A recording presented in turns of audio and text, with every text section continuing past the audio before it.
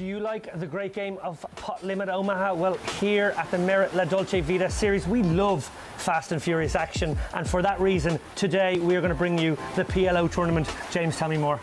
Well, David, it's not just PLO.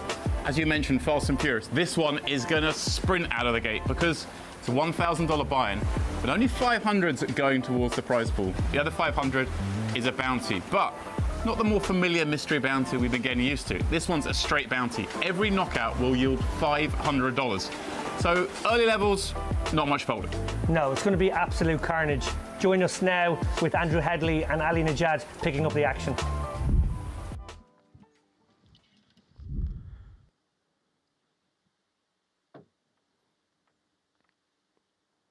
Thanks, chaps, and welcome one and all to continuing coverage from the Merit Poker Complex here in northern Cyprus of the Dolce Vita series. And as the boys mentioned, it is going to be carnage off the top as we bring you the Omaha Bounty event. Ali Najad alongside Andrew Headley, and here's a look at your first feature table. Currently 59 entries. Late registration will be open through 9 levels, and there is a look at the 7 players at our feature table. 20,000 in chips to start. That's 200 big blinds, but Andrew, if you paint a $500 bullseye on the back of everyone and you give them 4 cards with which to work, chances are violence will be the order of the day. Yeah, good afternoon, Ali. Good afternoon, everybody. Yeah, we can expect some chaos in the early goings. And pretty sweet already. 59 players you mentioned, 50k guarantee on this one. So it's already broken it right before a card's even in the air, which bodes well as more players jump in up to the end of late registration. Yeah, this is going to be fun. You can expect people to go pretty ballistic. It's always the case in bounties, right? You just go, right, okay, I have to play like even more aggressive than normal. I think people approach it that way anyway. There's always the MPO, which I think oftentimes does skew a little bit more aggressive and unpredictable, but then add to it the bounty, add to it a couple of extra cards, and all of a sudden, you're going to realize just how much action we're going to get. And you said as the players jump in, when you use the word jump, the first thought I had is these are not swan dives that we're going to see, but rather cannonballs into the warm Mediterranean. Yeah, one of the great features, of course, of the kind of tournament schedules out here in Cyprus, there's tournaments constantly, right? There's one in the morning, one afternoon, one evening. So you will see people hopping in as they bust the other events. Straight into the action here. Raise to 300 from Brand. The Jack 10, 7, 6 picks up 2 callers in the blinds. Ace-9 tray, couple of hearts on the board. 2 players have connected with that 9. Nobody with the flush draw. And nobody with an ace either. Yeah, interesting. Brand going to get after it here, really with no connectivity to this board, but is going to c-bet around about half pot. Somewhat fortunately for him, nobody with much to work with. Very connective Queen Jack 10-9 for Smuskevicius. Let's hope that wasn't bad, right? What, that was probably better than the first time. We've taken to calling Boris Smushkevicius just Smush. Smush. Smush. It's lovely. You know, it's a lovely little shortening and a bit It's adorable. More navigable than the full Monty there. I do remember the very first time I came out here to do comms in Merit, and I wasn't quite prepared, I don't think, for the like surname roulette, I like to call it. Oh yeah. And I remember James just went, all right, Andrew, take us through this first leaderboard, and I was like, oh, that is a lot of consonants. It's a big ass. All right. I've honed my craft over, you know, the last 5 or 6 stops. Smoosh. I like it. Yeah. I like it. Staff here at Merit also have honed their craft over the course of so many series, and not long ago they launched these streams, which have been met with warm regard by all of the players who feel a bit more celebrated than they already did. We always like to call this the world's biggest little poker room, insofar as that personal attention and that sense that you are valued and appreciated percolates across the full spectrum. And in fact, many of those players who have been playing on the EPT, which was paying a visit to us not long ago here in Merit, were very delightfully pleased and surprised by the experience that they had here, so much so that The EPT will be coming back here to Northern Cyprus. Yeah, it's in October, right? So not too far around the corner. Abdulrazak, kings with king high diamonds, has raised it to 300. No queens with 2 suits for Brand. He's in there along with 3 others. 5-way affair. There was never going to be a set of kings on the flop for Abdulrazak. You can see both the other cowboys busy. This 10-7-6 board texture, not what you like to see unless you're one Lebanese Latouf, who has got himself the nuts. A round of checks and the ace of diamonds on the turn. Abdulrazak, the pre-flop raiser, now has himself the nut flush draw. He also had a 2-way straight draw on the flop. Did not bet it, however. A very action turn here as we see Brand and Abdulrazak picking up flush draws. Gut shots in there also. A gut shot, excuse me, for Brand. Second nut spade draw, by the way, for Smash on the flop with a 7 dangler. Yeah, interesting spot. Latouf now recognizing time to get money in here in this 5-way affair. Bets the pot. Brand, with that flush draw and straight draw working for him, makes the call. Tough to blame him now. Tricky spot, Ali, for Abdulrazak. He's also going to call with nut diamonds. Big river incoming early doors. All of a sudden, this one swells to 6,400. Remember, just 20K was the starting stack.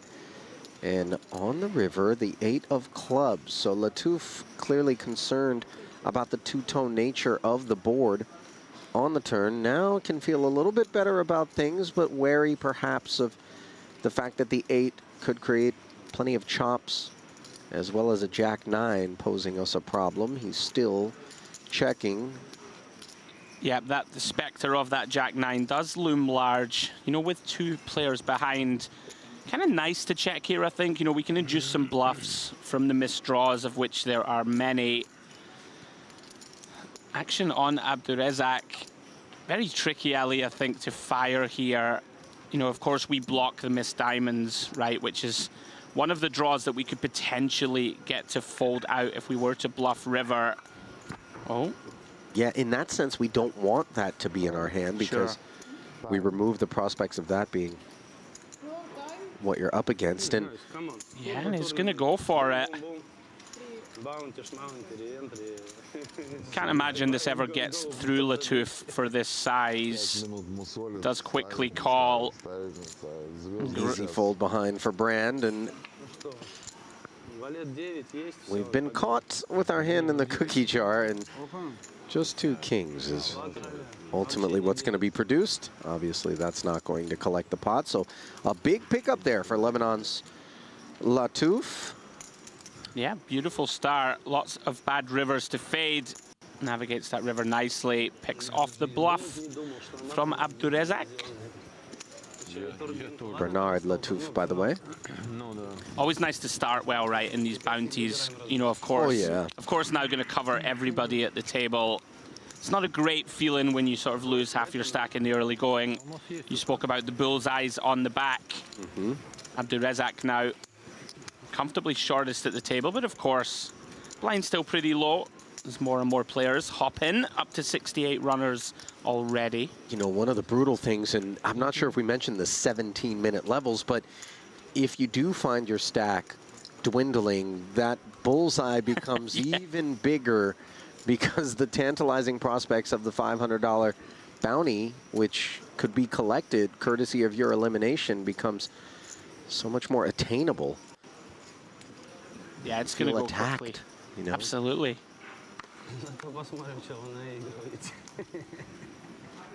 A lot of fun to watch in the booth for us, of course, because ranges will widen as people go for that $500 on the head of each player. Action now on Izatov.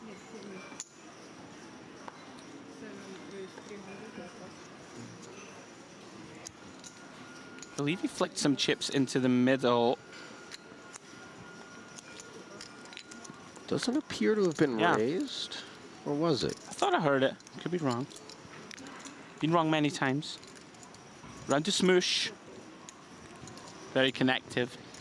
King Jack 9-7 from the button. Gonna enter. Yeah, I thought I saw a raise. Yeah, it looks like 300 ahead. I'm always on it, Ali. I Should heard it. represent Pat. Yeah, Heard you're those right. chips hit the felt. There we go. Race to 300 from under the gun. Called by Shmoosh on the button. Queen Jack deuce with a couple of diamonds here. Gut shot straight draw. Pair of jacks for Smush, facing the 500 chip barrel out of Izotov with just the Broadway gutty. Now a board pairing deuce on the turn. Club draw arriving. Two-tone texture, and obviously Izotov was hoping to just take this one on the flop. Nevertheless, he doesn't look done with it. And he's flicking 1100 on the turn, and that is going to get through. Able to rep aces. Smush simply conceding there. Yeah, interesting one. Pretty aggressive c-bet. And credit to him for finding the turn barrel on that pretty innocuous deuce.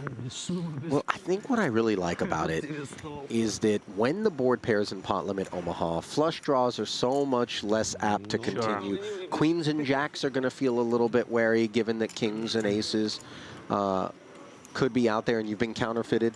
Yep. You know, your top two, because as we know, players like to play connected cards. They like to play suited cards. We're not always afforded these luxuries in a format such as this, however, between the bounty and the levels being as short as they are.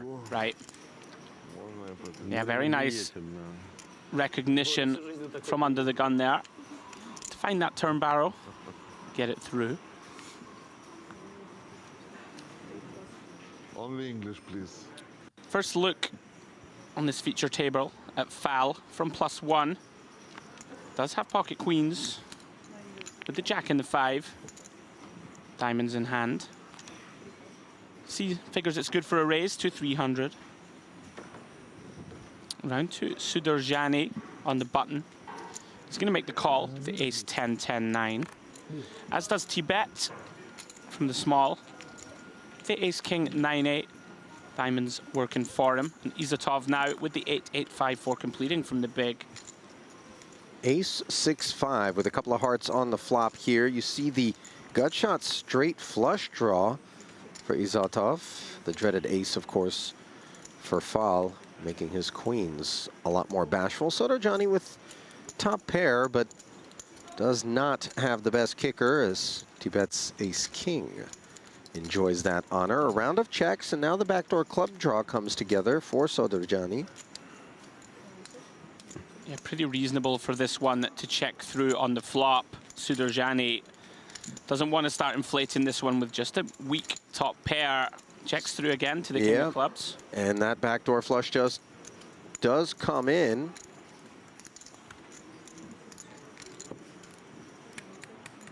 Facts not lost on Tibet, who has top 2, but still not looking to bet in first position in a 4-way pot. And here he is facing a bet of 700 into 1300. Very astute. Queen 10 and clubs all pose problems. Yeah, interesting here, Fal with queen of clubs in hand. Jackson 5's the hand he plays.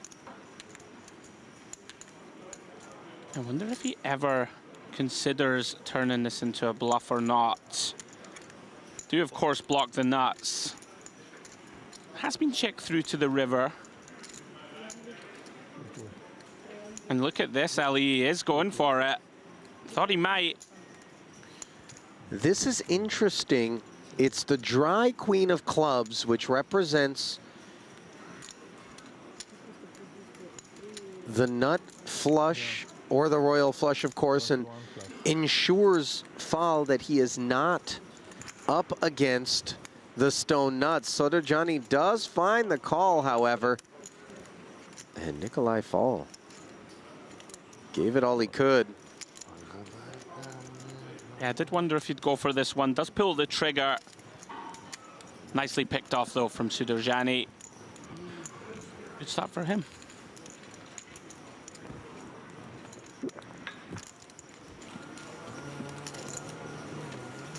tremendously robust participation at this particular series from the Iranian delegation.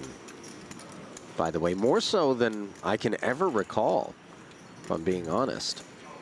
And I've been to a number of series here at Merit. Yeah, it really is a multicultural poker room and experience here, right? You always see, you know, 10, 12, 15 different nationalities. Quite refreshing. See lots of different poker styles, of course. Keeps us on our toes in the booth. Sodorjani, by the way, first paid a visit to Merit Poker back in September of 2021. In terms of cashes, perhaps many attempts prior to that seal-breaking cash. I try not to look at my hand them up for those reasons. You know, when people are like, oh, when was the first time you cashed there? It was a third-place finish for $10,000 back in September of 21. Didn't pay us a visit for 3 years, obviously pandemic-related somewhat, we would imagine. And then in March of this year at the Carmen Series, Milad resurfaced and had 3 cashes, 2 of them top 6 finishes. Very solid. Another multi-way coup here. Some pretty wide ranges, as we thought might be the case in the early going. Everyone looking to get after those bounties. Jack A3, couple of spades, nobody with the flush draw. Smush with the gut shot. Top pair ace kicker, which turns into trips for Sodorjani. On the turn, Tibet had an open ender working. 2 checks in front of Milad. Yeah, he knows what to do. I'd imagine we're going to start seeking value now. He agrees at 600 into 1.4. Not too much for anyone else, Ali, to continue with here. Should be handover. Back-to-back pickups for Sodorjani. Always nice to trend in the positive direction.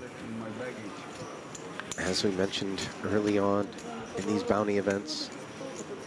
But 17-minute levels, that is relentless. Yeah. It's a curious number, isn't it? It is a bit You random, often see if I'm being 15 honest. or 20 or... Yeah. I'm not sure where they came up with that. But here we are, in any case. Latouf, 27,600. Has the slight advantage over Sodorjani. Mind you, this is day 1 of what rates to be a single-day tournament. We will be crowning a champion here this evening, and that's to be expected when we're playing 17-minute levels. Yeah, do of course have the main event on the horizon. Coverage of that begins tomorrow. And that's much more of a typical blind duration Ali 5-day event, which is pretty good, right? This is giving you a lot of latitude. You know, to pick your spots, take your time. We've talked about it in the past during other streams, but the fact that there are basically 4 flavors of day 1 for the main, those who want to play the long structure, hour-long levels, go ahead, play day 1A. Day 1B affords you a second shot at that, and then all of a sudden we accelerate things. Day 1C, day 1D become turbos and super turbos, and that way those that are not looking to stick around for a full 5, 6, 7 days potentially in search of a victor can come down, hop into day 1D, try to spin, get themselves into day 2, and you can even register day 2 at the top of the day, if I'm not mistaken. Yeah, that's correct. Yeah, all preferences catered to. Obviously, the location here is sensational, beautiful. People who just want to chill on the beach, get a suntan, get a sauna.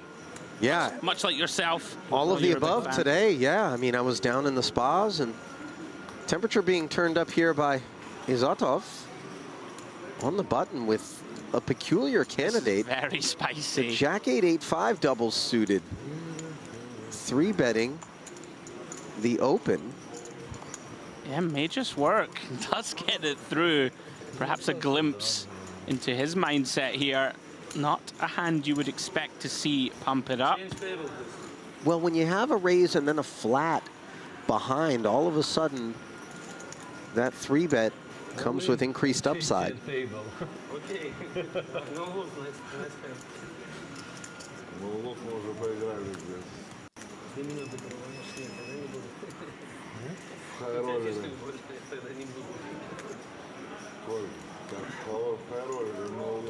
That is Pavel Izotov, by the way, 142,000 and change in career live tournament earnings, playing under the Belarusian flag.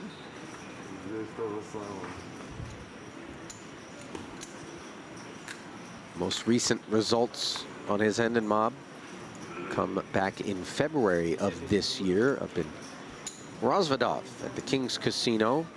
Both cashes in pot limit Omaha events, so one would suspect we may have a specialist on our hands, especially as I look back at basically his entire resume over the course of the last 5 years, let's call it. It's been almost exclusively pot limit Omaha results. Yeah, a man who knows his way around this 4-card game. As we see Smoosh make it 700 here from +1 with the double suited King, Queen, 10-4. A couple of wide calls, Sudurjani notably, 9-8-5-4 is double suited, but from early, he's getting in the mixer. He's got bottom 2 pair on a jack-high board here. Note the wrap for Nikolai Fall, he checks. Overs, gut shot, 9 dangler for Brand, he does the same. Smush, the opener, with the immediate king-high diamond draw, backdoor hearts, and the better wrap. Fires 3,000. Yeah, some real potential here for a big clash. I'll tell you what, that lay down there by Sodorjani tells me he's a man that understands pot limit Omaha, because you can be so tempted to get yourself in trouble here in a 5-way pot. 9s and 5s do not perform well at all on boards such as this.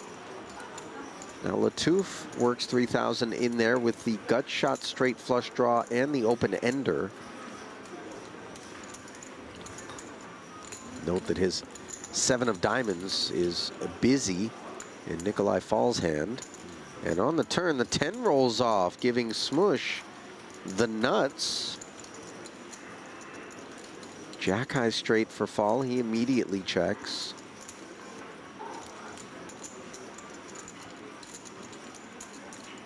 Yeah, decision now on Smush on how to proceed. Reaches deep.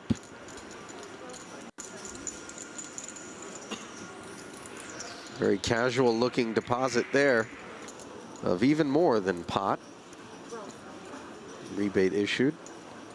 12-7 if you do. So what do we do now as Fal? Do have, of course, a bad straight. Working with the third nuts, but does have the diamonds in hand. Little does he know that that's covered, right? Yeah. Is covered. And he is also covered. 12.7k bet from Smoosh. Fal gonna have to commit all of his chips here if he wants to call off. Here's the thing. Smoosh's raise up front and his willingness to barrel not once but twice into that big multi-way field very much condenses his range into things that include the king-queen. Yeah. Even a set of jacks would not be seeking to make a big bet there. There's the free peek. And Fal's going to feel very good about his fold in the face of that revelation. Yeah, very nice. Did have, of course, that weak flush draw to go with the straight. But shows discipline, gets away from it. Beautiful start for Smoosh here on our first feature table of the day.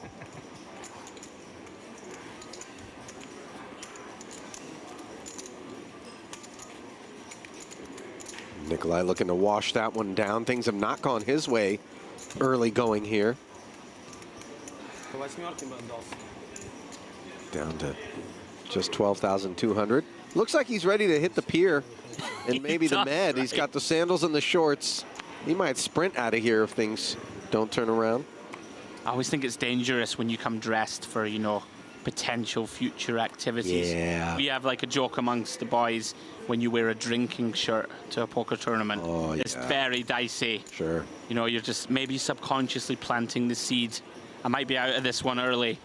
I confess, as somebody who doesn't imbibe, I was unaware that there were such things as drinking shirts. Oh, you got to come to Scotland for a visit in the summer, my friend. Well, in Scotland, they just call drinking shirts, don't they? They do, that's true. In the same way Very that, true. you know, you don't call them French fries in France. They're just frites, you know, pommes frites. You've got me there, I must say. Smush, the pre-flop aggressor yet again. This is not really the board he had in mind. 8-7 tray. He picked up 3 customers. Does not follow through, of course. No betting Likely to thus check far. through this one. Does. 10s and 3s for Latouf, the best of what's around.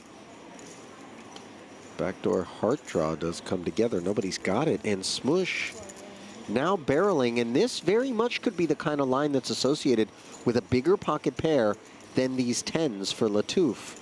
Because board texture such as that, hands like aces and kings don't want to be barreling and then getting themselves into a situation where they're being raised. But when the 3 pairs, now they like things a lot more. Look at Latouf, though, hanging tough, a non-believer. A very quick call. See if Smush can either improve or continue to tell the story of that slightly stronger overpair. Ace of Hearts completing the board. Backdoor flush shows up. Smush checks, and Latouf, not looking to try to bluff this one, checks back, and he'll be a bit disgusted to realize that he had way the best of it before that card. Yeah, unfortunate for Latouf. Nice read on the turn. Unfortunately, Smush runs him down. He's picking up momentum here in the early going. That he is. Smush is a real player, by the way. I'm efforting his Hendon mob, but I confess that's a lot of letters to input. Ali will be back in several minutes while he types out the surname of our front runner. Total career live earnings for Smush, by the way. Don't, you know, you might be tempted to think it'd be a bashful figure considering he's playing in a 1K event. He's front and center in all these Merit Poker Series, and that's where he's done the bulk of his damage. $231,000 and counting for him. Yeah, very solid. An impressive start here on the feature. As has Sudarjani. Queen, Jack, Jack 10 here from under the gun. Let's make it 500 to go.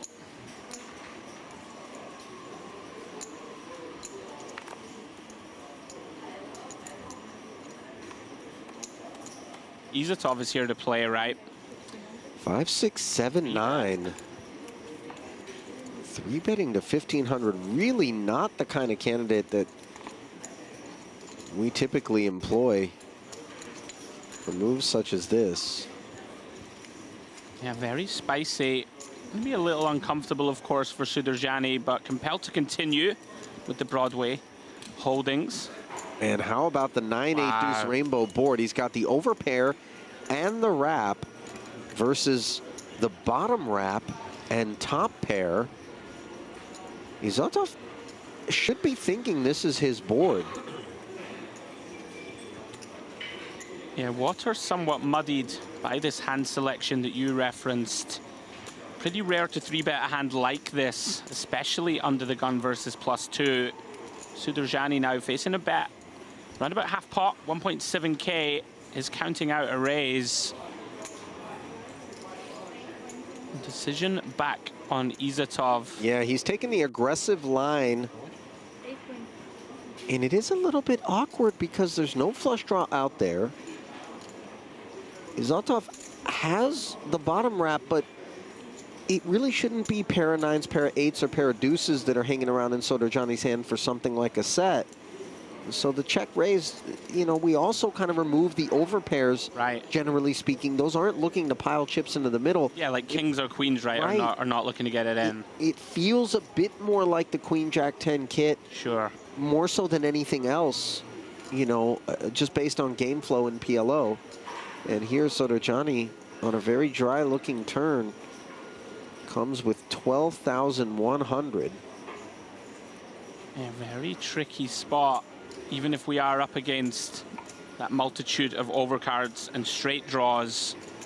Not going to be in the greatest shape here with just one pair, albeit with backup draws of our own.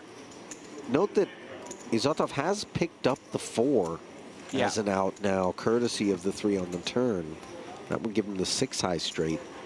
So anything 4 through 7, and coincidentally the 9 as well, might be what he's thinking would be good cards,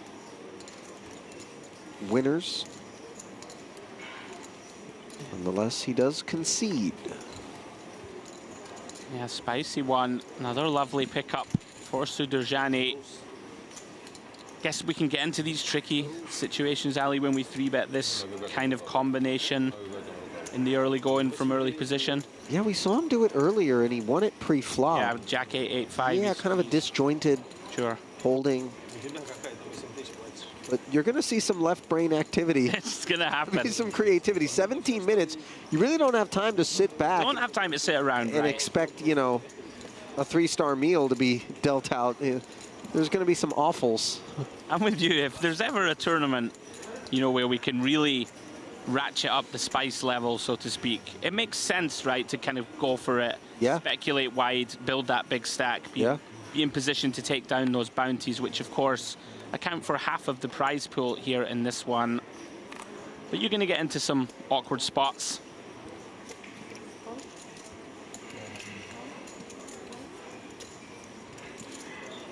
Three quick limps here. Tibet, Izotov, and an unknown hand from Latouf have all limped. Round to Abdurezak. Pretty junky looking Jack 9 6 deuce on the button. He is going to call. Try flop something big if nobody raises behind. Well, here comes Smoosh. Yeah, finger wag. Courtesy of King Jack 9 deuce double here. Makes it 1,600 to go.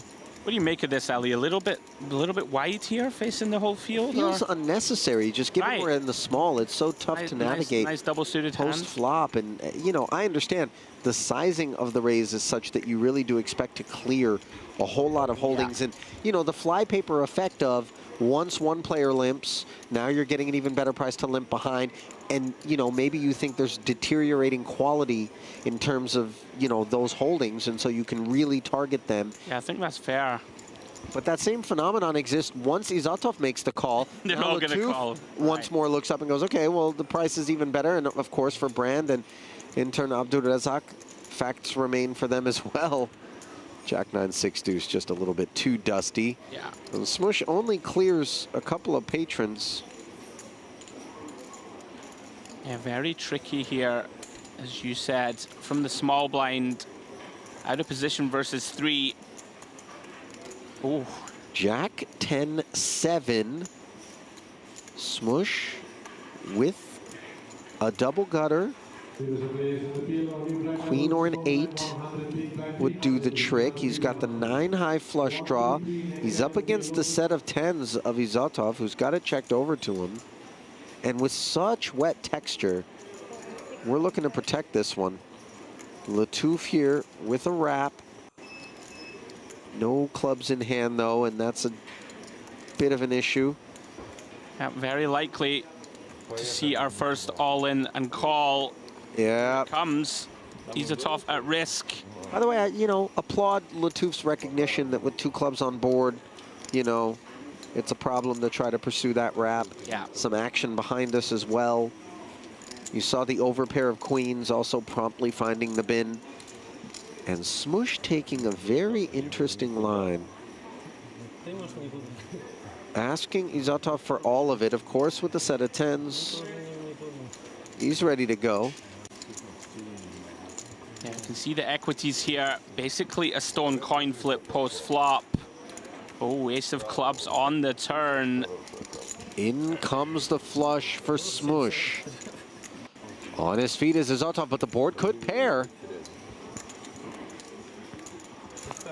Unfortunately for him, however, it does not. So Smush will collect a bounty there. While Izatov is just left to collect his mic pack. And perhaps another $1,000 for a rebuy. Yeah, pretty unfortunate. Middle set, of course, very wet board, lots to fade, couldn't hold on. And Smush collects the first 500 bullseye of the day. This is a max re-entry, do we know? In terms of number of yeah, you can pile in as many as you want. As you want. Are you kidding? I mean, it's a good tournament for it, right? We're not here to discourage people from re-entering. Action is to be encouraged here at Merit Crystal Cove. I like an unlimited though, right? If there's ever a tournament for it, this has got to be the one. Oh yeah. Little PLO 500 bounty.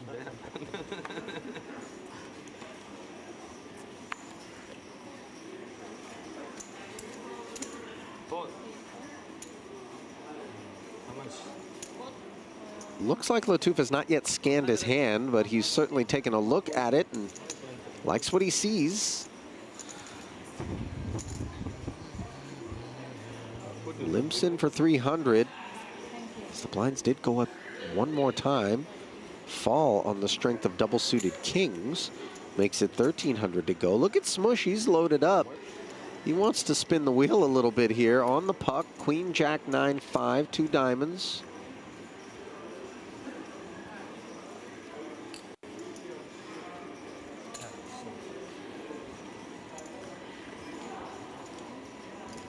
Tibet comes along. As does Lattouf to the 7-5-3 board. Top 2 pair here, along with an open ender for Tibet. This is a lot of hand. Note that Lattouf has the same open ender, and he's going to be facing a healthy size barrel of 3K into 5,600. Without hesitation, he gets it out there. Top pair gut shot, king high clubs, and the over pair for fall, and he just decides blast off 10-9 into the middle. Tibet certainly can't fold. Yeah, very spicy stuff. Foul just deciding too much hand, let's run it. And Lattouf now in between a rock and a hard place. May regret this flop call with no clubs in hand. No real way to improve other than a 9 or 4. Likely just has to get out of the way and does. And here we go, another all in. Another bounty on the line. Foul in pretty good shape though. 60-40 favorite. Yeah, this would be a huge uptick for him as they play for 30,000 and change. You see Fall a favorite in spite of the fact that he doesn't currently have the best hand. 3-2. 10 on the turn, however, tilts things back into Tibet's favor. The river 4, 7s and 4s ultimately for Fall, but the 7s and 5s turn into an 8 high straight, and Nikolai didn't waste any time getting out of here. As I predicted, a man in sandals and a swimsuit might have that cabana already loaded up and ready for his arrival out on the pier. Ali, you foreshadowed his demise before it happened. I won't be held accountable, but, you know. Let's just hope he doesn't go for a dip and come back in wearing a drinking shirt. That's all I've got to say. Let's hope he doesn't come back in just still wet with the Mediterranean, you know, sloshing about in his sandals. Sloshing about? Yeah. Goodness me. The less said, the better. As Tibet picks up his first bounty here. If you are just joining us, folks, 1100 PLO bounty 8-handed one-day event. Going to be chaos, very turbo structure.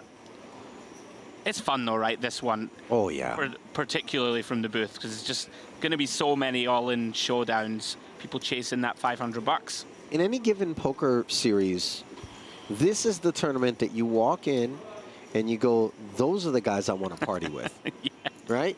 You need to scan the room, you know, throughout the course. They're all parked in this one. Rest assured. Yeah, Smoosh speculating, as we would expect with that big stack. Round to Sudarjani, going to bump it up. Yeah, double suited kings. Wagging his finger from the button. Some fairly rough jacks there for Latouf. He's going to hang around. Abdulrazak and Smoosh do the same. So 6,800 in the middle. To the flop we go. King 8-4 with a couple of hearts. Nut flush draw for Smoosh here, along with a gut shot. Top set for Sudarjani. There will be some blood. Yeah, very interesting here that Smoosh and Sudarjani, the two deepest stacks at the table, something to take note of. And has gone close to pot, recognizing a bunch of draws in there that will have to continue. Decision now on Smoosh. 5,500, but with the nut flush draw and the gutter, there really is no decision other than call. Yeah. Wow. And how about a fourth king for Sudarjani? That could be a merciful card for Smoosh. You know, he's got his bearings in terms of the 4-card streets. But the check back from Sudarjani might have just opened the window for Smoosh to think that this nut flush draw is good. Note, however, the snap check on the river. Recognizing that with some frequency, Sudarjani's going to have a full house.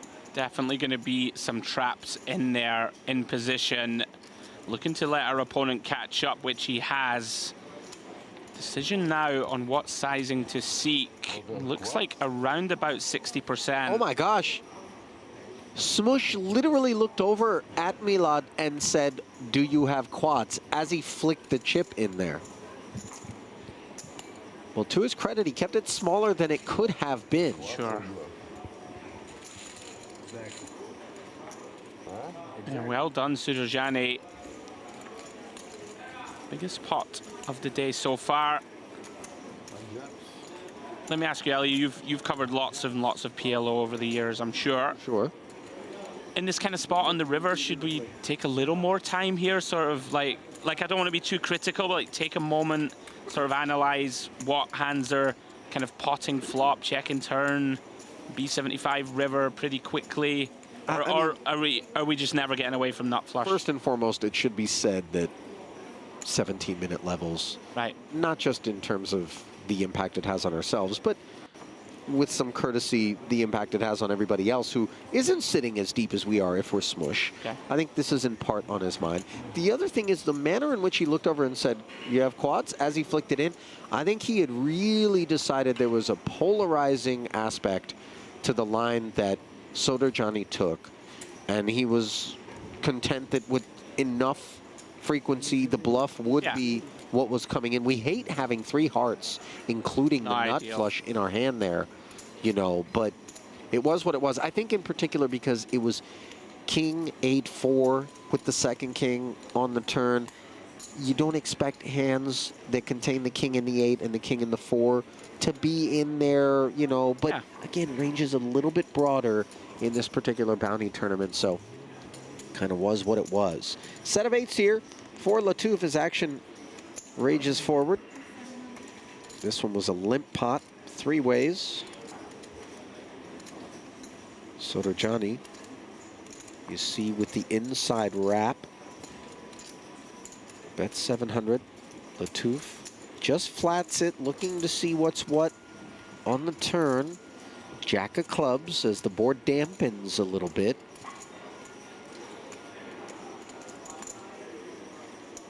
Goes check, check, and now a clean king on the river. Yeah, somewhat unfortunate here for Latouf.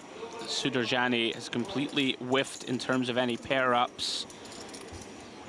Should likely just be hand over. Goes full pot with that set of 8s. Sudarjani with a hand, with nowhere to go but into the abyss. 3 kings in my hand. No way. Really? You win.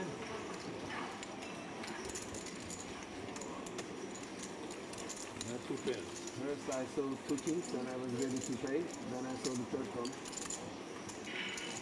Lattouf, by the way, another guy who's got a little resume on him.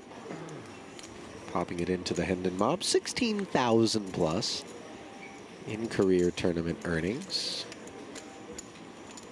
Most recent cash came in August of last year in a 1K No Limit Seniors event, where he finished third, mind you. Very solid run. I think one of my favorite things about Merit in particular, there are lots of players that sort of fly under the radar and we may not have seen before, and then all of a sudden they arrive and, you know, showing us their chops. And we're looking around, there's a lot of talent in this room. I couldn't agree more. And, you know, given the volume of commentary that I'm doing, in particular, a good bundle of it back in Vegas, Yeah. World Series of Poker just having come to a close, a lot of the better performing names that I would see since coming on to do comms here at Merit would pop up on these like day 2, day 3 chip counts back in Vegas during this past World Series and the one before it. And I realized, like, okay, there's some real players that are making marks and, you know, cobbling together a nice living. 100%. Heads up in this one. Queen Jack 3 board drew a couple of checks. Lattouf with kings that have been pretty shy. Now 3s and 4s on the river. Backdoor clubs do come in, and 7s and 4s are going to take this one for... Yeah, pretty unlucky for Lattouf. Like how he played the hand, though. Super wet boards. Very vulnerable kings in terms of not wanting to inflate this pot. Abdurezak finds lightning with the back door. Kind of junky little 2-pair. Takes down a small pot.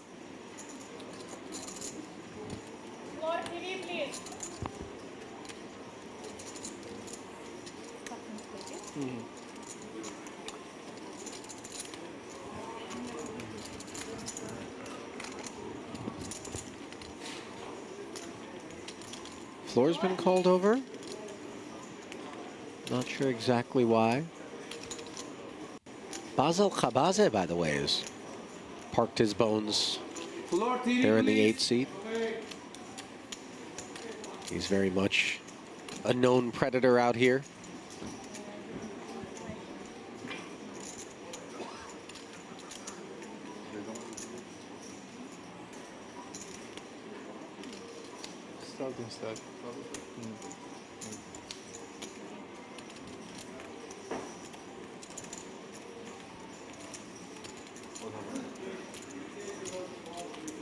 Not quite clear on exactly what I think it was just. I think just to extra check stack, or? check the stack size for the stream potentially of our new player. Could be wrong. Well, Basil's suggesting that he just bought in. He Yeah. said starting stack. So yeah. unless for some reason his chips were short, or Yeah, maybe the dealer just wanted confirmation. Very small issue, quickly dealt with by Seb, our eminently stylish floorman. yeah, Seb is. He's always styling, right? Yeah. To be fair, the bar is set very high in that regard, as each and every series here at Merit does have a theme, and I believe this is the first ever La Dolce Vita, at least the first one that I've been a part of. And Yeah, I don't think we had one last year. Very colorful, very summer vibes. yeah, I do love it. You know, like the dealers, they all get involved. All the players enjoy it. I think there's room for a bit more fun at the poker table. And we certainly provide it here. yeah. Smush saying it's going to cost $1,500 if you want to have some fun in this pot, where he has flopped himself the nut flush draw and an open ender. Overpair. And a 3 dangler for Lattouf. Backdoor clubs facing the follow through 5K. Yeah, pretty grim spot for Lattouf, really, with just a pair of jacks in hand. Does have to get out of the way. Would imagine Brand will likely do the same. Couple of very weak straight draws. And Smoosh really getting after it in the early going. I would be shocked to see Brand continue with this one. Really not enough connectivity, facing full pot. He does agree, gets out of the way. Smoosh has performed rather nicely in spite of having run into those quad kings. Picked up a bounty, has more than starting stack, and has shown that he's willing to get aggressive. He, in particular, Andrew, I think benefits from playing so many events here at Merit that the adjustments that, you know, truly do need to be made in any given tournament here based on some player-specific recognition, some knowledge. Because if you come out here, you try to play GTO, I got news for you. I've tried a few. Yeah, you were out there. You made a I did well in the last main. I did well in the last main. But the first time I played, I definitely made that mistake, I think, of, you know, oh, well, I'm supposed to bet 3/4 pot with this hand. And then afterwards I recognized, oh, right, I definitely shouldn't have done that. I'm like, you can't have this hand. That guy, he can't have this hand. Oh, no, they can't. Oh, they showed me loud and clear that they could have them. Absolutely. But yeah, no, that's a good point, though. Smoosh with the local knowledge, it's very valuable here, I would say. You know, you're just recognizing who's too wide, who's too tight, who can we get after. I learned quickly that MPO is something that I need to lean into also. But it kind of worked the last main. I made a decent fist of it. I think I came 40th or something. Top 40-ish. I mean, considering like the volume of entries that they get in any given main event here, that's actually a very strong performance. And on the topic of strong, Sodorjani with kings and sixes has 3-bet to 4,300.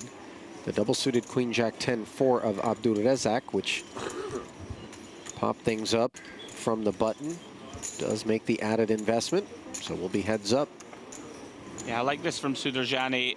Once again, finds top set. But look at that for a texture. Open-ended with the Queen-Eye heart draw. Abdulrazak's not going to be going anywhere. I do think that Sodorjani has bad kings, though, insofar as they're not suited. So there's two schools of thought. Some people say press it, try to win it pre-flop because you don't want to have to navigate post, especially with the disjointedness of the second pair. No flush, no straight draw to be heard from Sodorjani post-flop. You know, but I think a lot of people would rather keep the pot small until they flop something like this and then see whether or not you can get some chips into the middle, which is exactly what Abdulrazak has done with his hand. Sodorjani, of course, with a quick call. This is a very pot limit Omaha-ish development here. 25K in the middle, a 10 on the turn. Still on the hunt is Abdulrazak, and that hunt comes to an end courtesy of a 5 as he cannot find the needed heart. Yeah, it comes up empty, flops the combo draw. Got to just go with it. Sudurjani, I think, deciding in this bounty format, let's just try and get it in pre. Gets it in post, and that's his second bounty, I believe. Great pickup nonetheless. And the butchers, very favorable for Sudurjani, makes them work twice in quick succession. As the blinds go up once more, quick look at the leaderboard. Sudurjani, 68K in chips, good for 170 big blinds, way out in front. Cantibet in second, 36K. Just a shade under 100 blinds. Then we have Smoosh, 70 bigs, 28K in chips. Then we have two brand new players on starting stack, Borislav Bogdanov and Basil Habadze. Round two, our two short stacks. Not exactly short though, still working with 35 and 33 bigs, rounding out the lineup. Blinds are now up though, 200, 400 with a 400 ante. Things are going to move quickly. First look at Bogdanov here. Gets out of the way from under the gun.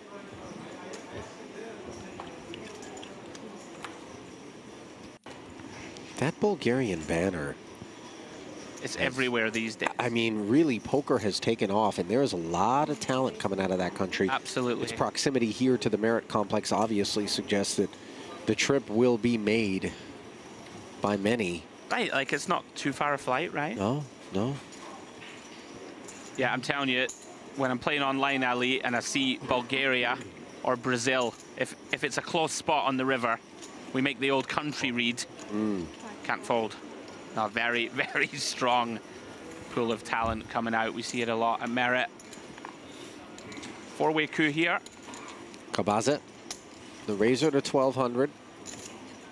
Out of the hijack. Has two customers, both of whom are the deeper stacks at the table. In Smush and Sodorjani, their VPIP has been high. Queen 9-6, top pair, and the nut flush draw for Sodorjani. First to act here, he knuckles over to Kabaze, who recognizes this is not his board, doesn't bother trying to c-bet, and with no waiting, Smush, who had the open-ender on the flop, makes the nuts on the turn.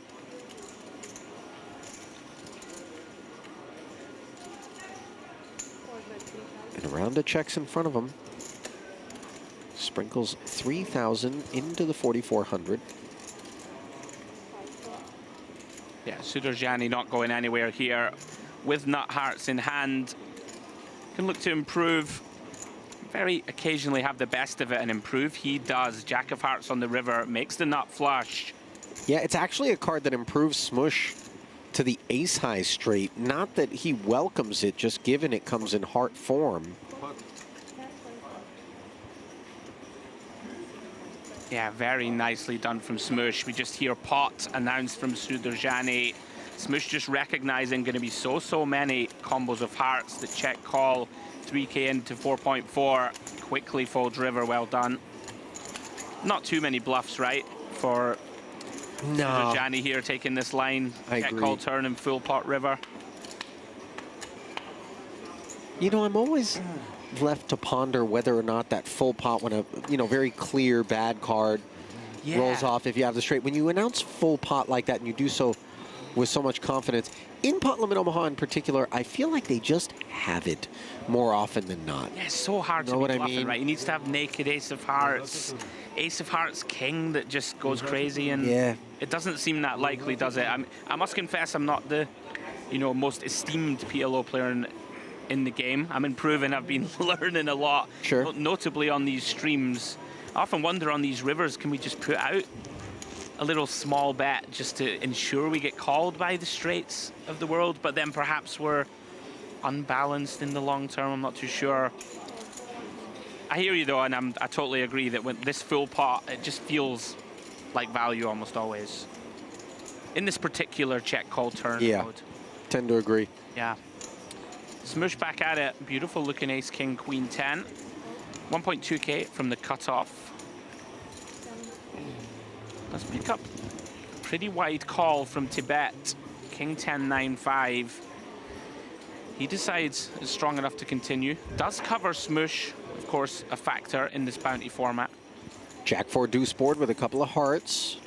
King high flush draw for Tibet. He checks. Smush snap checks behind and now picks up a wrap and a 10 on the turn.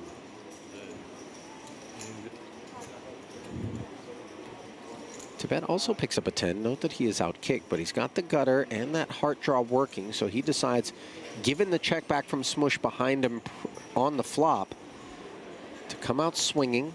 Yeah, interesting decision to lead here with second pair. Don't really want to bloat this one, but does go for some protection and gets called. And it is the Jack of Diamonds on the river. And look at this, going still for value. And this should get through, but it's very risky. Absolutely. Smush does have the best hand with the ace-10. Little does he know it. Yeah, I wonder whether Tibet is bluffing here with a 10. Seems kind of unlikely. But we do have enough showdown against these brick draws. Confusing spot for Smush. Kind of feels inclined to just give credit here. Yeah, he rolls his eyes there. You could see him chewing on it. Well done, Tibet. Some sort of mergy river, right? Mergy river bet. kind of half value, half bluff. Not too sure. Gets the best hand to fold. Well done.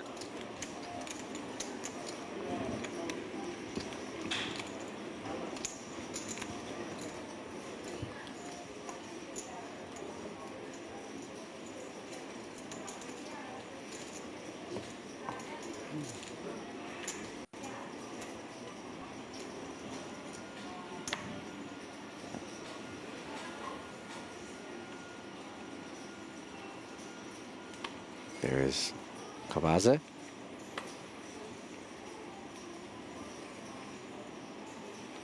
Jack 10-3 with diamonds under the gun. He hops in, raising it up to 1,500. There's the other two jacks with clubs. No interest.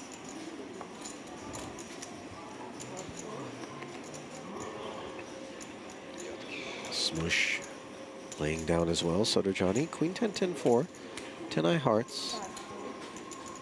Sitting so deep stacked, Andrew, just, he's going to want to play as many pots as possible, especially if he has at least a little something cooking. This is it. Yeah, you would expect him to have like the widest range at the table for sure. Just covering, right, is just so important in these bounty spots. Just looking to flop some nice equity. Well, how about aces full of nines? That's pretty good. Latouf. He checks it over. Cove gets busy trying to rep, perhaps, the ace-high rundown. Yeah, I don't mind just a really small probe. You know, he recognizes Sudurjani is going to be very wide, and the big blind can contain a whole lot of hands that have no ace in them. Just looking to pick it up with a small bet on the flop. It's not going to happen, of course. Latouf with the nuts. Does find the slow play. King on the turn. Now all of a sudden, Cove thinks he's got a straight draw to go with his jacks. Fires 5,000, gets check raised just north of the minimum and shown the aces full of nines. I think when we get called on an ace-ace-9 rainbow board, though, we really need to hesitate to bet the it's turn. It's a really strange one. Like, are we targeting... Like, we don't need to target a 9, obviously, right? Because we beat it. Maybe trying to get a hand like king 9 to fold would be, you know, the improved to a king on the turn is about the only logical reason I can think of to barrel. Against an under-the-gun raiser who's willing to c-bet, even the king 9, I feel like, is just content to get away. Just, you know, what are we hoping to accomplish with a hand such as that? You know, that's so much more a two-card sort of spot. Yeah, I'm with you 100%. I was just trying to think of the rationale behind the reason to double barrel. Very intricate game, of course. Latouf, timely pickup, was getting short. Back up now, above starting stack, 22K. Take another look at the leaderboard. Sudurjani way out in front, 73K, 180 bigs. Tibet, shade under 100 for him. Latouf and Smush on the mid stacks. Bogdanov, new to the table, roundabout starting, 48 blinds. And Cove, after that failed double barrel, is gonna have that bullseye on his back that we referenced earlier. Yeah, you hate to be the shorty at any given table. Especially this one. You know, conversely though, Andy, it should be said that the upshot is when so many people are hunting you, oftentimes that triple up, quadruple up is available if your hand can hold. And like, people are gonna chase you so wide, right, that you should be able to get it in some favorable situations pre and post.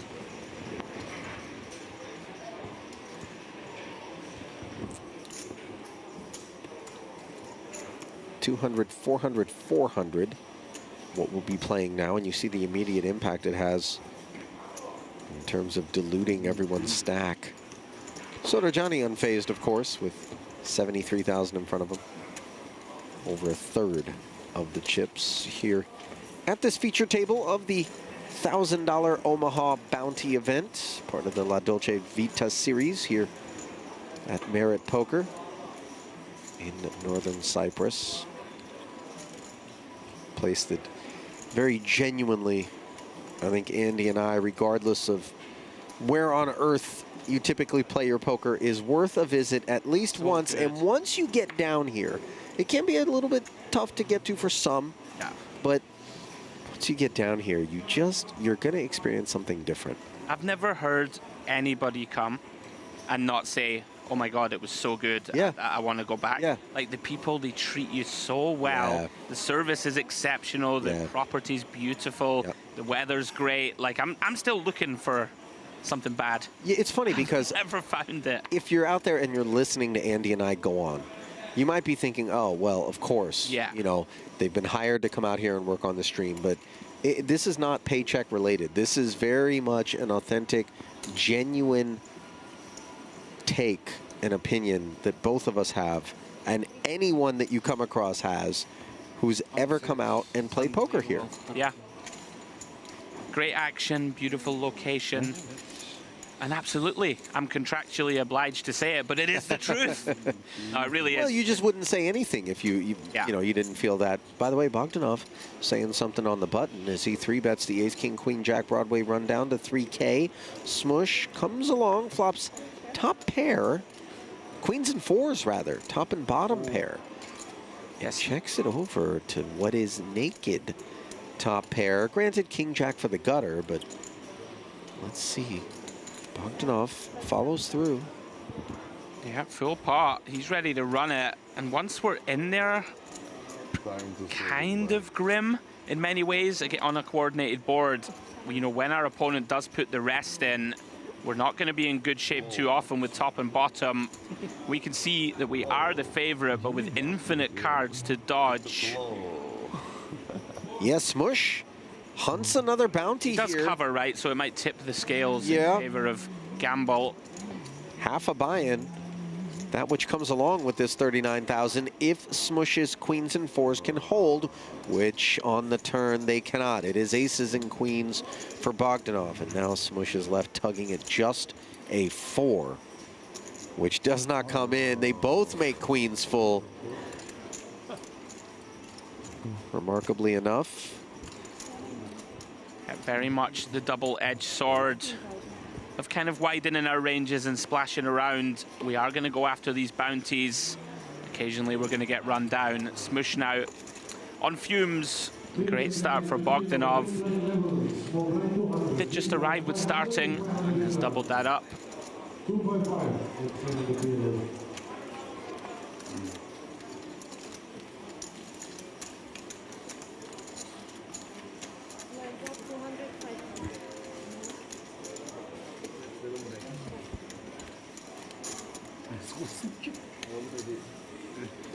Smush now with a lot of work to do, down to just 1.8K. The whole table going to be eyeing him up. We'd hate to see him go. He's been his box office, isn't he? He's in there. Oh yeah. In there scrapping.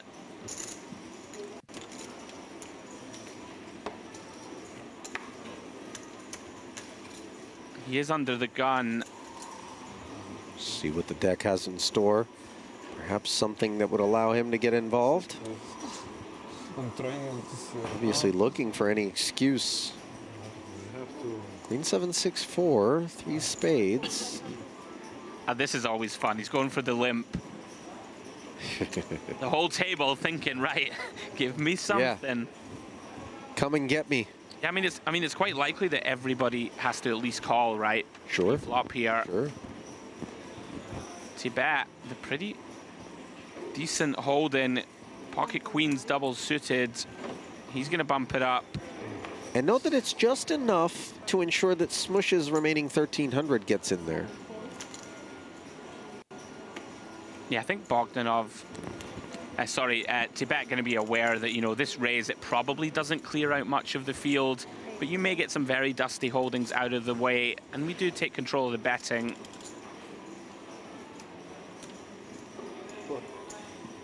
Everybody's in there, as expected.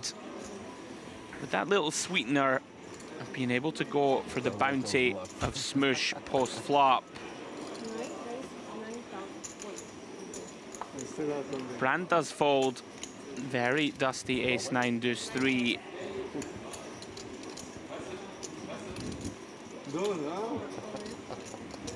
Smoosh, with a laugh and a smile, commits the rest of his chips. And perhaps the aforementioned quintuple, sextuple up is in his future. Main pot is complete. Kabaze. Oh, he bumped it up. I didn't see. Excuse me. Makes it 9K. Leaning pretty hard. Actually, putting in some good work here for Smoosh, because each one of these hands that fold, they don't get to claw back that 1,500. They just orphan it and make the path for this Queen 7-6-4 to potentially pull one in. Yeah, this is very grim, right? Very grim for Sudarjani, because if we call, Tibet can reopen. We don't want to be in a situation where we have to face 40K. Yeah, we'd much rather be behind the original raiser in this spot. But being in front of them, the King 10-5 deuce concedes now. Back over. And did Tibet say pot? I think he said call. He said call, okay. Which is a little curious with Bogdanov and Lattouf showing kind of weakness behind. Any latitude to just fast play this one, try and get those two out, take on the two bounties on our own. I mean, listen, it's a non-nutted hand. It's queens, king eye diamonds, queen eye clubs. It has got everyone else out regardless. So Tibet is going to be all alone on the side against Khabaze, but there's only 1,600 left behind for Basel. So the side pot could complete here in relatively short order.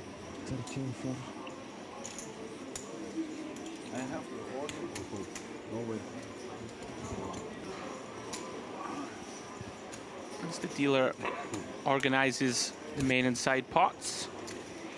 Worth noting, Ali, 109 now, total entrants. So the number's creeping up. 85 uniques. King Jack 7.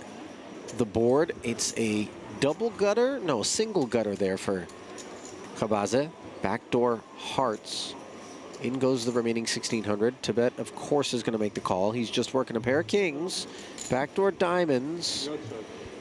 And Smoosh with a queen 7. A queen is a bad side card given wants a foot elsewhere. Backdoor spades he wants. Keep it small. Just to give him some hope.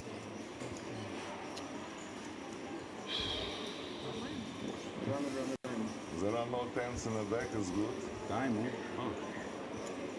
there is 10. No one has 10. No tens in the deck. You have 10? No, 10 is coming. 10 is coming. Okay, turn is 4. Okay, reverse 7.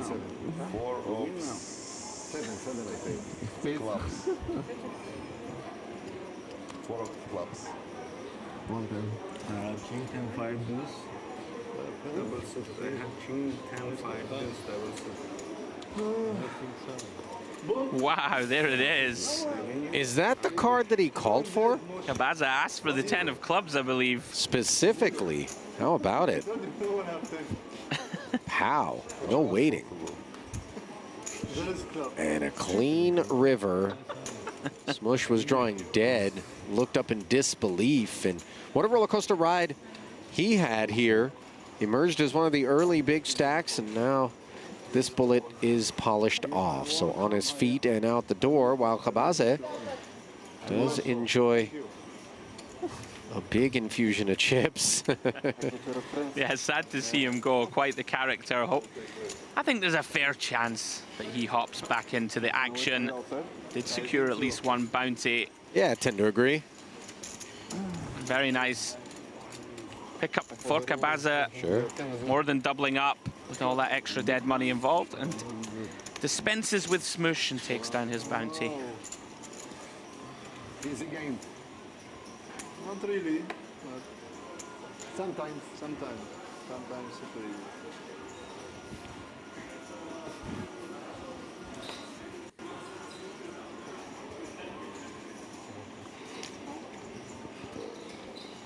Double suited ace, queen, 10, deuce now for Bogdanov. Makes it 1,700.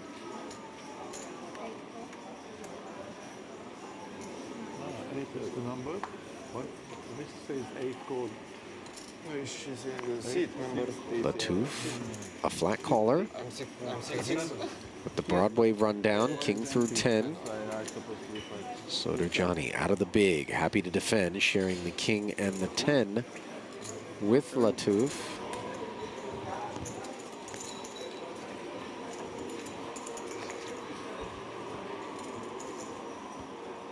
Ace 10 deuce board. King high heart draw for Soderjani along with the 10 dangler. Bogdanov aces and 10s. Action check to him and into this 5,800. He's going to fire. I don't think 35-6 is the number.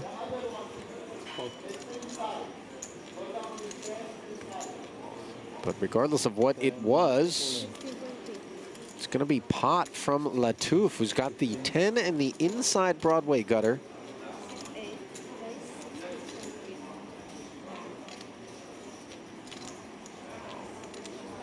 Yeah, interesting decision to bump it up. Deciding just to run it. Bogdanov here. Gonna have top 2 pair. Facing this committing raise from Latouf. Soderjani, second nut hearts only. Gotta get out of the way here. Can just be drawing dead versus ace-x of hearts. Bogdanov gonna run it. Here we go, Latouf at risk.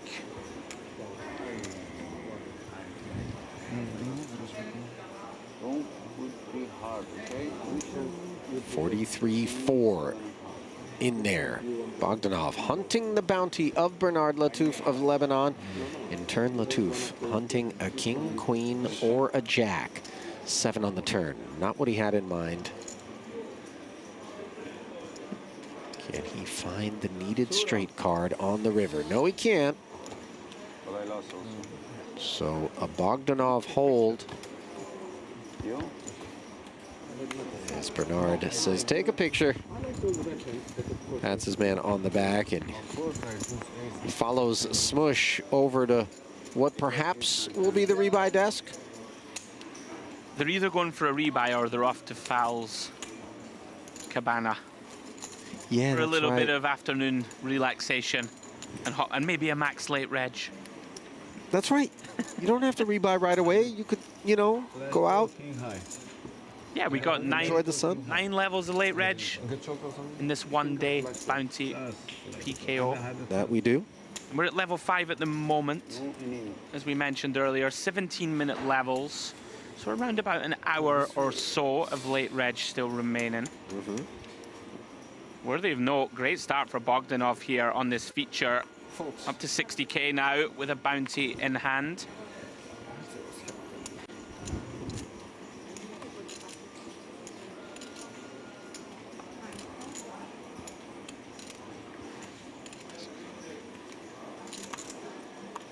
Round to Brand really hasn't had much in the way of attractive hole cards to work with.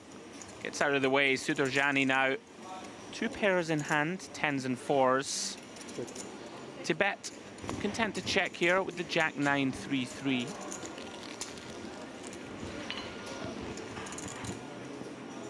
Queen 7-5. 2 clubs, neither player with the flush draw. Soderjani double checking before he knuckles over. Tibet happy to check back. In come the clubs. Still no betting.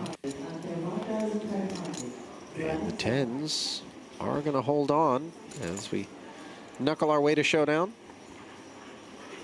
Yeah, not too much to work with for either player. Soderjani taking down a little one. That's allowed. Yeah, it's like the most relaxed hand we've had so far.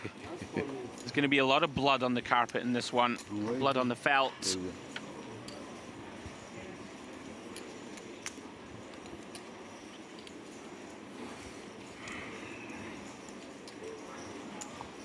Of course, a feature of Merit.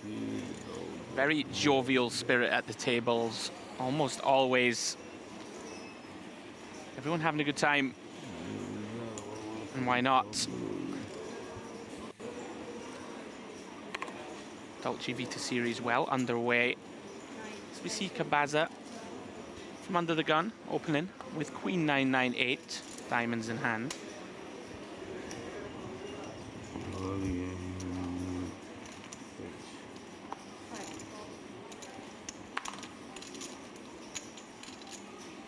Kings with clubs for Tibet. Places a flat here. Kabaza has been very active even under the gun with some fairly ambitious holdings. He has gone to work, and here he is with a set of nines on a jack-high board. Tibet, overpair jack dangler. He checks. Bogdanov does the same. And now, let's see how Kabaza approaches.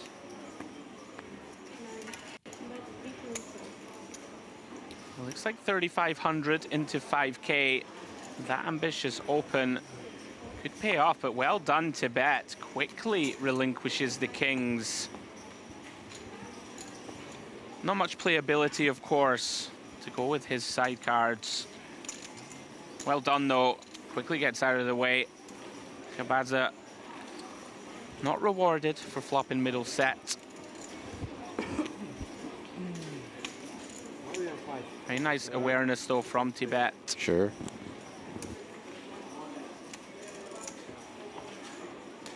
That was definitely a problem I first had when I first dipped my toe into PLO. What's that?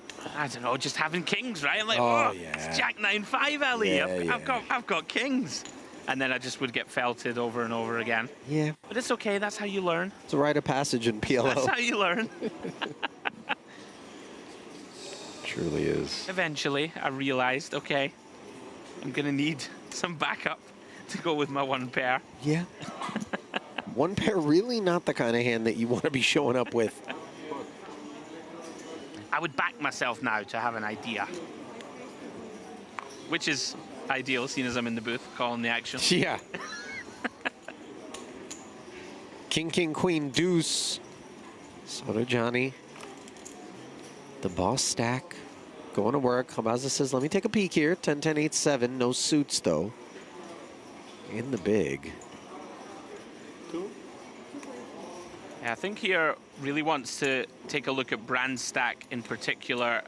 Of course, so important to cover your opponents in these bounty events. 10, 10, 8, 7, perhaps a hand he'd consider laying down if he didn't cover brand. But they both do complete. King 8, 7. Top set for Soto Johnny. Bottom 2 for Brand. Along with the little baby gut shot, we could see him getting in trouble. Yeah, bottom 2 for both Kabaza and Brand. Some potential trouble, but facing full pot from Sudarjani. Of course, these bottom 2 pairs are gonna rapidly shrink. Sure. And yeah, Kabaza very quickly folds, but look at this, Brand decides he's too short to fold, commits the rest of his chips, and he is in awful shape here, drawing to just a 5.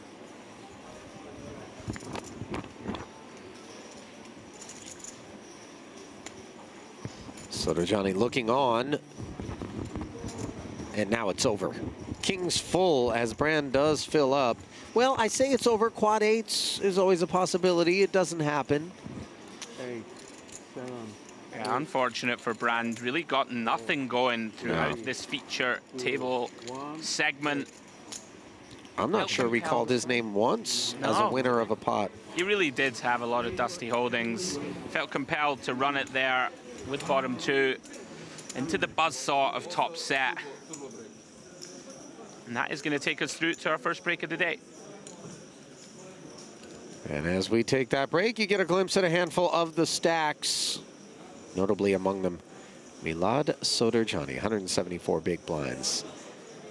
So Andy and I will step aside for about a dozen minutes.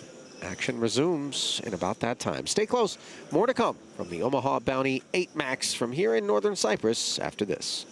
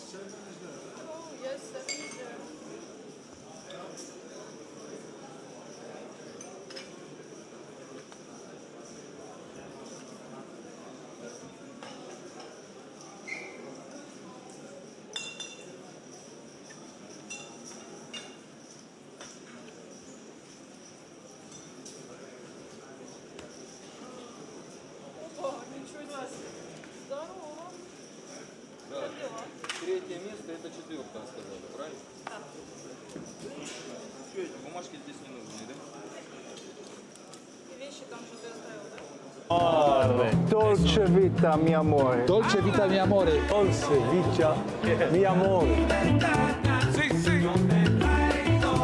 It's lovely. It's an excellent idea. I just came from Vegas, and I'm very happy to be here. Dolce Vita is being happy with yourself. I like the beautiful ladies. I see dealing cards. The atmosphere, the people, it's good energy here. I hope the pasta to be as good as in Italy. Dila's outfit is perfect, matches with the concept. The whole vibe is lovely. All the structure of the tournament, pretty much. It's really good. As well, it's so refreshing with all these lemons and all these bright colors, you know, it's really nice. Our partners for this festival are Gel events from Lebanon, as well as the Bahamas Poker Tour and IPO Master. This time we offer more affordable buy-ins, but still huge guarantees. It will be fun, I promise you.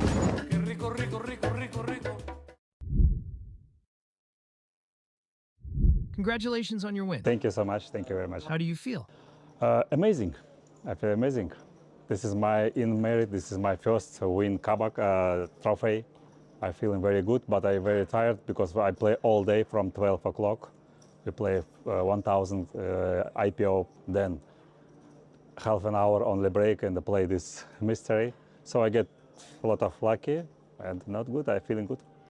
Any interesting spot worth mentioning? Ace King versus Kings. I win like, only 3 outs, yeah. That's it. And the last hand, 7-8, Jack 9, flop Jack 8, Jack 7, turn 8, and that's it, finish. I get lucky. What do you like about mystery bounty tournaments? How do you prepare? First day I busted about around 12, so I tried the second day, play very careful and go to the day 2 in the money. So just waiting my hands and my lucky and like this. Do you adjust strategy for this format? I play semi-aggressive and semi-tired. I learn opponents and try to improve, make some notes for opponents, then and play my game, that's it. Thank you very much. Thank you. Thank you.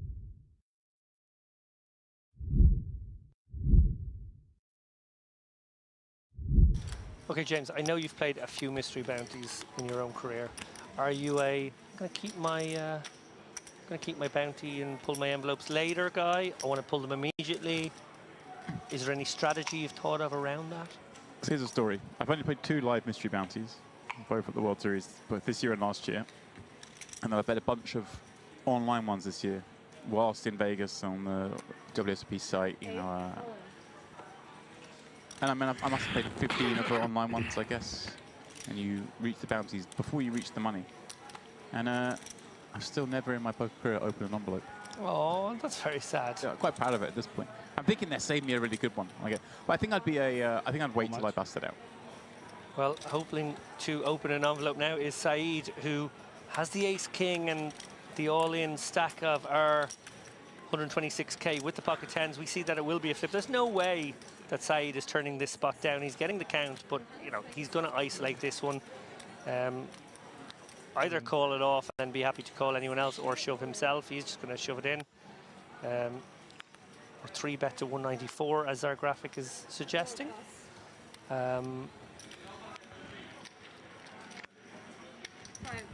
That's going to clear out all but the good hands, and there is a good hand. Gavish in the small blind, dreamy situation here.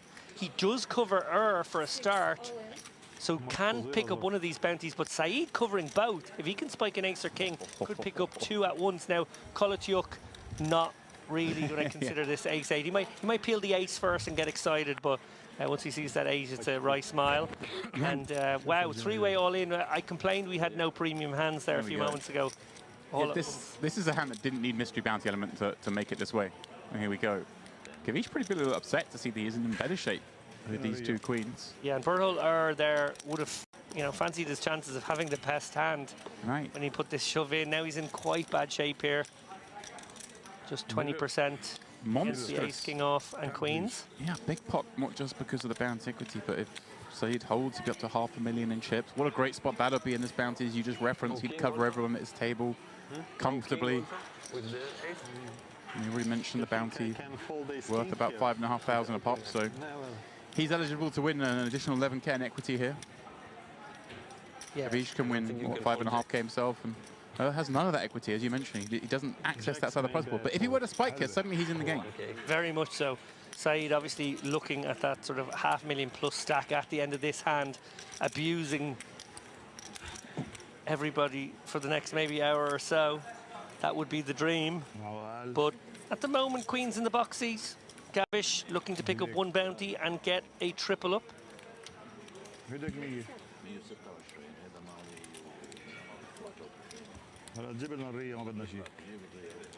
Here we go. 7-4 Trey Gavish, even with the clubs covered.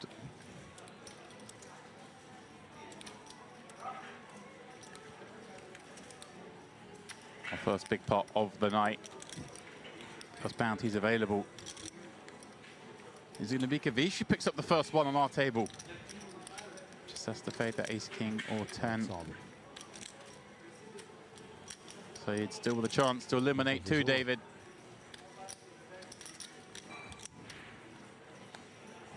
Alas, it is not to be. Gavish with the effective triple up and picking up an envelope. He's edge checking. Do I cover? Do I win this? You do indeed.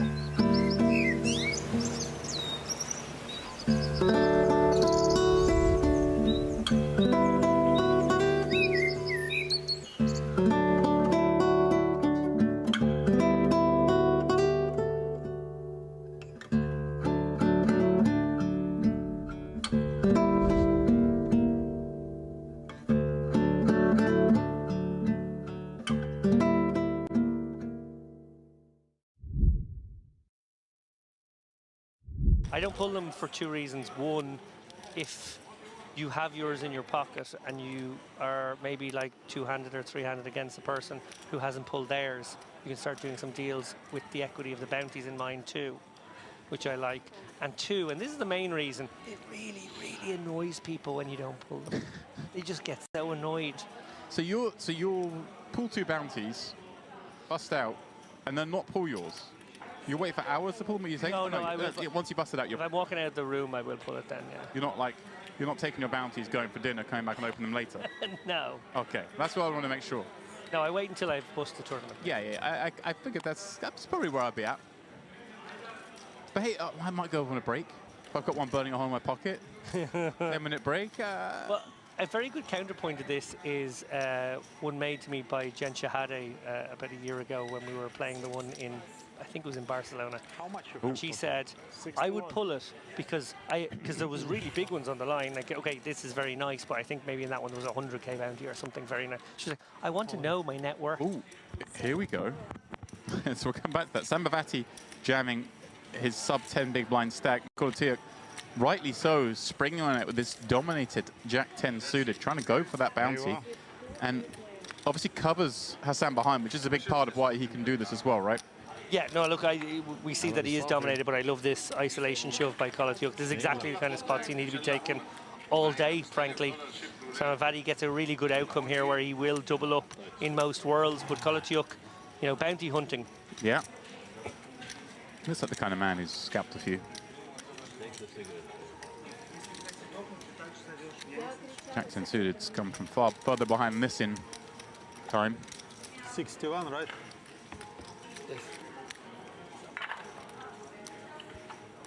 Here we go, an ace queen 8 flop. What looks so good for ace jack has materialized with the double-ended straight draw. 10 is no good anymore. For Kolatiuk. No longer looking for 10, but look at that, the kings and nines, and they're all live. Showing forwarded cards, David. He is, all his outs are still in the deck, just one card to pull them. Samavati will be back in a position where he can start bounty hunting. Oh, there it is.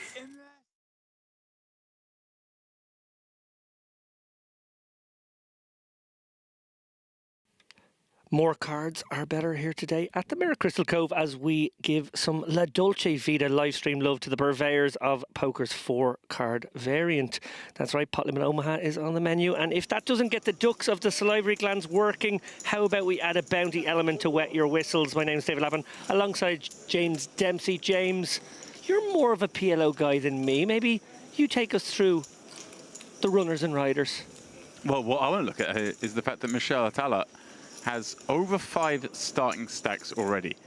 So as you and I alluded to in our intro this morning, and the boys have taken you through the first 5 levels, the action was always going to be fast and furious in this one, even more so than you'd suspect in an Omaha tournament, just given that bounty aspect. But yeah, we're going to see a lot. We're going to see 4 cards, they're going to connect with the boards a lot, and they're going to put all their chips in a lot, because that's just how it goes. Yeah, when you get a game where the equities run as close as they do in Pot Limit Omaha, and then you add a bounty element, it just sort of creates carnage. People are really incentivized to go for bounties and gamble it up to try and pick up those bounties and pick up a big stack that can take more bounties. To bet 10.97 from the cutoff. Playing a little over a starting stack, still equates to 40 blinds here in his stack. We're playing still relatively deep at this stage. Bogdanov in the next seat, gonna come along. Cool. Again, $500 bounty every time you knock someone out. So no surprise to see plenty of action, plenty of multi-way pop to this stage of the tournament.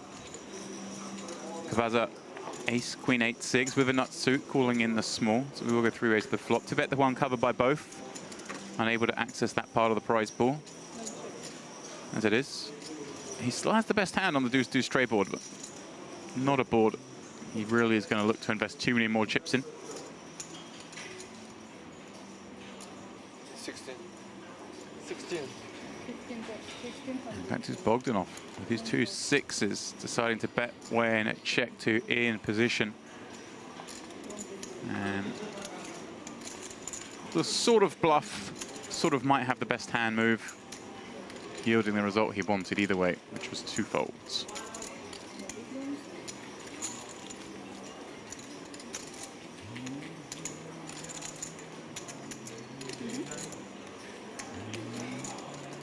So then, welcome all of you tuning in.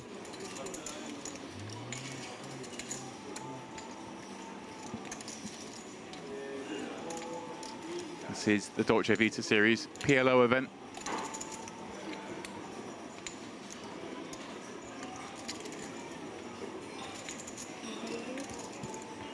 Myself, James Dempsey, and currently struggling David Lappin to charge his phone, which is why he's gone very quiet.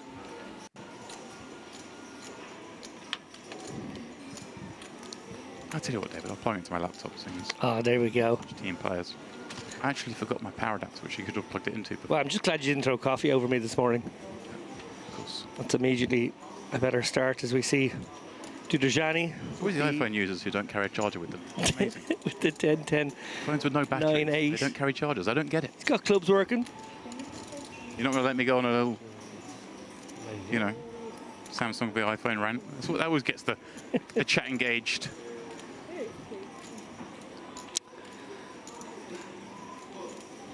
Tibet. He's Queen 10 deuce with a Nazi. He's going to be involved again. Obviously, you know, disincentivizes it were to make the pots too big at this stage because he is the covered stack. But of course, lots of good things happen in that when he wants to make the pots big, he'll surely get action. Yeah, that deuce dangler really not helping a huge amount here. I think Tibet would certainly have maybe a button call or a defend out of the blinds, but +1, I think, facing some action. Even on a loose wild table, I think this is a bit optimistic.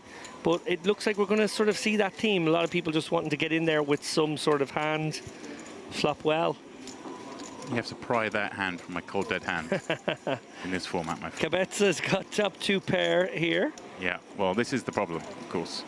The deuce has connected. Of course, he does have a gut shot to Broadway and the queen overworking for him, but is Cabezza with the best of it, having flapped the button. And actually, let's just check stack sizes here. Yeah, Cabezza does just cover Tibet, who I believe has bet. Yeah, very unlikely to see anybody else get involved here. Just not enough hand here. Litvinov obviously also has an ace, but no help with his other 3 cards. Here we go. Cabezza has potted it. And I don't think there's any reason in this format to slow play your hand here.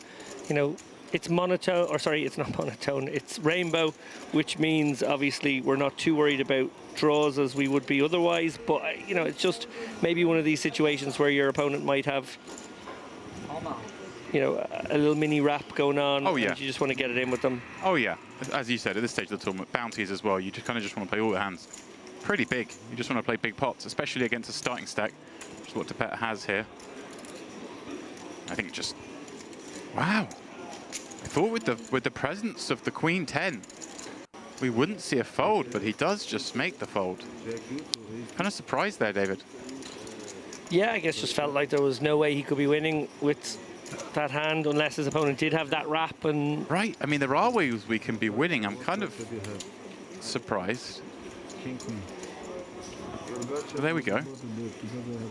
Obviously, these guys have logged the first 5 levels. You and I coming in fresh from respective parts of the resort. Myself from the pier, you from the spa. It's been a tough day, David. It's been very tough, James. I had to make a big decision earlier whether to join you on the pier or go to the spa, where, of course, the jacuzzi, I suppose, the most alluring thing for me. Yeah. What tipped the balance why I didn't join you. Also, had quite a bit of sun. You know, not as much as Andrew Headley, my co-commentator, but I have had a bit, and I kind of think I need to ration the sun for the next day or two. You Celts do kind of crisp up in the sun. There we go.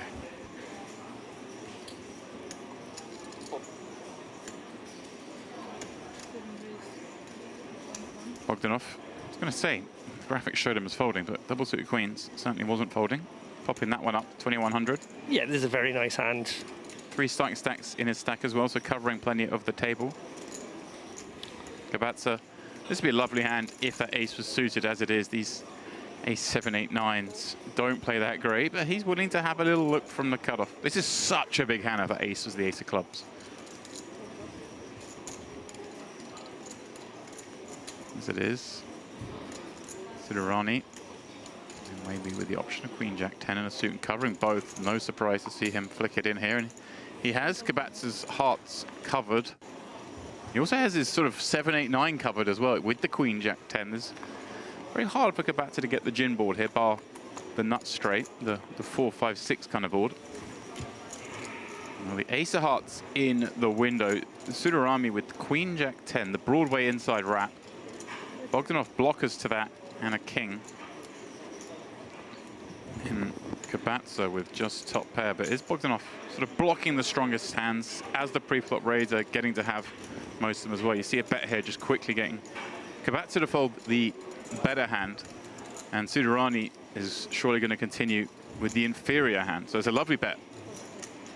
Yeah, and it will be interesting now to see if Bogdanov continues the story here, obviously with the sort of dominant range. Oh, well, doesn't have to now. Yeah, look, the kind of fun thing was he does, and he also almost wants to continue when the Jack or 10 come in with the 2 queens working. So it would have been quite nice for Tsuruami on fills, but as it is, king on the turn. Now, question for Bogdanov. Obviously, he blocks those straight draws a lot. I think a small bet here kind of makes sense. Then he can option to check back rivers if he wants. I like that. And quick fold from Tsuruami. Yeah, and he went a little bit bigger, half pot. Rainbow board. It's kind of a weird one because when you hold 2 queens, it's hard for your opponent to have continues that are draws, so therefore they are much more weighted towards, you know, the 1-pair, 2-pair combos. Obviously, some of those are made boats. Some of those just don't want to continue, but half pot makes some sense. There's another king in there. You've got that obviously crushed with the queen kicker. There's also the 3-4-5, I suppose, the wheel wrap against a big blind defenders. Something, until this very moment, I was overlooking. But we're just warming up, David. I see you've got a lovely coffee there. You didn't get me one. Well, sort of going to be wearing like a hazmat suit the next time I come into this booth to bring you a coffee. I'd say the carpet, it really is looking rather stained. Did you listen back to that? I haven't listened back to that moment. Here and splash marks there. There's some stainage here on the desk. I'd just like to point out, I took one for the team big time. I took most of the coffee over my skin so that it didn't get on our sound equipment. Oh, there you go. I know the boys backstage are listening. They do like to make their coffees hot here in America. Definitely, I like it because 2 degrees warmer than I would choose. If you don't like it that hot, wait a minute. It's fine. It's better than making it too cold. Some logic to that. So we see Adrianopoulos. Looks like he's limped in here from early with the ace-queen 5-4-1 suit, not the ace. Kavetsa has been fairly active so far. He's going to bump it up here with the ace-queen 10-5. He's got 3 diamonds in hand, not ideal. And to bet ace Jack 6. He is double suited, so some playability to this one in the big blind. I think in a turbo format and obviously in a bounty format, we are going to see these looser ranges engage with one another. It's not going to be sort of one for the purists necessarily, and nor should it be. Well, I mean, isn't it isn't. You know, the game has changed. There's a $500 bounty per head. Means you've got to get in there. You've got to go after it. Kavetsa with backdoor diamonds. He's got a 5. Going to take a little stab at this one. Very similar hand, Adrianopoulos. Also with the 5 working.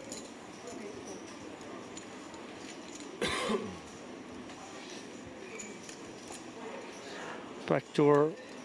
Well, he's got a gutter as well, I suppose. He's optimistic, though. Yeah. Taking a little peek. Kabatsa, I believe, making queens up there. Oh, interesting card here. The King of Diamonds, pairing the King of Diamonds. Yeah, it's the graphical error here. We saw it was indeed a queen. Indeed. It's having a bit of fun with our team. Have you ever seen that, James? Another one of the same card pop out? In real life, I've seen it. Yeah. Yeah, in real life, I've seen it. Obviously, some, that's created, and there's just one card got kissed up to the other, put in the deck. The dealer obviously didn't notice it when fanning the deck, prepping it. Neither did any of the players sitting at the table, which is partial responsibility. The dealers always do that in front of you. you should take some interest in it. Obviously, no one actually ever does. Everyone's looking at their phone, getting involved in Twitter rants and arguments. Don't know who would do such things, but I haven't had a fight in ages. my favourite actually was playing at.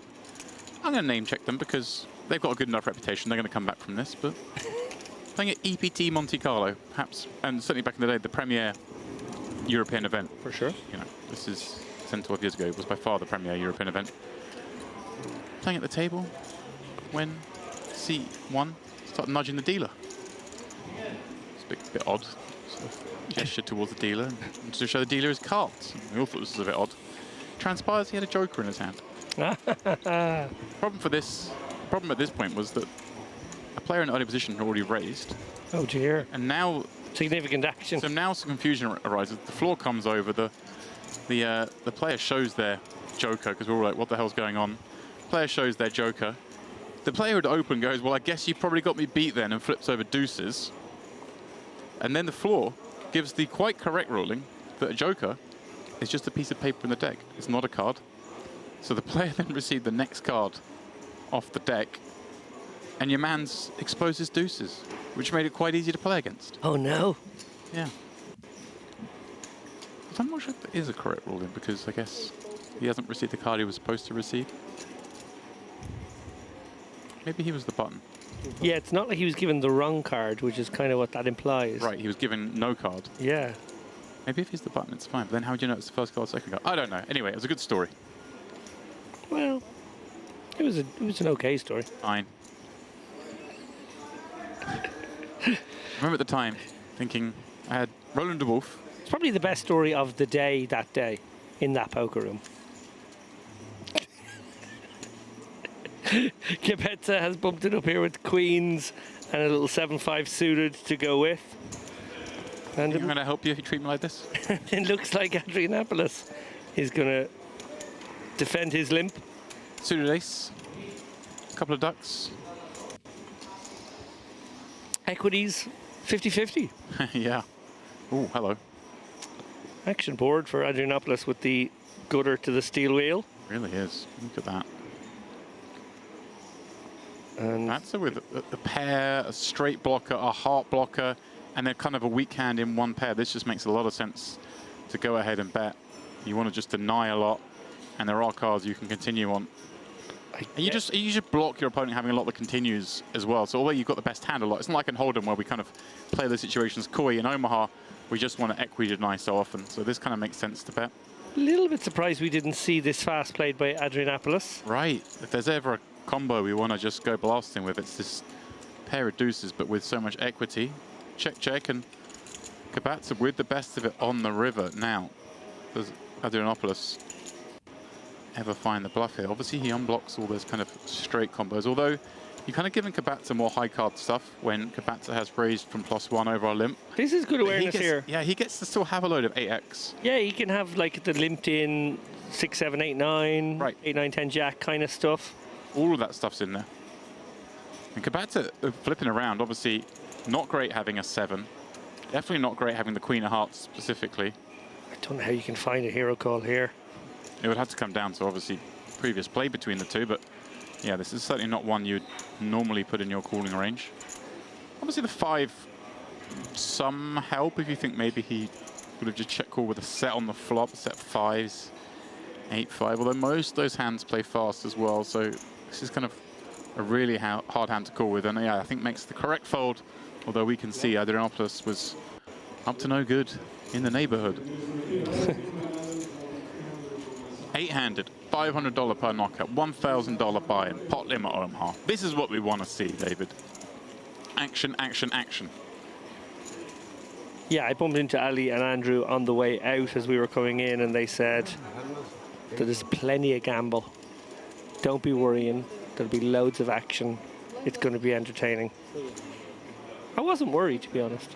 Funny you bumped them on the way out. I bumped into them in here because I was here early to do all my research. Well, I was... Whilst you were harvesting macaroons, and the largest macaroon I've ever seen in my life.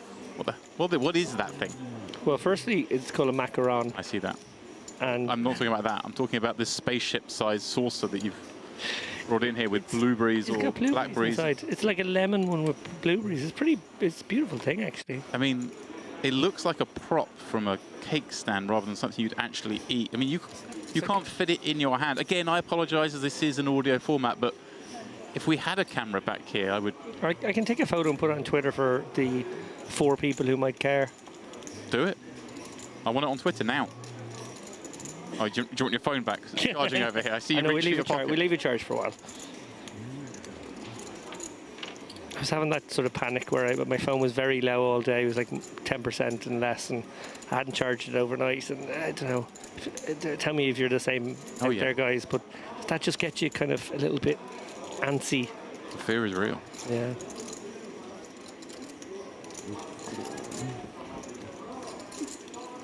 Siderani, King, Queen, Jack, 8. Taking it up from the cutoff. I don't think there'll be many hands you want to fold from the cutoff when you've won with 82,000 chips and there's $500 bounty on everyone's head. You really want to go after them all. Now, okay, let's talk about strategy for a moment, James. We must. If we must. Is limping going to be a thing? I certainly, playing PLO, will do a fair bit of limping, I'll be honest, off lots of different stacks in different positions, because I just sort of want to get in there with hands that I know will have good equity, but no need to blow pots. Similarly, throw in the bounty factor here. A player who has maybe everybody covered behind is, you know, even if he's not got a particularly nice hand, is there something to be said for limping? I think limping has far more place in this game than it does in Hold'em, especially as you get below 30 blinds and even 20 blinds. There's lots of spots to limping. I think just in the early stage of this tournament, with a bounty being worth so much, I think we just want to make the pots big, but as we go through the tournament, the bounty part becomes almost irrelevant. I think that's certainly a lot you'll see, especially on final tables and high ICM situations, that way, you know, you kind of don't really want to play big pots, but you do want to play hands. You will see a lot of limping. And yeah, it's up in a normal tournament, a normal PLO tournament, no bounty. I think we'd be seeing a lot of limping at this stage, with the blinds getting up to, what, 700 now. Those players with 20,000 want to be getting in there, but yeah, you just don't ever have to raise fold. If you limp, you can call, deepen things out. Of course, it's tough to then balance. I say tough, it just means you've got to find a way to balance. Some players might come out with a strategy of sort of, and I do this sometimes, you're just kind of limping in early position range, and then just having raises from everywhere. And then maybe then even switching way back to when I'm in the button, just limping, depending on, you know, who's in the blind. So it will have to be adjusted. That's not a normal situation I would take. But if the blinds prove themselves to be capable adversaries, then I might just adopt a limp range. But I really like that. I think that's very good advice to people out there. As we see, that's good advice. Connectable stuff here. Kvetsa's got top and third pair. He's also got diamonds working. Blocked very strong, as did Bogdanov, but they've both turned Jin on this dangerous board. Credit to Kvetsa for finding the check on the turn here, recognizing that, hey, look, it's scary, but I want my opponent to put some money in that could be drawing dead. And of course, I just have nut outs. Faces. He said 42. The dealer heard the word pot, which we're doing 58. So we're going to scale that bet down a fraction. And yeah, I think just Kvetsa don't really want to do anything but call here. Yeah. Again, whilst we were having the conversation about limping, I missed the action preview. Someone presumes this was raised from the button and pull from the big blind. Pretty grim looking river card for Kvetsa, of course, in this instance, is going to save him. Bogdanov loving life because, hey, a fair amount of the check calls on the turn are going to be hearts, and some will even be the likes of Queen 10, Queen 6, perhaps. Bogdanov now just dropping the hammer. It makes sense. He's betting into a very strong range here, theoretically, in that sense. So if you are going to bet, you're going to bet big. Gets to have the sort of aces, King Jack. But he wants to not rep King Jack at this point and stuff like that. Not even rep flushes necessarily. Yeah, and Kvetsa just has an easy fold here, to be honest. He has diamonds as well as blockers, so the kind of hand that you could possibly beat. Well, you're blocking. You're blocking the value as well. You're blocking ace queen, which is aces and ace queen are the most likely hands, I guess, is what you're looking at that would take this line of checking back flop, betting turn, bombing river. So it becomes somewhat of a, yeah, there we go. He decides those blockers are worth a lot. Makes the call. Well, I think I would reserve that call for having a queen, David, but I don't hate it with ace 10.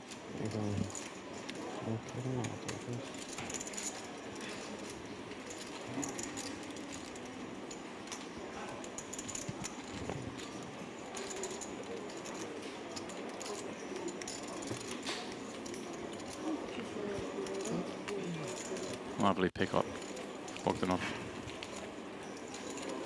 Now has 90,000 chips, covers all but one player.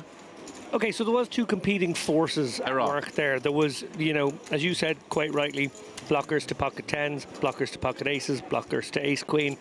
And on the flip side of that, we've got two very valuable sort of diamonds that we'd really like to be in the hands of our opponent if we're going to make a hero call. So, you know, when you have that, because you're going to have that more in a game like PLO, obviously, where you have more cards. The key there is that we had, like, the ace of diamonds isn't really, like, diamonds aren't that important there, I think, when your opponent is the pre-flop raiser and then wants to check back flop. There is some value to it, but particularly the ace of diamonds isn't, like, is that hand they're going to go blasting with? Okay. I'm not sure. The thing is, when you've got 4 cards, and thus 8 cards between 2 hands, there are so many more levels at play on how much you value, you know, just strength of my hand to call with versus blockers versus, is my opponent, say in that situation, you mentioned 10s full, are they going full pot with 10s full? I don't know. Maybe not. Hard to say. Are they going full pot with aces full? Yes. Ace queen, certainly yes. So, I guess call it some frequency with that hand.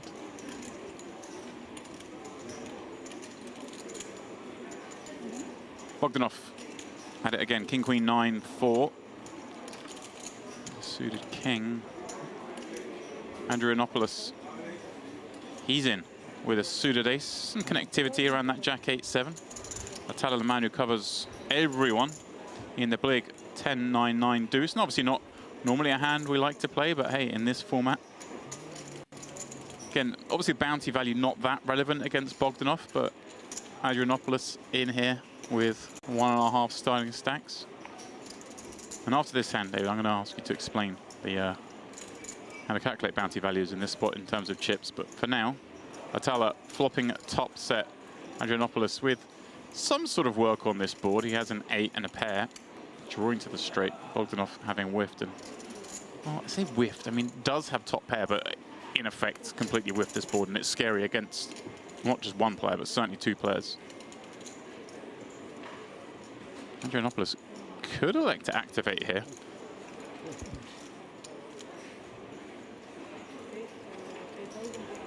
Looks like he's potted it. Yeah.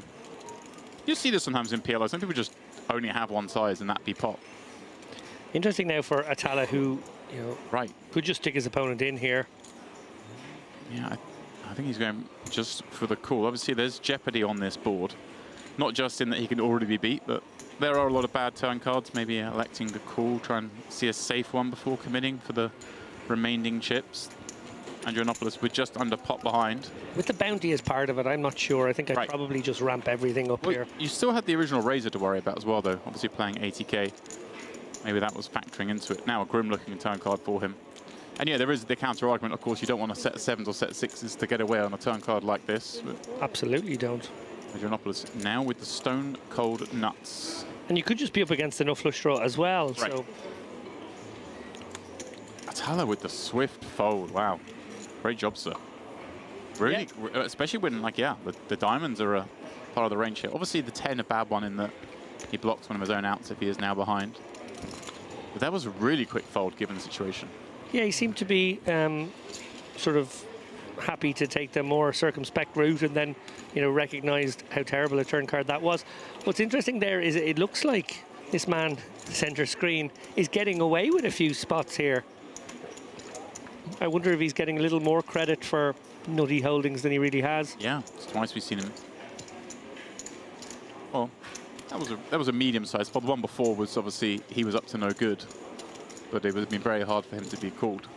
Yeah, quick answer to your question there, just in terms of the bounties. Obviously, a very short hand would just be to add 10k to the pot in terms of, you know, what's in there and, you know, calculate your percentages accordingly. That seems like a very good shorthand. Obviously, that might change a little bit as we get closer to the bubble, risk premium, value of chips changing. You know, half the field have gone already, so that it has changed a little bit, but I think that's just basically the way to do it. 10k obviously representing half a starting stack, so you say 500 has gone to the prize pool, 500 has gone to the bounty, so therefore a bounty is worth 10,000 chips. At the early, obviously at the very first hand of the tournament, all things being equal, and obviously it does change slightly as the tournament goes on, but at this stage you would still just be thinking 10,000.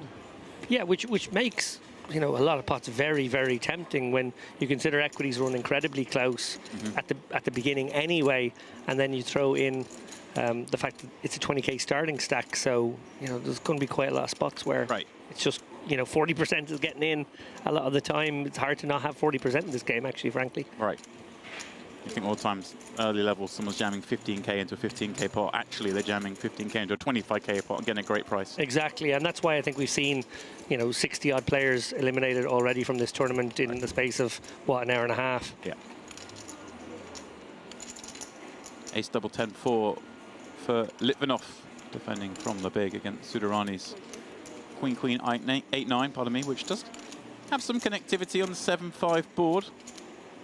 Has backdoor diamonds as well.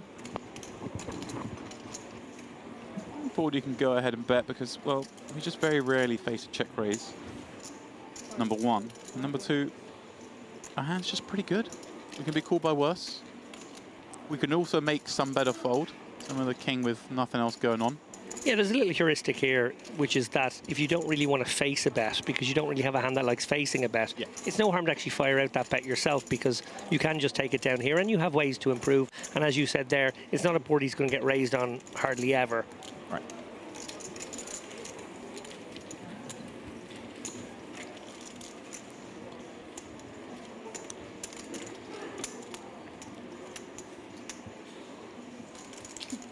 Beautiful Merit Crystal Cove. The Ogeli Poker events, the OPE PLO Bounty.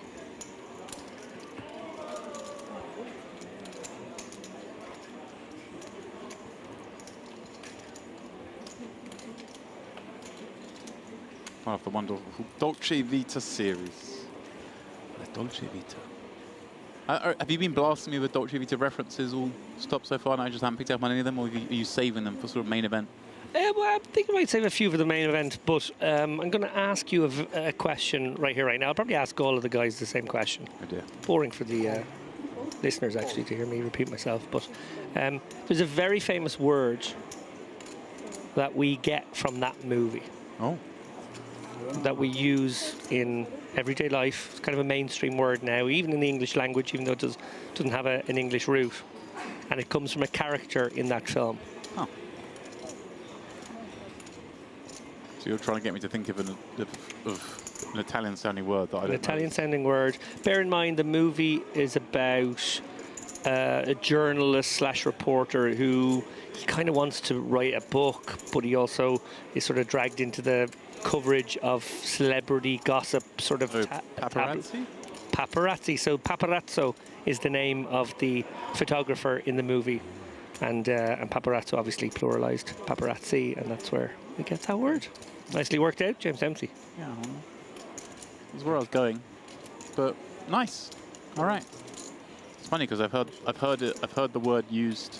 I've heard paparazzo said as well, rather than just paparazzi, and I wondered if that was just like an origin or something, but there we go. So it's just a made-up word, or a word made up of a name. Yeah, the main character is Marcello, but there is a very prominent character called Paparazzo.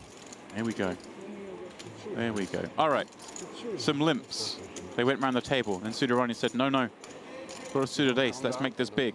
Pops it up. Tibet just calls, having limped underground Queen 10-9-7. This sets up a chain reaction, where Bogdanov looks like is in, and Litvinov as well. It's funny because I don't think Litvinov and Bogdanov would have even completed the limp. You're right. If they knew a raise was coming, even if they knew it was going to go full weight. But once we're in, it's like, well, I don't want to miss the party. No, 15k in the middle. Now, this is a bloated one, and if two players flop some equity, we might have fireworks. It's kind of like when you turn up to something and you thought it was going to be one price, and you find the price is doubled. But, well, you got dressed up. You want to go to dinner, you're in. Yeah, you've already paid for the taxi. Speaking of in, Sudarani flopping the joint on Ace King 10. Living off with all of the pairs.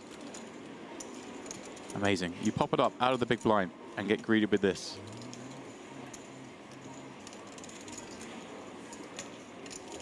Living off suspicious. Obviously, you know, blocks the aces and kings, the hands that are most likely to be raising out of this spot. But of course, the kind of hands that do like to raise out the big are the ones that are the big rundowns, right? It's the ace, ace, 7, deuce isn't going to raise here. The king, queen, jack 10 might well raise here. So. Yeah, and this is a wonky one because he is very aware that he could be drawing very, very thin indeed. Right.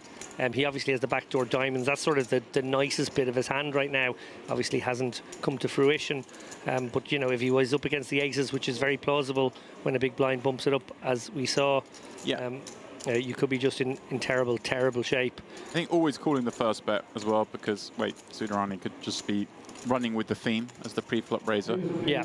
Trying to make a boat, but yeah, even when he makes the boat, it's not the warm, fuzzy feeling it would be in other games, and recognizing very well played for the turn, yeah, no, that's really well played because while he does have the ace-ace, something's in there, I'm sure he's also got some of those like nice Broadway rundowns, and you know, they've made the nuts a lot. Nice pick up from Sudarani. With that, a little tap on the shoulder, which means blinds will go up. 400, 800. And I took a little note at the structure here for this one as we're hurtling towards the end of late reg. We've got a little bit of repeating early on as we quickly look at the chip count. Not much has changed, but yeah, there's our next level is 500, 1000. We get 2 iterations of that level. Oh, good. Although we then do skip the next because of the chip color up and where the breaks fall. So we're not going to give this 612, but we'll give you 2 500, 1000s. But then we also give you 2 1000, 1500 levels as well. Nice. So it'll slow for a second, then suddenly jump, and then slow again for a bit. So gives them some room as we get towards the end of late reg. That seems like a nice way to do it. I want to reflect actually on that last hand. Obviously, we saw the big blind bump it up. He does have players covered, so his sort of bounty hunting wants to make it a pot where he can win a bounty. But here's something I think is interesting strategically. When it's been a limp pot and you raise out of the big blind, in a lot of people's minds, oh, that might be like telegraphing aces and you've got a really bad seat with all these players behind. It's not great. Actually, the hands I much prefer to do a raise in that spot are a rundown, maybe a low double suited rundown, a medium one or a Broadway one, but at least I'll have much greater clarity when the board comes out of whether I want to continue. And I have that sort of deception where maybe some of my opponents will think I've got aces and sort of put those 2 cards into my range. It happens so often that you'll see the pre-flop raiser, especially the pre-flop 3-better, will be put onto aces. They'll get it in post-flop where someone's flopped 2 pair and they're like, no, I've just flopped straight. Like, of course I've got a straight. What are you doing? You know, but it's such a common theme in PLO. Yeah. Right. But yeah, and which is why actually typically when you're out of position, hands like aces, although they've got the best equity pre-flop, become so hard to play post-flop because a lot of that equity is actually just getting to showdown on really dicey boards, which isn't going to happen too often if you swell the pot. People are going to fight. Bogdanov is fighting from under the gun. Yeah, and it looks like Sudarani, with a mystery hand right now, is thinking about maybe raising this up. For now, he'll come with call. No, just coming with call. I thought he had plans to really stick it to these guys. Remember, to bet here in the big blind, very shallow. I wonder if he's just thinking of calling and chancing his luck here. I wonder, this is, from what I've seen for Bogdanov, seems very capable. Just his stature and pose at the table, his poise. But he's raised it up here under the gun with ace, queen, jack, 7. Suited to the jack. Not a hand he normally raises. And I wonder how much that is just the fact that it's Tibet in the big blind. He's thinking, let's isolate this guy. Just get it in a lot post-flop. Well, nobody has a king unless Sudarani is hiding one. And actually, he's probably got a king. Combinatorically, he probably has one, given we see a lot of cards here. Yeah, 19 of the 52 cards. Bogdanov and Atala with a 7 each. Not sure that counts for a huge amount. Draws starting to materialize here, Litvinov with the rundown. Yeah, his hand now looking the best of the ones we can see, but I'd be surprised if we see too much going here. Well, I guess Atala has the kind of hand that obviously doesn't really ever win if we check. Can be the best hand, but more importantly, blocks all the boats. Yeah. He blocks 7s, he blocks 8s. King 8. So I think we're about to find out if Sudarani has a king. Looks like now is the answer. Should therefore get this done. Yeah. And like a nice recognition from Atala to use this combo. I mean, once everyone's checked that flop, unlikely someone has a king. Once everyone's checked the turn, very unlikely. And he is like 8's full is the most likely hand now someone could actually have found on this card. And holding an 8 blocks that. Also 7's full possibility blocks that. Perfect hand to bluff with. And I suppose when you think about it, okay, maybe slightly less than half the cards are out there in, you know, people's hands. There's 2 kings left in the deck. No one's bet the flop, and you might well want to start building a pot with the king there. You can just take that stab and rep a king, and if nobody has a king, you just always win. He's almost got the best seat in that sense because, well, everyone checked through the flop, but maybe there was some check raisers waiting.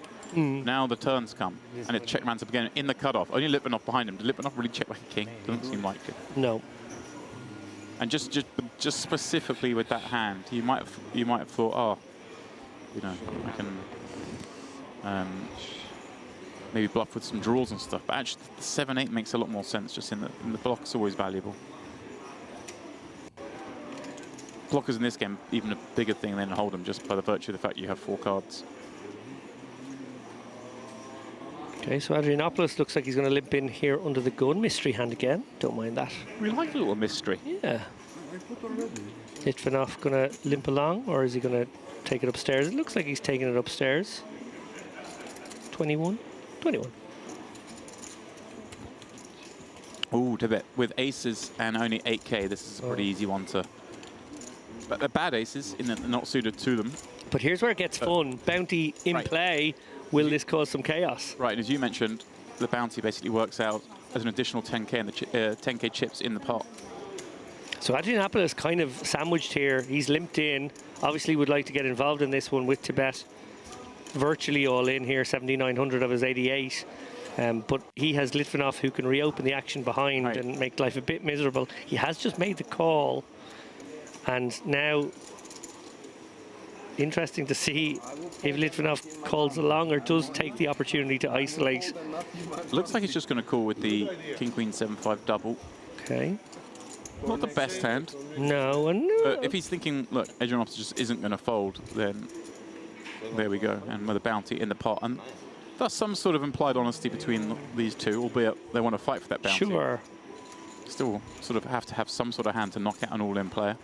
Yeah, who probably does have an actual hand, like in a lot of worlds. How about the second nut flush and top set? Like. How about all of us? Now, this is interesting. Litvinov obviously having a straight draw. Tibet still had 900 chips back, so that's gone in. Adrianopoulos just calls.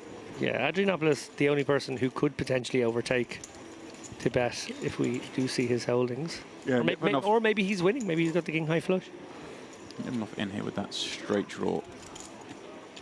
The hands we can see makes no sense to do much more but try and make that straight and hope it's good. Ends up with no hand.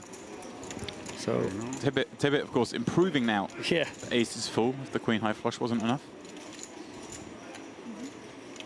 Adrianopoulos.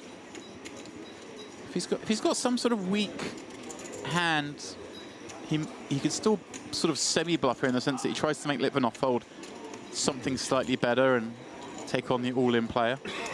Obviously, he showed something. I see a couple of an ace. I see an ace in there. Ace 6. Wow. He had ace 6. He improved to a boat. No good. So triple up there for Tibet. Well back into it now. Remember, he was rocking less than half a starting stack a moment ago. Now 28k. Average right now about 40k. So that's pretty nice. I did notice as well Tibet with 2 bounty chips behind there, so he already has knocked someone out and now is back above starting. Right smile there from Adrianopoulos.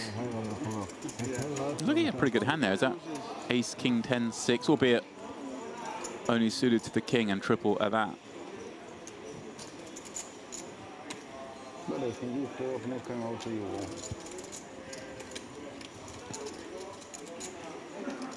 I think the pause is just based around the fact trying to input those cards for us. May have got lost in the wash somewhere. We'll move on momentarily. Thank you, sir. Maybe they want this in the future. One thing I'm interested to see is just how many people decide to last-minute late reg this one in half an hour's time or whatever it is, because obviously with the bounty aspect, you're not really meant to late reg here, right. especially when it's a big bounty. Some of the times you play bounties and they're a quarter of the overall, and you know, while that's still a pretty significant factor, you might still fancy jumping in late or, you know, re-entering after a somewhat early bust out, because you want to be involved and you still fancy yourself to build a big stack and, you know, maybe more of your edges in the end game. But in this spot, it really does neutralise. There's obviously an ICM bump of jumping in late when more than half the field are gone. That's very tasty from that portion of the prize pool point of view, but that's absolutely counteracted in this spot by the fact that you're going to be, you know, maybe sitting there with a third of average. A lot of the bounties already gone. You know, more than half of them have been taken already. You're not eligible for any unless you get lucky enough to be sat next to another late regger. Yeah, certainly something. It's almost like the cut-off for me would have been the last break, and I'd be really surprised if too many come in after. But we've actually watched the clock tick over, and we've seen quite a few more come in. More go in, I think. Yeah. When we came in, there were 33 entries, up to 46 right now, as Litvinov is going to try and get a few more people to that re-entry line. Popping up this ace, king, queen, 5. This is a nice looking hand. It's always nice as well when you do have the suited ace. You want to not have like the ace, king of diamonds. You've got the ace and 5 of diamonds, allow other people to have the king high or queen high flush if you make the nuts. 2.4. And Adrianopoulos with the gapper hand. Yeah. One suit. Looks like he's going to get involved here for a defend. Yeah. I think that's pretty reasonable. Oh, yeah. Like, this hand can certainly, you know, make straights a fair amount. And you see it's up against a very good hand here, and 42% equity. And yet, isn't the hardest hand to play. I say all that as he flops like a very wonky amount of equity. And right. Litvinov. Happy to check this one back with top pair, gut shot, backdoor diamonds. Now a second gut shot. Doesn't want to bet this hand and get raised. That's the thing. This hand has too much equity to face that. So yeah, happier to bet it on the turn now because, well, you've given Adrianopoulos an opportunity to expose any strength he had, which he hasn't done. So yeah, a little equity denier here, can pursue value, and then if you do improve, you've built a nice little pot to get some more value on. Exactly that. And this just feels like, I mean, I don't think we're ever going to see him bet the river with just one pair, but on the turn, when you get check called, it just feels like we've always got the best hand here. This queen. Yeah, Adrianopoulos waves the white flag in the end, and I think just recognise that he could never really bluff that river and tell anything other than a very, very fishy story. He's got away with a couple of bluffs, actually quite a intricate little bluff, the first one in particular that we saw, so maybe just conscious of the fact that he just want to push his luck. Interesting that he obviously elected to check call once the bet was only 2,000, no real option but to call, but I don't know if there's any avenue there for just a small lead himself. Kind of. Yeah, I like that actually. Because you don't mind if you get raised. Our hand's pretty garbage, not a big deal. We don't really want to be check calling with 10 high as a practice. You could certainly make plenty better fold. And even set up across, you know, some river bluffs as well if we bet turn. Don't have to just give up after one street.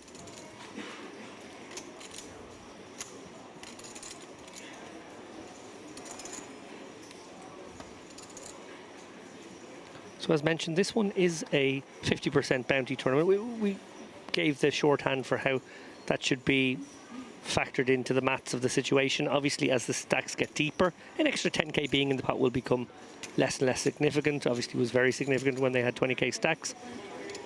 We see here, obviously, this table as an example. Plenty of very big stacks here, 100k for Tala. Bogdanov with 78k, not going to get curious on the button. And, well, Kvetsa very shallow right now, just sitting with about 8k total, including his big blind. Just going to have a look. And the good thing he has is basically whenever he wants to, he'll get action. At this point, he can peel here because if he flops anything, massive, he's going to get looked up. Well, how about if you flop against the nuts? And I wonder if he do. It's hard on the ace high board, but he obviously has that 4, 5, 6 in a sort of a, gutter and a bit of a backdoor sort of potential. Don't think he can stick around. I'd love to see a Tala founder really small bet there, or even a check, just having all of the board. You just want to give your man a chance to like hope that he can make a straight. Just like, let him make a straight somehow. Yeah. Or let him turn trips or make two pair, whatever it is, because as you mentioned, $500, effectively another 10,000 in there if you can stack him. Although it does look very, that's why I don't mind betting. Just bet one blind, you know. Something like that seems like the nuts. All right. 2200 doesn't really allow for any fold equity, you would imagine. Yeah. Yeah, it does look suspicious when you check an ace-8-3 monotone against the big blind when you've got 100k and they've got 5. Yeah. Sometimes there's a right to be obvious. The upside is so big. That's true. It's very true. Litvinov kicking us off here. Sudarjani. We've seen him open a pretty wide variety, actually. Maybe one of the looser players here. I wonder if he's interested in this King Jack 8-6 suited to the king. It's fairly disconnected, but he does seem happy to get involved. There's a 6k stack behind. Yeah, I think that's the crucial part here, is that with shallow stacks. And there you go, look, it's come with a limp. Okay, so we talked a bit about this earlier, actually, and now it's sort of becoming more relevant. But that's purely because of that short stack behind. This is he's recognizing how to play a super wide range, and thus he's now going to create some limps in there. Doesn't want to like raise and have the likes of Bogdanov just target his much wider range with the short stack in play. And I think Adrianopoulos going to limp along here with the King Jack deuce. Bad hand, but again, the same rules apply for him. Kabacha behind with just 5k. Who looks down at the Queen 96. This is kind of funny when you have a hand like this. Maybe he elects to call for the half a blind, but it's funny when they just fold and everyone, you know, the whole game is built around dynamic. This player's in the pot, and now the whole dynamic changes. 100. Oh, and Italia thinking of isolating here. Yeah, just what. But here, do you ever do a little sort of implied collusion with Kabetze here? Make it 2.4k more so that you reopen the action. Yeah, that's can be. But I think when you just know that there's some really bad hands in here, like here now, what Sudarani going to do? Obviously, you think Kabetze, if he had a good hand, would maybe have just jammed himself, less likely to be calling this 4k off. Bogdanov actually came in with a pretty good hand in the fact the ace-queen 10 with a nut suit, but just gives it up to this 4k raise. And out goes the bounty. Yeah. And now Adrianopoulos. Okay, it's a bloated pot. He's only put 4k in. There is some dead money, so every reason to be interested. And we see he does actually have a hand with lots of equity. Let's see how this one proceeds. Well, diamonds for Atala. In fact, he's got a gutter to the straight flush. Yeah, I think virtually nothing for Adrianopoulos here. I think we're hand over. But I think when you get to this point with a hand like this, you know, it's just not good either way. But at the same time, what else am I going to do? I'm never going to fold this hand. So it looks like he's bet 15k, aka pot 12.8 in fact. So just saying, like, I'm just going to run my equity, whatever you've got. I don't particularly like the situation because I could be smothered against better diamonds, better pairs. But little sweetener of the you got it. Yeah. Two. So yeah, I like this. Just really hoping for folds, obviously. That's what he gets. Nice pickup. Bogdanov would have had the nut diamonds, interestingly. See him sort of gaze over there.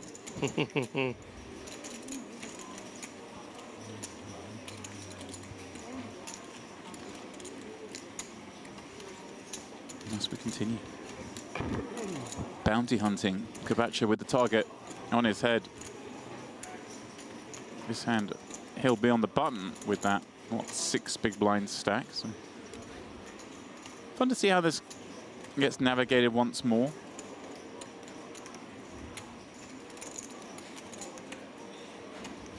Just 57 players left. Yeah. We're just beginning the 501k level, which is also the last level for entries, and of course re-entries. As you mentioned, we don't expect to see a huge amount. It's not like people are waiting around for the last break to get in. Like, if they were free and they wanted to play, they're already in, right? I presume so. It's maybe just a case of anyone who wants to re-enter having that option. Adrianopoulos now, just 21 hand. Bigs. That is a lovely hand. Yeah. Double king ace. And look at this, here we go. So Bogdanov limping in for, again, all the reasons we stated the hand before. Adrianopoulos, the one coming raising. Kabacha Now putting it in. This could now bring in everybody. Right. This could really, well, there aren't many players left, but Atala here not going to fold the 10-7-4-3 because, as you mentioned, effectively 10,000 chips are in there. Litvinov's double suited. And of course, in this spot, you know, it's not like there could be another race behind. Not Adrianopoulos has had the action reopened. No. So here we go, guys. This is absolutely brilliant stuff. 25.5k in the middle, 5 ways, 1 player already at risk. Don't be surprised if there's more than 1 by the end of this hand.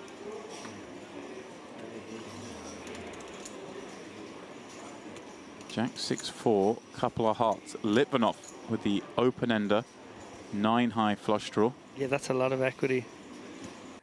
Yeah, not really too much for anyone else. Atala's got a piece with a pair and a gut shot. So Adrianopoulos, though, just deciding to blast it in with his 2 kings. I guess recognizing there's a lot of weak range out here. And yeah, and he's going to get called by, you know, Jack XXX a lot as well, because, you know, that's 2 bounties on the line for that person. Yeah, look at this. Atala thinking about making the call here with just a 4 and a gut shot with no heart, no diamond in hand. Yeah, that would not be advisable. Litvinov obviously has a very pure call situation here. Right. Knows he's going to have tons of equity. But Atala obviously just really, really hungry for those bounties. Yeah. It'd be interesting if he does call, because it then makes Litvinov's life very difficult, having just an open ender and a 9 high flush draw. Yeah. Yeah, you've now got... very hard to continue against a player who also wants to put chips in. He's so happy to see that fold, because now he, you know, just recognizes he's going to have enough equity to run. And if Bogdanov somehow has it, then good luck to him. Yeah, Litvinov just going to ISO shove this one. He's not loving it. It's like Adrianopoulos can definitely have a better hand and better draws. Well, everyone has some equity in this one, even Kabatsa. Yeah, he's in there. He can pair up. Everyone trying to figure out where they stand. But what do I need to hit? Like, Kabatsa's like, wow, okay. I got a lot of outs as Litvinov, but I do need to hit. Yeah. It's also, you know, Adrianopoulos can lose to Kabatsa as long as he wins the side part. Things are okay. Obviously, would love to get that $500 bounty right now. Yeah. Lots of things at play here. 10 of hearts for Litvinov. That's the one he's trying to manifest. Let's just appreciate the attention to detail here by a wonderful deal. Getting things looking pretty.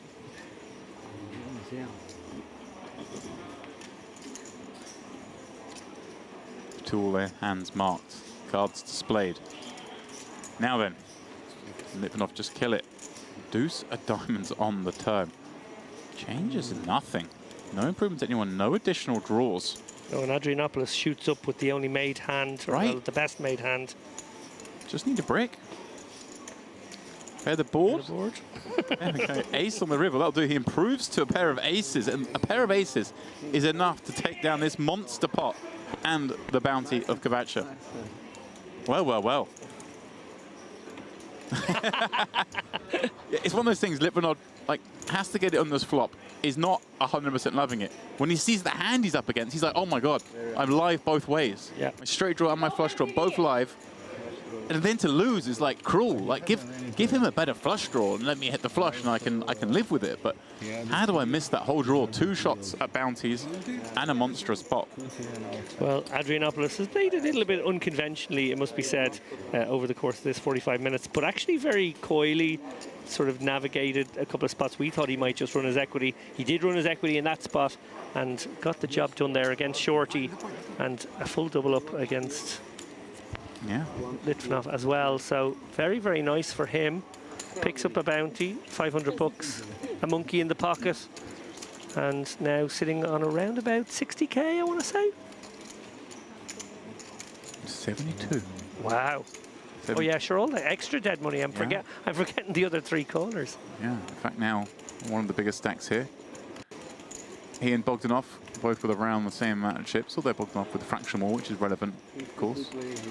Tibet with 35 blinds. Sudarani with 100. Atala with 110. Now Litvinov, the short stack, having been on the wrong end of that one, just has 14 blinds himself and is the marked man at this table. Well, the Django's make their way over to Tibet here under the gun. Probably a limp for me, but, you know, I see these guys coming in for raises a lot. Yeah, I mean, I think I like raise here. It's only Litvinov that's short, right, with 13 blinds. Everyone else has got quite a lot, and he's, I guess, one of the shortest himself now with 30 blinds.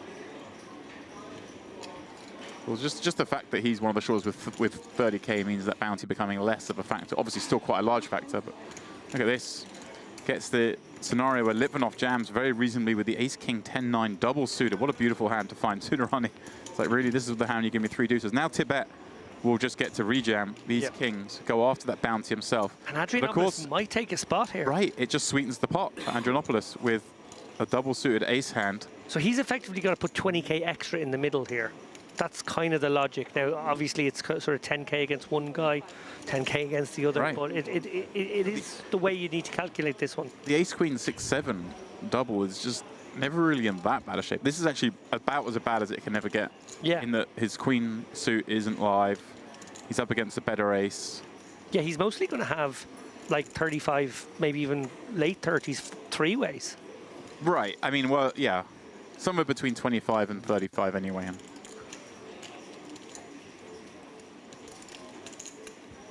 Obviously, like I say, unfortunately, you can see even Atala's hand here with the 4-5, 2 9s is blocking some of the equity around the 6-7.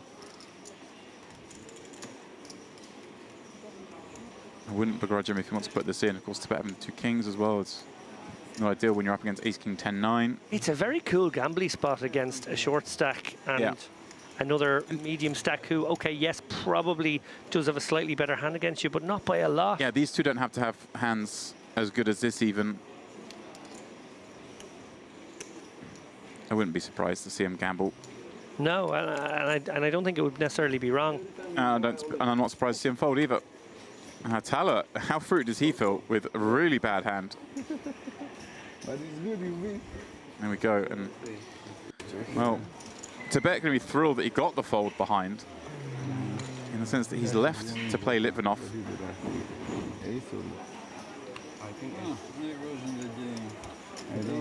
Litvinov with an instant chance to get back into it, so to speak.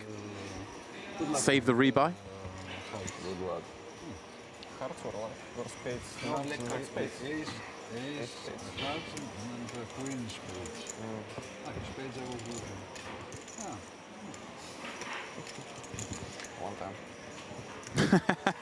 A little PLO joke there. More cash game Coronas. One time, please, dealer. 9-6-4. Well, Atala's like, why didn't I gamble?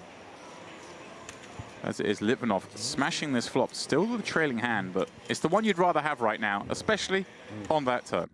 That'll do it. Check mark. Give him the pot. Tibet left with just 17 blinds, and he's now the marked man. The target moves around the table.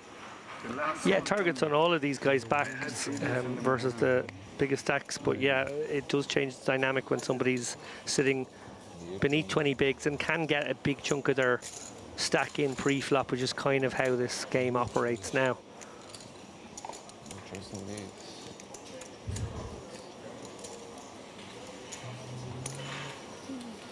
Did you also beat me? I was losing to both of them.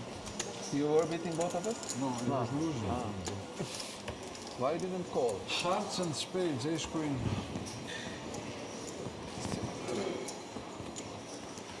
That's why I didn't call.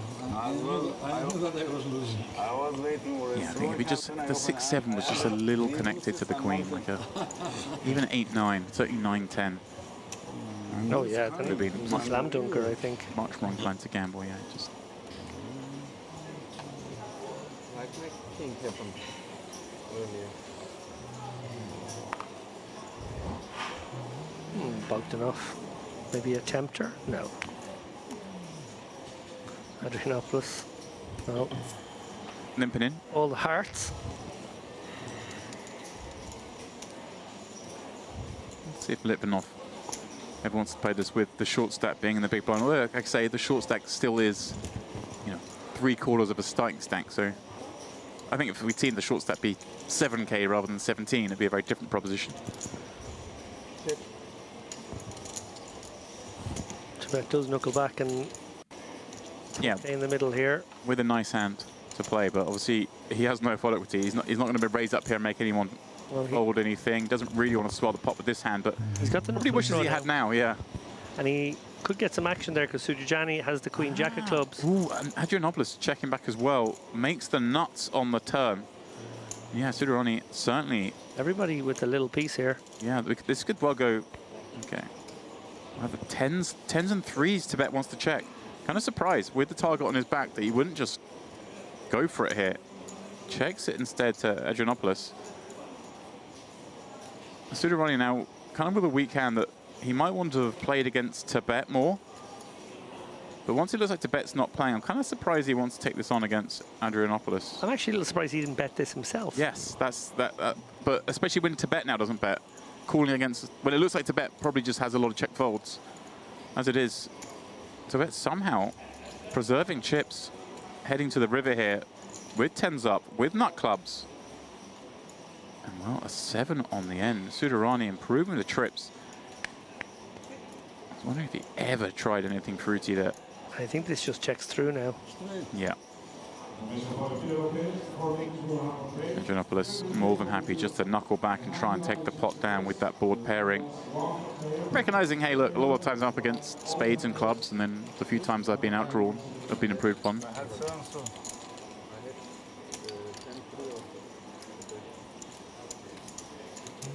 Yeah, that could have played out a number of ways on the turn.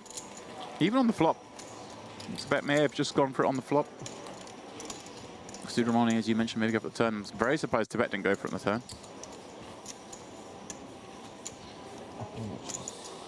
You've been called by so much worse there with a bounty on your head if you've got two pair and the nut flush draw. And then when it's gone bet call, what a great chance just to check jam at that point. Get some protection perhaps. Get some isolation from worse, even than the tens up. Okay, we've reached a really interesting point here where we have already lost 2/3 of the players. We're going to lose some more over the course of the next, 22 minutes until the break. That is actually an extraordinary ICM spot. 3 minutes to the break. Are we not repeating this level? It repeats after the break. As Aha, okay. Say one level of it pre. Okay, It's level 9 and level 10 are the same level, as it were. Well, okay, I was about to make a point that if we reach the point where maybe 3/4 of the field were gone, what an unbelievable ICM spot is. It's still pretty amazing with this amount of the field missing. But obviously, get your calculators out and try and figure out whether it's the ICM bump is worth the loss in all that bounty money. I think it probably still isn't, but it's a lot closer than it might first seem. Sudarani popping up kings on the button. Adrianopoulos having limped kings under the gun. Calls to defend, and here we have two not stellar hands clashing. Oh, well, one of them just got a little bit better. Flopping the flush, and Adrianopoulos. He's going to take a little stab, little 1/3.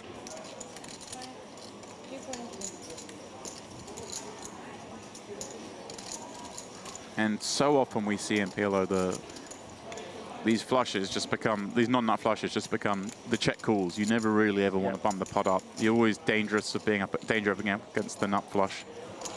Yeah, and if the player has the ace of spades in hand, Lone Ranger style, he might well just go for it. Right. You have to just hang on grimly. Fourth spade on the turn. Never ideal if you're the one doing the blasting. 4 pairs. 4 players, but in an ugly manner. Not too much. I assume. Queen deuce and 9 deuce and whatnot out there. And it just goes check, check. Sudarani perhaps thinking maybe I can just win with my kings at showdown against some hands. I wonder if Adrianopoulos missed a trick there, just betting out some sort of maybe 1/3 or 40% to himself, targeting the small flushes. Yeah, which do exist in Sudarani's range. Haven't been raising, ISOing the limp. You certainly have some flushes. I think that's something you commonly see in PLO is perhaps players, you know, they get in a mindset there, well, my hand is the best hand to ever check call, go into check call mode, and then actually the hand develops in a way that, well, actually I've got to get some value, but I was so stuck in my original mindset, I don't necessarily adapt as the hand progresses. So you see that a lot, like people kind of just scared to value, I guess, non-nutted hands in PLO a lot more than in Hold'em, certainly. Well, last hand before the re-entry period closes, we actually have lost another couple of players on the outer tables in just those few moments. And it is maybe the exact hand where people will punt a little bit more, knowing they can re-enter. Yeah. Not that we need any more punting in this particular tournament. Certainly don't. Tibet, King 10, 7, 6 double on the button. No interest. Yeah, this one somehow got round to a battle of the blinds here. Bogdanov with King, Queen, 8-5 double That was suited. interesting. That was Tibet's spot there, like 7 blinds. Yeah. Double suited hand on the button with late range closing. So clearly not someone who was desperate to re-enter, as it were. He's not like firing max. No, or maybe just recognises that, you know, this isn't a great tournament for. That's what I mean. And he's just deciding, well, I'm going to play this like a freeze out from this point onwards.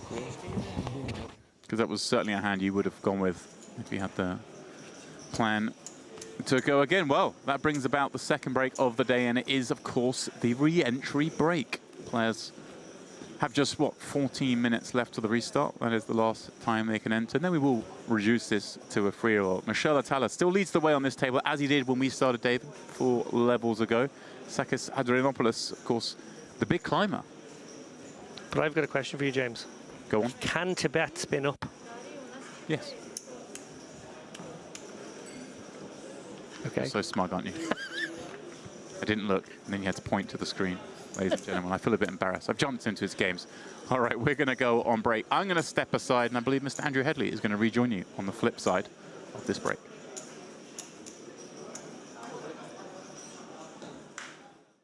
Yes, there it is, the king on the river.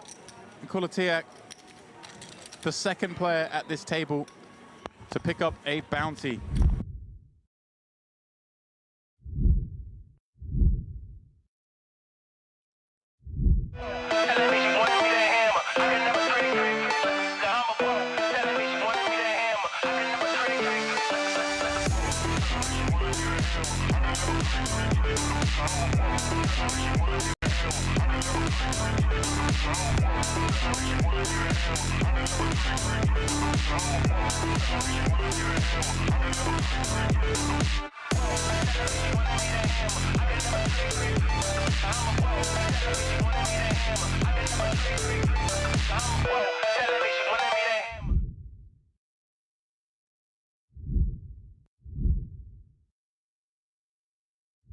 Oh, you're definitely taking it. It's 6 buy-ins right there. How much you got? Well, sorry, no, 6 bounty parts, 3 buy-ins to the tournament, 6 bounty portions.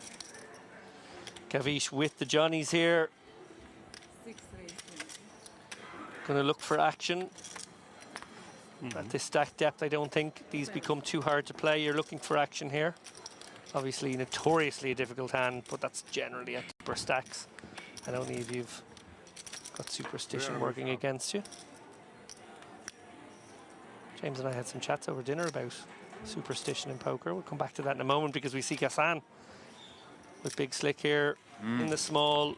These guys, similar stacks. Yeah. I think Gassan covered again against Gavish, so yet to be able to deploy these big hands in a spot where he could actually bounty hunt himself. Well, the action does go on there, but we'll quickly pop on over here again because it's envelope time as Zan has made it 65k. One assumes, given that Gavish covers, he's just gonna kind of run it, but again, it's maybe scary against this man that they seem to be aware is pretty solid. Right, yeah. I think Jack's too much hand. Oh, here we go. Here's a man giving us the full sweat. That's for the what fans. we like. Okay. Oh, we got the 3 zeros again. 2,000. 2,000. Okay. Okay. What I'm loving right now is we're moving from these smooth still cameras and these 1 shots and 2 shots from Here the we go. table. Gavish does just decide to say, hey, let's just run it. Suddenly we're frantically over to the tombola. It's like an episode of VR. It's just like that.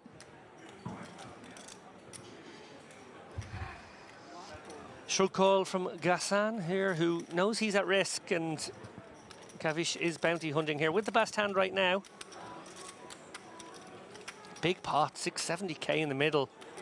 This is a big moment for both players. Huge moment. Obviously, we can see Gavish is the one who can pick up a bounty right here and now, but Sam will have a huge stack if he finds an ace, which is what he's done here on the ace, queen, queen board. He's going to be the table chip leader, I think, if he runs out clean here. Gavish, of course, with backdoor hearts working. That's become a thing, as has the king. And of course, any chance of a royal flush, David? It's in the deck. We see the live cards at the top of the screen. Right smile from Gassan, who really doesn't fancy that 10 of hearts turn.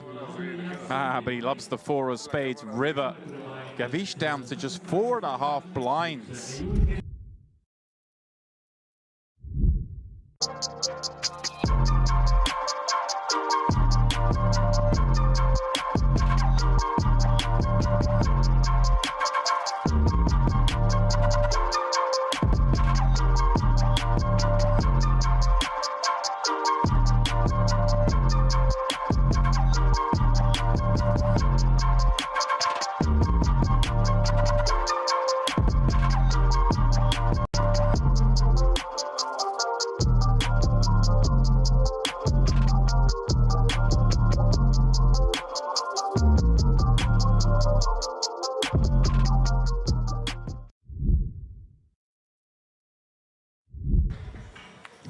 By the way, credit to Turuguru Beninoff on that last hand. Yeah, the pot. He actually just called pre, led turn after it went check, check, flop, and found us and then found check wow, okay. on the river when the 10 completed and found just the check call. Yeah, I mean, very well not to get stacked or lose more. Right, he lost 75k on the river, which was only half pot. And yeah, I have to confess, I was too focused on the bounty portion. Not enough on the action going on, but he's going to like this action because he's found the boots up against the Cowboys. And this is going to be a big one. Goodness Hijack versus small blind in the bounty, and he covers. What a dreamy scenario. Having, like you say, just saved so many chips in that last 10 where reasonable to presume he would have lost a lot more. Now he's going to have the opportunity to not just, you know, effectively double up, but knock someone out in the process. Such fine margins, little deviations in these mystery bounties. Of course, so much now. Does Levine have options here? Does it look like, hey, if Tulip Bergenoff's 3-betting here, he's going to 3-bet Call Me a Lot because of the bounty? Sure. Or does he just go, hey, it kind of looks like that, so therefore he's going to have a lot of weakness, and maybe I just slow play this hand? I think, you know, with the blinds having gone up also, right? 10, 15K, we've started this hand with sub 20 blinds ourselves. Seems unlikely that our opponent is going to 3-bet fold too often. He should have some in there, I would imagine. But he has just put it in damps and gets the bad news that he has run into the ultimate cooler. Here we go then.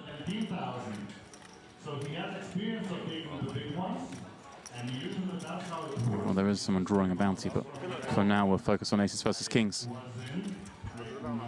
It is the kings at risk, as indicated by the all-in marker.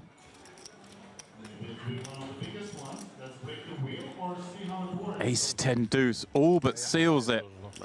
Running queen jack, the most likely way out. A 20,000 bounty gone.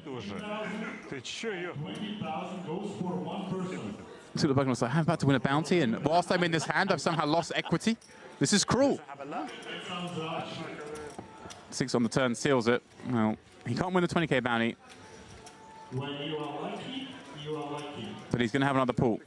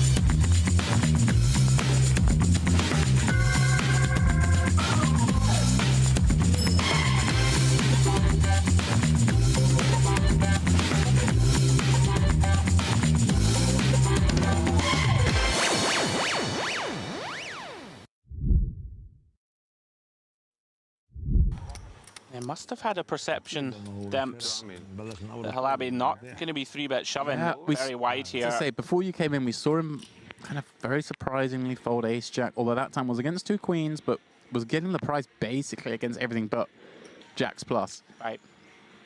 We questioned what was right, and now we see him go that way again, like just being a little bit too tight, although this time obviously being the covered stack. But as Mr. Lappin says, you kind of got to bosh your way back in here to I think it's even more of a reason to call off when you are covered, right? Because your opponent has a little bit more incentive, right, to go after you. Yeah, and you've got to get back in the game. Here we go, Haidar facing a 30k bet from Daniliuk, who's min from under the gun. He's just going to call. That makes sense, right? He up against under the gun, a little scarier. Yeah, I think in theory you're going to mix this hand a lot in between call and 3-bet. Lands on call. What a kind of interesting spot here for Halabai. Obviously a squeeze spot and a hand that does like to squeeze, but at the same time a hand that kind of plays okay if he just calls and takes a flop, right? Yeah, this is one of those sort of 24 big blinds deep. Could certainly shove this one. Can definitely call. See what he decides to land on. Doesn't look like a man who's going to jam to me. And the turbo jam the last time with the ace-7 suited. Yeah, does decide just to call and likely going 4 ways. Oh yeah, Kolatiuk obviously covered by all, but 8-9 suited. One of the hands you love to see in a spot like this. Beautiful looking hand to peel for one more blind. You kind of know that he's the one most likely to get action post-flop if he does find a piece of this. Obviously works against him when he flops draws, but here we go. That's a pretty big draw for 8-9 of spades. Up against the 2 9s. I wonder if he just decides to lead this now. Yeah, just take the option away from everyone else. Or actually wouldn't mind the open shove here. Yeah, I wonder if, because you just make out the ace highs fold, right? You only really get called by overpairs, and you do fine against those. If you check and everyone checks, and now it comes like the queen of diamonds, you just, ugh. 100%, yeah. If you can just fold out equity.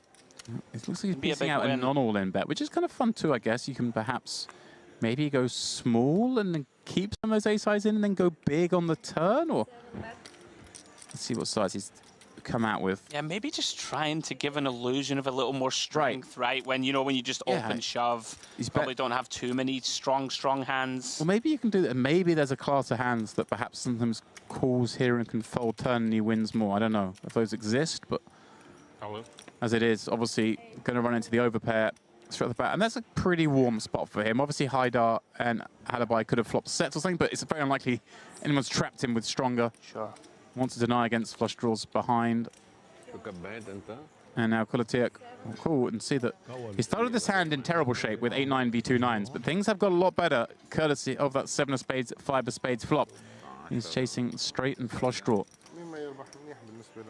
Daniliuk with a chance to scalp a man. If he doesn't know, he'll be down to just 50k himself and will be in the big blind next hand, so effectively he's at risk here too. 4 is good. Can he fade? One more card.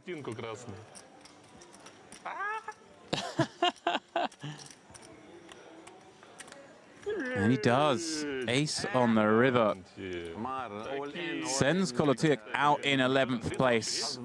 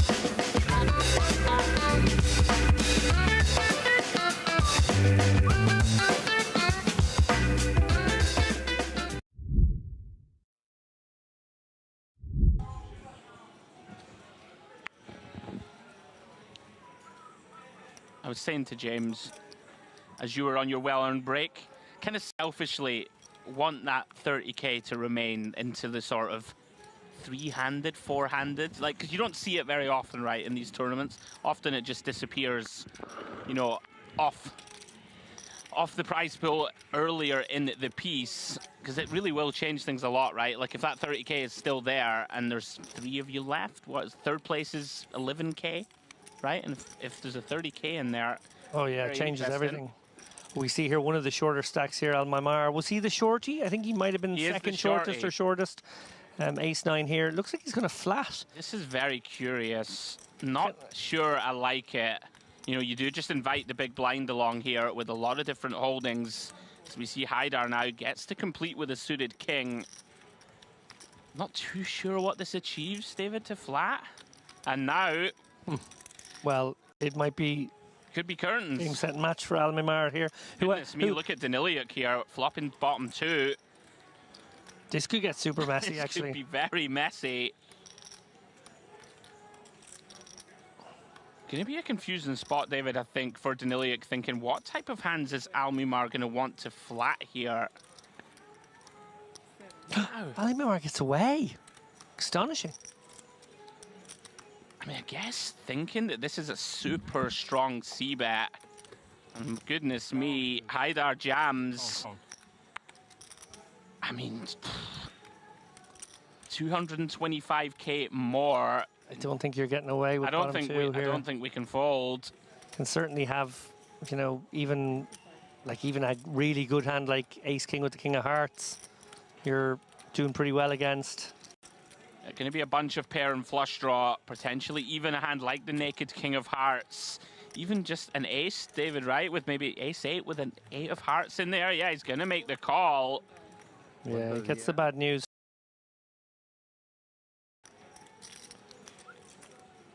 And yeah, had the ace-9 shoved it in, Haidar would have got out of the way, and Daniliuk would have no doubt snapped it off to try and take the bounty. Would have been in pretty good shape right now to do so.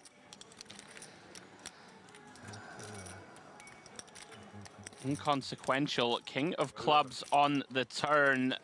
Daniliuk looking for a queen or a jack. Or Haidar going to have a huge double here in the early going at the FT. Not to be. 7 of spades completes the board. Huge double for Haidar. Big body blow for Daniliuk. Down to 12 big blinds early here at the final table.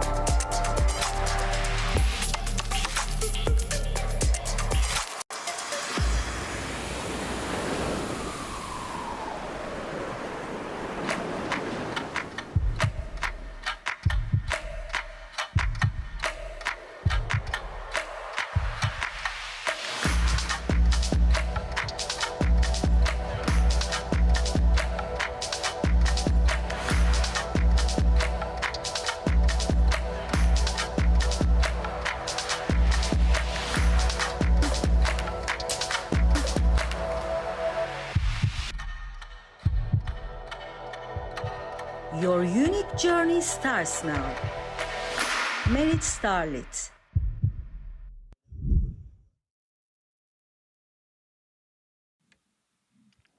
Well, we promised carnage, and I think we have delivered carnage here in the Merritt Crystal Cove, as the purveyors of poker's favourite 4-card variant have bish, bash and bosh their way to some big stacks here in the Turbo PLO event at the La Dolce Vita series. I'm David Lappin alongside Andrew Headley, and it will be interesting to see now if the decreasing bounty factor changes things in this next frame. Andrew, your thoughts? Yeah, bish, bash, bosh. That's the way I like to return into the booth. That's a really good point, David, as we have a quick look at the chip counts. Todorati out in front, 128 bigs. Sharaskin close behind, 117 blinds, good for 117k. Zorlukan Air also with a big stack, 101k. Down to the Midland ones, Fuad Rabahi and Alexei Gortikov, both with 60 to 70 bigs. Then we have Abdelmajid Shibub, 38,500 in chips, and one cut adrift short stack, Kuzanbek Abdulayev with 10 big blinds. So yeah, what you were saying there though is a factor, right? This is a quote-unquote vanilla sort of variant, right, of bounties. We have the PKOs where the amount of money on everyone's head increases as we go. This is just a straight 500 per knockout. And as we start to get closer to the sort of final few tables, it definitely should be like having an impact. This the fact that you can only it's still 500, but you can only get 500 per knockout. So people should start to disregard the bounties a lot more as we proceed. I guess it depends on who's at the table, right? Some people just love it and they're like, right, in this mode of I'm going for bounties no matter what, and still heavily hunt them. Whereas some people, as you're probably suggesting, will chill it down a little bit and not hunt as heavily as we approach the final few tables. Yeah, well, the way I think it should and probably will manifest is it's still worth about 10k in chips. It's still going to be that equation. The difference is going to be we're probably going to see pots that are much larger, so the 10k could certainly, add just enough equity to make you make the call off. Yep. So should still be a factor in some spots, but it's not going to be the factor as it was at the beginning when it was 20k stack versus 20k stack, and that 10k extra in implied equity basically made almost everything a call. How do you think it happens in real life, so to speak? When people are just at the table, because some people are just predisposed, right, to just hunt. I've seen it before in tournaments where there's 15 players left and you've had a field of 2,000. And people still obsessively hunt for $300 when, in fact, first place is going to be 50k or whatever. Yeah, right. It really comes down to the individual, I guess. Well then, blinds, of course, moving up quickly. 500, 1k, 1k. Open from Rabahi, very beautiful looking double-suited ace-jack 9-8. Picks up calls from Chibub and Todorati in the big. Off to the jack-deuce 3 board. Rabahi still best. Yeah, Todorati with a decent amount of equity here by virtue of his one pair gut shot and backdoor diamonds. Also has backdoor Broadway working. It's not. It's a hand that had a lot of equity in that particular instance, but doesn't feel like it has the kind of robust equity you want. Yeah, very good point. I like fold. I think you can be up against a hand that has some of your kind of future outs either removed or dominated already. I like the laydown. So how was it in the previous frame? Were there some guys who were just relentlessly going for the bounties, opening wide, peeling wide when they covered, or was it sort of a mixture? I think people were mostly chilling. I think it became a factor when it was the particularly short stack, which I think is when it should really sort of become a bit more relevant. And we do have, obviously, one very short stack here, so keep an eye on him when he gets involved in the pot. Chaos may ensue. Yeah, that short stack. Abdulayev just with 10 big blinds, one to watch. Open the action here from Air. Makes it 2,000 to go with ace, king, queen, 4. Clubs working. Rabahi in there with the ace, king, queen, 9. Diamonds in hand. Shibub once again. Content to complete with 9-8-6-5. We have a 5-way coup here. Gortikov completes from the button with king, jack, 10, deuce, double suited. And Sharaskin taking the price with the queen, 8-8-5. And look at this. 2 flopped flushes, Mr. Lappin. Well, it's 3, actually. Oh, it's 3. Oh, my word. Yeah. Okay. I did. Hold on to your hats, because one of those, even the worst flush draw, has a straight flush draw possibility here. Everyone checks through to the 4 of hearts turn. Gortikov here in dicey waters, particularly with the second nut flush. Air with the second nuts of his own, of course. 8-10 of clubs would be a straight flush. He's going to be very happy. to put chips in here. 4,500 into 11.5. Now Gortikov with the decision whether to raise or call is going to continue. Yeah, I think it's an always call situation. You're basically in bluff catching mode here, hoping a player has the ace of clubs in hand and decides. Especially in a five-way one, right? Yeah, I think that's definitely the wise way to go. Very interesting here in a very sort of high-end sort of way. Does Sharaskin ever decide that his 8 of clubs is a blocker? Let's start bluffing turn. Yeah, right. Yeah, I guess it's a consideration. Paired board should slow everybody down here. Pretty good card this for Gortikov and Sharaskin. They're going to get away very unscathed. Pretty merciful 7 of diamonds on this river as Air tables the nut flush. Takes down a pot of 25k. Pretty well played there, right, from Gortikov? Yeah, I think he played it pretty well. I don't think you really want to be overplaying the king deuce of clubs in that spot. I think it just should be very handily into the let's just call down range. Yeah, see what happens. And also when you've got away with a street with the flop, you kind of go, okay, well, I can very happily call 2 streets with this one. The third street would be the dicey one, even with a hand as strong as king deuce of clubs there. And you're just delighted to see that not even come into the equation. Yeah, he did very well to pot control with that flop check back. He's going to be pretty happy to only lose 4,500 chips post-flop. Cards back in the air then.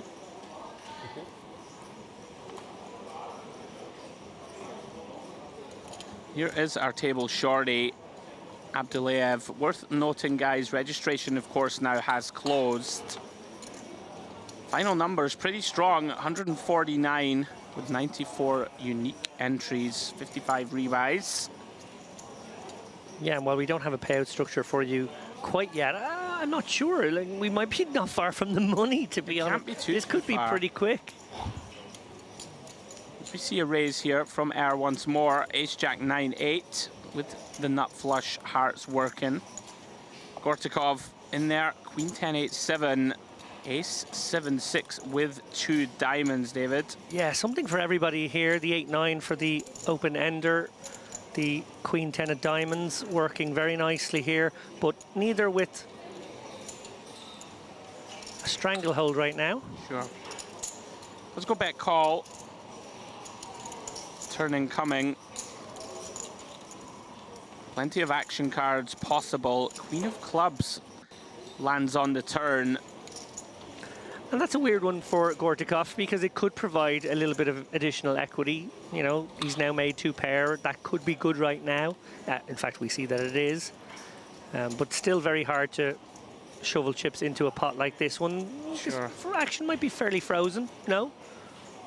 Yeah, I don't mind this. He's gone pretty large. I thought he might go a little smaller, look to sort of set the price for river, but shade over 2/3 pots. Wow, this is, yeah. Quite a large size in with sort of bad 2 pair, so to speak. Of course, if you get check raised here, a bit of a disaster. Air now, tricky decision of his own. Yeah, and I think Air just realizing that the 10's not necessarily a clean out, and maybe that's the reason for letting that particular one go. Yeah, well done. Equity successfully denied, and a nice laydown from Air.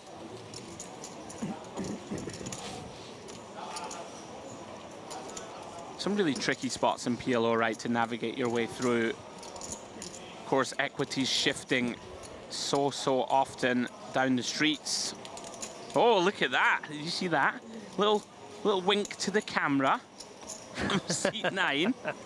Little raise of the eyebrows, little cheeky wink. There's always a bunch of showmen at Merit. One thing I've noticed, more than any other poker room, it's fun, right? Oh, I think there's a lot of banter. We coined the phrase poker's biggest little card room at one point, and it does sort of hold up in that sense that it's obviously more than a home game, but there is a sort of collegial home game environment, even in a big poker space, that gets the numbers, even the big numbers such as this, because I think of maybe the players' familiarity with one another. Absolutely. As we see Gortikov wake up with a big hand, Has aces with the king and queen of hearts working. Chabub kicked us off here with a limp. Todorati calling the raise from Gortikov with the double-suited queen 10-9-7. Rabahi coming in with a pretty weak hand, it must be said. 6-6-5-3. Chabub completes. Off to the queen deuce 3 flop. Aces of Gortikov still best at the moment. Does of course connect with the queen of clubs. Yeah, 2 backdoors here for Todorati to go with top pair, and obviously some side cards that are above the deuce and the 3. So he has reason to believe that his hand is in decent shape right now. Although now facing a pot-sized bet from Gortikov. Yeah, this is nasty. Wow, this is actually a little uncomfortable. You really want to like see the turn here, but you don't want to pay this much to do it. Yeah, I think just have to make a disciplined laydown. Don't close the action. Got 2 players behind who can raise the price of poker. 2 pots taken down back to back. Well done. Yeah, very successful equity denial on both occasions. Have some of that. Pots. I must confess, I think I would make some sizing mistakes, I think. You know, I'm not the most experienced PLO player. I think I'd have an idea, but certain situations like this 4 ways, I wouldn't find myself betting pot here, whether that's right or wrong.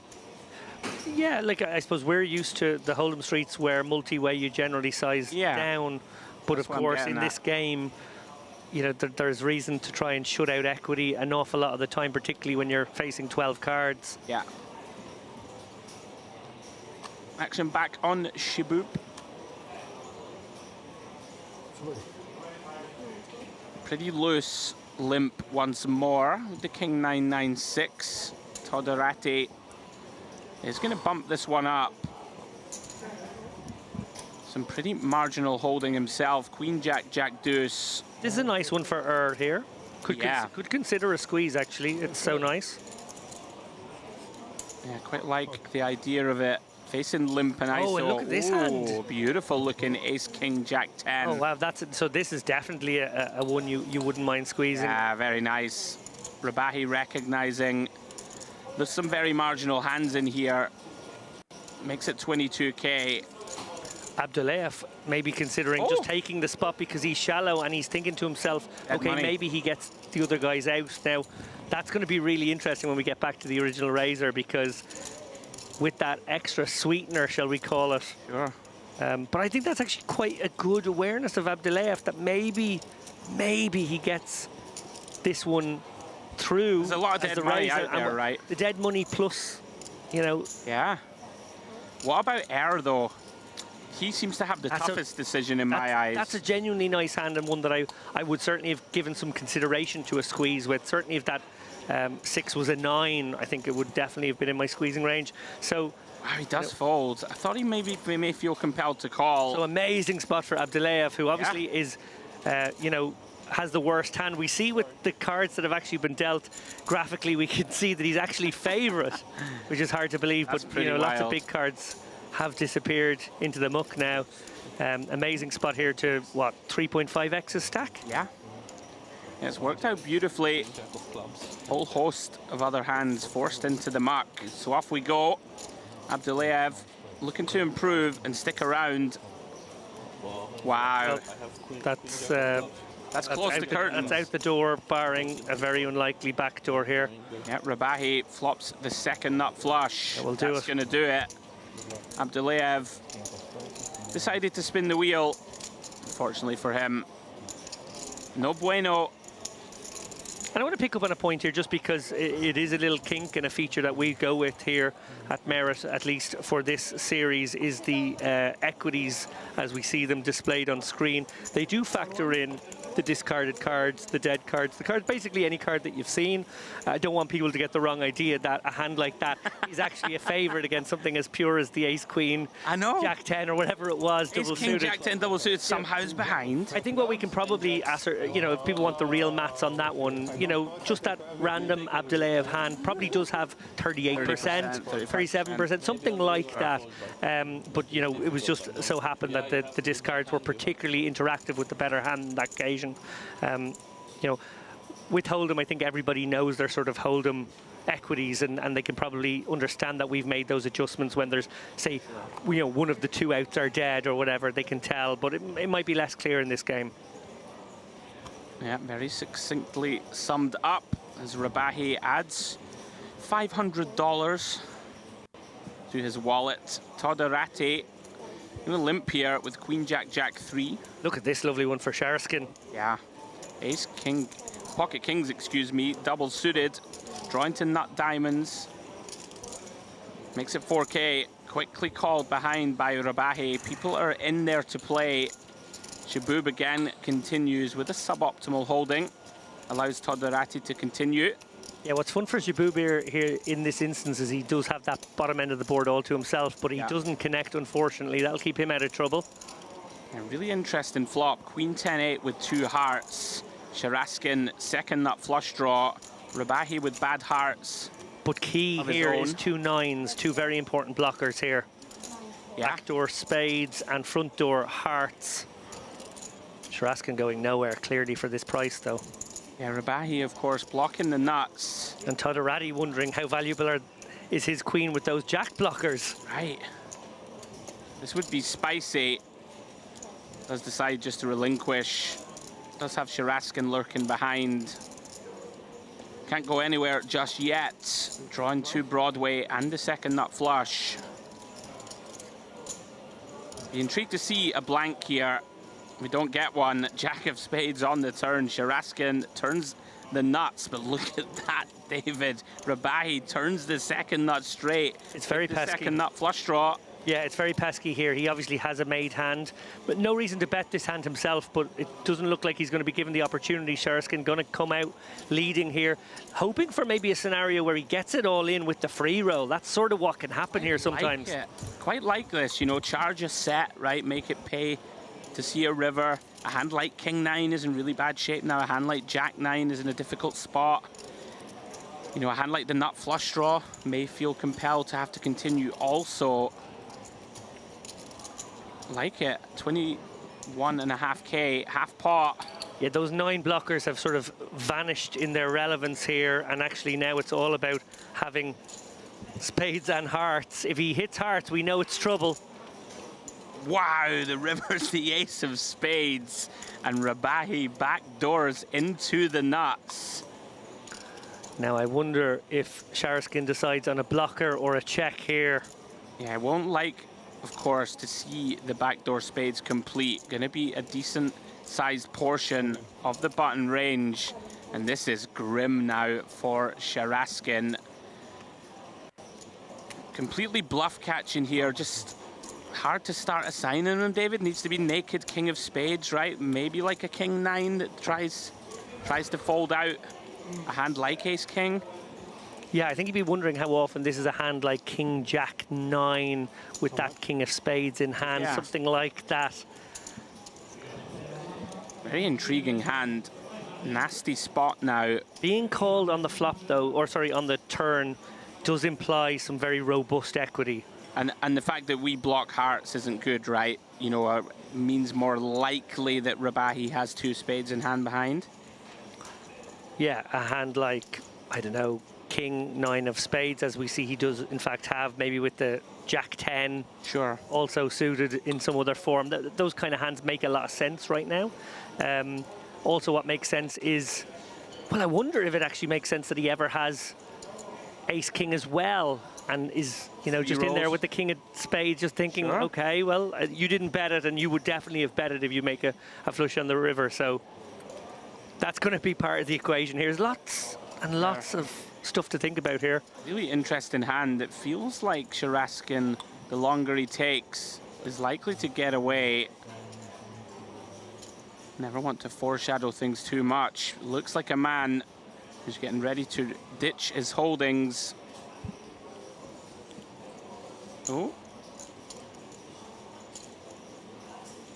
Takes one last look at his competitor.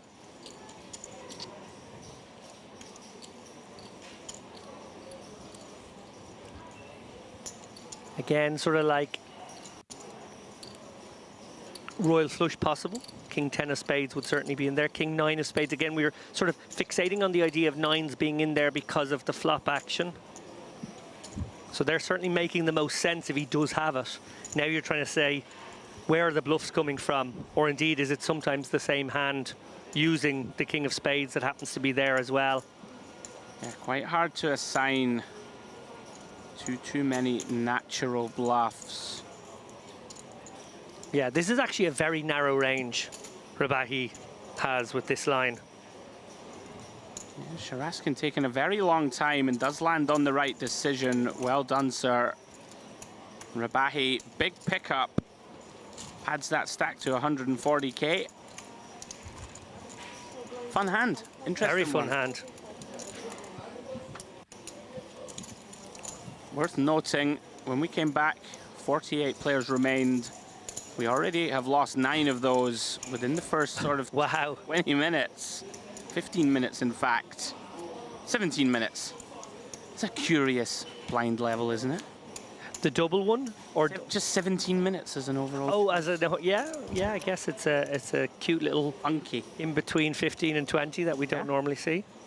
Not quite sure the reason for it, but also I see no reason in this world to be on the nose of these like numbers that end in 5 or 0. We do seem fixated on that as pattern-seeking creatures. Yeah. It's like when you're watching the telly. Does it have to be an odd or an even number, or in the car with the volume? Oh. What do you reckon? Are you one of those people? No, I'm a person who will sort of say to my partner, "I'll see you in 7 minutes," and she'll go, "Oh, you will." 7 minutes? What? And I'm like, "Well, this feels like it'll be about 7 minutes." She goes, "Say 10 minutes." I think it could be 7. Man of precision. David Lappin, love seeing it. Right then, back we go. Raise here from Rabahi in the cutoff. Jack 8-5 deuce, double suited. Called in 2 spots. Chibub, who has been very active, and Gortakov in the big blind. Yeah, Gortakov with the bad flush draw here. Chibub with some very relevant 10s in hand. Yeah, Rabahi can't know it, but is best here with just a weak top pair. Chibub with an interesting combo with the 10s in hand and the 7, but does decide to check. Rabahi now gets the green light.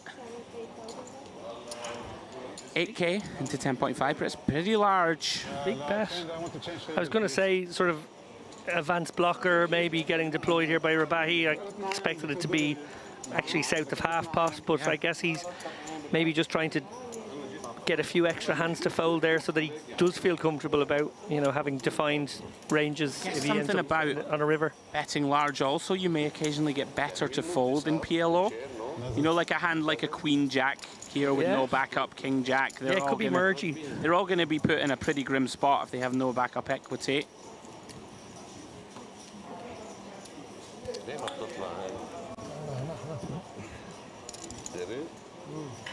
I think it's the maximum though. Maximum? No. No, fair.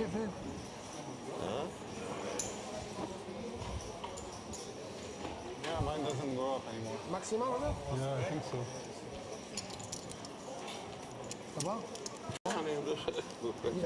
The best we can. So we see a new contender arrive at the table, and that is Daniyar Obakirov from Kazakhstan. I'm becoming very proficient now at the difficult surname pronunciations. I'm very impressed by your pronunciation, honestly. We got a lot of help from producer Vitalis Milbutas in the first year of doing commentary. Myself, Ali and James and Dara, struggling sometimes with the pronunciations of the Eastern European names or indeed of the Turkish names. I can remember Milbutas getting very upset on a few occasions and saying, it's the kh noise. Yes. Not the kh. And I'm like, that's the same, isn't it? Yeah, I would feel like you do there. At least we had Ali though, who's pretty good on the Eastern names. Very good. And back round to Rabahi, who has been feeling it here. Pretty dusty looking though. Jack 10, 7 deuce, all hearts. You would imagine he gets out of the way here. But stranger things have happened, and they continue to do so. Decides he wants to continue riding the wave. Ah, Mr. Haidar has returned. We saw him deep in the mystery bounty event earlier in the week. Yeah, one of the great characters here. He's hilarious. Can I give you more? Shaboob, we have not seen fold a hand yet, I don't believe. Completes from the button, king 10, 8, 6. Spades working. First look at Obakirov. Checks his option with king, queen, 10, 3. Gortikov in there with bad queens in the small. Yeah, and once again, a multi-way affair here. It has been sort of the theme, three-handed, four-handed, even five-handed to the flops. Well, how does Rabahi do it? Flops the nuts here and somehow has a heart draw with 4 hearts in hand. Everyone checks through to the 4 of spades on the turn. Unfortunate for him, and none of his opponents have too much. Shaboob does have a bad 2 pair. Yeah, and I like the decision to do his own betting here. You know, you got to charge the queen 10, queen jack, jack 10s. Yeah. Maybe there is a 7-5 lurking out there. Maybe there is better hearts, even though you've got a lot of them.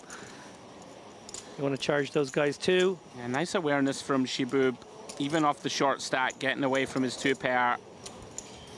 And Rabahi continues the motor. Yeah. Dominating feature table performance so far by that man. Obviously got fortunate with the river there a few moments ago, but can't blame him how he played his hand at all, and didn't get paid to the full, but won a very chunky pot and has won a couple since. That's a very vibes type hand. Jack 10, 7 deuce all hearts. It's like, you could see the wheels turn, and he was like, I should fold this. Yeah, this is a bit much. He's like, I should probably fold. However, the dealer is very kind right now. I'm finding momentum. You literally saw him go, I should definitely fold this, but and then calling chips in hand. Worked out again. Yeah, one thing I would say about this tournament is obviously PLO. I would generally expect a slightly higher degree of circumspection, some better ranges getting involved, and players generally playing maybe some. I think part of the reason for that is the bounty factor, which we've obviously talked about ad nauseum now, but actually also a big part of it is the turbo-ness of this tournament. Players very much trying to sort of be proactive, if you like, backing their post-flop skills, looking to build big stacks, sort of feeling like they can't just hang back. Yeah, I think that's actually a really, really good point. People sort of widening beyond normal realms is definitely fair to say. Well, Rabahi, off he goes again. Double suited, ace 10, 6 deuce. And Haidar going to give him some action here with the 10, 9, 8, 4 double suited. Yeah, this is pretty wide also with that kind of nasty 4 dangler. Ooh, and we're in there. Gortikov with a hand that could squeeze, but has decided to flat on the button. I prefer the flat, to be honest. I think if he was double suited with that ace, I'd like a squeeze, but I think this is pretty nice. Yeah, Todorati completing only with bad kings makes a ton of sense out of position. Just going to take a peek at the first 3. And that first 3, queen, 4, 10, rainbow, top set for Gortikov. But Rabahi feeling it right now, clearly. I mean, this is a little out of line for me. More than a little. He has the double backdoor flush draw, I suppose, to go with this second pair and just like weirdly tiny amounts of equity floating around the place. Yeah, I mean, this is going to work out beautifully for Gortikov. Haidar is going to, with the same 2 flush draws, same 2 backdoors, is going to call. And now Gortikov dreamland, absolute dreamland here, getting to go for a very big bet. Let's go ahead and raise the pot. Haidar does have 2 pair as well, but this is going to shrink up massively in the face of this big raise. Does ask for a count. Yeah, bottom 2, always an ugly hand in PLO. Sure. 40 behind. Does ask for a count. Yeah, he's going to be piecing together, you know, how often this might be a hand like ace, king, jack, 10, ace, king, queen, jack.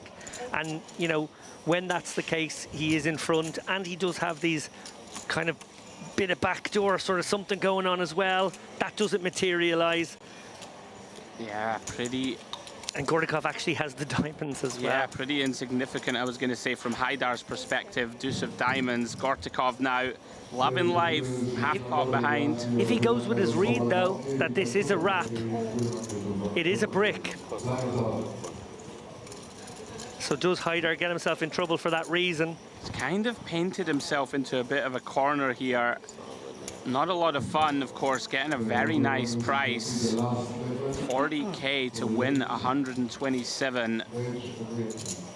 Yeah, and is he going to just put the read that it's like a king jack and 9 kind of holding? That's the very, very bad news. Oof. Fortunately for him, in awful shape. Give me 8 of spades. 8 of spades is no good, sir. No, I think he needs a jack. Jack you need. The jack is the card. You need jack. Only why I come? I thought I had.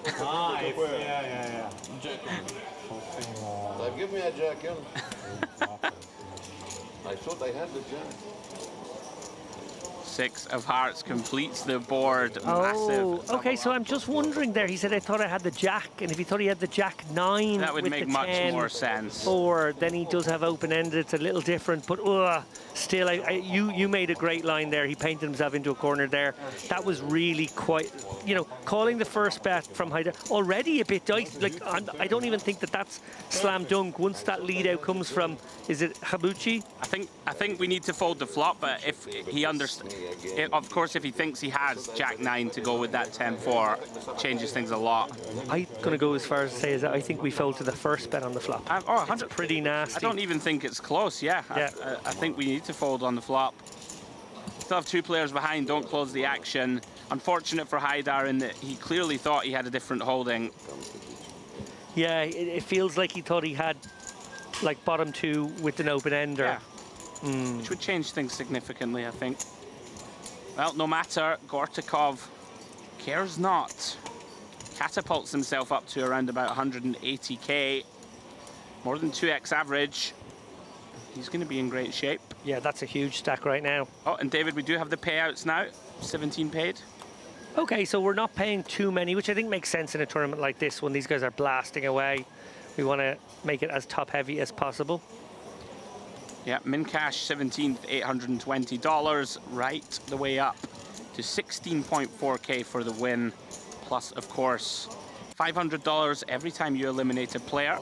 As we see 2 limps from Gortikov and Shaboob. Shaboob now getting very short with the ace-queen 7-6, and Obakirov deciding time to pull the trigger. Makes it 8,000 with the king-queen jack-jack. Interesting stuff as we see Shaboob decides to just call.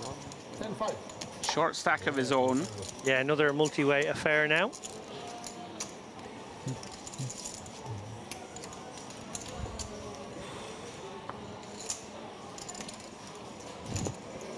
And navigating these multi-way affairs, always difficult.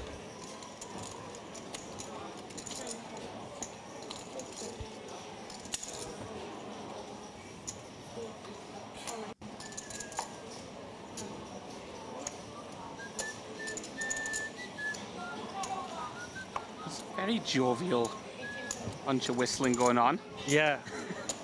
Well, whistle while you have top pair. Yeah, great spot for Obakirov. Sends in the remainder of his chips, 18.5k. Gortikov, kind of grim one. Ace-Jack 4-3. Does have some capability of improving to the wheel. With a kind of dusty-looking middle pair only, David may just get away here. I don't know, it's pretty close actually, because he's only facing a pop bet, which means he only needs to be 30%. Plus we can add that 10k in for the bounty factor here. That sort of makes it a bit more appealing. This might be exactly one of those spots where, because there's a bounty on the line, it could tip him to call. Yeah, it looks like he's reaching. You've called it. As does Gortikov. Flicks it in, and he's in pretty good shape. I think expecting to see aces in Obakirov's hands a lot, and then having very close to actually the same amount of equity that he has anyway. He's going to be pretty happy to see the hand he's up against. Multitude of outs. with 2 cards to come. Yeah, wouldn't have thought his ace was live necessarily. 7 of clubs turn is a blank. Obakirov looking to hold on. Does do so on the 9 of spades. Gets himself right back in the hunt. Yeah, pretty reasonable out there from Gortikov. I think with the sweetener of the bounty, probably tips you over the line. A problem, obviously, that you have an ace in hand and are wondering if it's actually a bad card, a dead card in that scenario. And I think that's probably part of the decision that we saw him mull over. Absolutely. As we take a look at the chip counts, Rabahi and Gortikov neck and neck. 140k, 94 big blinds. Enzor Lucan-Air and Stefan Todorati, both with a very similar 70 bigs. Look at this, there's 3 sets of players neck and neck. Obakirov and Sharaskin, both with 43 blinds. Safi Haidar lost that huge pot, but still has a fighting chance, 30 blinds. And Shibub, work to do, 7 big blinds only. And they have just gone up, Mr. Lapin, 1k 1500 with a 1500 ante. Yeah, I think this is the level we're going to repeat, or maybe it's the next level we're going to repeat. Okay. As per little kink in the structure, but mainly due to trying to take chips out of play, chip races and whatnot, and offer a little bit more play to these guys at a crucial time, pre-bubble, when probably giving a few extra levels is needed most in a 17-minute clock structure.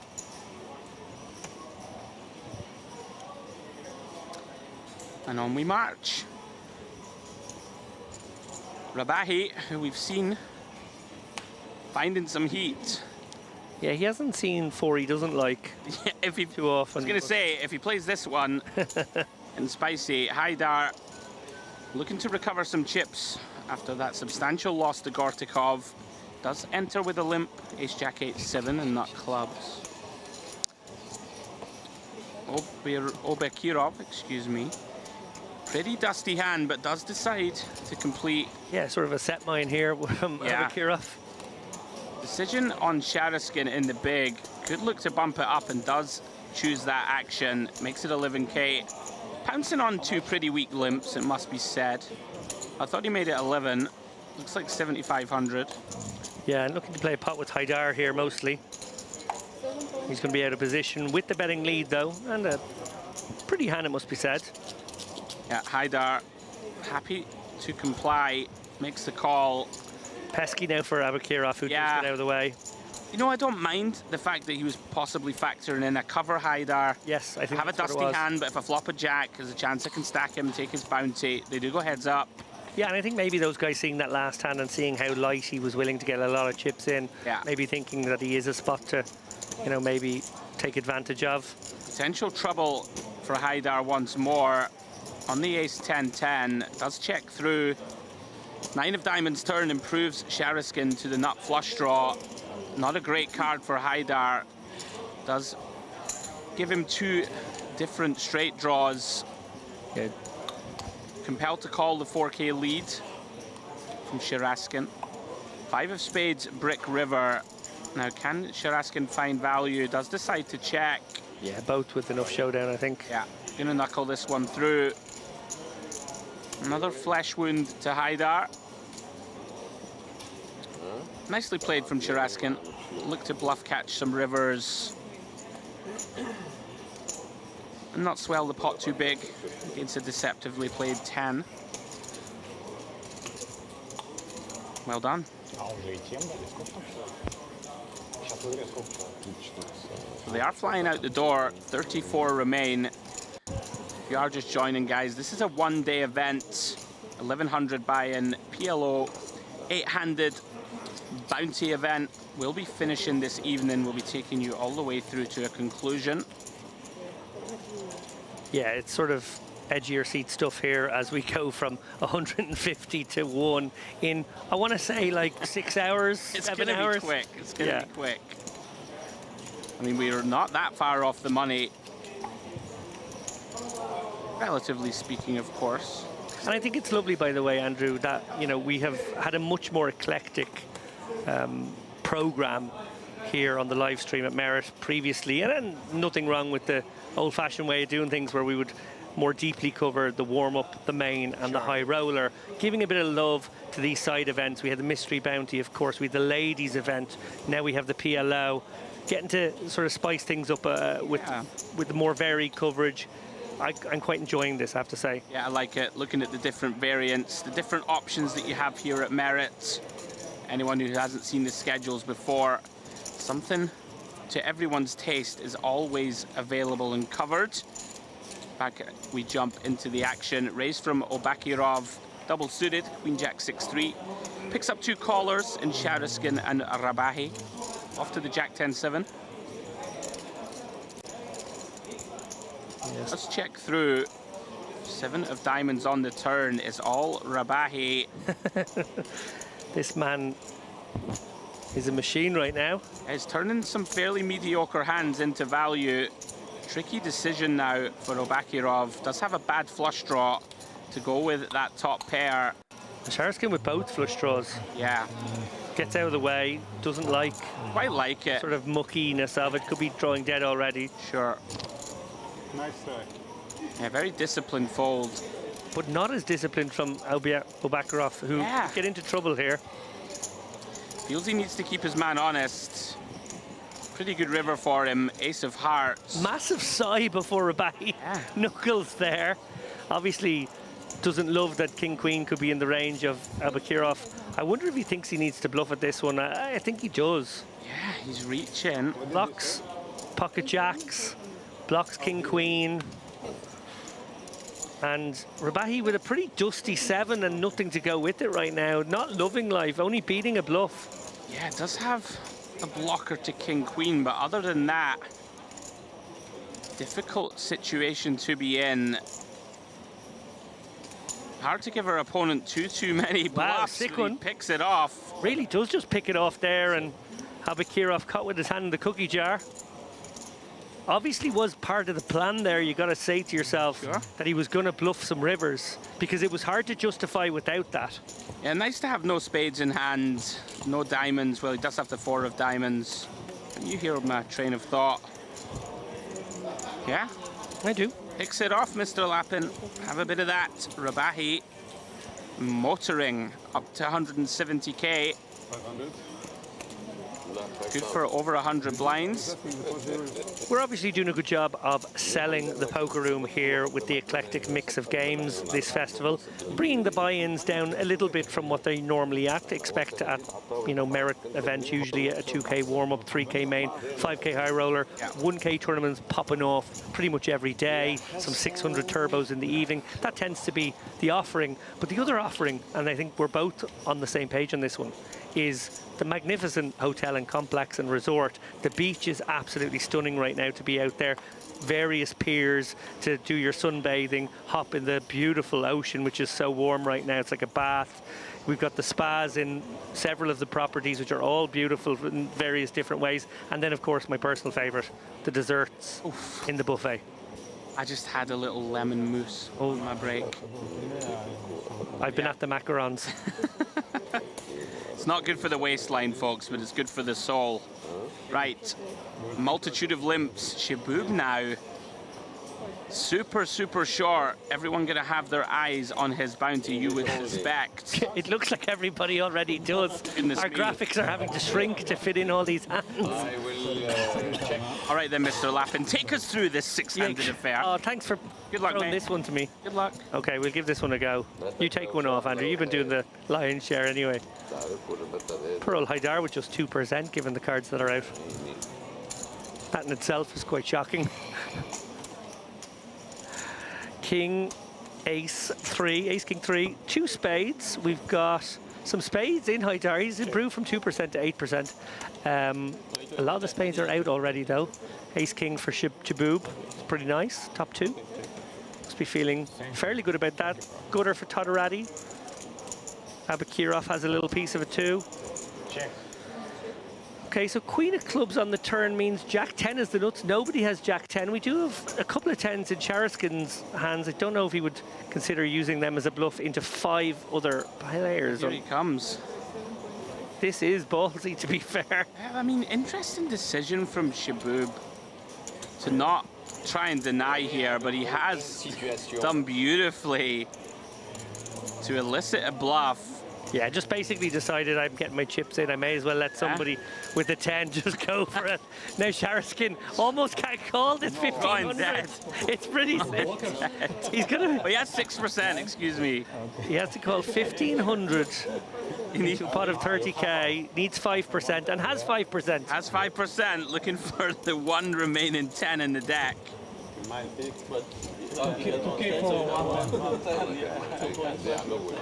And I've got news. We saw a lot of the cards. It hasn't been folded. Oh, the 10 of clubs is live. It's lurking. Oh, don't do it to poor Shaboob. It is lurking, guys.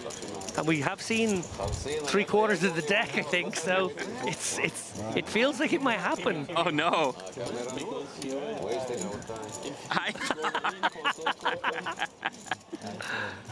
No, the 9 of diamonds.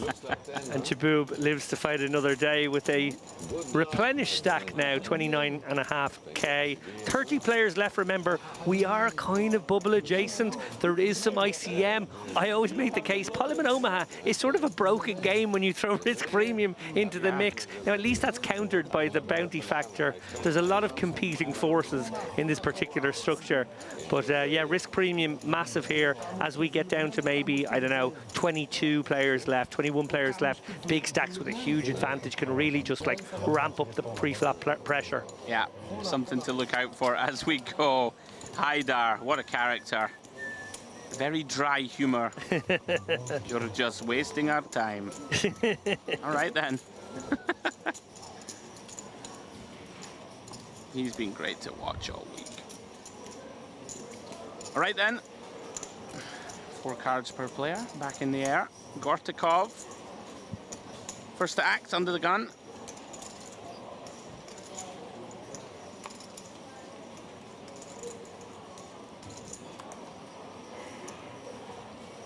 And here he is. Well, I'm gonna go for a cigarette. What do you think, guys? Haidar's wondering if a little dose of nicotine would help proceedings. A very pretty looking ace, queen, jack, 9. Nut spades for Gortikov. Decides it's good enough. 4,500 to go.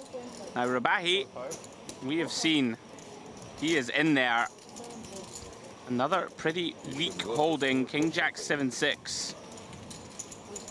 Is dominated by the spades of Gortikov. Could get him in a little trouble. Shaboob takes the price, double suited hand. Yeah, Shaboob looking to flop some equity here and a little bit like the last hand, just go with. Nobody with the 5 though on this queen 5-5. Yeah, thus far, this hand all Gortikov. Decision point on him. He's going to go ahead and try and define where he's at. Looks like around about a 3rd pot. Yeah, nice sizing here from Gortikov. Yeah, well done. Mostly worried about Shaboob's range in that spot.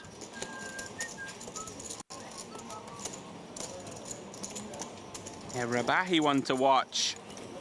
He's in there very liberally. As it must be said, are a lot of the players. We already referenced it. Turbo structure. Time waits for no man.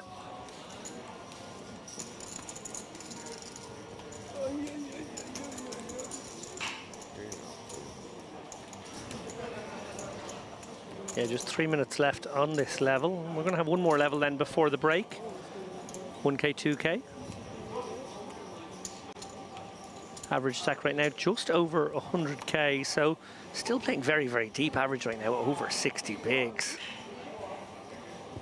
These guys really more than capable of generating their own action and turning this one into a fairly deep stack affair.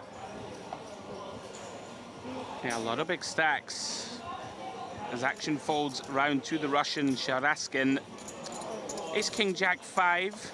Makes it 3,500 to go. Rabai. Never seen a hand he doesn't like. Queen, 9, 8, deuce, double suited. Commits calling chips. Gortikov has been one of the more measured players, like how he's been approaching things. A little more disciplined pre-flop, but does take the price here. Ace, 9, 9, 6, drawing to nut clubs. Off to the queen 4-5, and Rabahi once again smashes this one. Top pair with a queen high flush draw.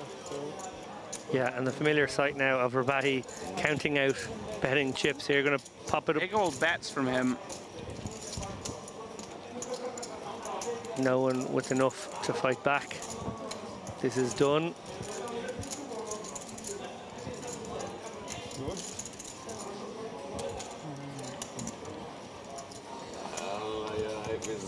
And it's tough to blame him, right? If you're just smashing every flop. Like if you're just smashing every flop, David, then let's just continue. Yeah. Life is, shall we say, sweet? Oh yes.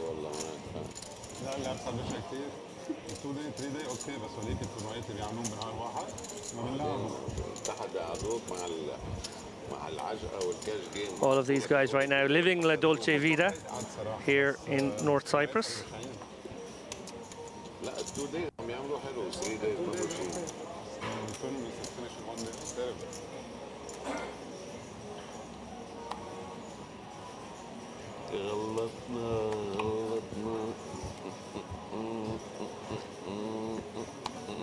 Haidar having a little sing-song to himself. On we go. Tempter here for Sharaskin. He is going to be tempted. 10-10, 9-7 double suited. And, ooh, nice little semi-rundown here. It's Badoogie, though. 8, Queen, Jack, 9-8. Yeah, we haven't seen much of air throughout this frame. Has he aired here? Oh, beautiful. With this Queen, Jack, 9-8. Honestly, David, you never miss one. Right to Bakirov. Interesting looking ace-5-3 deuce, nut diamonds. Comes in to join the fray. Yeah, Abakirov has been a loose, aggressive opponent to these guys. Oh, and he does flop trip threes. Will that image get him paid off now? Pretty unfortunate here in that neither opponent really with any piece needs air to start bluffing, and he has obliged. Half pot, 6,500. Decision now on Bakirov. Do we fast play? Don't have any spades, of course. Don't have a king.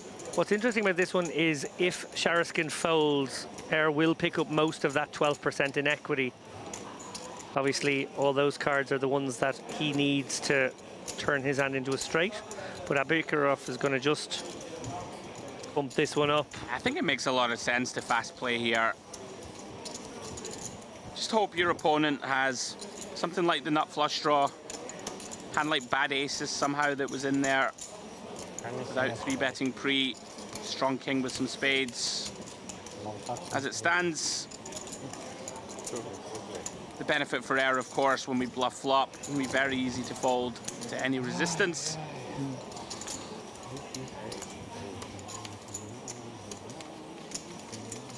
To err is human, to forgive is sublime. Oh no, you're right, it's divine, not yeah. Sublime. Oh my, it's the first time in history that I've You've got me. Outsmarted Mr. Latin, potentially.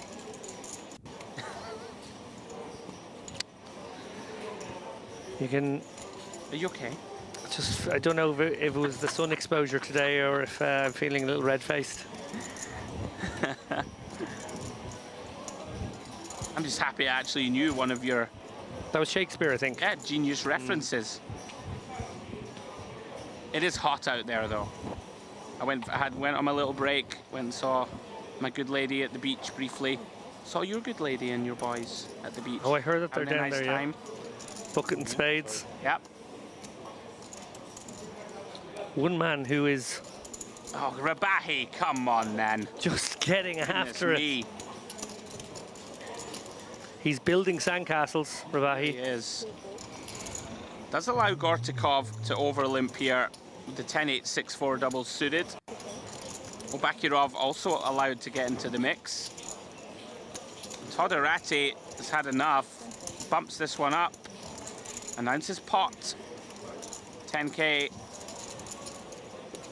Very nicely timed, it looks like.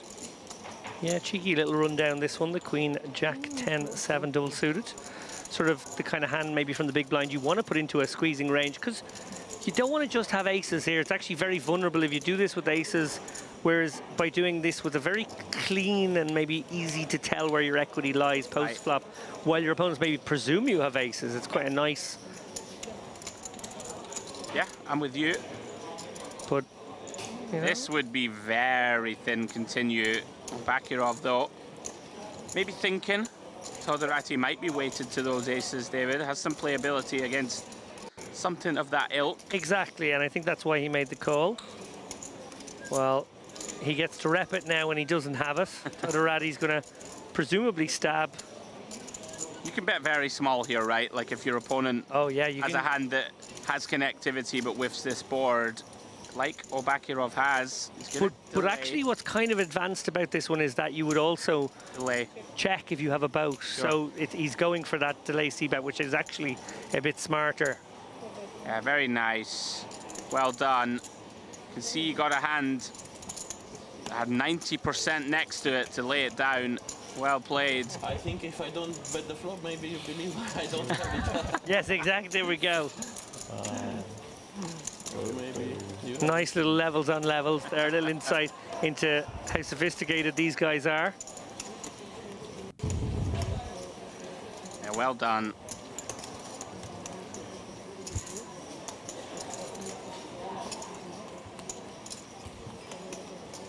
So they are flying out the door. 25 players remaining. We are paying 17. So just like that, only 8 players away from the money. If you are just joining, guys, 1100 pot limit Omaha, 8-handed bounty event. Myself, Andrew Headley, and Mr. David Lappin in the booth.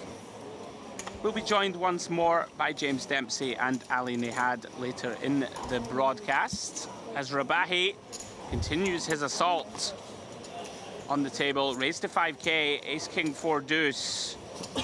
Some pretty unappetizing danglers in there, but he is undeterred. He is after it right now, and he's got a customer in exactly the guy he would want, because a bounty on the line here with the short stacked Haidar. Yeah, we really are seeing some wide continues. Haidar, king, queen, jack, of course, nicely connected, but that pesky 4 of hearts, but he's in there regardless. Todorati completing from the small, ace, jack, jack, 10. Another troublesome spot now for Haidar on the king 9-9. Rabahi just continuing to smash the deck. He will find a customer in Haidar on a lot of turn cards now. Yeah, very likely. 5 of diamonds.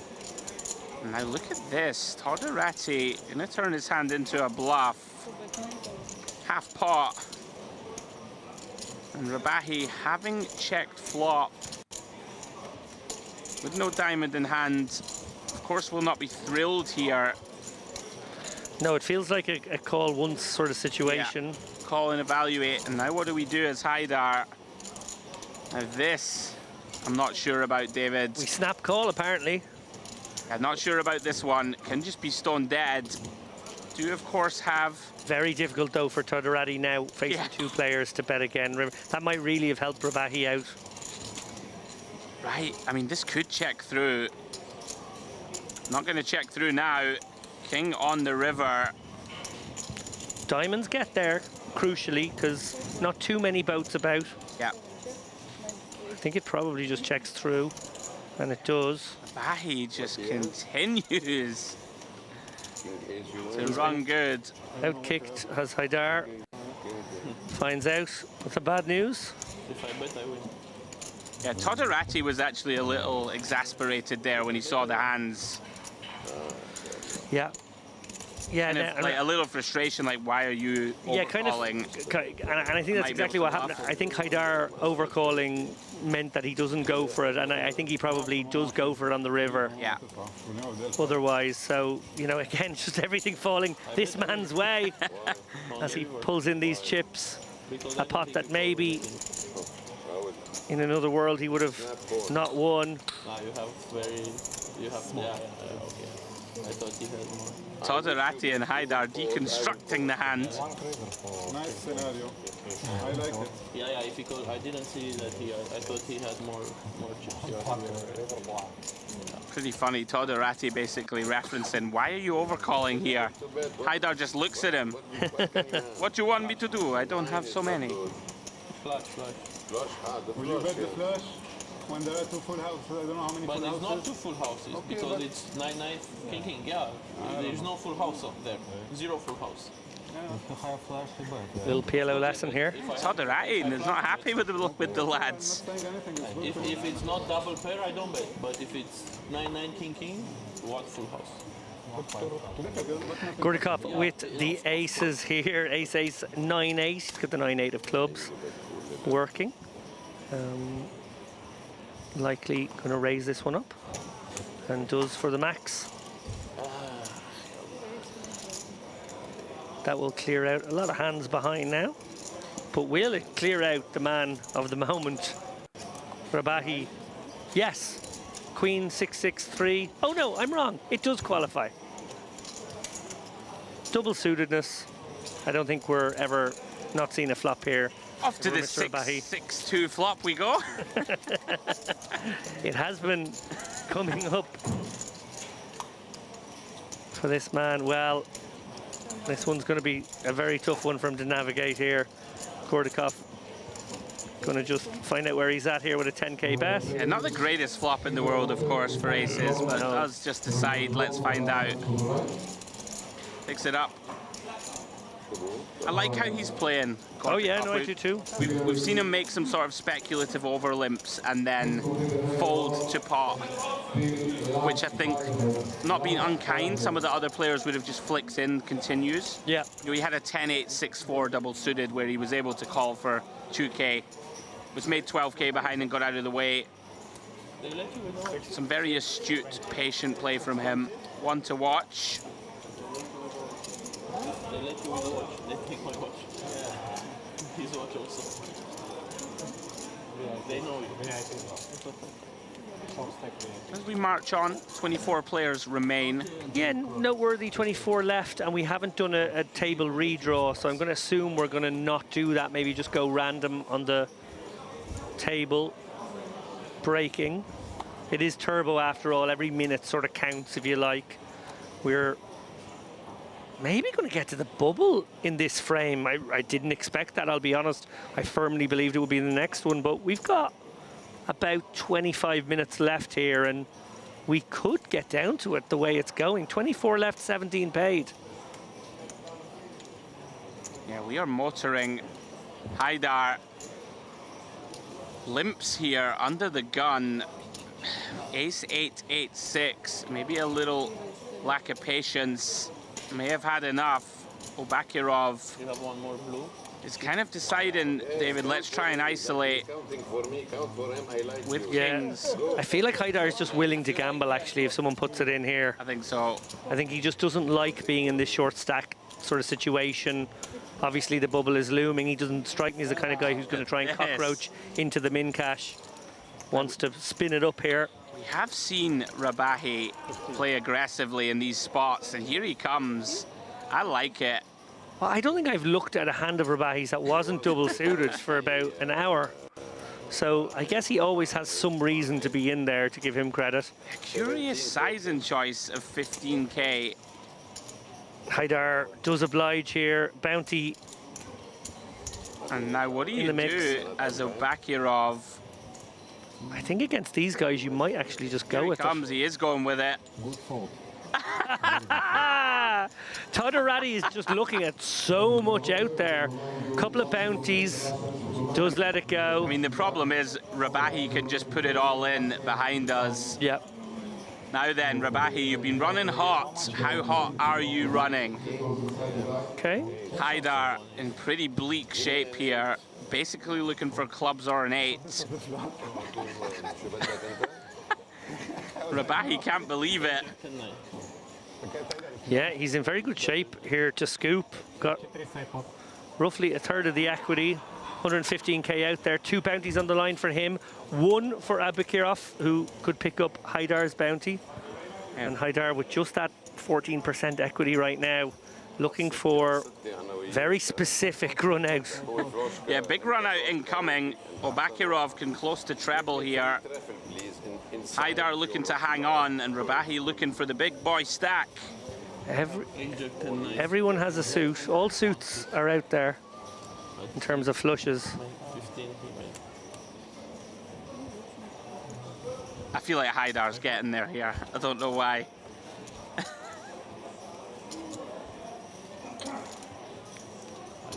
No, not this one, all in. The dealer just organizes the main and side pots. The middle one. Him and him, all in. You call or in, all in? You call. Yeah, I call. Here we go. Wow. Ace 5-5 on this flop. Yeah, Abakirov not loving the side of the ace, but he does have hearts working. Looking for a king or a heart. 6 or an 8 for Haidar. Oh, hello. Little bit of hope for Haidar here with the open ender, but that's hard to hit. Yeah. Diamonds now for Ravahi. Little bit of blockage. And Rabahi gets it done again. Double elimination on the feature table. Haidar spun the wheel. Obakirov gave him action. But they've both run in to the buzzsaw of Rabahi. Picks up 2 $500 bounties for his troubles, and now has a massive stack. What are you talking about, man? No, before. Before the flop? I don't care, I will go all in. No, when he makes 7,000. I was waiting for you to move, I was going to go all in. Yeah? Yes. Good, I didn't go. A little bit of beef I was sure you have developing. No aces. You were counting his chips and everything, I was sure you don't have aces. 100%. Yeah, I have ace, jack, 10, 9. Okay, well, that's great. I don't mind playing it if you want to play it. Love it. I think this might be the first time in history, Merit, I've seen a little bit of bad blood developing. You should do it one time. Let's see. Next time. This time you win. There's some fighting words for sure. Yeah. Nice hand. Thank you. Like, I actually think there's a lot of respect between these players who are at least sort of half bantering, half maybe a little needle. There's needle under there. Todorati's going for it. Maybe trying to plant some seeds of doubt. I'm here for it. I love the passion. I mean, something to be said if there's a guy just running away with it, playing, from your perspective, too many hands, to try and tilt him a little. Yeah, no, I think that's what he's doing. Absolutely could be part of the equation here. Just try to knock our chip leader off kilter. I love a good villain. Oh, I forgot this. Sorry. You like being the villain, right? Oh, whoa. Hang on a minute. You told me in a little segment we did yesterday, which may or may not see the light of day. Go on. Be careful. You told me that you slow rolled an old man one time. Don't spoiler it for the people who haven't even seen the segment yet. What are you doing? It might not be allowed to be aired, it was so savage. Right then, look at this. We did ask for it. Villain on villain action. Todorati raises, Rabahi calls. Oh, goodness me. 10, 9, 6, 2 hearts. Here we go. Well, there's been a lot of talk. Now there's going to have to be some walk. Are they going to play a huge one? You could see it. 2 pairs for Rabahi. Every reason to just call here, Rabahi. I don't think you want to bloat this one. Here he comes. Does check call. Todorati, plethora of overcards and open-ended. Queen, of course, working for him alongside an 8 and king. Oh, and there it is. Instant service. 8 of spades turn. Rabahi can't like this card, of course. Does improve to a slightly better 2 pairs. But Todorati with the nut straight. Oh, I'm sorry, but if we get a call from Rabahi and he spikes it. Oh, please. Oh, my God. He's gone very large, though. Looks like pots. Too expensive. Fair play to Rabahi. He knows exactly where he's at here. Sure. I think he's just figured out that he's up against a straight of some sort. And oh, look at this. Oh, yeah. Even gives a little rub down. Had 2 pair. Well played, Rabahi. Yeah. You know, like, it's so crucial. If you're going to be the guy who plays 75% of the pots in PLO, you have to be good at hand reading, you have to be good at getting away, or else you will just get wrecked. Absolutely. It would have been great there if he just said, nah. Well, he kind of did. Too expensive. Like, you bet too much. Yeah. Didn't play that hand very well. It'll rub down as the pocket. Play that hand too well, sir. Brilliant. Little look at the chip counts. Fouad Rabahi, 100 big blinds, 247k.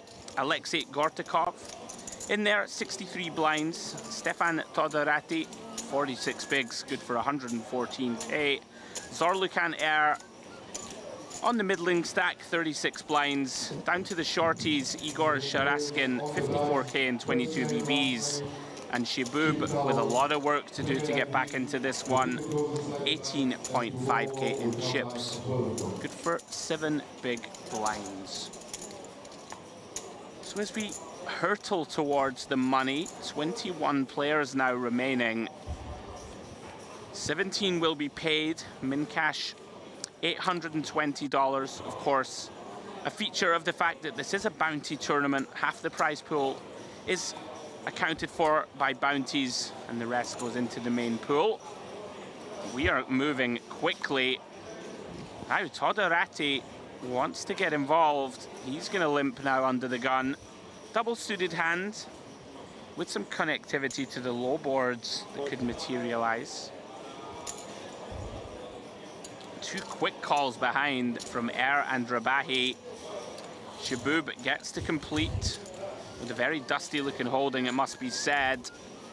Gortikov checks his option, double suited hand of his own in the big. Off to the 7-8 jack board. Air has flopped it here, David, with the 9-10 in hand. Nothing much for Todorati or Rabahi. Everybody checks. Jack on the turn. Potential trouble for Gortikov. Does improve to trip jacks. Yeah, this could become expensive. Yeah, Air, of course, with the case jack in hand and that flopped straight. Still a huge favorite here. Well, Air's got a boat. Oh, he does. Sorry, excuse me. Yeah, he had so much of this one. No, he had so much of it, and we have a lot of cards in front of us. Yeah, there was a lot happening. Gortikov's gone pretty large. 2/3 pot. Air now content to continue the slow play. Yeah, I like this. In position here against Gortikov. Obviously, we see he's in incredible shape. Yep. Now, Gortikov probably sticks the brakes on. Or does he go for a blocker? Maybe you go for a very teeny one. You go for a little 6k blocker. That can sometimes function. Have been impressed with his sort of discipline. Knows when to pump the brakes. Perhaps feels here best to check on over. Maybe allow my opponent to bluff some holdings and keep the pot smaller if he does have me pipped. Like this size and choice from Air, very nice. Hasn't gone too greedy, 14k. Round about a 3rd pot, little over. Gortikov with a bluff catcher. Yeah, it's not great. No. Really tough. We have been impressed with his hand reading and ability to avoid these marginal ones. And what are the bluffs, Andrew? Like, it's very hard to find bluffs here. It's tough. Your man has called turn here. And it was a pretty big bet, right? Which, in a multi-way pot also, I believe Air wasn't closing the action. Only real natural bluffs, some kind of bricked club combos that don't feel compelled to bluff very often. We do, of course, lose to some full houses, some flop straights, even the better Jack X. Like an ace-jack type hand that Air could go for some thin value with. Yeah, I think you gotta let this one go if you're Gortikov. Yeah, well done. Really like how he's been playing. And well done, Air. Nicely played hand. Finds the deceptive flop check. Picks up a nice pot. Well played hand by both. Okay, worth noting here, we've lost 2 players on the outer tables. I think we are going hand for hand. 19 left. It might even be 18. Remember, 17 paid in this one, so every reason to sort of pump the brakes here, assess how many players there are exactly out there. Just take it down a notch, play a little bit slower. Short stacks have not, yeah, we are down to 18, confirmation of that. So we're on the direct bubble now, but really, really strongly worth noting how quickly we went from 24 to 18, given that there's a bubble. Unbelievable. Like any of these players who are shallow could have just sat out in orbit and, haven't seen and a probably single made it to tank money. either. No, it's extraordinary. There's no... Now, I appreciate that an 820 min cash, which is less than a buy-in, is not exactly something you're going to write home about, but still a factor. Money's money. I love it. It's my favorite thing about Merit. No one cares about the min cash. It makes for great viewing. Rabahi, 245k, finds kings with nut clubs. Yeah, and he needs to just be abusive of this bubble now. Not that he hasn't been for the last hour, but like... Oh, now this would be a little step out from Gortikov. By his standards, pretty thin. Does, of course, have nut hearts. Yeah, these deep stack players, obviously less of their equity in the min cash, don't really care and want to build big stacks here. Todorati fancying this semi-rundown here, 9854. Oh, hello, Rabahi. Wow. How you running today, sir? Wow. Just flops quads. Too much of it, has to check. Just flops quads when Gortikov has the nut flush draw. Well done, does find that check. And now Todorati is a flush draw.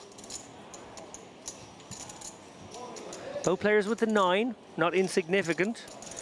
Both players with a flush draw, which we know is completely stone dead. Yeah, Gortikov's going for a little equity denier, but he's gone pretty big again. How much? I'm inclined to think that this is a bit too large. 15k. Todorati nicely snap folds. And the Oscar goes to... I quite like it. Doesn't look too strong. Just a quick call. Oh, and that glance of sort of like, oh, don't be annoying me. Deuce of clubs completes the board. All the draws do brick. Gortikov here likely to be faced. I feel like Gortikov is the guy who bets big in those situations that we think a smaller probe is good because he feels as though it gives him an honest read on the situation. And that's fair. However, he's about to make a liar out of me because he is going to fire. Well, I don't understand this bet. Is it value? No, can't be really. Mergy. It's like he's trying to get queens to fold. Yeah, this must be a bluff. Now the Oscar will be going to Rabahi after goodness me, a full minute performance. Remember, the clock has been stopped, so take as long as you like. I suppose one little wrinkle is that we are on the direct bubble and he can try and make it look like he's somehow strong-arming his opponent. Exactly. But it just, yeah, Gortikov, too experienced, too long in the tooth. Yeah, just hoping that your opponent has like 9s or 6s there, even though you blocked a 6.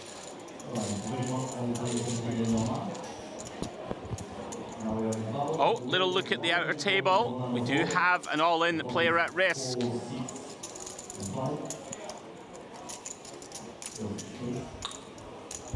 Here we go. Here we go. Flop is 6, 5, 4, 2 spades. And it looks like we got the Jack 8, 7, 5 versus the King at 9, 9, 6. Spade draw definitely for the King 9. Yeah, we have a flop straight versus the flush draw. Yeah. Oh, 6 on the turn. Lots of outs. Oh! Wow, he got there the dirty way. Kings it. And with that, we do lose Miroslav Krasimov from the outer table. Nasty way to go. Backdoor full house for his opponent. GG, sir. Got it in good. Unfortunately for him, he is our bubble boy. Scooby-Doo. Scooby-Doo announced we're in the money. What an amazing passage of play. Honestly, when we came back from break, I thought we'd probably get to about 25 left. Yeah, seemed reasonable. And now we're down to 17 and there's still minutes left. So we'll probably get down to about 12. Absolutely wild. It's incredible how deep this is. Like 65 bigs deep? More. I mean, there has to come a point where it slows down a little. No? Yes? Well, maybe? Who again, knows? you would think so, but like you would think that one of those points would have been the last half hour. But it's not. Yeah. This is one of the most fun formats. We might have another Real. all-in on another table. Is that possible? It could be. Anything's possible. No, I think they're just checking to make sure that we are in the money. But we did play 6-6-6 for the 18 left. Oh, we did. Okay, okay. You're right. I don't know if there is potentially one more table. We wouldn't be stalling unless there was still action. You're right. Now, what we have seen is the clock has just come back. So 10 minutes left on the clock. We're going to finish out the level. Bubble has burst. No further bust outs. 17 left. Here we go. So we were taking 2 minutes off per hand, but we only had to do that once. Because, you know, someone had a flush draw. Yeah. About sums it up. What a brilliant format to rail. Fast and furious. Oh, it's been absolutely brilliant to watch. Well, Rabahi, you have 4 cards, sir, and these ones, pretty nice looking. King, Queen, Jack, 5. 305k right now. My goodness me, what a stack. Yeah, not far off 2x average. Gortikov has hit a bit of a speed bump, lost 50k plus or so the last few hands. Let's get out of the way. Round to Sharaskin. Ugly looking holding, nice discipline. It's out of the way. Okay, Andrew Headley, what is his VPIP? Who, Rabahi? At this feature table, because I have pulled up the stats. I know we don't like to nerdily go too deep into the stats, but this is a fun stat. Oh, well, the fact that you've given me a little nudge in the right direction. I've only seen him fold once and walk away from the table. And he may, let's say he's folded twice, and we've had, what, 50 hands-ish? I'm going to go 92% VPIP. It's actually 79%. Oh, okay. So he has found a few folds. I'm giving him a disservice. Exactly, yeah. You're It just felt like he was in every hand. Don't be ridiculous. 90. I was going to go 82. I was going to go 82. Well, if he plays the next hand, it'll be 82. Then you said it was a fun stat, so I was like, all right, what's more fun than 82? Well, here's the one other stat I want to ask you about. There's an aggression frequency, which is obviously how often he comes into the pot raising. How often does he do that? 68%. 49%. I'm just way off. I'm too aggro in my assessments. He's been the star of the show, and it has felt like he's been in every hand. But, like, for example, he's not in this hand. Well, action is on air, facing 3 limps. Does have a hand he could consider bumping it up. Ace, King, 8-6, double suited, nut diamonds. Little surprised he didn't take it. I thought he might. Chaboob in the money, just loving life. Well, the reason he didn't take it, he knew he'd flop it. Flops the stones. Oh, wow. Too much of it. Due to the king turn. And if the... I was about to say, if the 4 or the deuce or the queen come in here, it could be very nasty for Chaboob, who probably just calls now. Yeah, time to go for value. Oh, it's 9k. It's quite a bit. This is a bit pesky. I think you can let this go, actually. I think you let this one go, sir. No. Oh, no. Announcing gamble with 2 players stacked behind him. Gambling on you bluffing. Flicks it in, gets shown the bad news. And this was the problem, that the deuce ball on the river did give him a boat. And this was the issue. Sure. Well done, Air. Hoping that his opponent had something like ace-queen or ace-jack there. Well, we continue on. It's been a fantastic frame. Really enjoyed it. Hasn't been much pause for breath. I just can't believe we're in the money already. It's just absolutely wacky. Yeah. That means it has taken approximately 3.5 hours to get to the money. It's amazing. It's amazing. Lovely look at our beautiful trophy. That will be going to the winner this evening, folks. Myself, Andrew Headley, and David Lappin in the booth, coming up to a break shortly. Yeah, confirmation, 3 hours and 40 minutes of play. There we go. Get us to the money. Well, Chaboob, you've found aces. Get your 2 big blinds to work, sir. Gortikov now with a hand that may consider an ISO. Of course, this is a bounty tournament. I'm going to go out on a limb and say that if you had max late reg this and sat out, you would have made the money. I have. I think you'd have made the money. That's no fun. I'm not sitting out. Oh, this table anyway. Chaboob. I think you might have got blinded out of this table because it's been so fast. That's true. Yeah, like, that is true. It's been outrageously fast. They do play fast. Okay, well, looks like everyone bounty hunting here. Makes sense. Now Rabahi, he could consider it. Is it just going to abuse? Oh, he has a real hand. I know. Jack 10, 9, 8 Padugi, but that's a pretty pure run down, and he gets it. He gets the isolation. He gets probably. Oh, with Gordikov's just sick of this. Oh, he's had enough. Here we go. Here we go. We've got a ginormous pot on our Oh, wait hands. a minute. Sharaskin calls off as well. What is going on? Goodness me. Well, Rabahi's somehow in all there. in. Okay, well, this is $250,000 in the middle. But yours is better. Little did we know Rabahi was going to cause chaos. If he wins this one, oh my goodness, what a stack. He will be sitting with 450k plus. I must say, Gortikov has been our most sort of... Gortikov was just over it. He's He was totally like, had enough. Do you know what? Look, ace, king, and a queen in my hand. Let's do it. Let's dance. Well, Chaboob, with the aces, may well survive this one. You asked the question, David, will they chill out as we approach the fight? I love that almost everyone's on their feet shouting for cards now. This is great stuff. 8-7-6 flop would be good. All right then, as the dealer sorts out the chaos. Yeah, this is, for the dealer's sake, let's hope Rabahi wins. Well, here we go. Four-way all in. Oh, Jack. Rabahi has a lot of it. Five. Rabahi has a He most really of it. does. 6, 8, 9, 10. He's got a pretty pure wrap with top pair here. But you are in front. Gortikov in pretty bad shape. Sharaskin looking to improve also. Yeah, Chaboob, best hand right now, but really hard to see how it would say such, although that is one way. But you win. Very nice card for him. Chaboob is absolutely loving the board pairing 5. Yeah, Gortikov now dead to a king or queen to survive and win the side pot. Rabahi doesn't mind if Chaboob wins if he can win the rest. It is a 5. My goodness me, so does... Oh, hang on. Trying to piece this one together. Now it's just like everyone's got trips and we go with the high Yeah, cards. Gortikov is going to survive on that 5. Gortikov survived. We've got Gortikov winning. We've got Sharaskin being eliminated at the hands of Gortikov. We have Rabahi losing a chunk to Gortikov. And we have Chaboob surviving somehow, getting probably a quintuple up. Bravo, madame, indeed. What a ridiculous way to enter the end of the level. Fabulous stuff. Wow.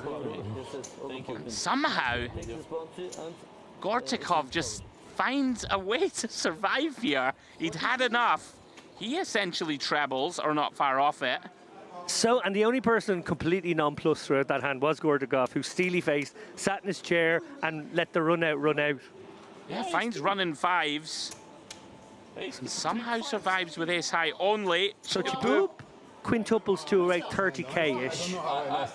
Gortikov gets effectively a triple up, but loses a little bit to Chaboob, but barely anything really.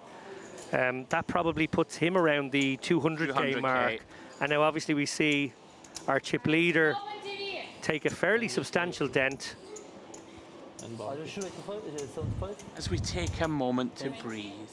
And that was a big swing, actually, for our chip leader, who could have taken 3 players out by the roots there, 1,500 in bounties, and just have an abusive stack. He flopped the absolute world, and somehow the rug was pulled out from beneath him. Guys, I'm not sure we're going to get another hand in here before the end of this level. We had about 3.5 minutes on the clock when that final card was dealt. But actually, this is quite a complicated one for our dealer to sort out. She's got to give the main pot to Chaboob. She's got to work out a tripled up pot for Garaskov. Obviously, we've lost a player. There's one bounty being handed over as well. We have a minute left. I think we'll squeeze one more hand, Andrew. Yeah, let's get one more hand can in. make it happen. What a hand. What a hand. It is always a kind of a function of these turbo tournaments. I know you've played lots of them as well live, is where obviously the action's coming thick and fast. You're getting multiple bust outs. You're often getting double bust outs. Dealers, there's breaking tables. It's all a bit chaotic. It is. And it actually sort of slows down the action and takes longer at exactly the kind of tournament where you've got few enough hands to play per level anyway. That's nicely done by the dealer. A whole host of possibilities needing to be negotiated, but here we go, we've got it done. Gortakov then, very healthy once more. Rabahi still with a lot of chips, as we do squeeze in a final hand pre-break. You know, I win the side pot because I have king 10, 2-2. I win 2. The other playing point is if he had to, if Todorati his deuces would have held. in there. His deuces would have held. Dearie me. Right then. Okay, take a breath. 10-minute break only, guys. We will be back quickly, by the way. And maybe we'll just play a 10-minute pot so we won't actually have any break. I haven't seen a pot take longer than 90 seconds at this table. Right, Todorati, King Jack 10 deuce. Diamonds in hand. Round to Air. Does make the call. Here comes Rabahi behind. Air with a lovely looking double suited ace queen 4-3. Boop. He's in there. King Jack 8-7 all clubs. Is of course still very short. Looking for something post flop. Off to the queen 5-6 we go.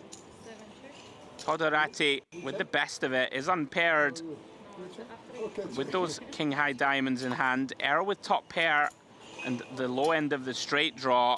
Action on him is going to check through. And look at this, Shaboob. Somehow. Love this guy. Wow. Can you get a read on that? Does that seem strong? It seemed relatively strong. Look at this. He's yelling off stage. He's like, lads, He's I'm already all celebrating. He's already celebrating. What does Air make of this with two pairs? It's pretty.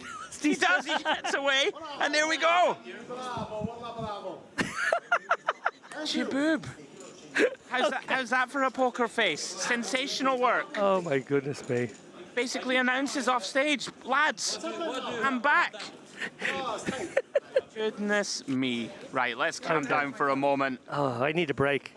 Me too. Right, quick look at the leaderboard, guys. I'll take you through the stacks very quickly, and we are off on a 10-minute break. Gortakov and Rabahi out in front, followed by Air, then Todorati and Shaboob with New Life. Myself and David are going to step out of the booth now. Join us, guys, in about 10 minutes' time, where Ali Nihad and James Dempsey will pick up the action.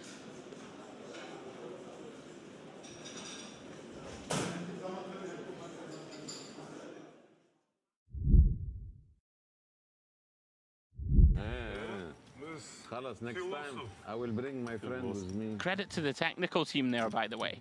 Oh yeah, Just they didn't miss a minute. They didn't miss a beat, did they? No. Even got the selfie in. Yeah, we have the biggest showdown in the tournament so far, and we still managed to whip round and find a player pulling an envelope who wasn't even in the tournament.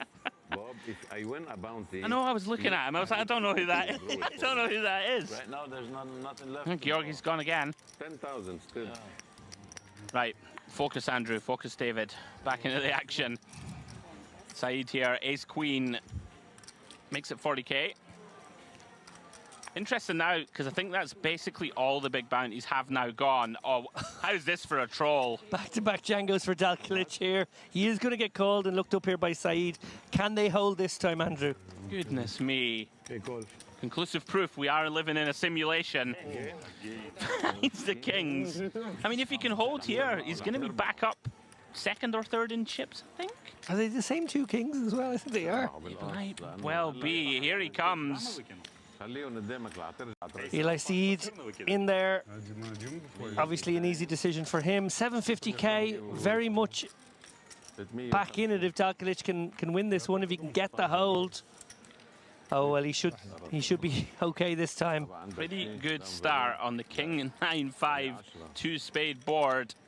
Just fading runner Broadway. Yeah, average stack right now about 800k, so this is basically back to average for Dalkilich. Not bad. Doesn't look like a man who's feeling that great about it, it's got to be said. I get a laugh now, finally. Rivers quads. What a few minutes here. And Dalkalic steadies the ship. And we can breathe.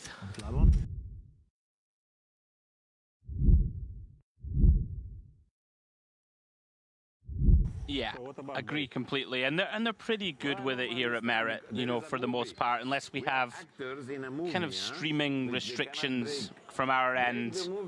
Normally I allow the players to sort of write their own script, as they should. Tulip Bergenhoff here finds pocket sixes in the cutoff. More than strong enough. Does he potentially have a clunky shove? I'm not sure of the exact stacks behind. I think Dalkanic has 30 blinds on the button. Well, Georgi with 20. I mean, you certainly could, I think, actually. It's kind of close. Yeah, I think if Dalkanic had like 25, you'd be happy enough to do it. Yeah, potentially thinking to himself that he can raise call Georgi, potentially. But it's not exactly fun for 20 blinds. No. With a hand like sixes. But in Georgie, he definitely has a candidate who will go with all the wheel aces. That's it. Oh, look at Georgie's instincts, razor sharp there. That was a genuine spot. And a spot I'm sure he's taken in the past. But just spider senses seem to be working. Yeah, it does get away from it. Haidar does defend with the queen three of clubs. Worth noting a little adjustment by Tulip Bergenhoff to go 2.5 yeah, there I hadn't as well. actually noticed it. Well, here we go. Oh, well, this is going in. Queen three suited a lot of hand. He might even take the initiative himself here with the stack to pot ratio of 1.5 to 1. Might just send this in, feeling like he can always get the ace kings and ace queens to fold. Yeah, quite like it. And he has done it, David. You've called it. And it's a little wonky for Tulip Bergenhoff, who obviously has the backup of the gutter, and he has also got a club in hand, but, you know, he's up against probably the tightest guy. Sixes. I have so many outs. Looks like it has gone in. Tulip Bergenhoff makes the cry call. We are going to the races. And big old pot, 1 million in the middle. If Haidar can get there, he's right in the hunt for this title. And look at this, 4 of clubs, I believe. Does get there on the turn. 7 doesn't make straight. Straight flash maker.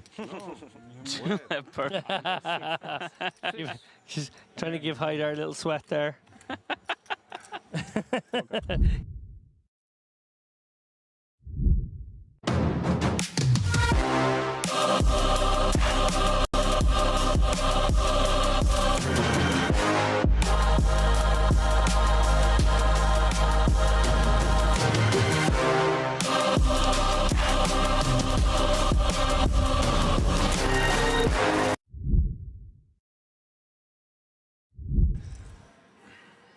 Ooh, well, speaking of liking things, Sant'Agostino, one of our Italian contingent, ace king of clubs in the cutoff.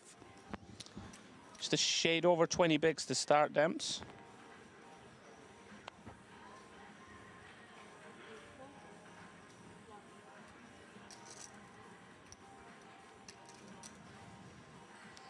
And round 2, Koza, ace 4 offsuit in the big. Tricky spots to play. You know, you are facing a cutoff raise, which can be, of course, be a bit wider than from some of the earlier positions at the table. Tricky one. Kind of all options open. I think still, James, unlikely to fold this one, but could elect to turn this one into a 3-bet bluff. I hear you. Seems to be that. Seems to be popular at some sort of frequency, but this call seems like the most likely play. Sure. Just call, take a flop.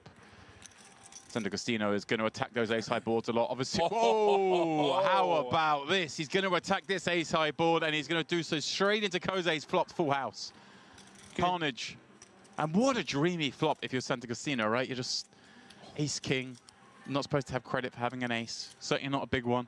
Raising from the cutoff. Betting here. Now, decision point surely rests upon this man. Does he elect to move things up? Yeah, I mean, it's one of these spots where we just have so much hand, right, that I think people feel inclined to just slow play this one. Like, we block the entire board.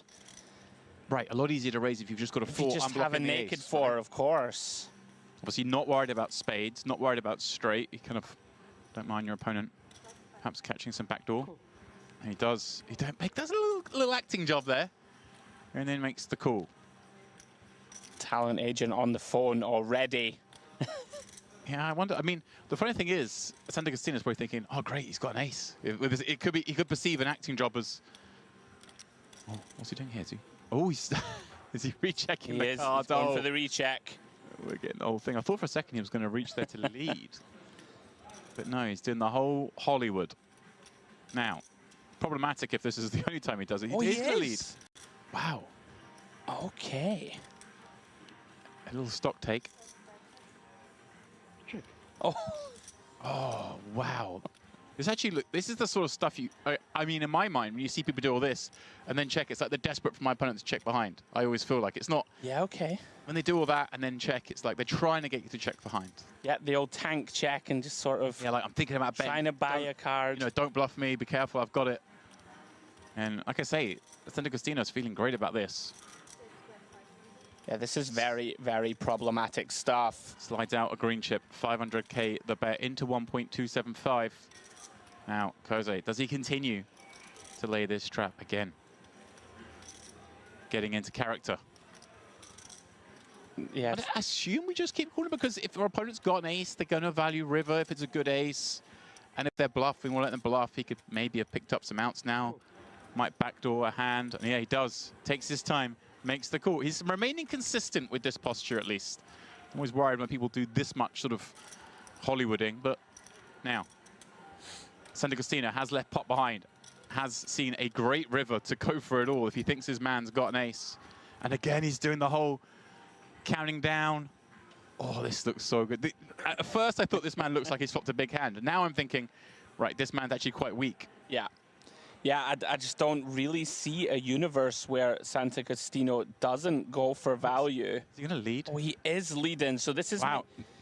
Now, does Sant'Agostino ever think, right, this is an ace and I'm going to go for it? Or is the chips behind just worth too much? I think likely this is where we end up, and he is just counting out a call. Right, he was praying to see a check and he was going to jam, right? I think so. Said he makes the call.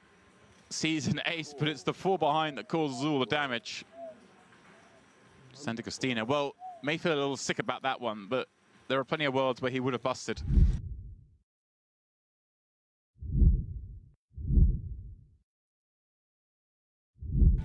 Blinds are now 30, 60k. Looks like we've reduced the clock to a 15-minute clock, so that's kind of turboed things up as well for these guys. I wonder if these boys needed help gambling. Yeah, Chilberganov all in here. All in? Just going to isolate everybody else here. Dalkilic can't call with the Queen 9.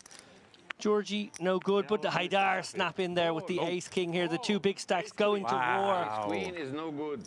Ace-Queen is no good. Somehow Haidar has better. Allah, life is good. I fold 1 queen. 1 queen? 7 million chip pot. Okay, 3 diamonds on the flop. 4 diamonds. What, 90 starting stacks in this pot? 163 stacks in play. I guess that's my way of saying it's a big pot. For me, guys, what is the big deal? Oh, sorry. Oh no. Queen in the window. Yeah. Tulip Berganoff finds one of the 2 ladies that were left in the deck. One more queen, please. Thank you very much. Haidar very politely requesting a king from the dealer. Oh, but a heart will also do. Not almost, exactly. Oh, no. Exactly, Sorry, exactly. Mr. Safi. No. 10 outs ones for Haidar. Can he find it? King of hearts.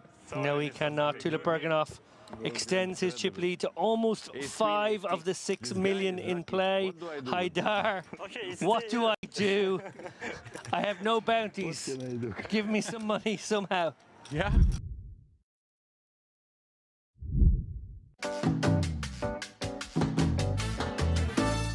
proudly presenting a crown jewel of Dolce Vita Poker Festival, a $3,200 buy-in high roller event crafted in collaboration with Ogeli Poker Events. For over 13 years, the legendary Shadi Ogeli is bringing poker players from Lebanon to Cyprus. Get ready for unforgettable poker showdown. After 15 years of working here in Merit, it means a lot to me to have a tournament under my name. Since Ms. Songul took control of the poker room, you see the great work done in 10 years. Without her work, we wouldn't be here. I started here in 2009 as a player, and after 4 years, I became agent for Merit. And since 2014 till now, we did a great job together. When you're a partnership with such a big company like Merit Poker, considered now like #1 poker destination worldwide. I had a very good relation with Ms. Songul even when I was only a player here. We had a good connection, and of course without her help I wouldn't be here after 10 years. She opened for me many doors and helped me to enlarge my data and to offer a very good service for the player. Merit Poker is in partnership with EPT, MPP, Triton, Super High Rollerboard. All this became in 10 years. Without her work, we wouldn't be here.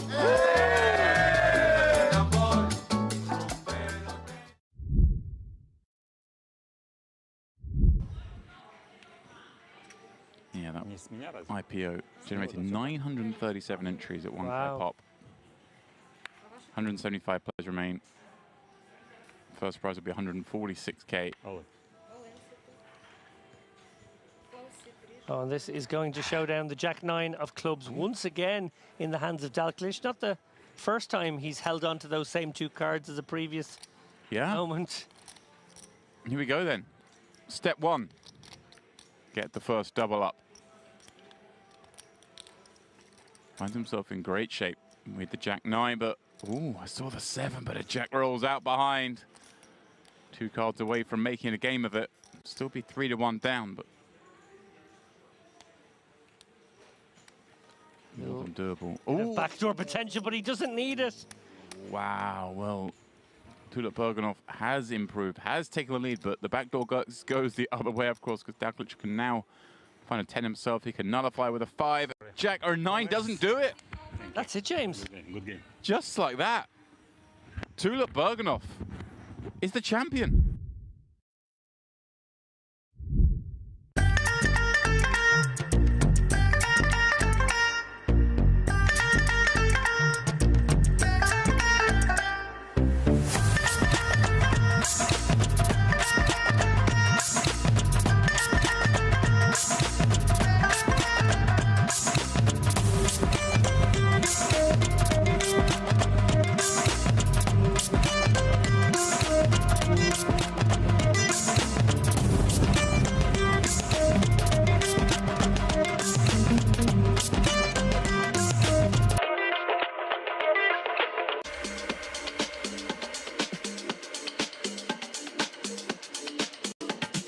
We meet each other on a very special occasion. For the very first time in Cyprus history, we have Ladies Championship. It's not only 10K free roll, but also the winner will get a package to go to London. And we will show there how we play poker in Cyprus. Here feels so friendly, so warm, and it's really a lovely place. From this ladies event, I expect only to have fun. And of course, the first place, full of emotions, just winning. But of course, definitely, I want to win. It's more challenging to play against men, to be honest. Women I can read better than men. It gives me a lot of feelings, you know, the adrenaline, it gives you... My advice would be grow a set and grow them quick. I want to go to TV table. I want to win, of course. Yeah, why not? I'm looking forward to go to the TV table. It's going to be my first time TV table because of previous times only supporting my husband. So maybe this time it's going to be me, so he's going to support me. I'm ready. So far, I think I'm batting 100%. Easy. I think I'm just the master. Give me a challenge. Come on. I go again? Oh, no. Let me see that one more time. Got me. I can't relax when I'm looking at that many letters.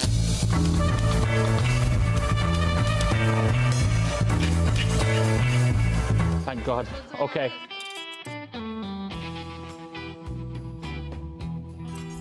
Lesser leather, never weathered, wetter, weather better. Easy one. Lesser leather, never weathered, wetter, weather better.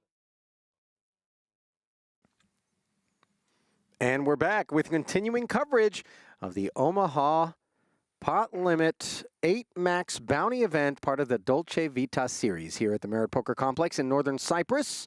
Let's not forget the bounty aspect. Ali Najad alongside James Dempsey on the back of this break, where the money bubble did burst during that last frame, James. And here is a look at the 7 at our feature table, including 3 playing under the Lebanese banner, and a man who is not at all unfamiliar to you and I, Maroon Jazar, up at the top of the chip count. Yeah, and Mazen Halabai as well. Seen him here before. But actually, I want to go back to a second. I just want to say thank you to whoever pressed the cut button backstage there and cut that little segment where we were doing our pronunciations and our tongue twisters, because before your bit, I absolutely botched every part of it. And I got really panicked there, but no, my man backstage said, let's get back to the action. Maroon is leading the way. And look at this, Ali. I mean, obviously, this tournament, turbo-y, average chips, as you just pointed on screen here, 186K. We got a table of plenty of chips. And actually, I thought this was going to get like very short stack very early. But look at this. Everyone's got 30 blinds? Is this right? Obviously, apart from Shibub on the bottom there. Under normal circumstances, I would be inclined to feel as though those 30 big blinds will get you pretty far. But we've seen the action, and it has absolutely been carnage, as our colleague David Lappin described it to us on the way into the booth. Blinds of 1,000, 3,000, and a 3K big blind ante, and no time to relax, given that those levels are just 17 minutes long.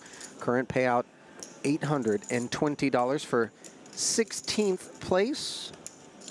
Yeah, the table's filling up now as well. We've got a table of 8. And by the way, you might be scratching your temple going, wait a minute, wasn't this a $1,000 buy-in? How could a cash be for less than $1,000? Of course, half the prize pool stuffed into envelopes, one for each unique player.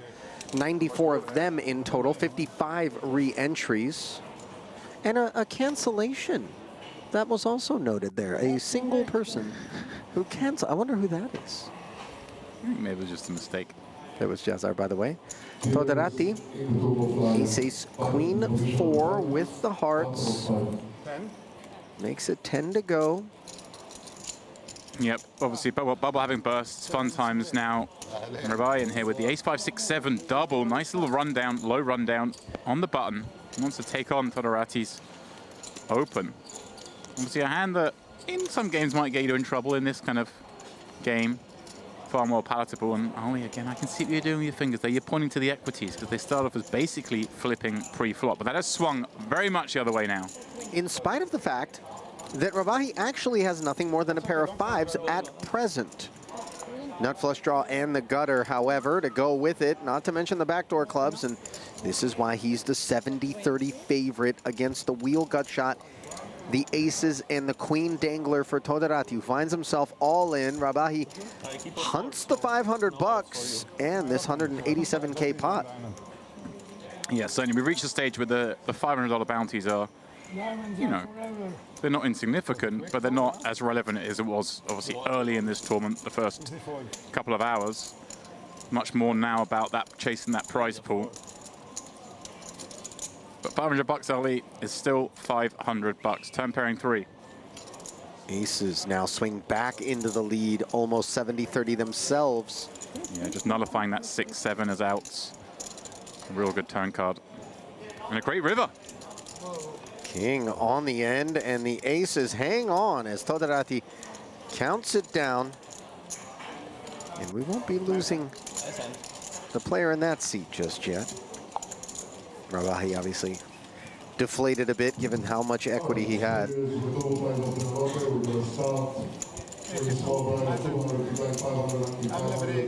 Yeah, he was, we'll see, you and I just joining the booth, but those of you watching would have been watching along with Andrew Headley and David Lappin. And Andrew reliably informing me, because you and I, Ali, were in the buffet, which is where we are every time we're not in the booth, that Rabai actually took a huge hit just before the break in the 4-way all-in. And just got torched. Just got busted. Welcome to Pot Limit Omaha. Now, busted, he would have been gone. No, but you know what I mean. But he got hurt. I was reliably informed as well that he's basically in every hand. He's our action player. Reasonably so, by the way, with that last holding. Yeah, oh, that one, Ali, that one we're okay with. No doubt. And in fact, we have a little step screen backstage here, which makes us sound like we know what we're talking about. And I see a VPIP number next to his name, and it's quite a big number.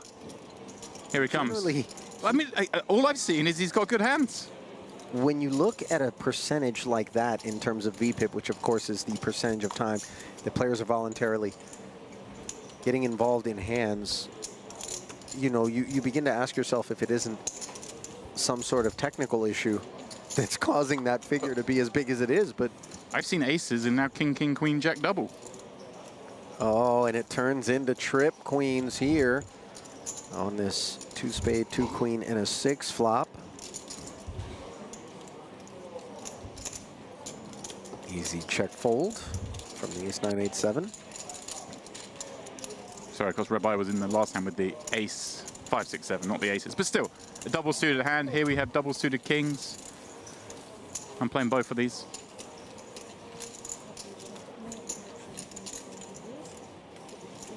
Ali, does that setup not make you want to get hold of some sort of lemony drink? Some zesty freshness? I have had a disproportionate amount of Turkish lemonade on this particular trip. The subliminal messaging has got through to you? It's also just the weather has been toasty, summertime. Lemonade, you know, ice cold lemonade sounds good. It's hot enough out there for you to spontaneously combust, but it's also really humid enough for you to instantly be doused. Stuck in a perpetual cycle of burning and drowning. I played golf yesterday afternoon at sort of teed off about 3:30, 4 o'clock in the afternoon. That was a mistake. Yeah. Let me tell you. We thought, well, there's a bit of a breeze in the afternoons, having played the morning. This coming from a man who teed off at 1 p.m. on the hottest day in the history of Las Vegas this summer. You got to see, you got to test yourself against what Mother Nature's got, Ali. 49 degrees Celsius. That's how hot it was when James decided in his brilliance that he would play some golf. What it is the other guys have got hair. I don't. I recognize I'd ventilate better. Or burn easier. Well, there is that. Kordakov on the button. Limps the 6K. Rabbi in there. Actually, forgive me, this was a call of 6K. Yeah, min raise. Min raise, forgive me. I think, yeah. Everybody checked around on the monotone board. Things staying that way. Yeah, I can't imagine anyone's too enthused here. Rabbi, having turned 2 pair, is going to fire out a little bet here. I guess he just wants to stop someone else making a better 2 pair. Todorati does have a straight, by the way, with the 4-6. And this is the problem. Like, Rabbi bets it, doesn't get a straight to fold, so it doesn't really make anything better fold. But on the flip side, of course, he was up against some of that. Oh, here we go. We've got other ideas in mind. Bomb. Have that. Full pot. Oh, and now things getting awkward. 38. Todorati's suspicious here. He's like, why would Rabbi check back flop and then bet turn and then pot river? Like, generally when we pop these spots, Ali, we're trying to say we've got the nuts. Sure. And would you really check the nut flush 3-way? Would he not try and get a little value? Fair question. The straight with just the 3 of spades blocking flush, deciding not enough to get interest. And of course, Rabbi could have those hands, right? He could certainly have raised, flopped the nuts, got a little sneaky, got a little trappy, press the check button.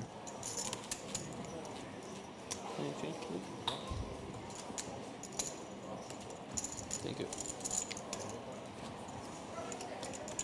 Ali, I know you're not much of a drinker, but if I procured a couple of limoncellos, would you be involved? Nah, probably not. No, I didn't think so. Just being honest. Thought maybe you'd lie for the benefit of the stream, but sure, just come at me. Ruin my bit. See if I care. Fawad Rabai, by the way, has almost $300,000 in career live tournament earnings, James. So no slouch.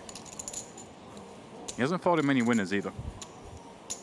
Big bulk of that 300K, by the way, came just this past March in Spain at the Estrellas Poker Tour, where he won their main event, an 1,100 euro buy-in for 105,000 euros. Here he is with Jack-Jack 10-6 involved.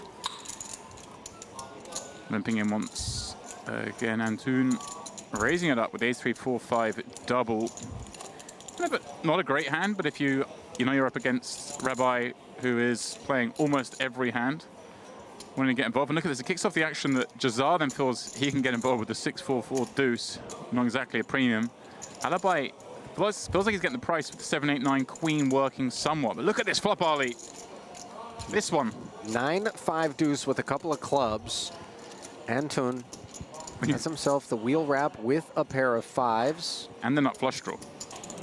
Let's not forget that. Correct, with the ace-4 clubs working. When you're the pre-flop raiser, and it comes 9-5 deuce. Yeah. And somehow you're the 5 deuce. It's not how the script. You're supposed to have like maybe ace 3. Not the sort of board texture that rates to be interacting with that pre-flop raiser's range. Yeah, look at this. Rabbi sticking around, just trying to catch a jack, trying to strike lightning. Alibi with top pair, the gut shot, he stayed in. Jazar, well, he had blockers to all sorts of straight action and a gut shot himself, but it is Antun who just finds it. 9s and 7s, by the way, for Halabi. Imagine on the turn. You've opened this, you bet 9-5 deuce, which you're not supposed to do as a pre-flop raiser, in theory. Obviously, there are some hands you do, but the vast amount of your hands are going to want to check. Now he finds this. Makes the nuts against 3 other players. And he bets, look how sneaky this bet is, Ali, just 12K. Inducing. And he's getting it. Jazar with the raise. We're playing poker. We are. And obviously Antun knows this race is nonsense because he's got the ace of clubs himself. Yeah. Why are you raising? There's 3 clubs on board. Everyone can see it. I've got the nut flush. What the heck do you have? Certainly some king high clubs might be on Antun's mind. The trouble is, so often when somebody's raising pre-flop, there is going to be a suited ace involved in that range in pot limit Omaha. And when we don't even have a single club in our hand, yeah, this hand is not really the proper candidate. I mean, I'm loving it because, hey, I like creativity, but I can't say I'm a fan of this in a 4-way pot raising the turn here. But look at this, he's made a straight now. He may feel, assuming it gets checked to him, that, you know, a straight has enough value to check down, maybe beat some 2 pairs or sets. You check? Me too. Nuts.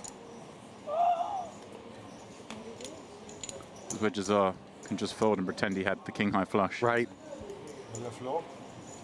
Bet raise got called, and Antun does check the river, hoping that Jazar would put something out there. And in spite of the fact that he did hit, credit to him for finding the discipline and recognizing that there's going to be plenty of flushes across the way that did call that turn raise. Oh, wait. Jazar. I'm looking at the average count. I'm looking at the blinds, and I'm trying to work out how on earth are we in the money already? This tournament is 17-minute levels and a 70 big blind average. How? Talk to me. How? What's going on out there? And don't just say MPO. No, I mean, it's the bounty effect for sure, right? Yeah. The short stacks are being hunted by the bigger stacks, and they have fallen instead of spun it up and been resilient. And so in an even faster fashion than we might have otherwise imagined, we find ourselves not only in the money, but, you know, beyond the bubble. Right. But all it means is that we're going to be playing deeper stack pot limit Omaha as we get further down the streets and the stacks are consolidated. And that should be, in theory, a different affair. Given that, you know, it's Merit Poker Optimal, I suspect that that's not necessarily going to be the case.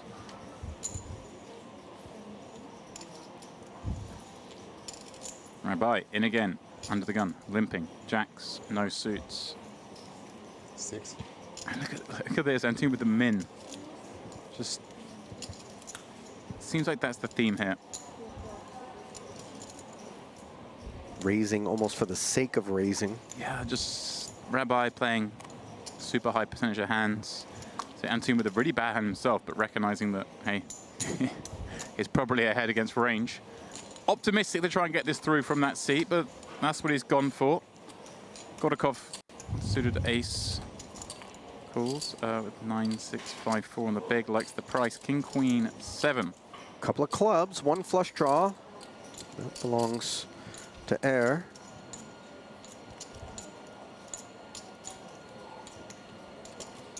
Round of checks, now a red 4 on the turn. Well, that is a welcome addition for the big blind here. Yeah. 5-6 working. Open-ender plus 1 pair. Still just the kings. For Abahi, who made the call, Antoon not interested in his Broadway gut shot. Note the busyness of the jacks. Yeah, and her here with that open-ender does have clubs that are live. Look at that, just recognizing that there isn't a lot of great outcomes here. Sure, we can hit the 3 or the 8, but he's going to hit a club some of the time. Be no good. Just laying it down. I'm surprised he laid down so quickly. But I'm okay with the fold. I mean, let's get some hands in. This isn't online. 17 minutes, you might only play a half a dozen hands if everybody's tanking. That's true. All right. Quick game is a good game, huh? Rumor has it. I mean, that's true, but as a losing player, Ali, I like to play it nice and slow in those cash games. I'm going to stay long enough for the food delivery to arrive. You want to be the guy who busts out in the game, Ali, and have to sit around and wait for your food? You know how embarrassing that is? You know how cheap you look? You're sitting there. Like, you rebuying? No, I'm thinking about it. Just sitting there waiting for the food, watching your chips fly around that table. It's a dark time. In the light, Shibub, Queen, Queen 8-4. I'm so glad you're here for the pronunciations. You know, it's not a guarantee that that's the right way, but, you know, we hazard guesses around these parts. Those are hazarding the merits of King 7-6-5. Toderati decides to make it 16 to skate, and that does do away with one combatant thus far.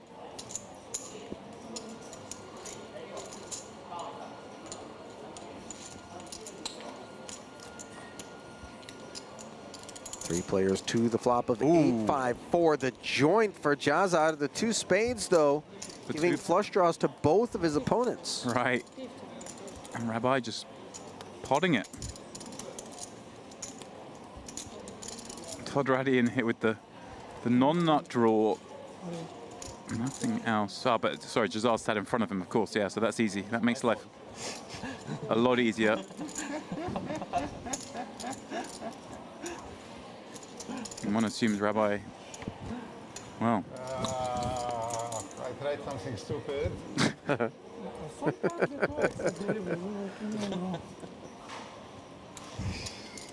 You gotta love a man who's willing to admit Here we go. and own his mistakes in the moment. Saying if you got a flush draw, I'm in bad shape, but he doesn't. Those spades are live. And Yeah, they wouldn't have been had those king eye spades stuck around. Of course you have much better. I just called because you raised. No, flash draw. also has the backdoor high straight working.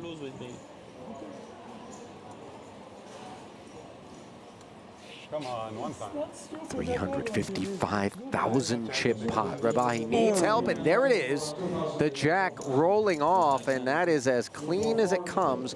Jazar drawing dead with 1 to come. Flush? Yeah, I call you. I have ace, king, queen, 6. I have nothing, almost nothing.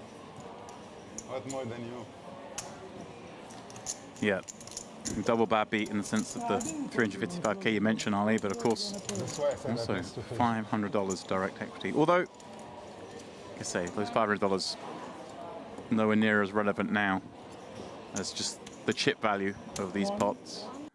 Started off the tournament with 20,000 chips. You could equate, therefore, a bounty being worth about 10,000 chips and 10,000 going towards the prize pool. So it does change, obviously, as ICM maneuvers around, as other parts of the prize pool are awarded because everyone's now on the money. So the value fluctuates, but doesn't fluctuate much. So the bounty's only worth 10, 15,000 chips. Doesn't really matter.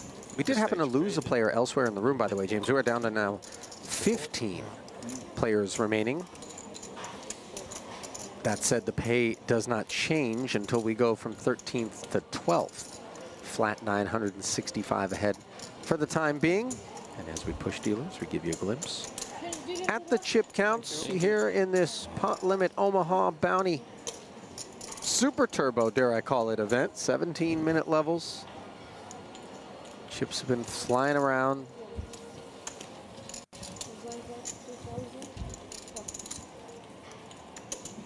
Yeah, a lot of work for Abdelmajid Shaboub after losing that pot down to just 10 blinds at this new level. Dear, dear. Fairly dusty when you consider Pot Limit Omaha, but as Andy and I pointed out at the top of the show, the fact that you have that, you know, ever enticing bullseye that grows on your back as your stack gets shorter, all of those hunters can end up becoming the hunted, and instead of a double up, you're facing quintuple, quadruple up prospects quite often. Yeah, I think in this particular event, the two sort of most exciting parts of it will naturally be the final table, but also that first frame you guys did, that first 5 levels where so much of it is about getting those bounties, and it was just ludicrous action. I think by the time myself and David came in, well, after just 5 levels, there had already been something in the order of 40 re-entries in the event, such as the, just you have to go for it. It's correct to just get it in.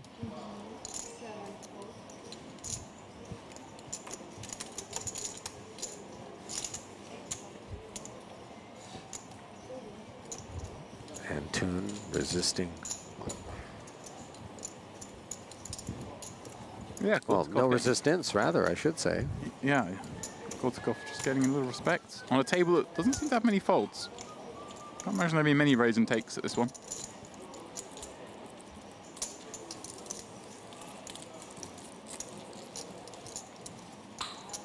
You would think we're on some sort of protracted bubble based on the body language being given off by our man in seat 8 here. Yeah, Shaboub with just the 10 blinds left. And he probably does feel that way. Don't blame him. 10 blinds can become 50 blinds very quickly in this game. More so than any other. Jazar with very bad aces. Now, in your experience in Pot Limit Omaha, when you have the bad aces, do you try to size up? You know, where maybe you were doing 2x, now you do pot, something to really help create more vision out there and get some of the dustier hands to fold so you can navigate accordingly? I think it's actually, like, you can go either way on this, but sometimes actually it's the sort of, they're the aces that are perhaps the nicest to limp, to have some limp traps, to have some limp re-raises, because they don't do great when you raise, get called, and loads of flop textures you can't carry on. So if you just keep the pot small, but have that limp pot maneuver in the locker with the bad aces, it can be fun. And also, just, you get more credibility for the sort of the bare ace maneuvers when you've limped in rather than raised. People don't think you, don't put you on aces, they think, oh, if you've got the aces, probably suited. Whereas when you pot it, people always trick themselves into thinking, well, he's probably just got aces. Not suited. Well, it's a bit like he's got 25 blinds, so I'm thinking you're going to have a limping strategy there at some frequency. That those aces are probably the nice ones to have in there, but he might just not have a limping strategy of 25 blinds. He might just be thinking, I'm going to do exactly what I did to get myself to this point, regardless of dynamics and whether or not my stack is small or big. I mean, you've done a few things right, generally speaking, when you make a run this deep.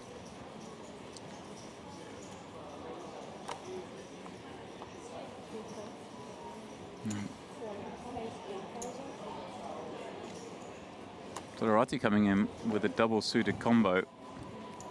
Not the finest, and not a deal if you're on the sort of table where the ace 7 8 10 is going to put up a fight. These double suited hands play very nicely when you get them heads up early. They don't play great in multi-way pots, so some tables you can raise with them, some you can't. I'm not sure this would necessarily be the one I'd be, the lineup I'd be looking to play these kind of hands with, but let's see how he gets on. Ace 7 6. How about top 2 pair for Halabi? Yeah, Great looking flop. And of course the gut shot as well. Plus his other two cards are overs to the second card on deck. Todorati with, well, a pair, a gut shot, a flush draw. Reasonable to come out betting on this ace-high board as the raiser. Halaby deciding just to run his equity here. And then it's very hard for Todorati now. Obviously, he just got a gut shot and a 10-high flush draw. Can't say he can ever continue here, but he's probably thinking, hang on a second, why are you raising me on this? This is supposed to be the board that when I bet you kind of just call. Or at least get to see the turn.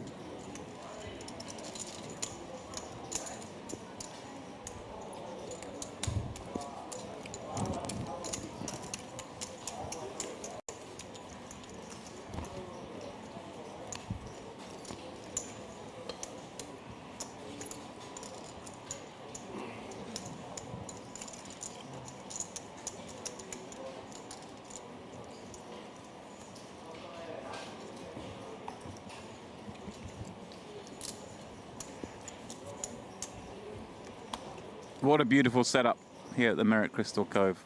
Fantastic stage. And a fantastic little glimpse there for the first time. At least I think we've noticed the trophy in play. There it is in the foreground. I love the fact that you don't need to have some special nook or setup in your home in order to display that thing proudly. It's got a built-in uplight to showcase the etching on the inside of the crystal. Only if your trophy doesn't have a power button, is it really a trophy? You know, up until these ones, I had thought yes. But now, I think no.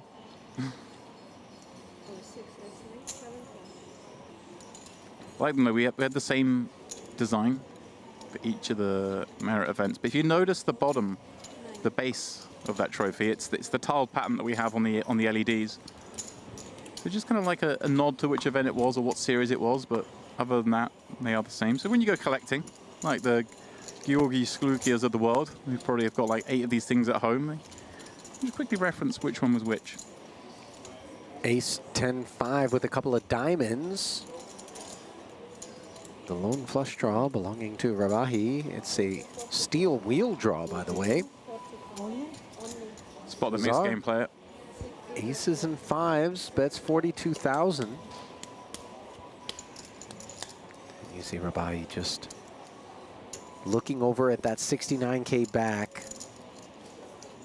Finds the discipline to lay it down, though. Feels wrong, though, doesn't it? It does. You get that draw.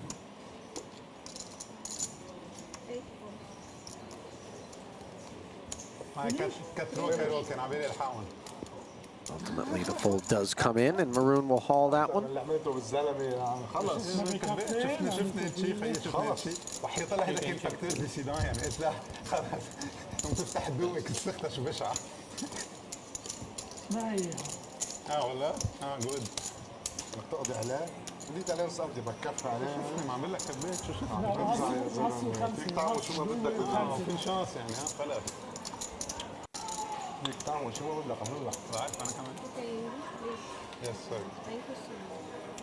Dealer pointing out that while it is a family affair, very much so here at Merit, and players familiar with one another from the same geographics will often engage in conversation in their native tongue. Once the cards are in their air, no, not allowed.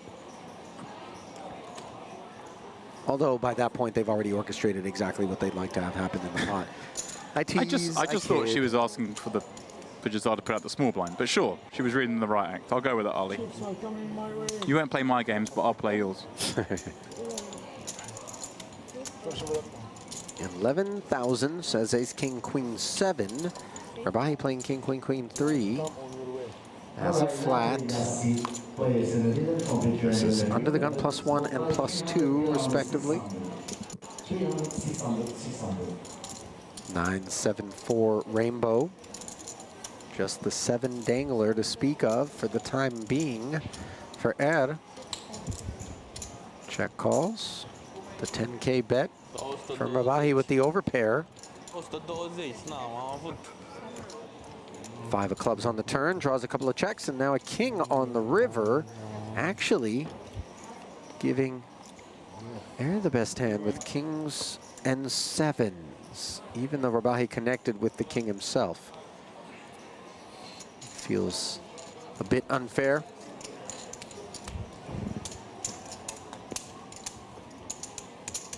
Just heard in the background, Ali, a little announcement referencing La Notte degli Assi, the Dolce Vita series main event, if you will. Obviously, everything's branded slightly differently, but that's our main event, all intents and purposes.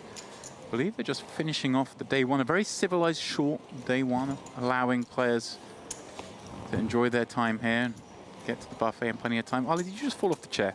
I didn't fall off of it, but equilibrium is something I've been struggling with since I entered the sauna, which is affectionately what we refer to our booth as. I'm a little bit worried for you. I'm a little bit worried for me, James, and that was even before that incident. But yeah, they're bagging, they're tagging. There's some big chips out there. Abdallah and Dean bagging the chip lead. Now, I can't remember, are you allowed to bag and then play day 1B and then play day 1C and then choose the biggest of the bags to move forward?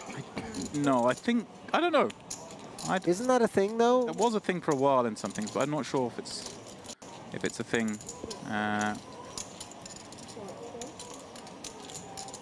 I don't know. It's a good question. Yeah, I think I'm just looking through this again. Of course, I was thinking day 1C's finished very early, but I think what it is day 1A and day 1B. I'm guessing here, Ali, I'm not sure, but I think day 1A and day 1B are like hour-long levels, and day 1C will be maybe 40-minute levels, and then day 1D maybe a turbo effect. Yeah, so yeah, I think that's why they're bagging this early. It is a graduating effect. Jack 10-7, by the way, in a limped pot here at the 2K, 4K, 4K level. Ooh, Rabai, what a turn. Queen giving him the king high straight with the spade redraw for dessert. Note Halabi did flop the nut flush draw. Did not choose to bet. Todorati with the queen high flush draw and the pair of queens and jacks top two. He's obviously not going to be going anywhere. Yeah, Halabi. Weird options. I mean, fold's not one of them. There is a world where you could potentially try and pop this up against what you perceive to be weaker ranges, but also happy just to take a card, try and make the nuts. Doesn't happen on the river. And quite a nice card for Rabbi in that, obviously, there were a lot of cards that were bad for him, but this may give a lot of players, or some of these other players, you know, potentially a queen high straight, yeah, there with a 9 a pair and some other combo, as it is. No dice. Halabi, I think, shows the nut flush draw there as he folds, and Todorati's looking at it going, oh, thank God. Yeah. Had the queen high diamonds in here. The reason I'm mentioning the Notte degli Assi, Ali, is, of course, that's where we'll pick up our coverage tomorrow. And for the rest of this stop, we'll be barreling through the field there. Queen Jack also. I don't. figured you had the same. No, I have the same flash as you, but I want to pair the board, not flash. Oh, okay. Yeah.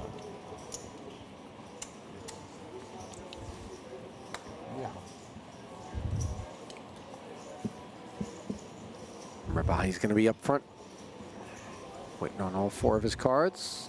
Gets them into the reader. Ooh, that's a nice hand.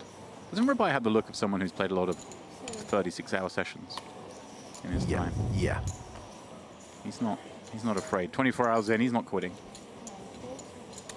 I feel like I'm on the back end of a 48-hour session right about now, I'll be honest. Wait, it looks like the buffet's hit you hard. It has hit me hard. It's that burger. Yeah, where did that come from? It's sitting like a lead weight.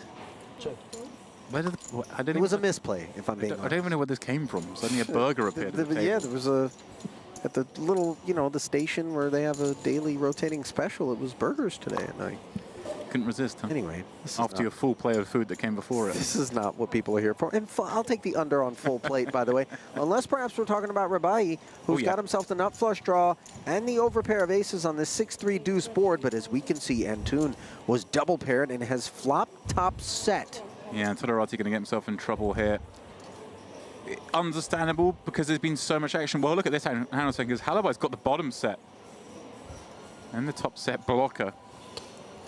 Just going to call for now like this. I'm going to be a little bit cautious, and also, you don't mind saying a safe card, but does Rabai now come in with the check raise? He does! I like this. He's gone for the check raise. Oh boy.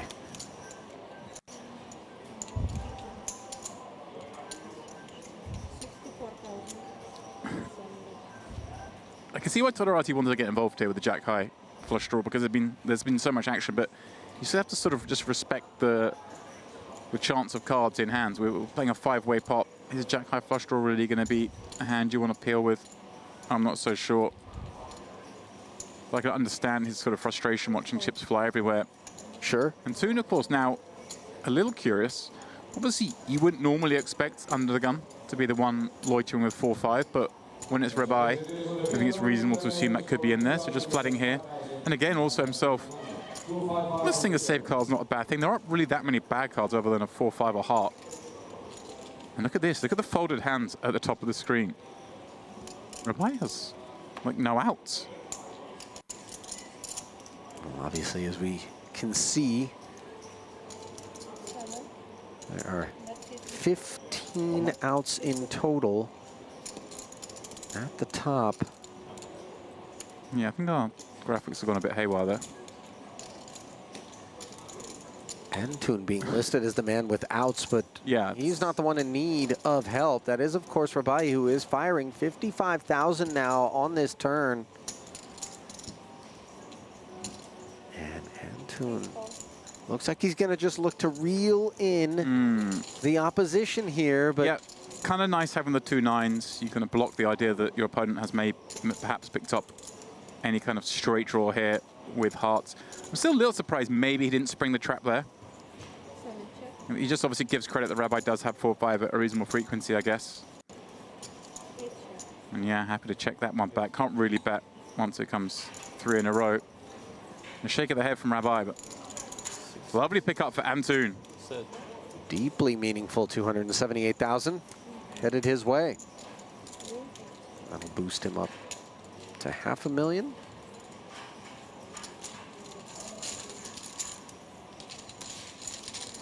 Rabai's VPIP continues to defy gravity. Yeah, somehow it's gone up. But like, I'm not really staring at, you know, dusty hands. He's right. He's been in there with some good stuff. I mean, there have been some bad ones, but he's also had a lot of good hands. Yeah.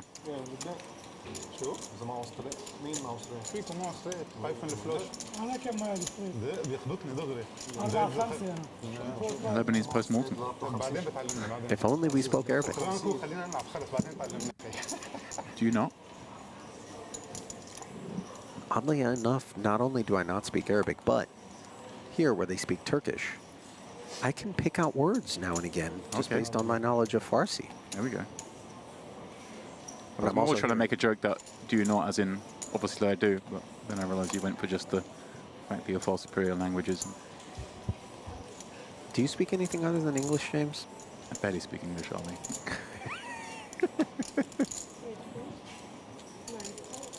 We can order food in French. That's about what I need to do.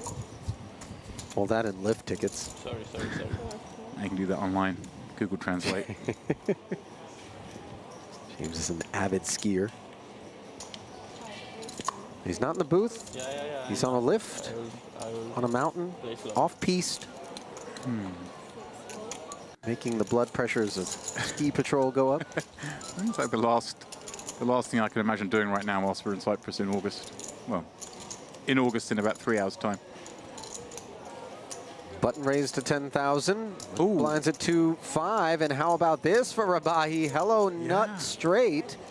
2 quick checks, in spite of the fact that these jacks also came with a hard draw for Halabi. So pot control check back on the flop. Yeah. Now Rebai comes out swinging for 10K. I think there's 2 ways of looking at this hand for Halabi. Obviously, you can bet here. You've got a 6 block of the nuts, blocks like a decent amount of check raises. And by the way, that blocker just became a lot more relevant given the arrival of the 7 on the river. Of course, as we can see, Rebai has a 6 of his own that makes a straight, but go on. Yeah, but it makes the lowest straight. It's not like it's improved up. A 6 with a 4, 5, 7, 8, or 9 would best Rebai's hand.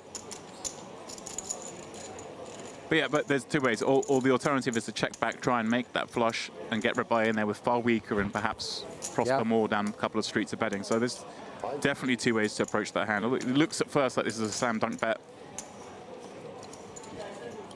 And Rebai in particular I would have thought Still would very, maybe be the candidate not very fast. to slow play against. Yeah. I can definitely see Delmont just trying to make a good hand against Rabai and then get chips in. Sure. Also, he's the most likely to check raise you, I guess, in that kind of board as well. From what we've seen thus far.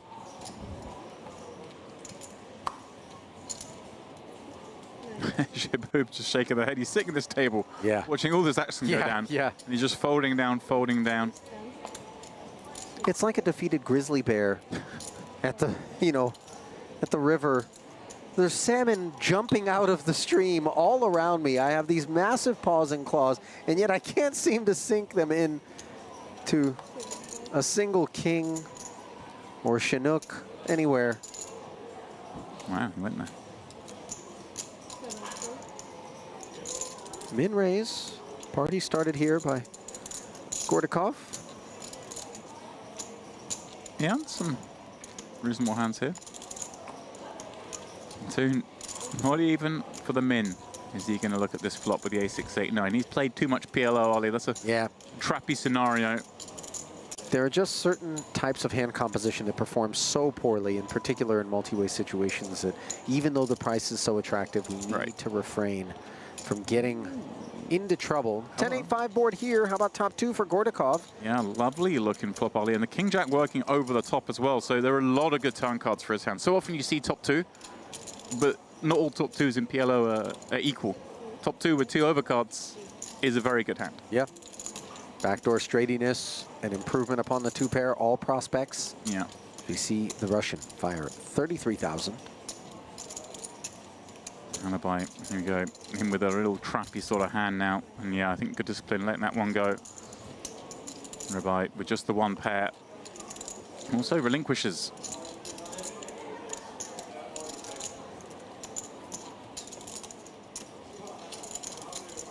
Nice pick up there.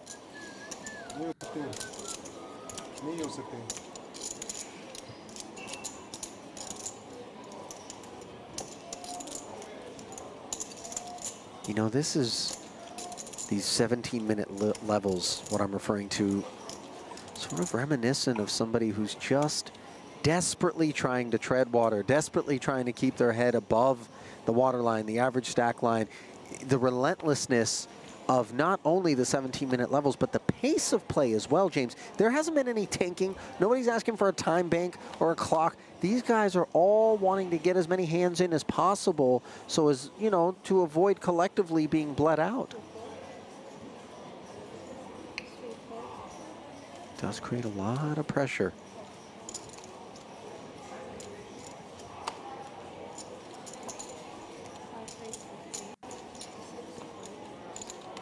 Gordakov, a limper, King 995 and clubs. Halabi says, let's find out just how proud of this hand you are, as he makes it 15,000.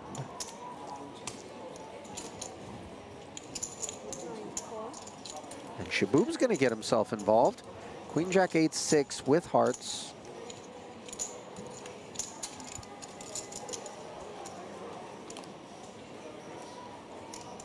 Nine, 8-3, two diamonds, top set for Gordakov. He is heating up. Oh, yeah. We do have a diamond draw for Halabi along with the gutter.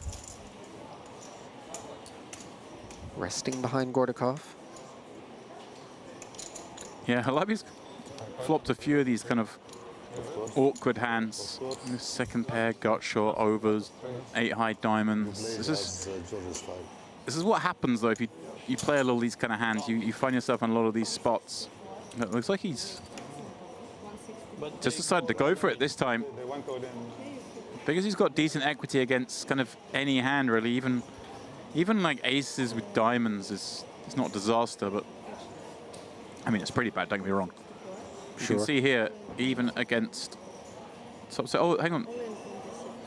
Shiboob's Just with the gutter and the dust. pair of eights, it's only another 6,000 for him to take a swing. Exactly the same hand. Well, well, well. Here we go. Huge spot for Gordakov. Yeah. 10 or 10 diamonds. Diamonds are live. Bulk of this pot's action on the flop.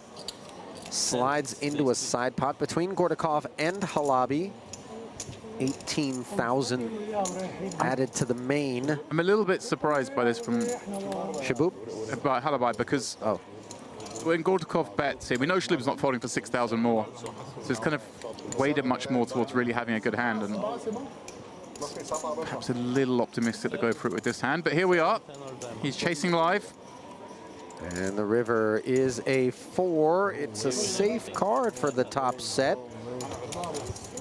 Double elimination.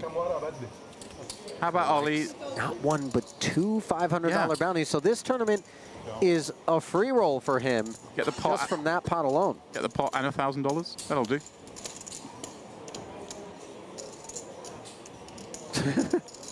The cameraman took peculiar amounts of pleasure in swinging that rig around to capture the brisk pace of the bust-out shuffle. Like Gordakov with a big infusion of capital here into his fund. Having showered Shaboob and Halabi.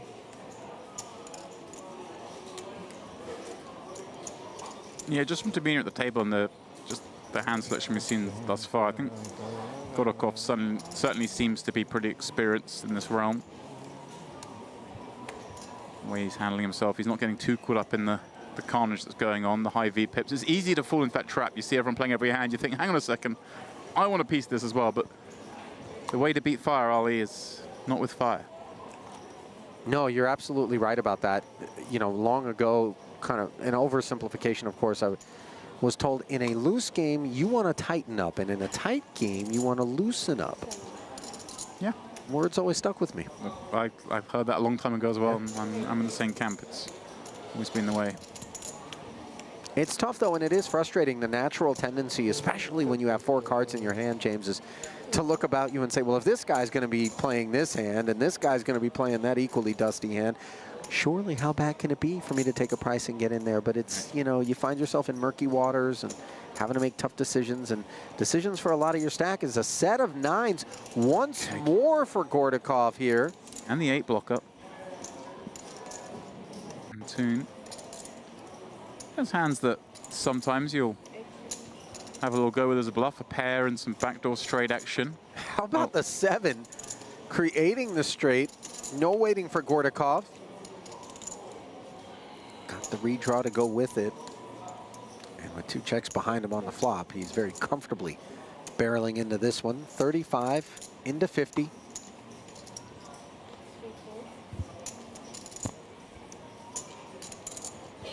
Got shot in the 6th dangler. Really nothing else to speak of on this rainbow texture for Antoon.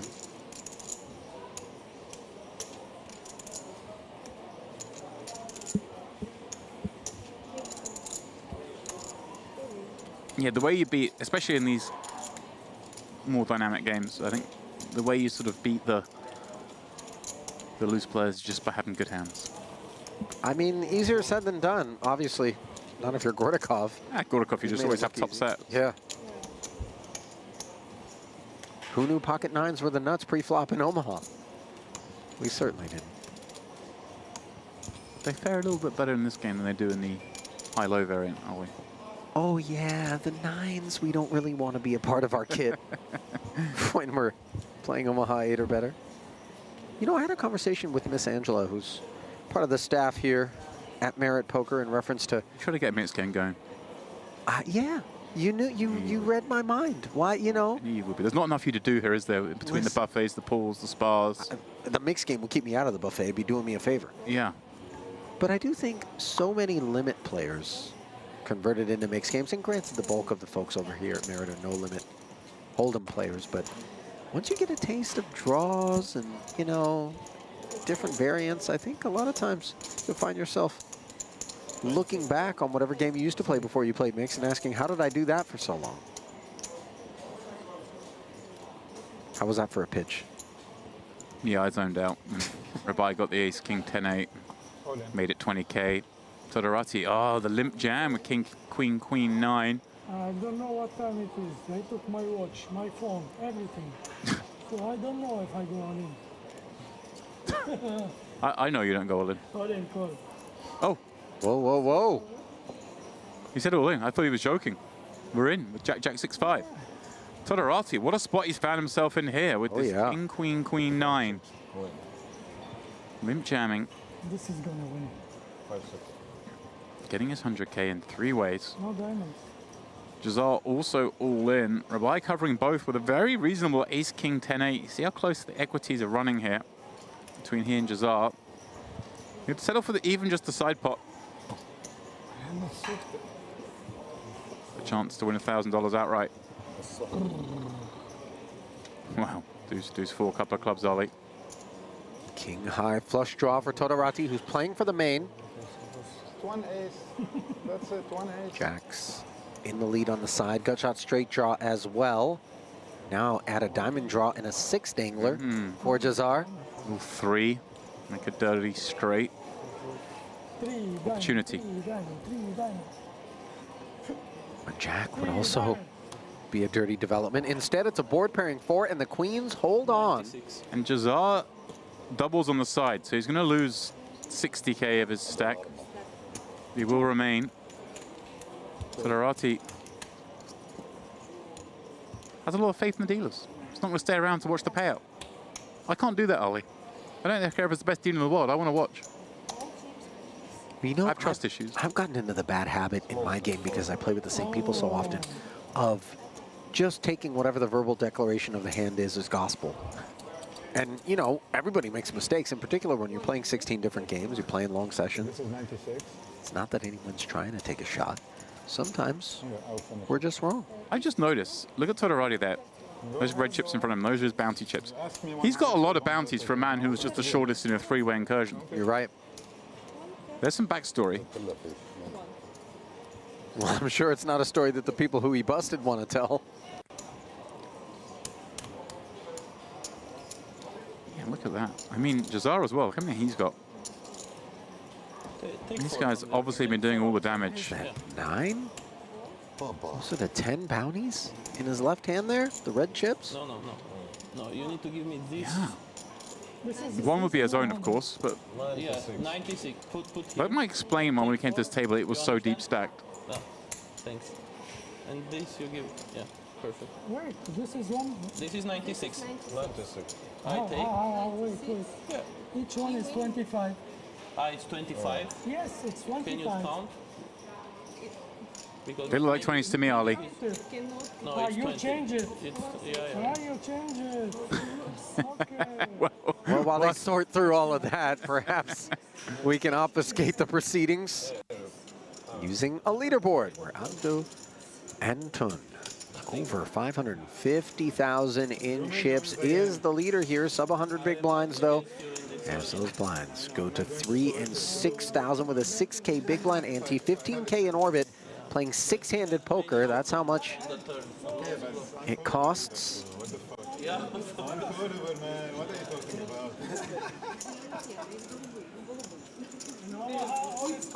It's impossible. Still stuck on 15 players, it looked like, at last check. 13. Is that 13? Forgive me. Oh, the double elimination, of course.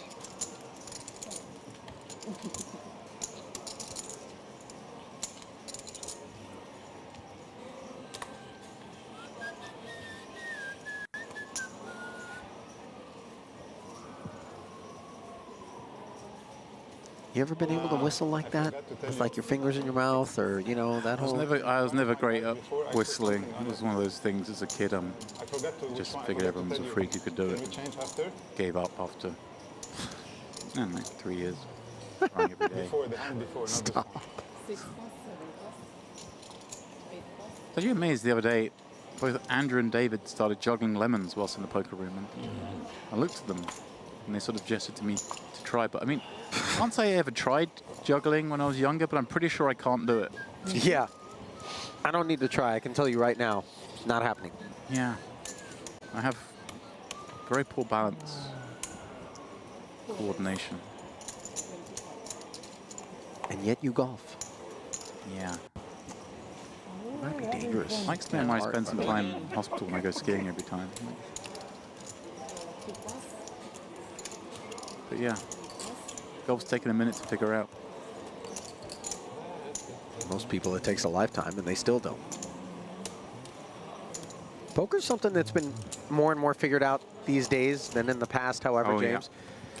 Quite a controversy over at the World Series of Poker main event recently with Jonathan Tamayo, who won and had former main event champion and roommate Joe McKeon on the rail, along with Dominic Nietzsche, a renowned German pro. Did you hear what I said before? And they were running software for Tamayo to be able to reflect upon pots that he had played and kind of navigate perfectly as much as possible with stack dynamics where they were. Could you just stop for a second and just think how absurd that is that two roommates have both won the main event?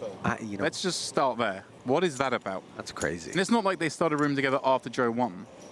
It was before Joe won. This isn't like a, what are the odds of aces 2 hands in a row when you start counting after you get the first pair. This is, they both won the main. Listen. Ludicrous. Ludicrous is how white hot Rabahi is. We looked at his VPIP and we thought to ourselves, he's playing every kind of hand there is. Anybody that was dealt a lot of the hands that he's been dealt would have found themselves headed to a flop. Here he is with company in the form of 2 players and a 4, a 7, and another 4. Spelling disaster. Yeah, I like this. He went for the limp raise, obviously, off of what? 16 blinds, 17 blinds. Didn't get it. Wisely checking back the 7-4-4. He's either miles ahead or miles behind. Now coming out with the bet, holding the 4. And Rabai with nut diamonds. Got the only flush draw. Not that it matters, but of course we would love for an opponent to have diamonds as well and get themselves in trouble. Look at this. Todorati recognizing that, hey, he gets to have some 4x as well from the big blind. Has a 9 blocking the strongest hands, i.e. 9s and 9-4. Has an open ender as well if he is up against a 4. And look at this. I fold. Pardon me, I had the hands the wrong way around. Yeah, you were looking at me strangely. Sure I'll see myself out. There. Like, what can I do? I can't juggle. I can't call poker. 3-6, 6. 6-6. Too much. Too much, huh? Thanks for letting me carry on, though, Ali. It's okay. You didn't want to. I'm fading in and out of consciousness myself. This burger has taken me out. Perfect. Looks like some ice cream in the next break, Ali? Being delivered. I don't know. I'm not sure ice cream is the path towards slenderness, which is the goal for the time being. You do have a stated goal of slenderness? I figured like me, you'd given up a while back. Nah, I can't punt. It's not in me. Every time I come to Merit, I think what I'm going to do is, in between commentary stints, I'll take my breaks, go to the gym, swim in the sea, just go to the buffet, just have some, you know. Yeah, just be reasonable. Chicken, some rice, not go crazy, just some vegetables. Then I'm having 4 desserts a day. 3 plates of food. I don't know if there's any new equipment in the gym from the last time I was here, or the time before that, if I'm being honest. I have been in the sea, though. You know, I flared around like a mid-sized whale. I don't know if mid-size whale. You're right, I'm small for a whale. Like a petite whale. Petite whale. Oxymoronic, but I'll allow it. You can have small whales and big whales, come on. Wouldn't that just be a porpoise? A small whale? Consult my zoologist. King 10, 10, 9 says 13 if you do.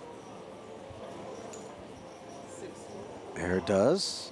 Rabahi does as well. By the way, now we're finally seeing sort of the creative side. Granted, he's in the big blind with the big blind and he invested already. That's 12K. Another 10. 7 a call to win 38.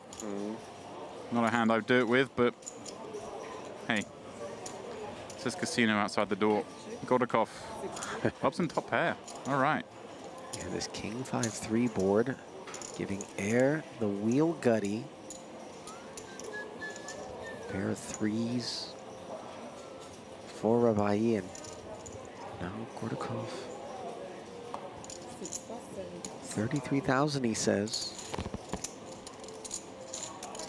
No takers. Yes. And the rich get richer. Notice the sizing he went there, Ali. It was not pop, but it was near enough. But what it did do was allow the action to be reopened if Rabai had jammed. So there was some trickiness there. That from Gordakov. If he bet full pot, then Rabai's check raise wouldn't have reopened the action. So it just makes it that much harder for in the middle. You know, the amazing thing about you picking that out, James, is that, you know, to the average person streaming at home, that is nothing that they're ever taking into account. And you realize just how much the advent of the game has sort of exposed. It's such an important aspect in PLO because so often you do find these situations where you do get multiple all-ins. So it's always important, if you're in Gordakov's shoes there, to recognize, try and eyeball. You don't want to draw attention to it necessarily, but you eyeball the stack of the man, the shortest stack, and kind of try and make sure you bet less than half of it. As long as that makes sense. Obviously, you don't want to be betting half of it if half of it is only 20% pot, but in situations like this, it kind of just makes it hard for the man in the middle to proceed. Anytime we do see some sort of aberrant behavior, though, we also need to couple not just MPO, not just the fact that we're playing PLO, but those bounties, James. Yep. The influence of them can't really be overstated. Now, as the payouts grow, the impact of the bounty will be a little bit softened, but it's still 500 is always going to be, you know, a pursuit. Yeah, it's something that's relevant in these spots when Rabai's involved now, having so few chips. 10-10-5. Not sure what Rabai's holding is. Does it contain a 10 would be the immediate question. Well, it's 12 cards that aren't a 10, so it's a lot more likely.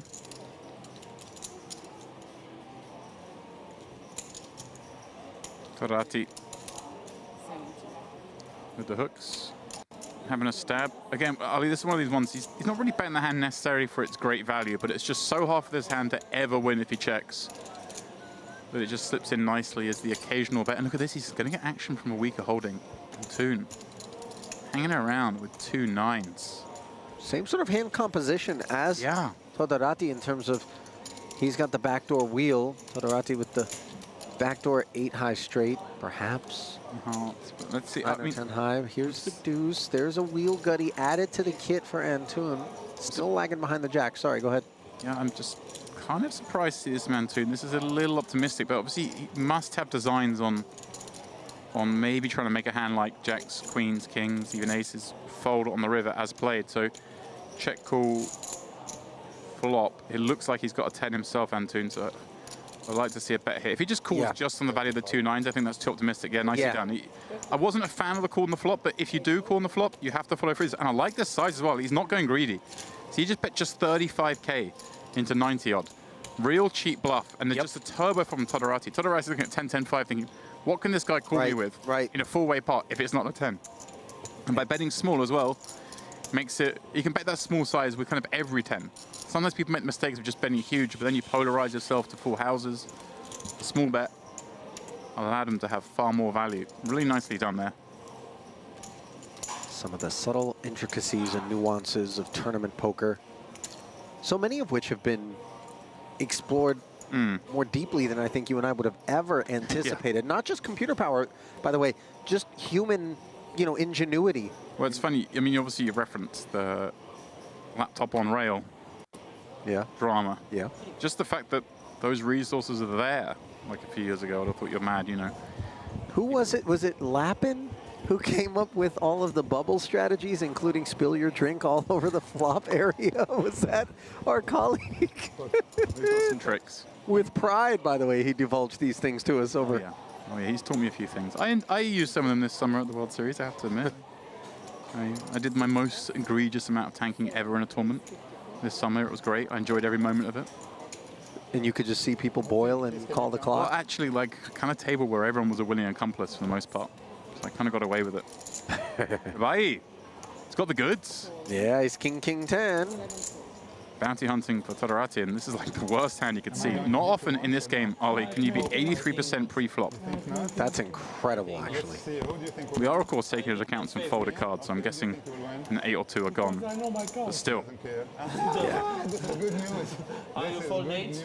There we go. You just got the news. You just asked if anyone folded 8, and word has come down. 2 players have admitted so. It's very easy for me to win. I don't need 8. So, you see, Queen 10 deuce on this flop. Rabahi with the pair of 10s. A 6. Now a 9-1 favorite with 2 to come. Those are active, restless chips. That's it. King on the turn and top set for Rabai. Nothing that 10-8-6 is going to be able to do to deny Rabai the victory. That would have been a rough turn to navigate, by the way. The river, rather. That queen completing ace-jack. One.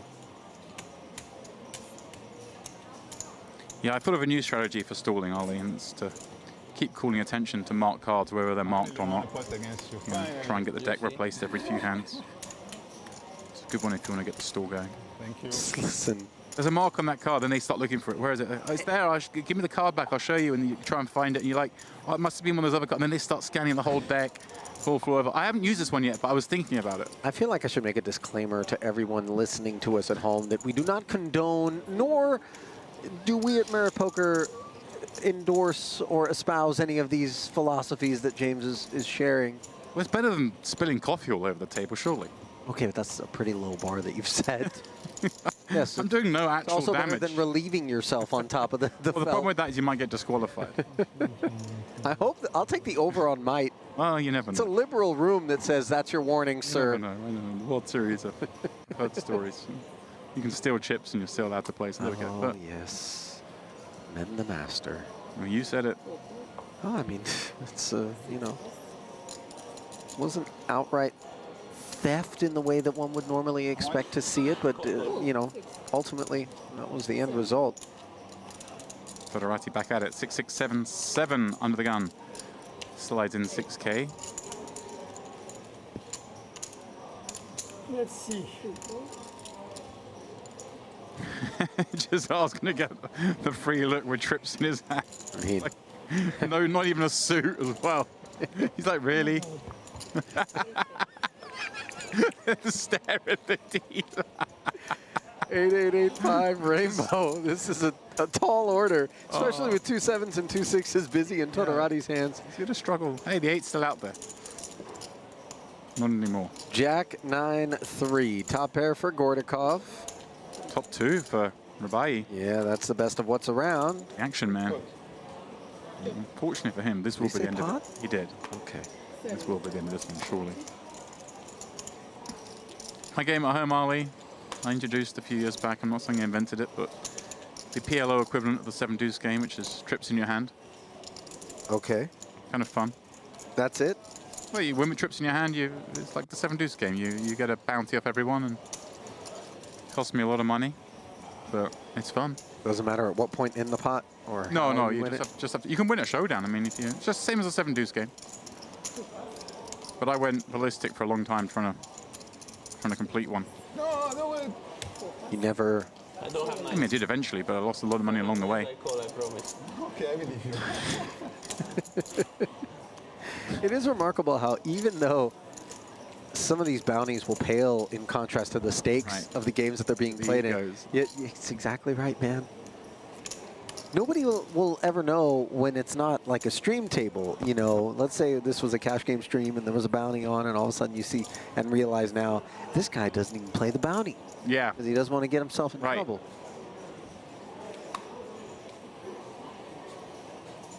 Yeah, that one. I introduced it and literally was the last person in the game to ever manage to do it. I mean, it's quite hard to get dealt trips as it is and then win with it, but I did try. Famous last words.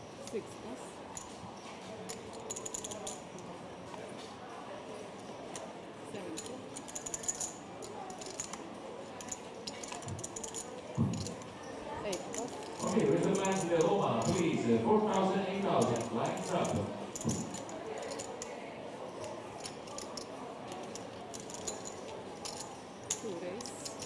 Ace, Queen, 9-5.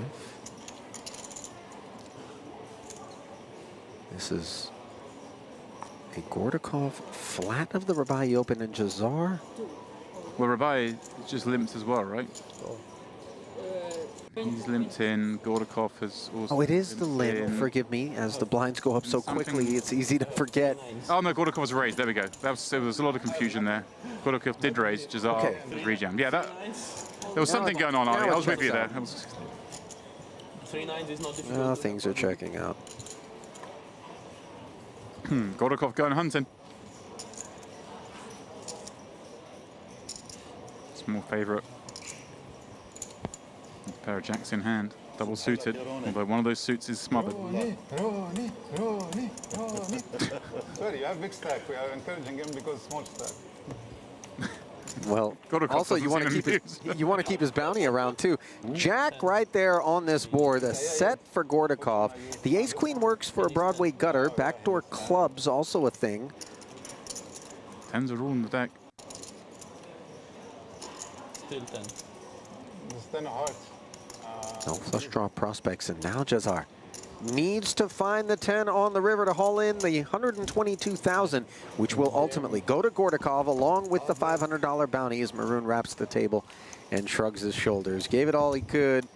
He is going to collect the last of the $965 payouts. No, he is going to take a jump as 11th will be the place that he finishes in for $1,170, if I'm not mistaken. Officially, it could be 12th.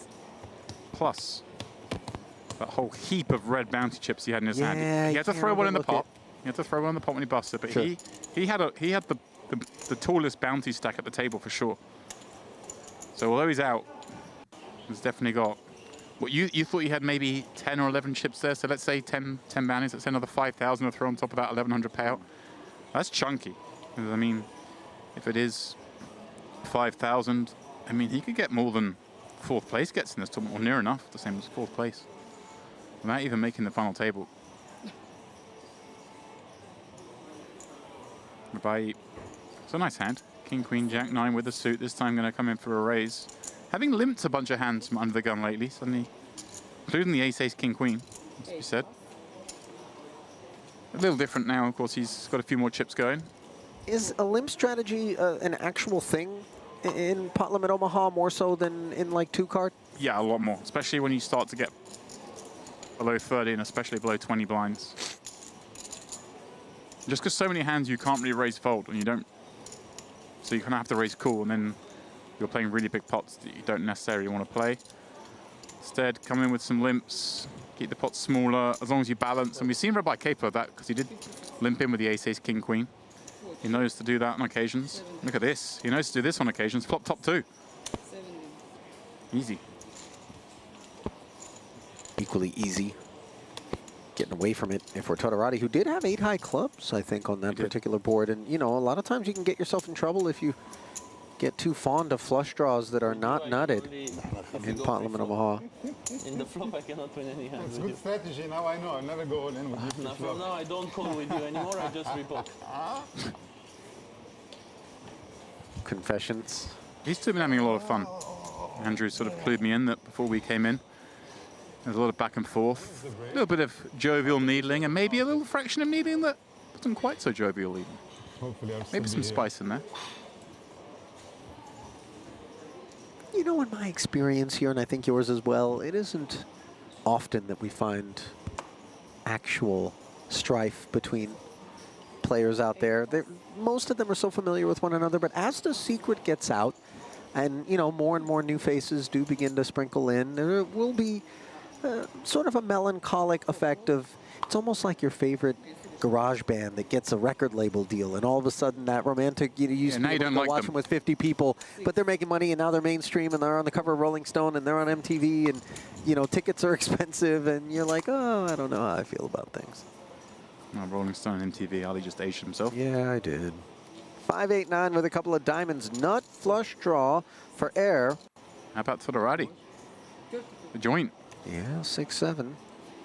But Air first to act is going to fire 32,000. Note that he does have that gut shot straight draw to chop it with Todorati, who is facing this 32K bet. He could very easily ask for the remaining 65,000 behind. It looks like he's done just that. And Air, of course, with the nut flush draw, says, let's spin the wheel of fortune. Oh, okay. Todorati looking for another of those bounty chips. Look at his part.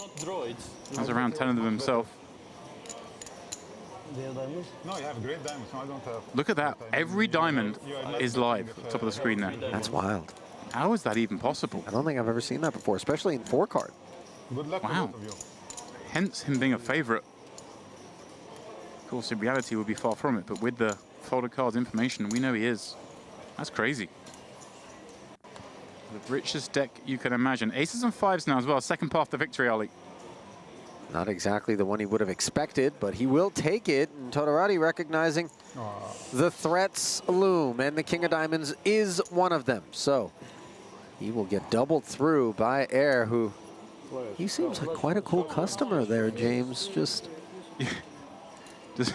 never a doubt. Who wants to tell him he needs to leave? No, he made the nut flush draw. Nobody wants to tell him that, James, and I'm going to explain to you why. Because in poker, when you have the best hand, you get to double up. That's how that works. James has muted himself. That's twice I've done that where I've had the hands the wrong way around in one frame, Ali. I don't judge. You've been my producer on other shoots, and you've heard me have, you know, floplexia. I'm even mugging the guy off, telling him who's got to tell him he has to leave. It's because he looks so dejected, and Todorati kind of looked happy. That wasn't my read. Todorati, I will say, he's got the happy sauce. But, you know, I thought, Air, this is a steely cat out here. You removed the graphics and asked a random person off the street, who just won this pot? Yeah, you're right. That's why. I'm not double downing on my mistake, but I'm... No, when you're right, you're right. Fighting my own corner. Don't fire me yet.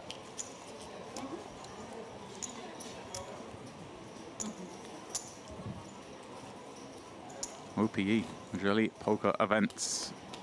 Part of the party here at the Dolce Vita series. A coming together of brands, Ali. We've seen Famos events. Of course, the Imperium. Very well represented here. You know, you were a part of the Mediterranean Poker Party a couple of years ago, and then this year once more. And, you know, smaller tours that might not be able to support an event of this scale, or, you know, a venue such as this one, come together and with their collective bargaining power are able to assemble one bigger event. And I for one am all for that. Anything that brings people through these doors and allows them to experience merit poker and, you know, play at scale and with, you know, a player pool that they wouldn't otherwise necessarily interact with, you know, potentially beyond their own geographic borders. These are all good things. Yeah, it's great. Imperium and OPE get to have their players interact, get to play much bigger pools, plus all the merit. Everyone gets exposed. Yeah. It's a great way of doing business. And it's only win-win for the players. 95? 93. 93. Rabai going for the bounty hunt over Todorati's last, what, 52K? And Toon, he maybe would have taken a shot before, but kind of hard to play this one, three-way. If he knew Rabai was this week, Jack 9, 6-5, then he probably would give it a go. It's funny because I've grown so desensitized to any four-will-do sort of procedures out there. But this is just bizarre. How much total? He recognizes there's a potential here just to scoop $1,000. Get us down to the final 8. Increase his stack even more so. You can't expect Rabai to be this weak. As I say, the bounty's not as relevant at this stage. It becomes more relevant when you're dealing with such a short stack course in terms of just blinds. We still have to be aware that most of the money here goes to the remaining prize pool, to the payouts. It's 16K up top, 11.5K per second. He does make the fold. 8+. Here we go then. The two friends all in. Yep. Good luck. Just, I won't repeat the comment. Careful what you wish for as a 3-2 dog Rabai. Not the hand I think that Todorati would have anticipated would be flipped up there. Certainly not the one Antoon anticipated. Yeah, yeah. He's feeling even worse. Yeah. Hope for his sake the ace queen 6-7 wouldn't have got there. And they see a little displeasure. Well. Oh. Yeah. Sure enough, Antoon would have had the best hand. Instead, he was served walking papers by Rabai. Look at this lockup Todorati has in the hand with just king high. Pretty remarkable. Jack not an out. The 9 not an out. There's some additional here. All of a sudden. Yeah, the queen would do it. The 7 would do it. From a few to a few more. Do it! Oh, nice hand. Instead, the deuce of spades on the river, and Todorati staves off elimination as he provides the count. We'll do a little bit of accounting accordingly. عم بيردوا خسران كوب جاي تعمل لي كمان هتقول لي بعدني خسران كوب جاي تركبني؟ بقول لك مش مضطر تعمل هاللي يا خيي شو بدك فيي بعدني خسران تركني؟ خلص خلص خلص ده كم داون شو بك؟ ضل صايع عم نحكي يعني اوكي بس انه عرفت لي شو بدك فيه الكوب بعدني خسران انا كيف خلص I love listening. You don't need to speak the language. No. What are you doing? I would have won. I'd have knocked him out. I'd have the money. We'd be on the final. What are you doing? Why are you doing this? Wait, you have Jack 9-6-5. You don't have any hand. What are you doing? Just fold and let me win. Yeah, but on the flop it was... on the flop it's bad. Todorati's like, I'm all right with it. Yeah. I don't mind getting ISO'd. King, queen? I'll take it. Unimproved. That'll do. Oh, yeah. Here he goes again. He's king double 8 and up flush draw and limps in, and of course Rabai on the button. All too happy to get his chips in there. You know, like this is what I was saying. Todorati with like 15 blinds. I mean, this hand he would have to raise fold. Doesn't want to be in that situation. Limp and flop a set. How about that? King 8-5 board. Todorati with 3 snowmen. 2 checks in front of him. Yeah, unfortunate for him that he's blocking the king, but what he's not blocking is those straight and flush draws, which is where Rabai is living. How much? 30. Yeah, Gordakov 9-7 has a gutter of his own. I mean, just given what we've seen between these two, Ollie, is there any way Rabai doesn't just decide to run this? I mean, a pair, a gutter, and a 7-high spade draw. I feel as though Rabai is looking to reclaim chips lost. You've always got the 6 of spades you can hit. You can never be dead. Here we go. Boundless levels of optimism from Dempsey. Said no one ever, by the way. He does cover. No, set. Oh, good. Okay, I have a chance. Do have more than a chance. Again, look at this. All the cards are live. What is going on? And look at Rabai. One time. Coming over, asking for a one-time here. Todorati already doubled through.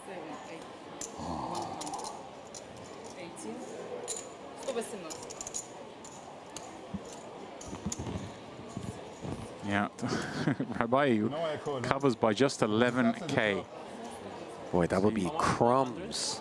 Yeah, well, obviously great to be covering. He can win 500 bucks in this pot. Todorati cannot. After the flop, it was not pre-flop. Yeah, he made that reference, didn't he? I can only beat you when I get it in pre-flop. This time they've got it in. By the way, I just want to point out, in case you overlooked it up until this point, he's standing now and I've gotten a better look at it. Rabai's t-shirt is Darth Vader on fire, by the way, and it all checks out.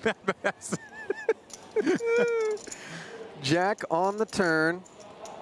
Todorati sitting cozy with the 8s for the time being. Some threats loom, but the Jack of spades is not one of them as Rabai makes the flush, but 8s full for Todorati. By the way, hold on. Come back. Come back. There's 11,000 to work with by our count. I mean, it's possible we have it wrong. Did they? Well, it must have been. Do the count? You know what? I actually, funny enough, the last hand I said Todorati was all in for 52K. Yeah. That's what the graphics were alluding to. Yeah. And then it came to paying out. He had 57K. Okay. So that makes sense now. So he would have 14K more than we thought, which means he would have been covering by 3K here. By more than 3K because you took the 7K away as well. So Yeah, it's 9 people. yeah. So actually, apologies for the minor indiscretion there on the graphics. It is Faoud Rabai out. And that's the final, Ali. 9 left. So 8-handed event, but we won't play 5 and 4. We will consolidate everybody to a single table. And I think the players also, Ali, just given it is going to be the final table break, given the bellies will be a little empty at this point, I believe they're going to go for a short dinner break. Okay. We draw for the seat. Been told around 40 minutes till play resumes. This is how our table looks, Ali. Abdu and Toon going to be among the 9 players who will congregate here at the feature, which will become the final. The blinds at 4, 8, and 8. James is going to step down. David Lappin will slide in. Yours truly, Ali Najad, will be back when the action gets back underway in about 40 minutes' time. Stay close. We'll be back to Merit Poker in a few.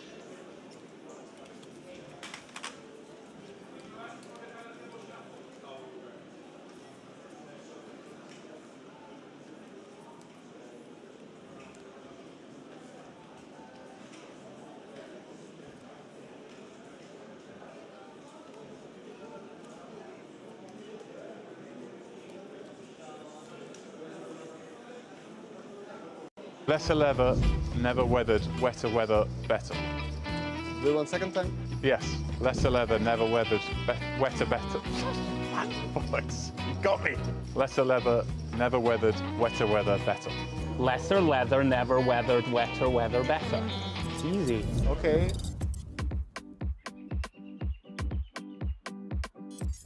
If 2 witches would watch 2 watches, which witch would watch which watch?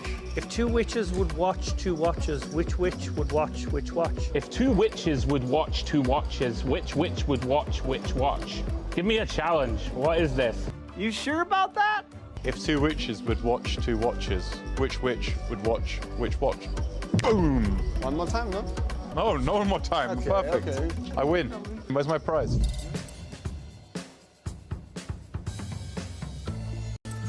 Surely there's got to be something more to this. Betty Botter betting better with the gutter bot on flop. I think I'm 100% GTO. Betty Botter betting better with the gutter butt on flop. I go again? Yep. Okay. Betty Botter betting better with the gutter butt on flop. Betty Botter betting better with the gutter bought on flop. Betty Botter betting better with the gutter ball on flop. I think I'm just the master of this. I think we should quit now. I get points.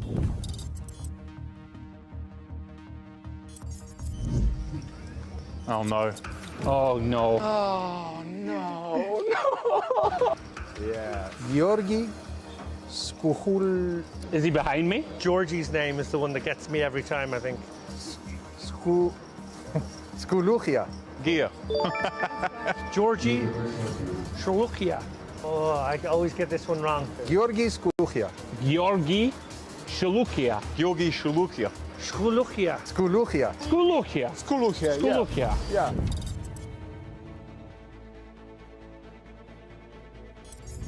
Oy. Oh Jesus. Come on now, you're making these up. This is someone's typed this one around. I was going to say, when are the really hard names coming? Okay. Abik. Oh wait. Is this real? Abak Navid Aivas Purtaher. Abak Navid Aivas Purtaher. Abak Navid Ivas Portaher. Abak Navid Aivas Purtaher. Abak Navid Ivas Portaher just defended his big blind. Accepted. Abak Navid Evers Purafa. Abak Navid Ivas Purtaher defends the big blind. I don't know why it went French.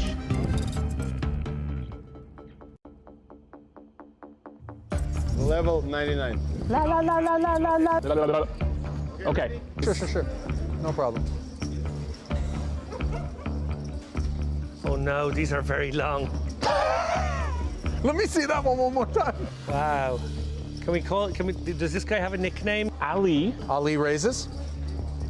Okay. Oh, you want the whole name? That's not real. Ali Pourhaidar's Desharab goes all in. Ali Pourhaidaritz no, try again. Ali Pourhaidaritz Sharb. Ali Pourhaidariza Desharb is on the button with plans to win this pot with skullduggery in mind. Lappin, you're fired. I think I did okay in a couple of the other ones, but that is... I think we just call him Ali. Ali Pourhaidar is Desharab moves all in. Wow, this is really hard, guys. Pourhaidar Riza de Sharb. Ali Pourhaidar Riza de Sharb. De Sharb. Pourhaidar. Ali Pourhaidar Riza de Sharb. I can't relax when I'm looking at that many letters. I'm done. I've given it all that I can, guys. Come on.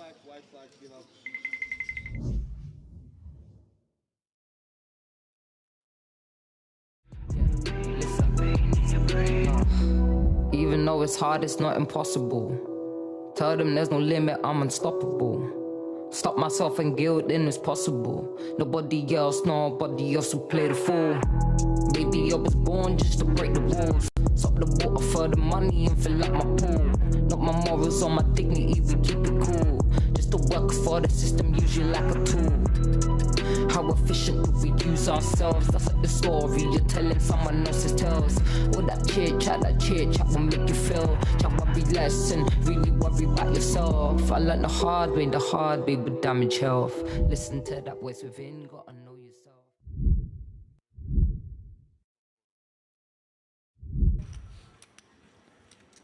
Canzonieri, 2 6s action is already on him.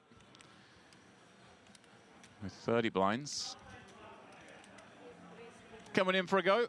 Oh, wow, this is funny because Aaron obviously 3-bet Canzonieri just a few moments ago. Next time he raises, it's going to be met with another 3-bet, one presumes. It's the old adage, James, that when they do it the first time, they might not have it. The second time, they always have it. Okay. You set it up. Yeah, this is a tricky spot. When, assuming nobody finds anything behind, and this comes back round to Canzonieri.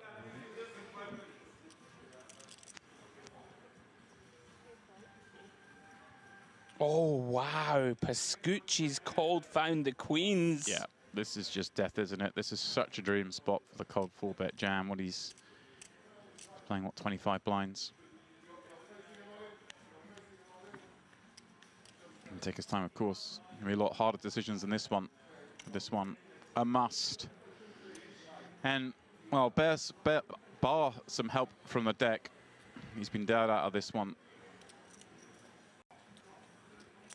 Makes, you know, Canzonieri was probably in like a real tough spot here, wondering what to do. Sure. With these 2 6s, this will, of course, make things a lot easier for him. And here we go. There is the jam, as he must do.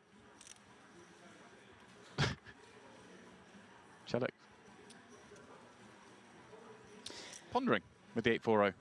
I wonder if we are on a pay jump. We're not, but also he's, you know, Interesting. with 6 million in chips, he's the big stack. Does he know it's on him? I mean, I feel like he might not know. I'm wondering. I'm sorry. There we go. Yeah. He checked out so long ago. I thought that must be the case, because if he was like the shortest stack, maybe he's tanking. Sure. Here we go, the cold deck, the announcement received. Pascucci not liking seeing Gazarian just insta-flick the chip in. Cannot be good news. There are still 5 cards away, though, from the end of this hand. Anything can happen. Gazarian, wow, look at the stack he'll have after this hand if he were to hold. 8.3 million in the pot. Here's 1.1 behind as we see a Jack 4 5 flop paint, but not of the right variety. Pascucci with no backdoor equity, but with the courtesy of the folded cards, we can see he is drawing still to 2 outs.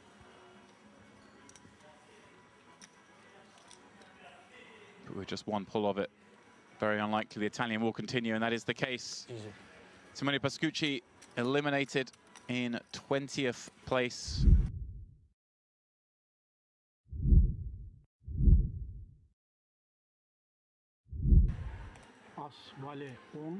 And what a hold that is for Sahafi, fading 2 nut flush draws. And a bunch of overs. He knows it's on him this time. He's got the butchers. Fast-paced action here. Missed the IPA Masters final day.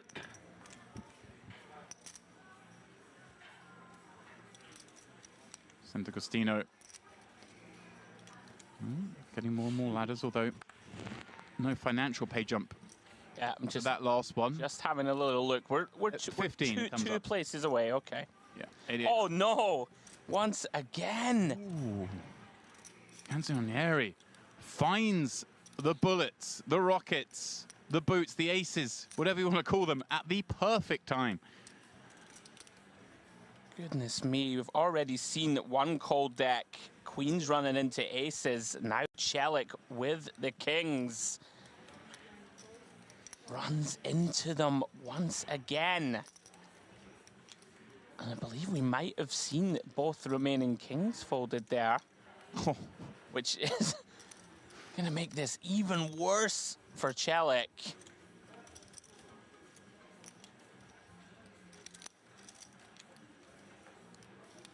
Koza once again. This just looking at the clock. Very deliberate style. Just wanted to get as deep as possible. We're playing few hands as possible. For whatever reason. Again, makes sense, I guess, more as a short stack, but everyone has their reasons. Now, Celik, decision point. Which way does he play this? Canzonieri just looks so strong when he 3-bets against another guy open, but at the same time, the 4-bet looks so strong, he makes so many hands fold. So he's trying to think, right, does Canzonieri just have a hand he wants to go with here, or are there going to be some... 3-bet buffs are always a possibility, but does he have hands that are going to 3-bet, that think they're good, and then end up folding to a 4-bet because now they get an answer they don't like? Like maybe he's got an ace-queen suited, Ace-queen or off Jack or something like, you know. Occasionally 3-bet folds, yeah, I'm with you. Instead, he just goes for it, and Canzonieri's going to beat him in the pot, flips over the boots. It is the coldest of Hold'em cold decks. We see it so often. Kings into aces, pre-flop. 8 million chip pot. And, well, if you're right, then Celik's drawing dead. Spades only. Ace 4, 5, and yeah, I mean, our graphics telling us that he has no chance. The deuce 3 run out being it, of course. He'd have no chance, even if the kings were live in the deck on ace 4, 5. Wouldn't change it. But I saw pre-flop, it was saying 4%. So it was, you're certainly right, all the kings were folded.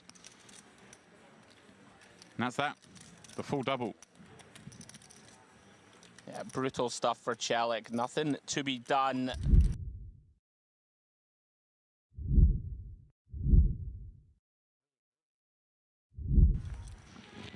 Belaku, king 10 under the gun. This table, he's going to try and get one through. It's been snug since his arrival. Maybe I want to capitalize on that image. But like I say, I think at this point everyone knows everyone. Koze, again, not going to keep banging the old same drum. Clearly has his play set out here.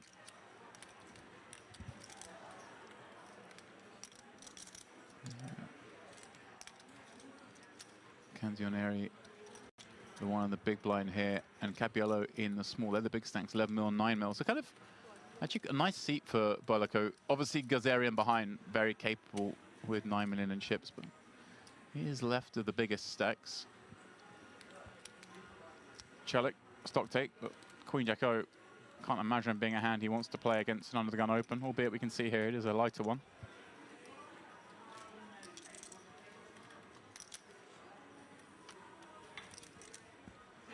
Yeah, he agrees, not quite enough hand to get into the mixer. This one going to fold round to Cappiello in the small.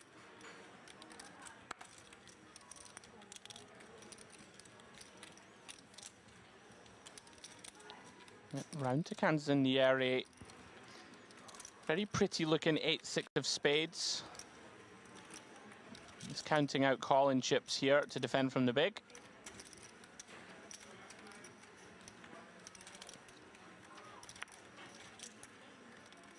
Seems to be a devout Yankees fan. Just knows the double logoed apparel. Oh, wow. Coldest of cold decks here. Canzonieri flopping the flush from the big blind, but Berlicao flopping the joint, the straight. Oh, is he coming out with a lead? This is naughty on ace, queen, jack. How do we have leads here? This is feisty. Absolutely unreal stuff on this flop. How's he found the lead? Yeah, super rare that you will see leads on this ace, queen, jack texture, never mind of one suit. Does that instantly scare Berlicao? I don't think so. I mean, a lot of the time, you just, really, does the guy just flop a flush and lead into me here? I think more likely it's going to be a sort of one spade in hand, right? Maybe something like a king of spades X. But would make a little more sense. Berlicao going to start with a call. Yeah, still, you don't almost want to raise here, because if he has got one of these kind of weak one pair with a bad spade, he's just going to fold anyway. Maybe you want to allow your opponent to come blasting. Sure. Little does he know, he's the one on the wrong side of it. Yeah, I'm with you. You also don't want to give a hand like an ace-8 or something like this if it has somehow decided to lead a route to the exit door. Now, 1.375 in there. What size does he come with on the turn? A little over half. This is getting real all of a sudden. Here's Berlicao with no option but to keep calling. Sure. It's still likely, I think, going to be feeling pretty good about his hand. Right, it's one of these spots where you're just never expecting this action, so you don't really know what it is, but at the end of the day, you flopped it straight, so I guess we've got to feel happy, but obviously the value that, the big value that takes his line, it does have us beat, right? It's not like our opponent has a set when it's come ace, queen, jack, and we've opened from under the gun and they flat the big blind. They don't really have two pairs. Maybe there's queen, jack that might go this way. That might be it. Yeah, I think I'm with you that calling is the way to continue here. So he does. He does agree. Whereas in that 700, 2.8 resides in the pot. Berlicao with over pot behind, and, well, the grimmest of cards, the 10 of spades on the river. Obviously, neither player likes seeing that one. Canzonieri, is he going to find a bet? A block? With 8 high flush. Kind of scary, right? Because the most likely hand that Berlicao's keenest to call two streets with is the king of spades in hand. I think one... Ace, king, king, queen, king, jack, king, 10. All these hands could be in there with the king of spades. For sure. I think one thing that is sort of working in our favor, very difficult for Berlicao to have like the 9 of spades or like 9 of spades, 7 of spades, or another small spade in hand. Right. Like he'd have ace 9 off. Yeah, it's basically king of spades or nothing. So we can sort of still fairly comfortably value bet. You know, look to get value from a hand like a straight, something like an ace king. Right, all the sets. All the sets, right, might feel compelled to flick in 800k. And is there any world where...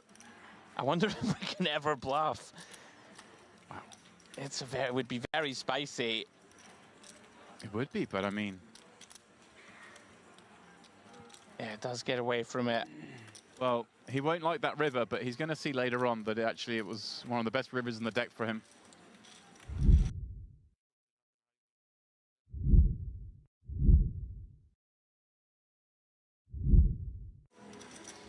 Round to Aoun, finds pocket 8s in the cutoff. Nice strong holding, of course, from late position.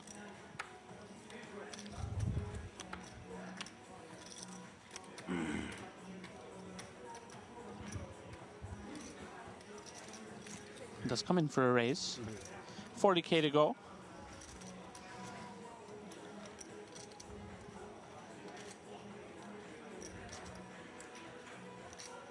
Does Faisal have ideas in mind? Is reaching Demps. Very interesting. He's chosen spicy line a few moments ago with the ace-6 suited. Big blind versus early. Going for it again here from the button. Rogov out of the way. Back on Aoun. This is very spicy from Faisal. King 9 off. Just a shade under 40 big blinds to start the hand. Action back on Aoun. Decision point to be made. probably argue, Demps, you could go either way here. If you think your opponent's too aggressive, you could 4-bet jam this hand. I think typically people will continue with call, which is what he decides on. Inflated pot here. Because of the fat? Yes. Ooh, Jack 9-7 finds a piece, but a piece also for Un. Pocket pair, obviously still best against some of the legitimate 3-bets, the ace kings, the ace queen, and of course now picks up additional equity against the biggest of pairs. 10 with a 10, but as it happens, has fallen behind. I like this in Faisal, just recognizing, hey look. Oh wow, he checks back the 9, finds trips, but I like the check back. Obviously not going to get a lot of value with the king 9. Trying to rep himself, perhaps he has got those ace king, ace queen, they're always going to want to check. Here. Now Un's going to feel pretty good about these 2-8s, right? Yeah, I think recognizing, Fazal, that this sort of Jack 9-7 connects pretty well with a cutoff range that opens pre and just calls 3-bet, you know, going to wrap around this Jack pretty often. And you've called it, James. Aoun now probing turn. I believe he's bet. Oh, he's got chips in his hand. He's thinking about it. Okay, sorry. I thought I saw them going in. This is when Faisal's going to look back and go, did I really 3-bet king 9 off? Is that what I've got here? This is going to work out beautifully so far. It's so nice to have this strong a hand when you look like you've got an ace high or a king high. Absolutely. Perhaps. King 10, king queen, something like that. Yeah, I think we can have some hands like a pocket 10s or something could potentially check back here. Maybe a hand like an ace 7 suited, but I'm with you. We're extremely high up. I mean, very likely just to continue the story of like sort of somewhat weak holding here and continue with call. He's going to call here. You're going to hope your opponent perhaps bluffs rivers, but also on the flip of this, actually, assuming this goes like a brick on the river, and then if... Oh, wow. There we go. Wow. Moon gets there. Straight on the end. Let's see how this plays out now. Does he check and just throw some rope? Very interesting one. Because he's... What am I trying to get out from here? Like, did a jack 3-bet me and check back? Has he trapped with, like, aces? Yeah. Or do I know, like you say, he has 10s at some frequency. He does. It does feel like, I think, in the long term, that the button checks back too often when we check. Yeah, it's kind of like... You know, a hand like a queen jack suited, like a jack, you know, king jack off that decides to just pot control. Yeah, like he's just going... Yeah, he got snapped. Wow. And what a horrendous run out this was for Faisal. Yeah, 230k snapped off. Yeah. Tough to blame him, of course. King in hand, blocking some of those king queens. Of course, we're blocking full houses. Very unlucky. Pretty nicely played hand from both, I think.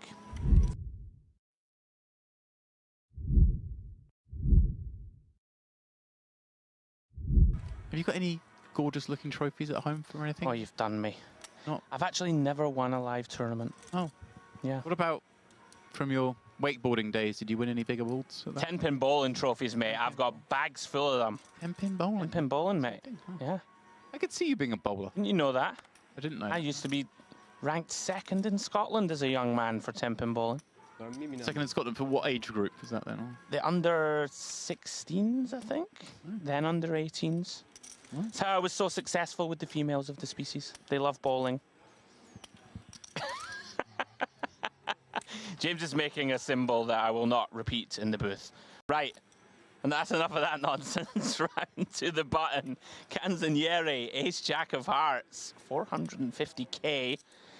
Berlacci has a potential one here, Demps. We did reference that he likely thinks that Canzonieri has been really pushing the action. Yeah, and this... Here we go. This seems like a pretty reasonable spot, doesn't it?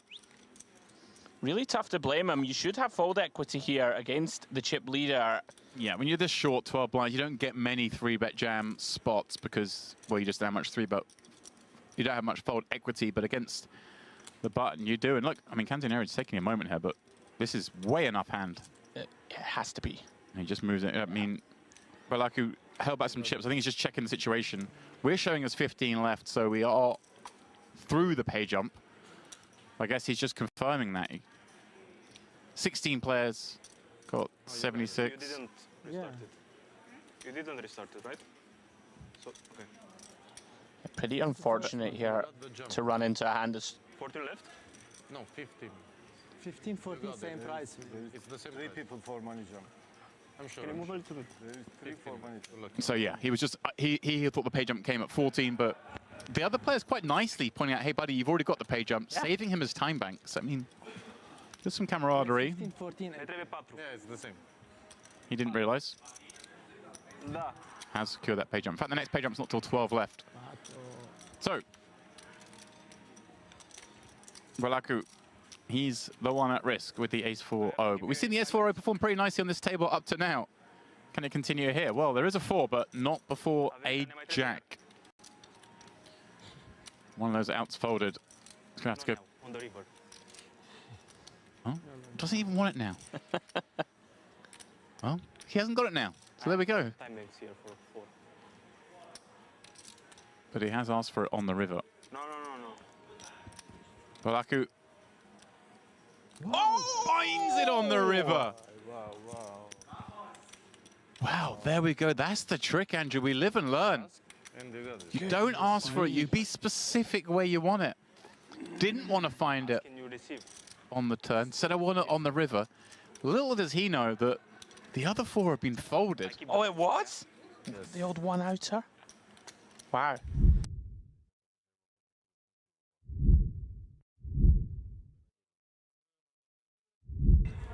I'm just glad I wasn't losing my mind. I thought we'd spelled it wrong. It turns out it's a different gentleman.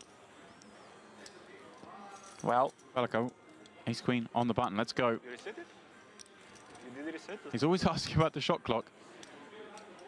He protects his time. The timekeeper, I'm going to call him, I think. The Time Lord, perhaps. Goes for 2.5x.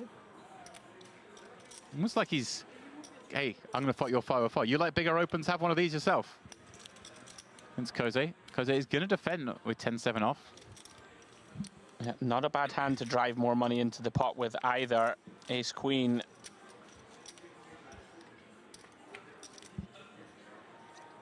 Oh. 7 in the window. Ace rolls off behind it. Koze with a diamond as well, and perhaps some danger ahead.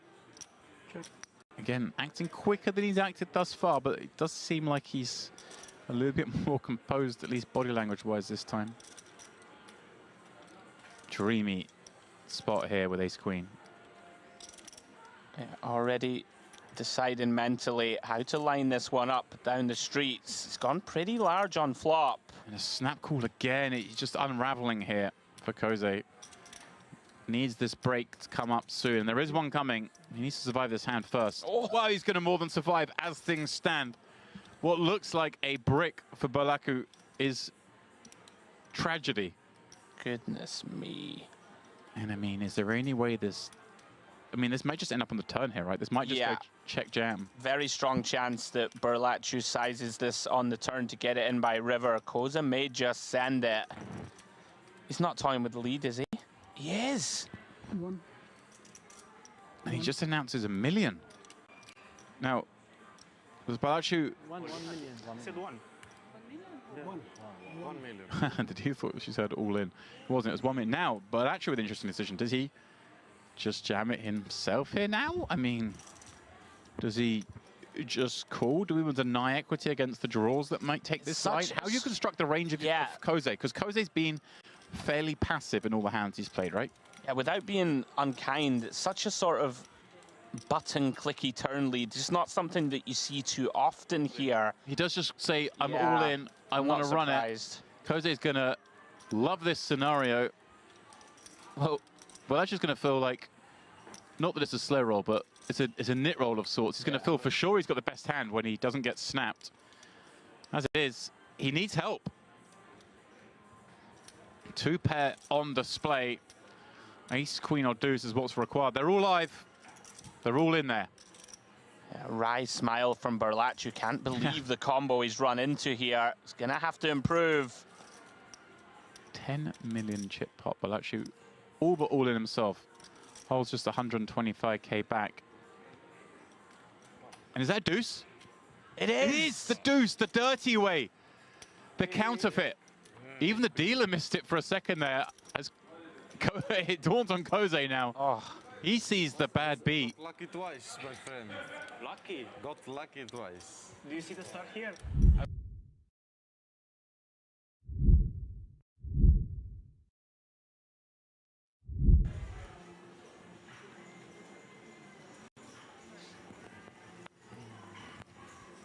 And once again, a playable one for Berlaccio, who seems to be playing almost every hand at the moment. Yeah.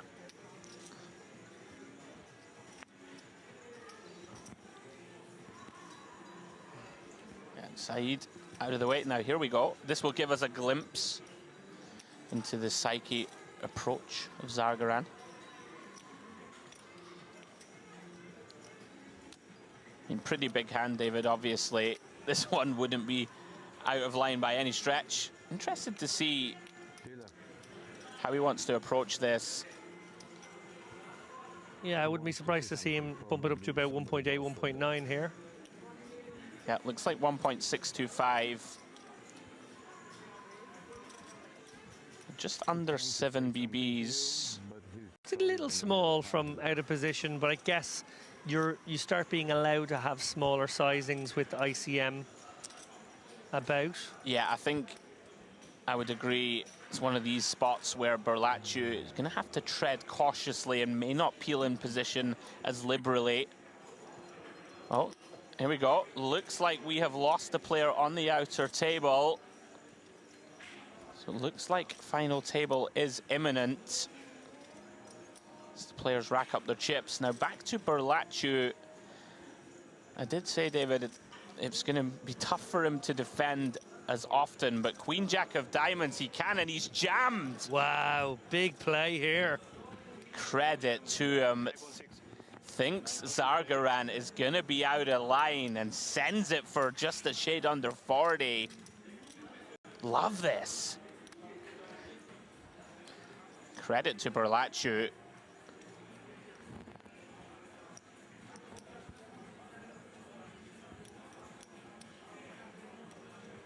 For finding this for 40 blinds.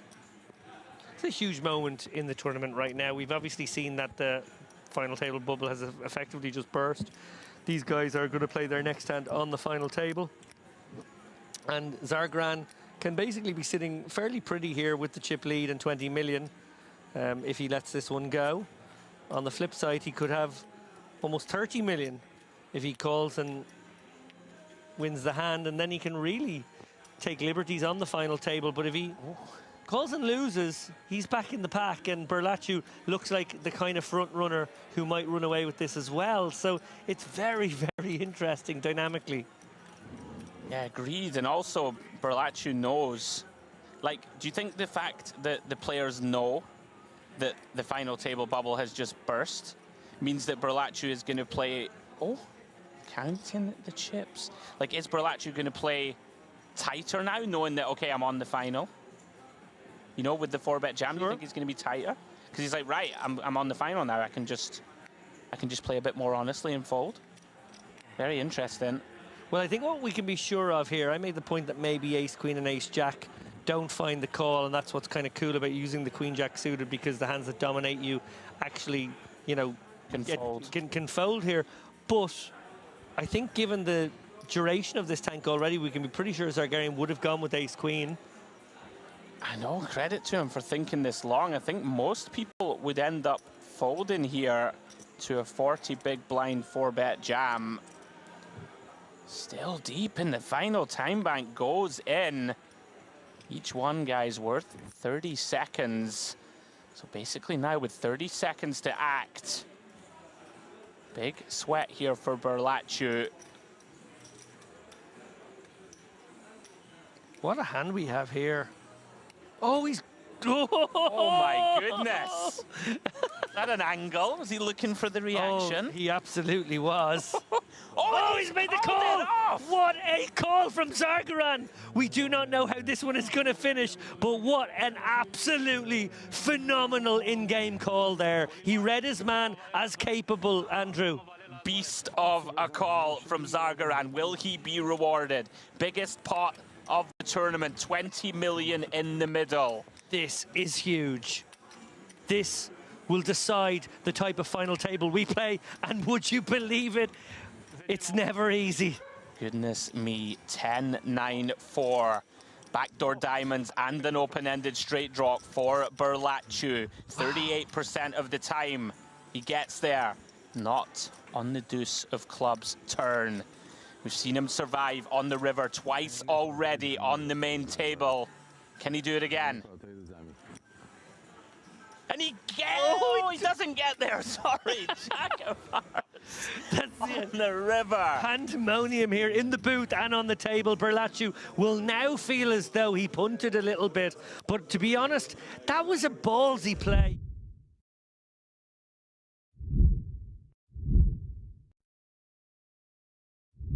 Take another hand in here. Already action whipped round to the hijack, and Sarakoglu with a potential bottom of range cheeky open here. He's going to turn it down. I like that. I generally steer clear of those offsuit ace-5 and worse in that spot. Yeah, I'm with you. I think when we have a really big stack and we cover everybody behind, I can get behind it more. Very impressed with Zagaran, really just getting after it here, even into 2 short stacks. Yeah, Solovev confirmed over it, as we say in Scotland. Now then, Barbarix. Yeah, this is definitely a defendable one, and could actually consider a non-all-in 3-bet as well. I think with the king-6 suited wouldn't be unreasonable. It's actually one of the exact ones in theory world that you don't see people take it much, but 3-bet jam is preferred. Just rifle it in, you get so many better hands to fold. Well, we've got an action flop here. Clubs for Barbarich. Zagaran with enough of it to not feel obliged to bet. Oh, trouble. Big trouble here for Zagaran. Actually improves to a gut shot straight draw and flush draw of his own. Some real potential here to lose a lot of chips. Like this from Barbarix, gonna fast play. Recognizing, of course, that when his opponent checks back, he's gonna have a bunch of showdown value, David, that will always continue on turn. And Zagaran doesn't know it, but he is drawing dead. This would be an outrageous laydown if he could somehow find it. Does look concerned. Don't think we can ever fold this one, though. Way too strong. Yeah, our equity's in a few different places here. We can have the best hand right now. Yeah. We can have the best draw. Oh, that could be a nasty one. Although, obviously, the ignorant end of the straight here on a flush board. One would presume, depending on size here, Zagaran would call a bet. But Barbarich could come with the sneaky little check here, hope that his opponent has a queen and will do the betting himself. Then he can go for the check shove. Played. Wow. So very tempting now for Zagaran with a 7 or a queen indeed, but 7 kind of also to target some 2-pair combos, to kind of think to himself, I can get Jack 9 to call here, I can get Jack 8 to call here. This is lovely stuff from Barbarix. Really like it. Yeah, beautifully played hand. You know, you can get a hand like Ace of Clubs X to bluff, right? You can get some straights, of course, to value bet.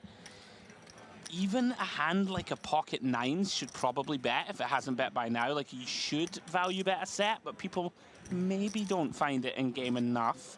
This is beautifully done by Barbarix. I'm presuming he puts it in here, or at least puts in a very large raise here. Yeah. Then we have to start thinking about the bluff combos, and that's going to be hands like Ace of Clubs, King of Clubs with a pair. So it's going to be something like the, Ace of Clubs 10, Ace of Clubs 9 maybe also makes some sense, because your hand has some showdown. You don't mind it going check, but then you can turn it into a bluff if your opponent bets. That's going to be the issue for Zagaran now, is how capable is Barbarich of a move such as the one I just described. Yeah, this is very spicy stuff. I really like this line from Barbarix. Beautifully played. And you've just called it, David. Zagaran now gonna recognize, of course, against this polar all-in, his opponent's mostly saying he has a flush or a bluff, right? Yep. Maybe occasionally, like just the Queen of Clubs thinks it can free roll. That would make some sense too. So something for Zagaran to factor in my opinion, if he does want to put on the hero call in boots. And having that 10 of clubs in hand makes this quite a little bit more problematic, of course.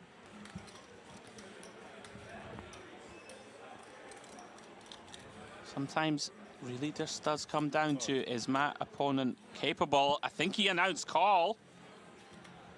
He did make the call, David. Huge pot goes the way of Barbarix. Fantastic hand of poker, very well played.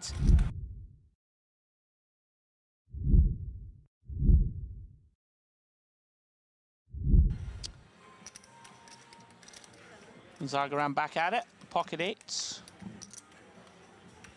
Like, credit to him though, really earned that pot. Yep. I think most players there would flat flop and proceed. Solovev having a very grim time. Round 2, Barbarix. Fresh off that big double. Finds a very playable king-queen.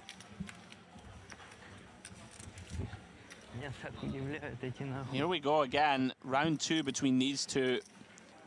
Is reaching for 3-bet. Yeah, and I like it. I assume Zagaran will take this one to the streets, keen to win back those lost chips from a few moments ago. Interesting spot here. These guys have virtually the same stacks here, and they're two of the deeper ones, 40 bigs deep here at our feature table. If you're Zagaran, do you always make the call? I think so. Yeah, I think so too. 40 bigs effective or so. Too much to shove, but we have too much hand really to fold. You never know with this man though. It's not a lot of fun, of course, out of position with a middle pair. No, and I wonder if he's the type of person who sort of goes for this like depolarized 4-bet here with sort of an in-betweeny hand. I'd be very surprised with this exact hand, but you never know. Given just what we saw on the other hand, where we saw a raise that we didn't expect, I wonder if he just wouldn't want to proceed. He just doesn't feel like somebody wants to proceed passively. I suppose that's what I'm trying to get at.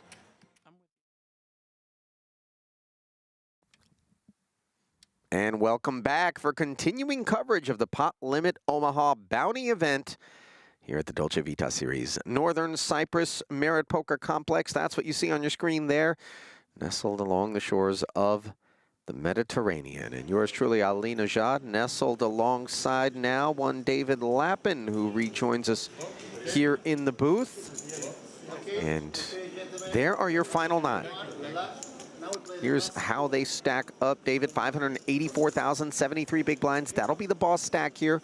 Syria's Abdu Antun. Ozan Erbazan of Russia will be the short stack with just 11 bigs. Blinds of 4, 8, and 8. Are they the brothers? Zorlukan and Zorlu? Oh. Yeah, I hadn't thought about that, but... Or are we down to 8 players and that is the same name twice? I think that might be the same name twice. I confess. Although... Can we merge their stacks? I'm not sure. That would be really something, by the way. You know, if we were 10-handed and then we lost a player and then, you know, we were in the final 9, but by my count, there's 9 on the screen. Must be the real deal. Zorlu and Zorlukan. How about it?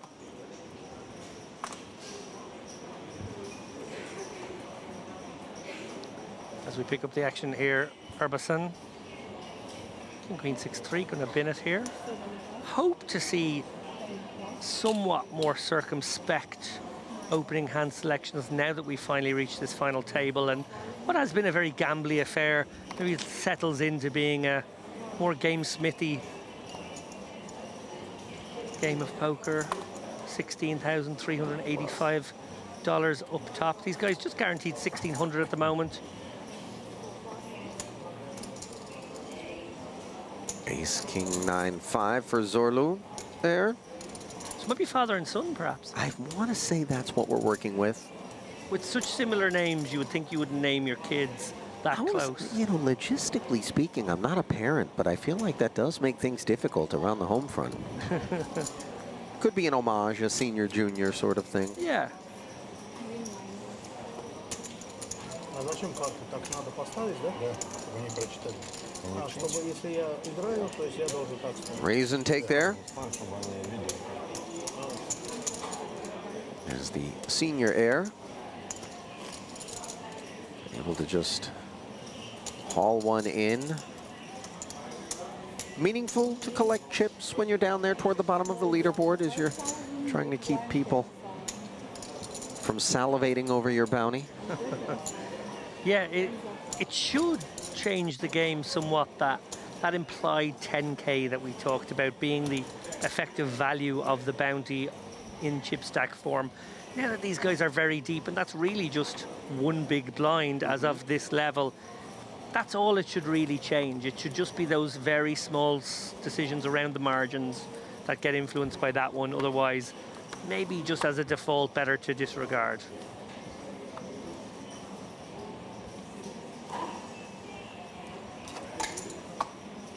I also think a couple of our perhaps gamblier players did fall away in that last two table setup, so maybe that will change the dynamic as well.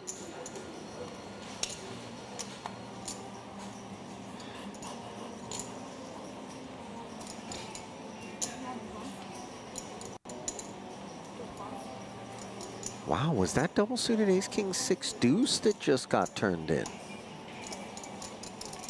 Yeah, that's a tight one. That was a very tight one. By the way, $1,610, your ninth place payout. 22. $16,385, that which awaits the eventual champion here. Oh, it's an interesting, very small raise here, blind v blind, into the stack of 6.5 bigs of Urbasan, who lets go the 10-7-4 deuce.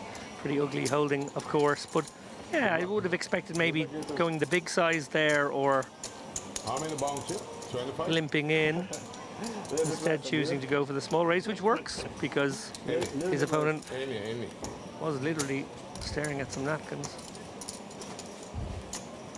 That he was. To borrow from something I said earlier this week, the game of poker was once described as hours of boredom punctuated by moments of sheer terror. The man who said that clearly didn't play a pot limit Omaha bounty tournament either. Certainly not one in the Merritt Crystal Cove room, where I think we've been treated to hours of carnage punctuated by moments of utter carnage. Well, you know, if you would have described everything that preceded this final table, you would not have expected that which we've observed across those first couple of hands, which was raise and take it's from modest size raises. But maybe it was all about arriving here at this final table and then shifting gears for some. What are you doing? It's his. But he's first to act. Yes. I said, Yeah, so under the gun here, Zorlu. I didn't drink. Bad cards. What happened? Just taking a moment to clarify action here. But Misdeal. oh, it's misdeal? okay, my pleasure. I understand, okay. Okay, I think we've been declared a misdeal. A little unfortunate for Zorlu, who had the aces. Admittedly, not good aces and under the gun, so not necessarily a spot you're absolutely loving. It's your luck.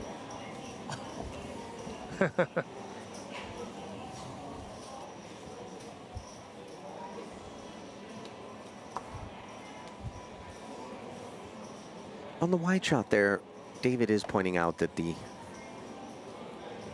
members of the Air clan, Zorlu and Zorlakan there, that father-son feels to be an ambitious relationship there. Surely there's some relation, right? I have to imagine. I don't think we're in error, assuming that. Yeah, here we are. Brothers. but possibly one isn't the other's heir. I see what you've done now. ERR, HEIR, wordplay.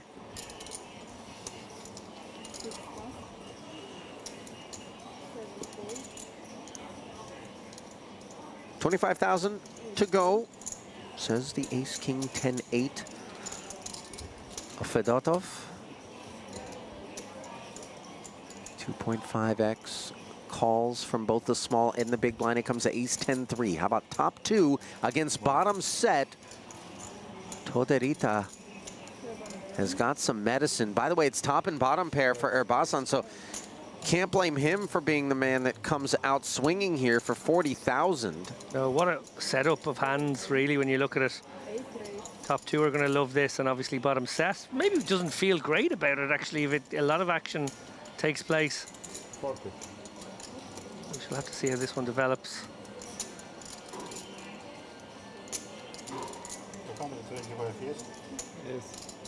Would not be surprised to see Toderita raise this one up. Action seems to be on Fedotov already, so I think we're lagging behind. There it is, it was a big raise. Wow, 205k. So Fedotov now not loving even top two. Wow, good getaway. Neat and tidy. I'll tell you what, that's a lot of fold. Granted, there's a couple of diamonds on board, and obviously, as we've seen in Pot Limit Omaha, there are occasions on which the hand that has nothing at present but is just nothing more than a draw is the equity favorite. Yep. But aces and tens.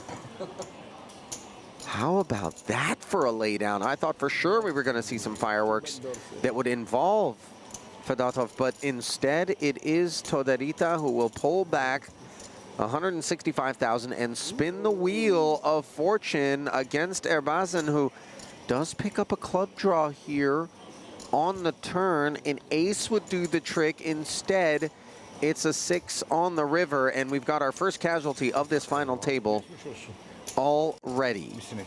Collecting $1,610 will be Erbazan, but collecting $500 along with that pot will be Toderita. Yeah, who I think handled himself very well. Obviously, he was embedded in some dynamics with 3 and 2 tables left.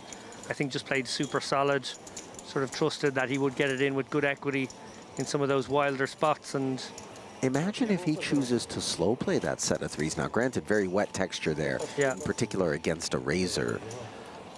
But maybe all of a sudden we have ourselves a three-way affair with a big side pot. For sure, I think Case 10 may well have tried to just push its equity in that spot. Would not have been blamed.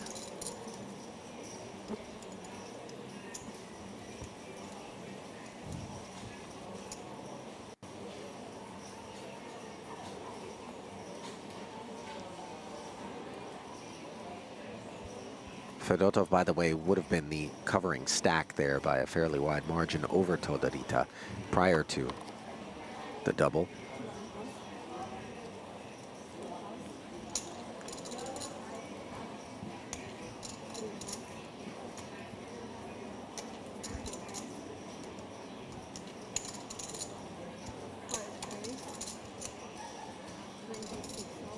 Okay, yeah, earlier I'd misidentified this gentleman here, who is, of course, Antun, as the other half of the heir pairing.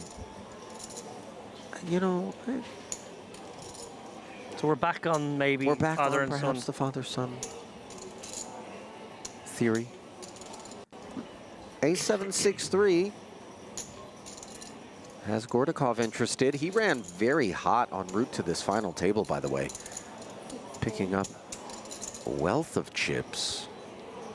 Yeah, and getting his engine started just before you entered the booth, Ali. There was that big three-way all-in as well. Crucial spot for him.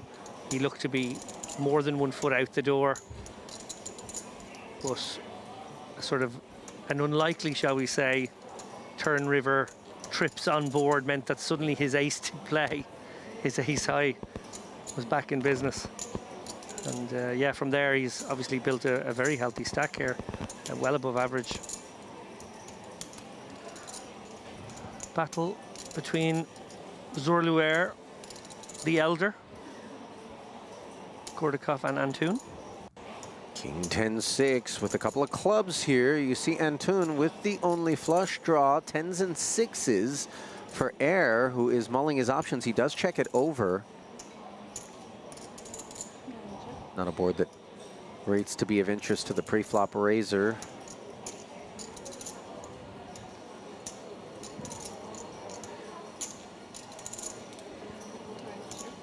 A funky amount of equity here for Antun against the likely ranges here. He has a okay made hand and a okay draw. Often go into the checking range, and he does check.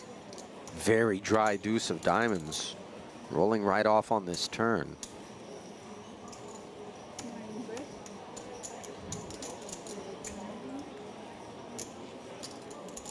And once Gordikov gets out of the way here, I think Antun will have a pretty clear call and assess river situation unimproved and call and maybe look to get more chips in if improved. Could hypothetically as well turn the queen-queen combo into a bluff on some rivers. We shall have to see how this one develops. Oh, how about this? A squirrel with a nut presiding over the stack. And Antun does find the call of 38,000. So we are down to heads up.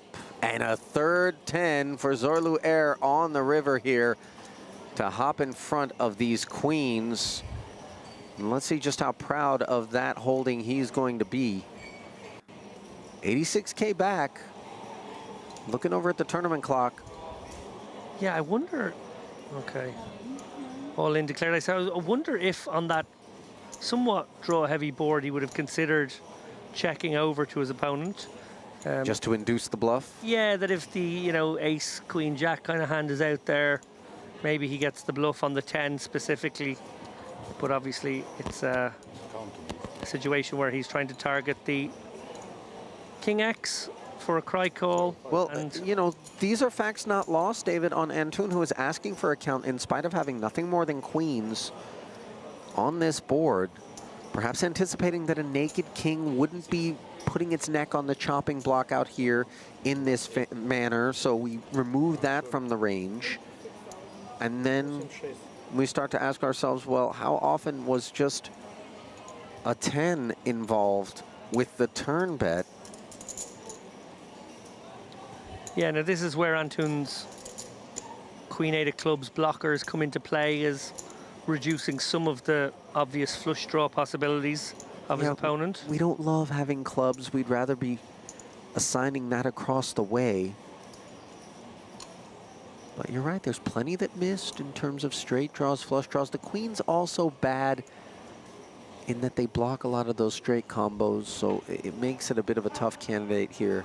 I wonder if he ever lands on the notion that he would have been reverse free rolling himself to not shove the ace-king XX hand here, given that it's only half pot left, and therefore it lets the king-queen, king-jack combo away, and feeling like maybe with that ace-king combo he wasn't going to be able to get away from a bet from his opponent either. That might be the only way you could piece this one.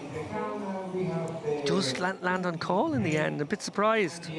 So a bluff catching attempt there that goes quite wrong, and an extra 86,000 slathered atop this one on the river. Big pickup there for Zorlu Air. Yeah, I'm really surprised there, because obviously the Queen 8 of clubs and also the Queen-Queen are sort of blocking all the draws that missed. So you really have a hand that you can feel quite good about folding. Certainly. I'm a little surprised by that, but great pickup for Zorlu Air.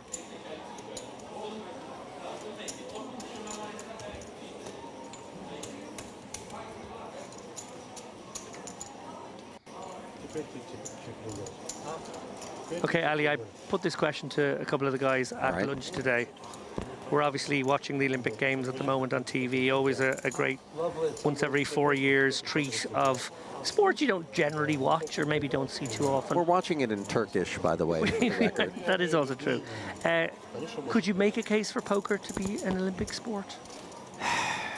You know, there's a time in which I would have said categorically no, not at all. But given the scope each year of new sports that are being, you know, welcomed in, I don't know. The one thing I'll say is I don't know that anything that exists now as an Olympic sport per se lacks the physical aspect that I think for the most part poker does. Now granted, there's, you know, some stamina arguments, and, you know, fitness is a big part of some of the world's best players and their routine and regimen, but specifically that attribute or lack thereof, I think in poker is what lends me to believe that we're not going to be seeing it as an Olympic sport per se. Are we not as sporty as those guys who shoot a gun? Okay. Yeah, I get where you're coming from. You know, just standing there, or archers for that matter. You know, just squeezing a trigger or pulling back on a bow. Not exactly the most intense exercise. 5-3 deuce, intensity for Carry-On. He's got himself bottom set here in a three-way affair. Will probe, leading for 50,000. Tortorita knows when it's time to say goodbye.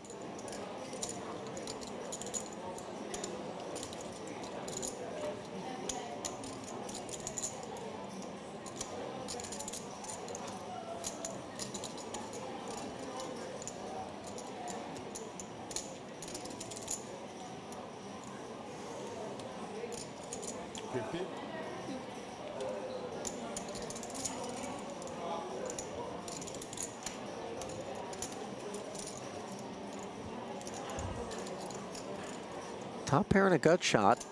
No spade draw to speak of, however. Yeah, Andrea Bocelli not seen quite yet. Time to say goodbye? I would agree with you. It actually would have taken Bocelli levels of vision, or lack thereof, dare I say, to really find your way forward with that one. Only the blind would espouse such a holding. 5-6. Is that distasteful? It's just matter of fact. Feel free, you know, I'm trying to find the line. Oftentimes I come shattering through it like the Kool-Aid man through a wall.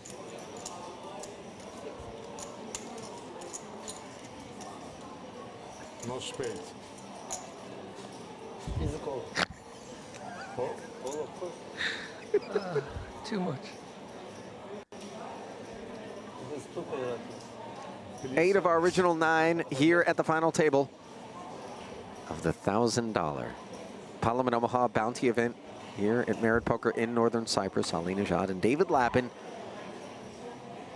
here to work our way toward a champion in a single day event, 17-minute levels.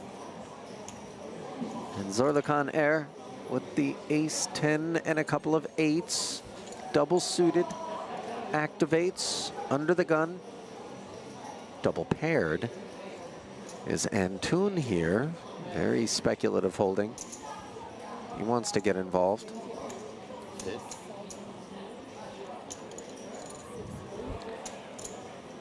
Zorlu can err, Ali, but can Zorlu forgive?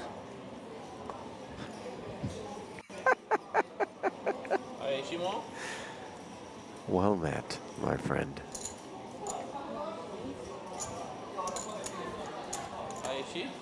Well, Zorlu cannot win this one outright, given he's got callers in 2 slots so far, and General Ov directs his troops toward the middle, 16,000 additional to the battlefront. Yeah, lots of pairs here. 9, 10, jack, and a couple of clubs. So for Carry-On in the small blind, it's going to be the Broadway gut shot along with a king-high flush draw. Top set here for the big blind, who closed the action defending, and this is such a sopping wet board. You wonder how Generalov will approach things. Yeah, he can almost get his stack in here, and I suppose, you know, even when he does run into it, he will have a lot of equity and maybe can get called by 10s and 9s or combo draws that he's in good shape against. We see that there is a combo draw out there. It's a little bit of a hit and hope. The thing is, even if somebody happens to have flopped the set, he is blocking with the king. Sorry, flopped the straight. Yep. He's blocking the king, and he's never drawing dead. Certainly not. And maybe every now and again, you get the 7-8 like 7-8 yeah. exactly finds the bin in the face of this behavior, because this is commitment in terms of 100 of his 156 back being sent forth. Back around to carry on. Now, obviously, the value of the bounty, the fact that you only are going to face another 56,000 from this point forward, all weighing on his mind. The queen is a clean winner. Sure, the clubs aren't great.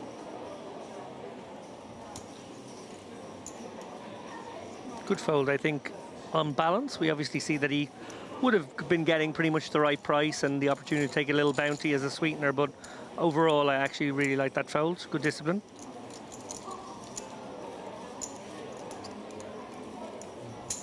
And yet again, another meaningful pickup for one of the shorter stacks.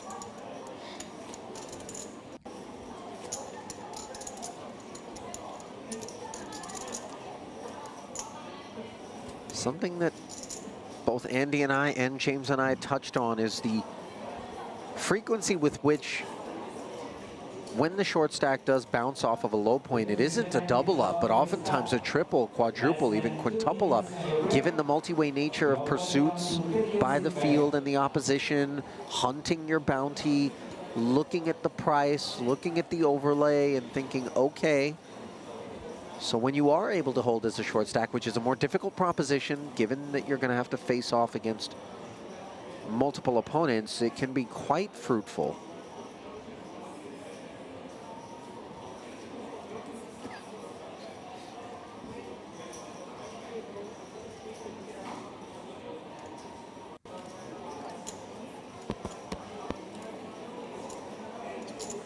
Double suited.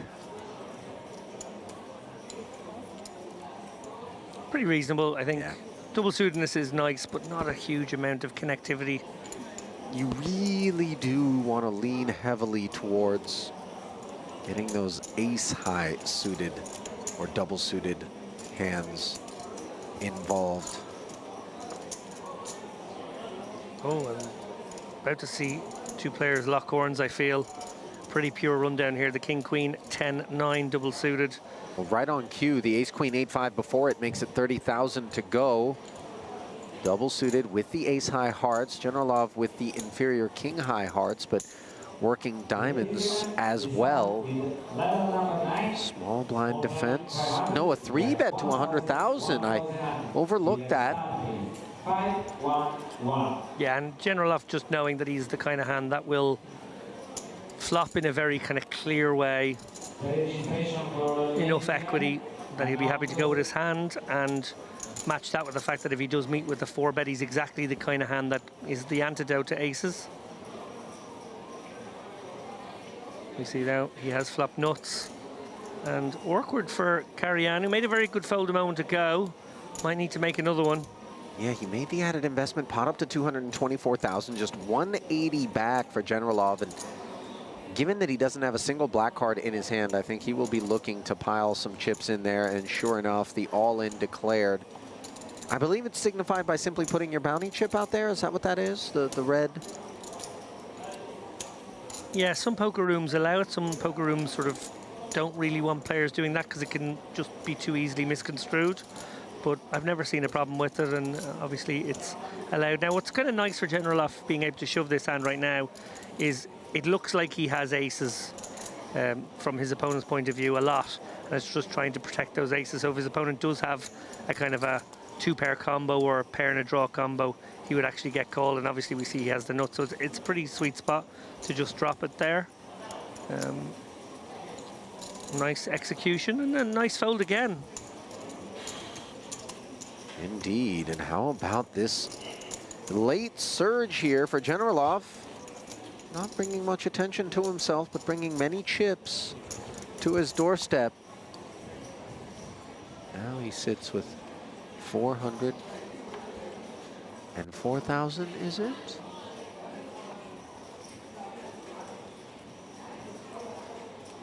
I want to say it might even be more than that.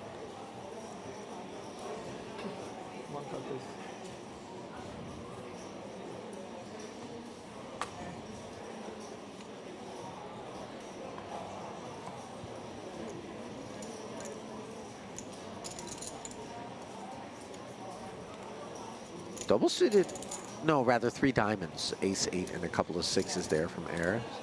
He lays it down. Similar composition in the cutoff for Karian.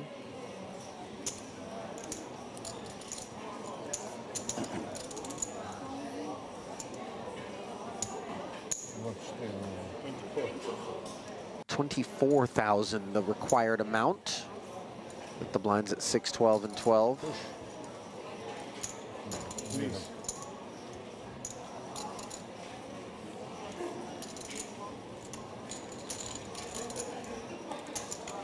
No takers. Some resiliency on display.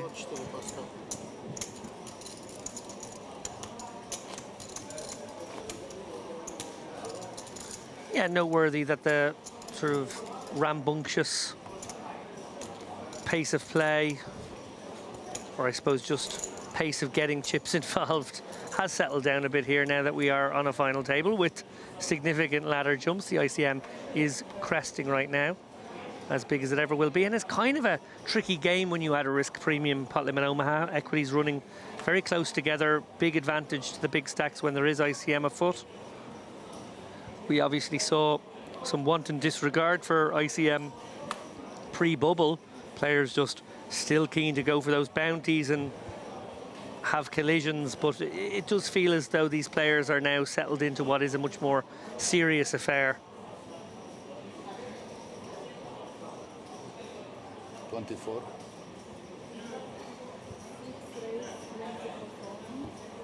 $24,000, says Antun. I'd be surprised if Todorita got involved with this combo. Obviously double suited, and he does have an ace, but it's just a bit disconnected and a lot of players stacked behind.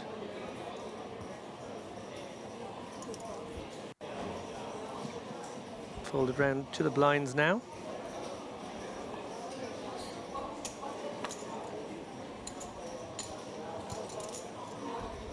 And Gordakov with a very willing to defend King, King, 10, 7. He's got diamonds.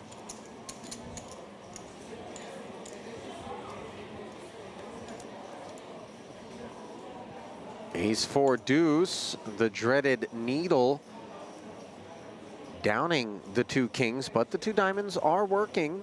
Gordakov does check it over. Antun with aces up.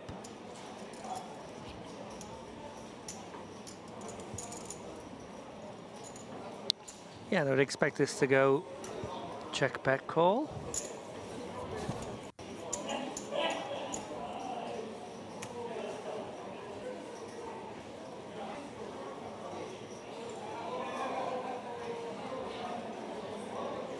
Not drawing to the nuts is Gordakov, but second nuts probably enough reason to be sticky for at least one street. See how things develop in this one. Queen on the turn, and suddenly we add the gut shot straight draw to Gordakov's options to make the best hand here. Any king, any jack, any diamond would all do. Yeah, and Well, Gordakov hasn't acted as of yet. Should he check? I would assume Antun goes big on this card. Don't think you want to be betting small here. Likely your opponent has diamonds or an ace-x combo. A lot of those diamond combos will have something to go with at either end of the board, perhaps. So has said all in, which he's obviously not allowed to do. So this is pot for 132k. I like this bet size. I don't think you want to be clever about it. You want to just shut out, and that is what he does. Nicely done. A nice quick fold from Gordakov, obviously, as well.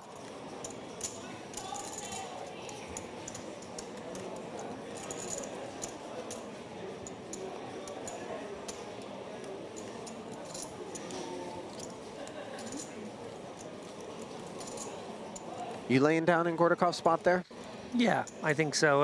The disaster situation is your opponent has the ace of diamonds with another diamond, and now you're in super bad shape. So very reasonable to speculate on flop facing smallish sizing. Very, very reasonable to lay down to the big bet.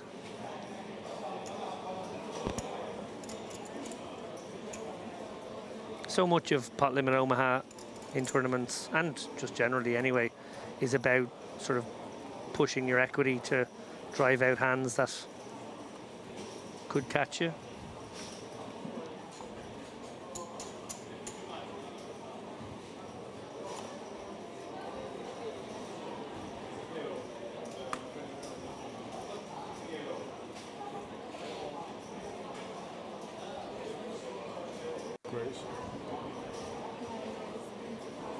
Ace, king, six, deuce with the hearts. This raise to 25,000 has Lappin unconvinced. Yeah, it's a little light, I think. Probably don't open this one myself into the field, but obviously that ace, king of hearts looks very pretty. Just those danglers, not so much.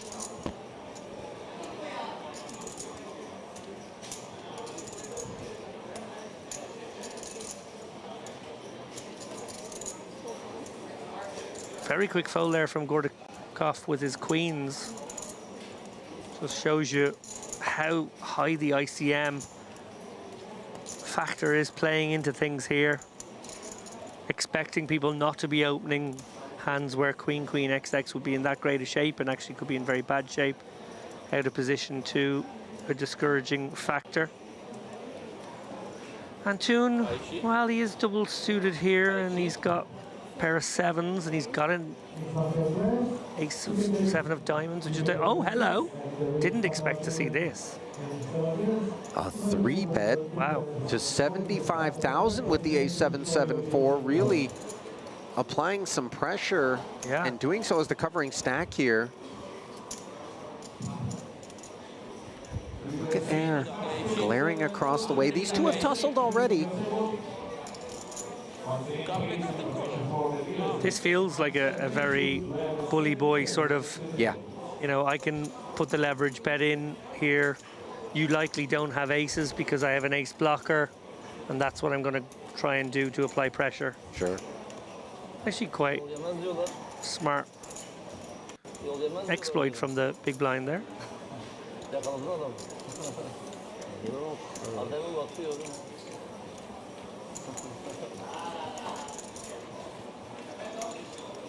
Double shoot, king. Quick gander at the chip counts, where Syria's Abdu Antun. Moments removed from the 3-bet and take it there. Up and over $500,000 in chips. All alone in that distinction. Sits as the chip leader. Hot on his heels is Grigor Karyan. As the Russians run 2 through 5 here. And the Turks running 6, 7, and 8. Pay jump between 8th and 7th, David, $535. So still, you recognize the meaningfulness of chasing bounties, by the way, when you look at it in terms of that pay jump. Sure. It's still tempting to pick up a bounty, and it still needs to be factored in, but now at big blind 16k. Remember, the actual sort of flat value of a bounty, we were putting it at 10k. It's probably become less because we've paid out some of the prize pool. So actually, in relation, it's not that big a factor anymore. They're nice to pick up, don't get me wrong, but I don't think we want to chase them anymore. Fair point.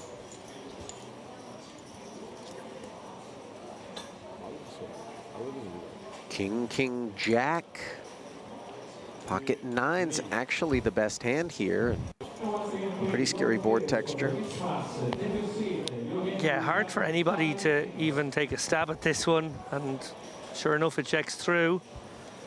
Well, straightening Queen of Diamonds here gives Todorita 10 high diamonds, and Toon has 5 high diamonds. And Carrie-Anne, little will he know, the pocket nine's very good right now. Can he even call 12k? I don't think he can. And Toon just using that big stack. Okay, I'm going to say it right now.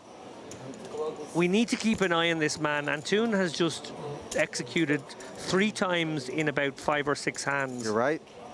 Plays that are leveraging the ICM pressure onto these middling stacks around him. I think he understands really, really well, actually, how with a couple of short stacks who I think have maybe like 10 bigs or in or around that number, these guys with 25, 30, if they open, he can just raise it back at them, or he can take stabs on certain board textures, and they just have to fold so much. Yeah. They just can't realize in the way that they would want it if it was a cash game. Yes. You know, the idea of going out in 8th place when you're sitting 4th in chips is such a disaster. And you've got a game where, you know, even if you have a really good hand, you know, how close are the equities really running? You know, maybe 60-40 is like a really good spot. Yep. It's not like Hold'em where you can be 70-30 and 80-20 a lot. And it would be disastrous to take home 2,100 and change versus 16,000 and change. Yeah. That's the gap between 8th and 1st. Yeah, I really like how Antoon has approached the last few hands. I think understanding that, you know, while ICM will become a ever decreasing factor, it's pretty close to peak right now, and you know, until maybe we're down to 4 or 5 left, will be a pretty significant factor in this game.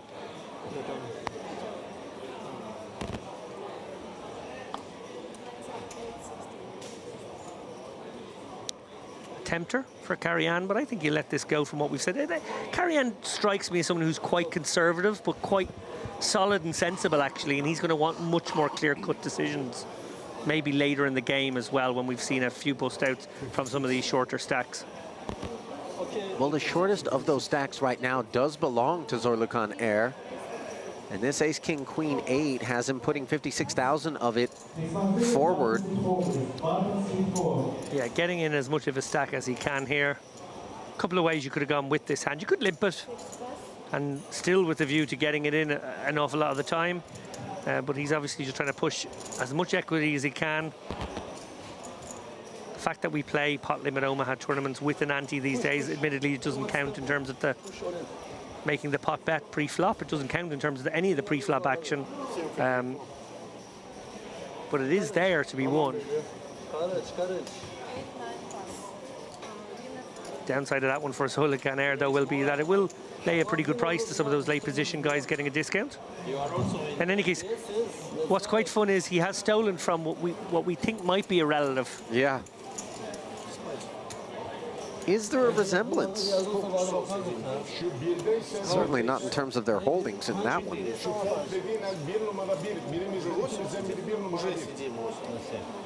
Yok şimdi gitme şu evde asma. Oğlum yetişemezsin. Wait till I get you home. He's missing a hand now. You're not too old to be spanked. Maybe that's the discussion. Come for my blind, will you? I brought you into this world. I'll take you out of this tournament. Yeah.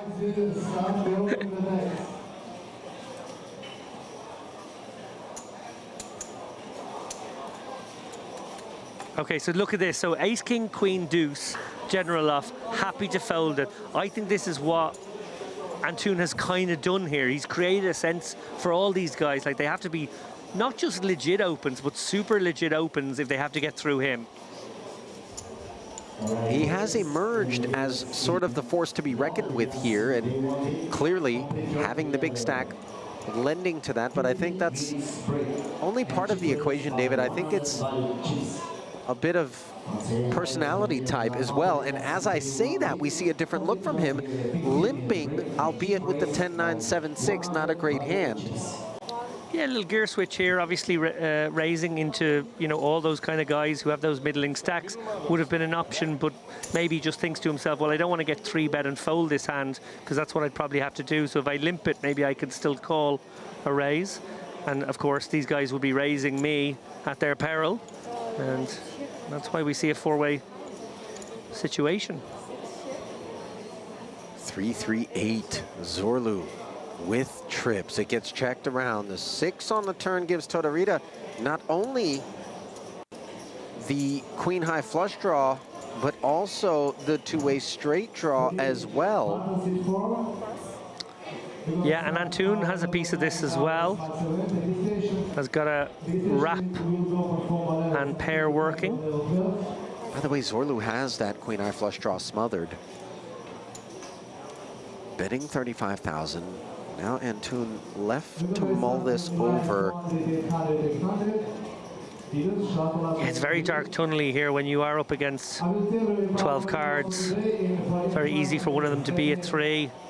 And not impossible for you to be drawing dead right now. Yeah, nevertheless, Antun looks interested. I think both the club draw and the pair on board leave that wrap yeah, looking a bit less attractive.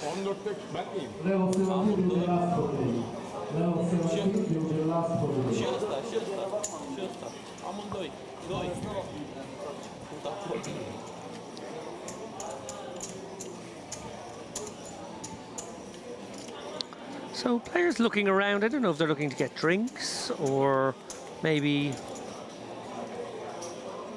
You've been to too many Irish Opens, David. That might be the case when, you know... Just had the look of a man who looked thirsty. That's all I'm saying. I've seen that look. I've seen that look in the RDS. Thirsty for chips. That much we know.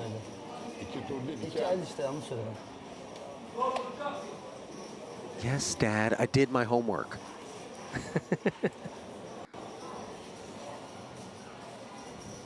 Could you ground your son in the middle of a final table, by the way? You're on timeout.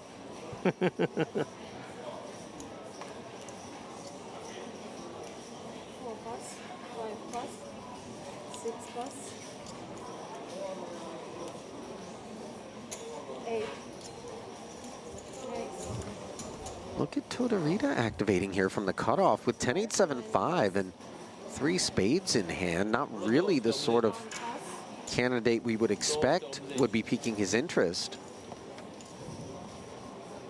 Offsuit, Jack-Jack 8-3, but with already 32,000 invested in the big blind and big blind ante, Generalov will come forward for the extra 19 and hope to hit a jack, which he does twice over. Wow. What?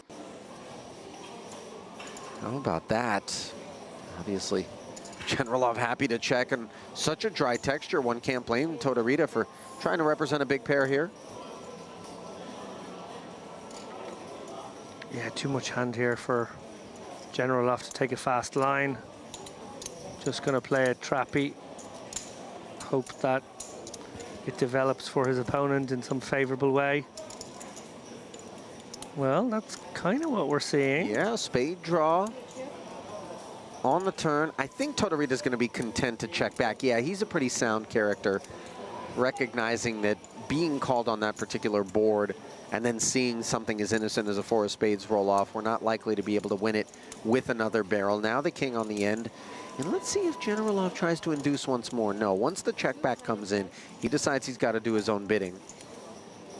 Yeah, this is, I think, probably targeting a king here, hoping his opponent has made a king on the end. But it's very hard to even get a king to call. I suppose it's a kind of a cry call. Yeah, 25,000 laying as good a price as you could hope to there. I like that though. That sort of procedure and navigation informs us with respect to poker acumen. No, it certainly does.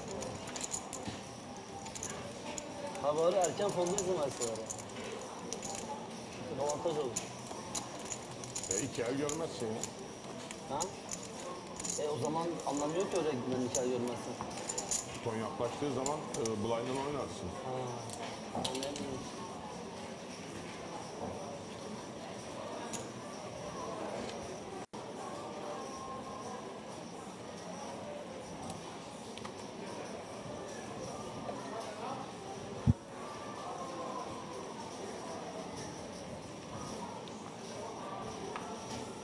Probably not making enough of the fact that this could be a father and son combo.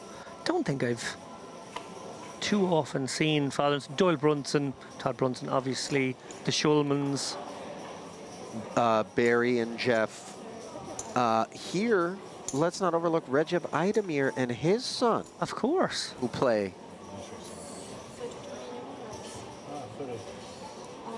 Fedotov, double-suited queens. Definitely adds a complication to my feelings if I'm there and someone with whom I share blood is on the opposite side of the felt. Honestly, if your dad bluffs you, it feels wrong. You know, you're supposed to rely on that man. Right. Here he is showing you a bluff. And they're going to get to see the cards after. Yeah. So it's not like you can even, you know, oh, I had you, son. I would never. You know, can't. It's gonna be there. Yeah, it's. I suppose it would be akin to when you realize Santa Claus is not real. That level of disappointment. As we see the 3-bet from Tortorita, who's got double-suited kings and really the medicine for Fedotov in terms of covering the diamonds and the pair. Plus he's got the 4 as well.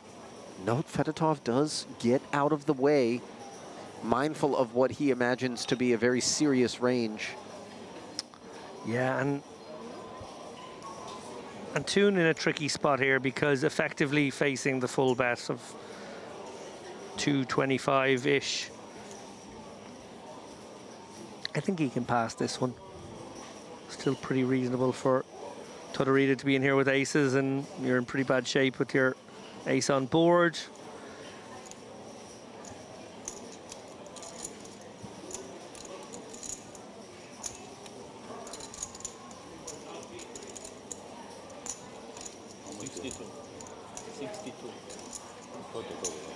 Sorry? How much you have? 62. 62 plus. Yeah. 212. 212.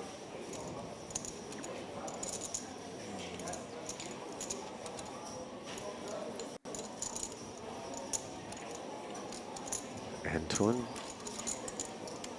asking for the count. Might he actually be considering taking a whack at this? Ace, King, 9, 8, 3 hearts in hand. I'm not sure this is the one, but he's looking at this investment and thinking it's only another 72 after that.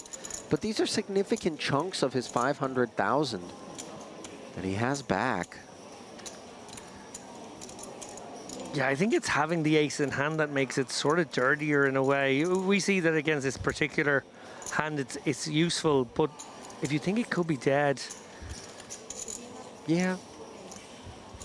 Because there's not going to be that many 3-bet committals off a stack like that aren't ace, ace, XX. Like we see there, it was double-suited kings. Agreed. Good kings are nice. And he's obviously chosen to put them in the range as well. But yeah, it's a bit pesky.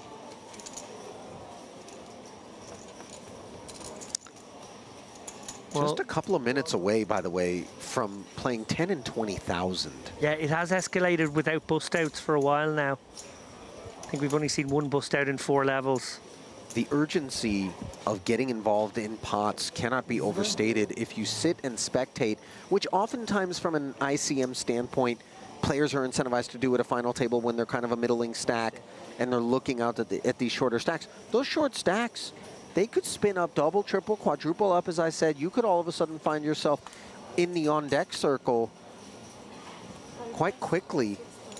I mean, you really can't afford to wait for nothing but premiums. So both of the heirs not present at the table. Both have stepped up. It's a family matter, David. Well, yeah.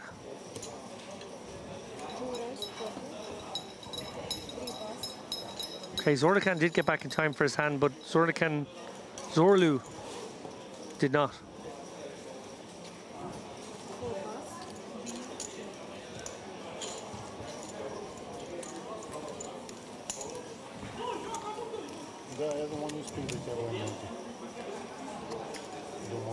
Konstantin Generalov's stack continues to grow.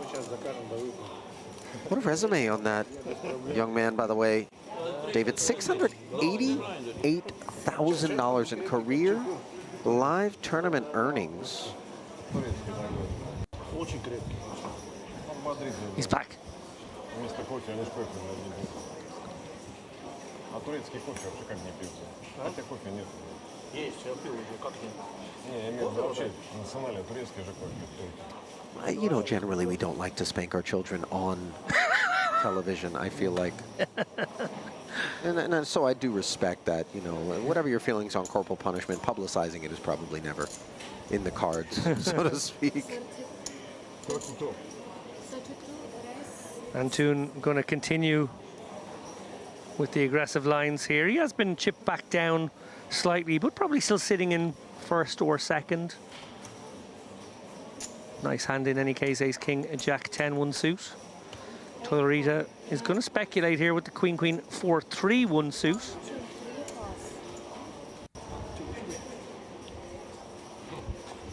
So Todorita showing a willingness to tangle here. Obviously took that squeeze spot a few moments ago. Now flatting kind of in the middle of nowhere here with a hand that can't take any more heat. All right, players. That brings in Gordakov in the big, jack 10 of clubs, 8-6. All diamonds, ace, king, 5 of diamonds. Antun with top 2. He's going to knuckle it, and queen of diamonds blocker now for Todorita. Interesting. He's also got a gutter.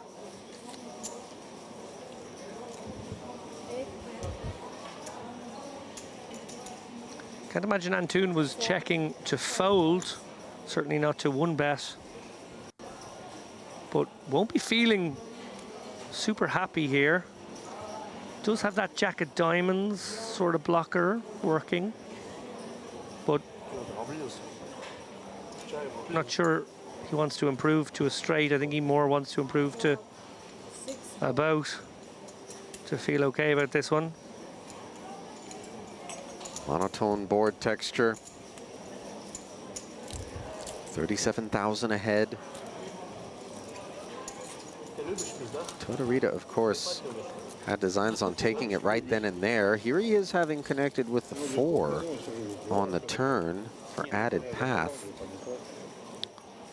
He is blocking that straight draw of Antun, but of course the aces and kings, all that's on Antun's mind. With that queen of diamonds, naked as it may be, yeah, he's going to sell it. Yeah, a spot of salesmanship here, representing the flop flush. And very much a threat bet that the rest is going in on river. 80 into 200, threatening to put 170 into 350 on river. Antun being really tested here. Wow, he finds the call, however, David. Wow, these are 2 of the biggest stacks. Tussling now. And you can't love being Todorita. You know your opponent can't have the nuts, but maybe he is doing this with the jack 10 of diamonds, just letting you hang yourself right now. Red 9 of no consequence on the river. Let's see, Todorita goes hard at it. A snap bet of all in, 167,000, and now Antun's suspicions are going to cost him a lot. This was always, sorry Ali, this was always coming on a clean run out. If this had been an ace or a king, I do feel like he finds some way of slowing down, but on this very clean run out, this was always the plan. Tortorita sized flop turn and river bets to get to this spot to win the maximum. I will say this, there is no other combo but a flush that's going to be behaving in this manner. I think a set of fives would have slowed down on the river, and we don't really expect 5-5 to be a part of the flatting range against our early under-the-gun open if we're Antun. I also think that Antun is looking over at Tortorita and knows this man's a player. And as such, knows that that dry queen of diamonds is going to be what's across the way from time to time. Would this be one of those times, though? With the pay jumps, with, you know, the ICM, what a delightful spot this would be for him if he found the call, though. Picks up the bounty, picks up all the chips, and really cruises to a big payday. Here's the way I would be piecing it together if I'm Antun. I would be thinking to myself, he's got the queen of diamonds in hand. That's definitely the fact. But does he have another diamond? And then I'd be thinking, how often is he calling me +1 without double suited cards? He's going to have that sort of Queen Jack 10-9, Queen Jack 10-8, Queen Jack 10, you know, maybe a dangler's in there, or maybe he's got an ace somewhere along the way as well. But he's going to have those types of things, and they will be double suited. And by the way, Antun's holding blocks a lot of those rundowns, though, right? The ace, queen, king, queen, X, queen, the jack and the 10 in hand, also blocker effects. He does have one diamond in his hand, which is actually good news. Oh, he makes the call! Wow! What a huge call, Antun. Heart of a lion. An earthquake here on the island. And by the way, technical difficulties, you know, that could be a great way to describe. That was almost meme-ish. Yeah, that was. Oh my goodness, ladies and gentlemen. Well, no technical difficulties for Antun, who has just pulled in a monster pot. Bear in mind, he gets that one wrong. He's left as short stack, having been big stack at the beginning of the hand. That was a huge swing. I don't think, precisely for the reason that you just pointed out, David, that there was ever the sense from Tortorita that short of a flush, he was ever going to get called. To see aces and kings in particular, the hand that dug in there, I think he was caught off guard. I don't think he expected Abdu Antun to be that guy. Yeah, like, you know, the hands that, you know, the weaker flushes are, you know, they like it because they've got also the flush blockers that you can have less diamonds with. That's kind of nice. But I guess once it took that long, he would have been thinking, I'm up against aces, ace king or kings. That is an extraordinarily big moment here in the tournament. Big call, big brave call by the man who has looked the most dangerous and the most likely to take this tournament by the scruff of the neck. And everybody had a front row seat to that declaration that I am here to win this one, made by Abdu Antun with that really gutsy call. That gives him 886,000 in chips here, David, and a real healthy lead of 2-1 over all but Generalov in terms of the opposition. Well, hold on to your hats. Yeah. It might be coming once again here. Carry on ace, king, queen, deuce with the queen high clubs. He min raises here at the 10-20 level. And up we go. Not sure, actually. Looks like he may have declared an amount. I thought it was 160. What did he say? No, 3-bet to 70. Okay. So a very that's tricky, very modest. Did he think it was a limp and then he was the one potting it? No, that's just not even a pot. Wow, I'm not sure what this sizing's about. This is a very peculiar sort of posture from the kings. And, you know, they're making sure to distribute whatever ails him to the bulk of the room. Ace-6, 6-2 diamonds. That's not the board composition that we were hoping for Antun. Credit to him, by the way, after making that clicky 3-bet to 70,000 for checking here over to carry-on. Not sure how much intelligence he's got on carry-on in terms of being a tight player, always having an ace or something when he's raising it up, but now he's facing a 50K bet and just nowhere to really go for these kings. Yeah, and I think Antun maybe recognized that if he was going to represent the ace-ace combo, you know, you would always check this board, or mostly would. So maybe he was going to go for the delay C-bet if his opponent had checked back. Yeah. Carrion does make that bet and sort of allows Antun to get away. I think he could have found a way to win some chips in that spot, maybe by checking it back over, but in the end, after what we're not even certain was an intentional pre-flop play. Yeah.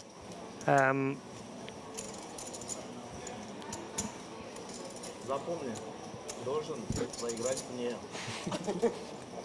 Почему? Уже поделим? Основание есть.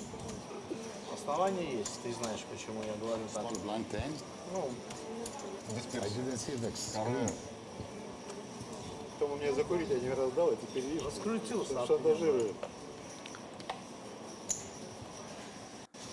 Я об него утроился, он еще там. So, two shortest stacks now are the heirs, and hope for their sake it's not a clash between the two men. Well, that could get awkward, especially if they drove over together. Will it be a lice Oedipus situation, or will it be more like Kronos eating his children? I don't know. Wow, the Greek mythology mastery here. That's more of the south side of the island, David. Here we prefer Turkish mythology, just helping you out. Thank you.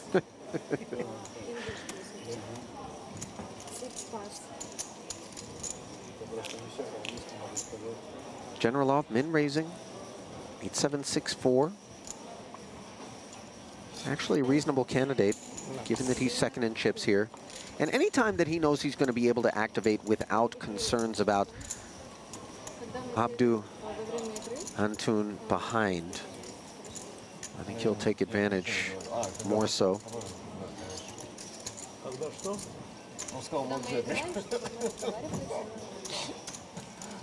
Сейчас можно по-русски. Я только по-русски знаю. Я свой. Лучше молчать. Лучше молча не играть.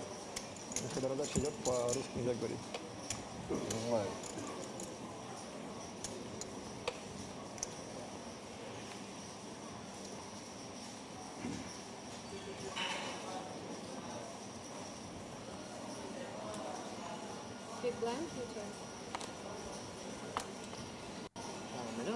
Oh, look at that pretty one.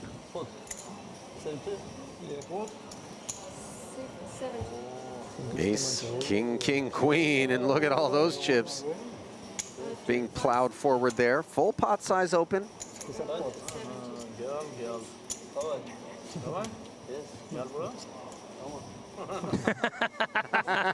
Little goading. Come and get it, says Zorlukan.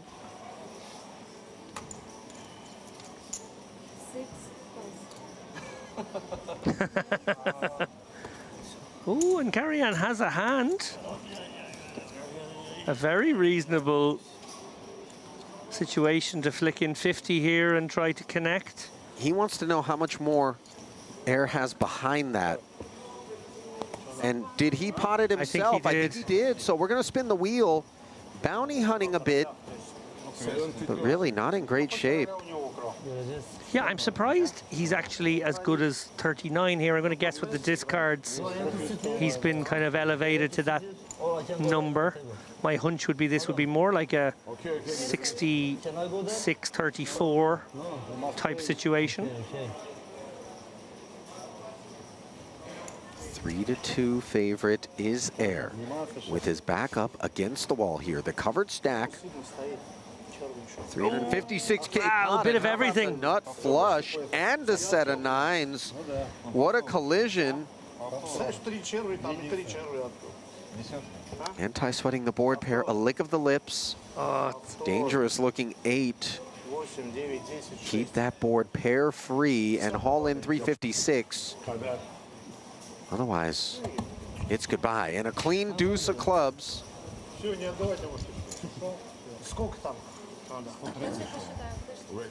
Zorlukan air. About 350. Back in the mix. Off of the short stack. Thank you. 163. 160.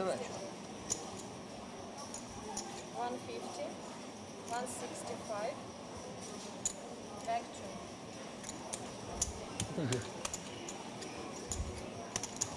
So now there's a bit of a log jam toward the bottom of the leaderboard, David, as follows. Carry-on, wounded in that exchange. He's got 17 bigs. Zorlukan has doubled up to 17 bigs. Gordakov, 16 bigs. Fedotov, 15 bigs. And then the master and commander here at this table, Abdu Anton and Konstantin Generalov behind him, running 1 and 2. Yeah, Anton in a great spot now to really push everybody around virtually. By the way, I failed to mention Zorlu Air is actually the shortest of stacks with 13 bigs. Down at the stone bottom of the leaderboard. But if I'm Generalov in particular, I think I'm the guy that is really not looking for an excuse to get involved right now, just given chip dynamics. Yeah. And ICM. Couldn't agree more with that. Zorlukan now with a pretty light open from under the gun here. King, Queen, Jack 7, 1 suit. Not a massive fan of this open, I have to say. I think it's a little optimistic, although we see it may well get the job done. Okay, very nice one for Generalov. 7-6-5-4 run down, 1 suit. Sort of wry smile before he threw the chips, probably knowing that he is just the right kind of hand to go after this. Ace, ace, queen with a couple of diamonds. Flush draw for Generalov. The queen for Zorlukan. 2 quick checks. Yeah, Zorlukan has to fire out a delay C, but I like that he's sort of repping the ace while having the queen. And gets a hand with okay equity to get out of there, so.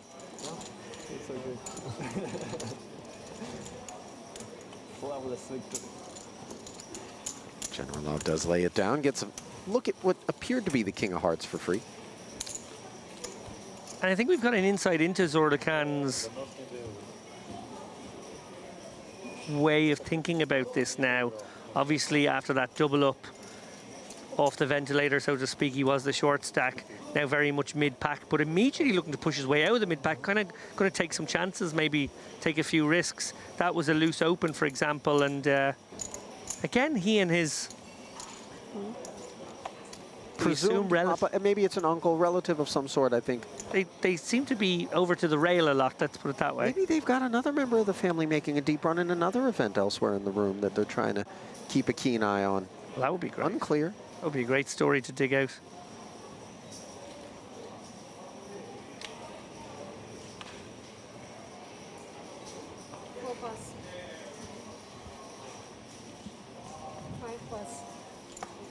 Wait.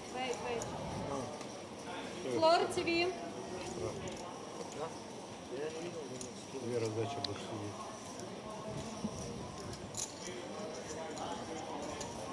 Sit 1 action, Там никого нету. Он скинул. Okay, pass on to okay, you have a Dealer has called for the floor here to get a ruling. And it turns out the squirrel will be allowed to stay. I don't think that's actually what the floor was called over for, but my hunch is it was like, did he get it across for the last card off the deck ruling? But I'm not sure.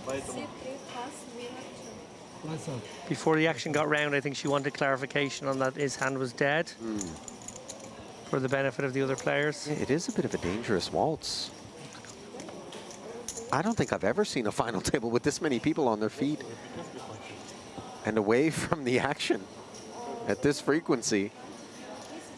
And there is a visual glimpse at that which we walked you through verbally moments ago. Zorlu Air down at the bottom of the chip counts with the blinds mercilessly clicking up to 10 and 25,000 with a 25K big blind ante. 7 players remaining, 60,000 in orbit, roughly 8,000 a hand, shaved off your stack.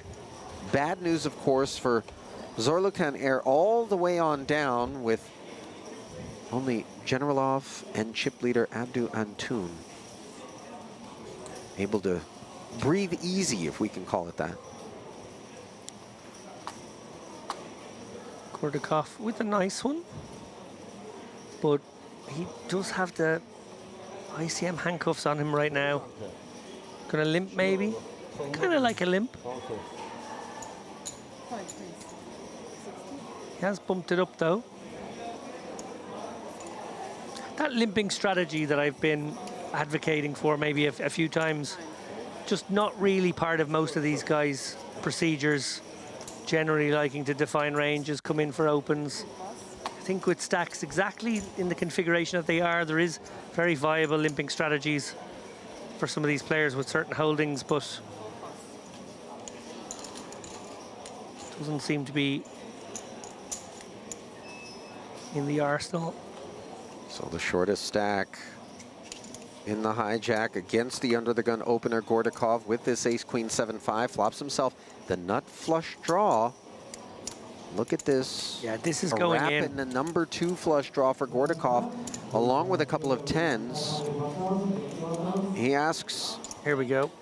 For 180 of the 213, the rest is deployed by Zorlu and will be on our backs playing for, what is this, over 600,000. And this is very meaningful for both parties, given how close they were in chips heading into this one.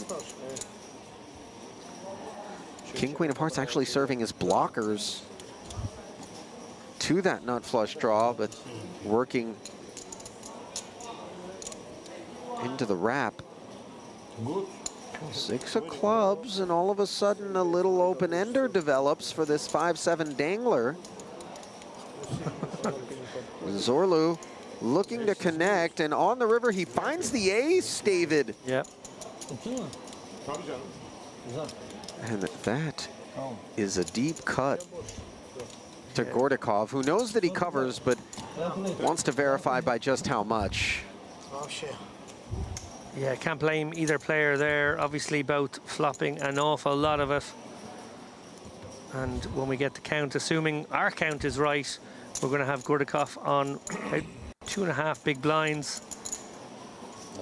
Right now he is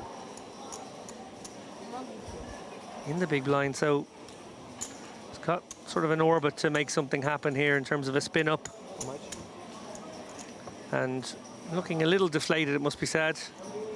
Although he has been fairly stony-faced throughout.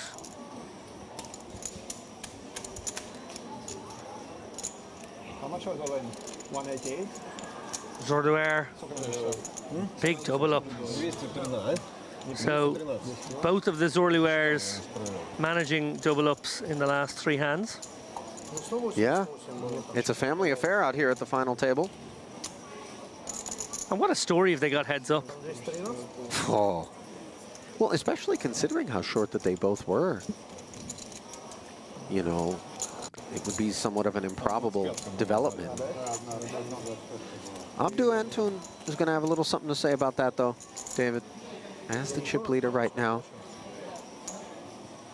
It feels like moments ago I was referring to a chip leader as having something in the neighborhood of 80 big blinds, and yet now that chip lead held by Antun, with the blinds having shot up to 10 and 25, is only roughly 31 big blinds.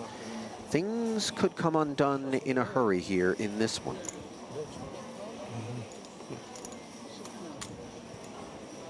Again, 17-minute levels, a hyper turbo.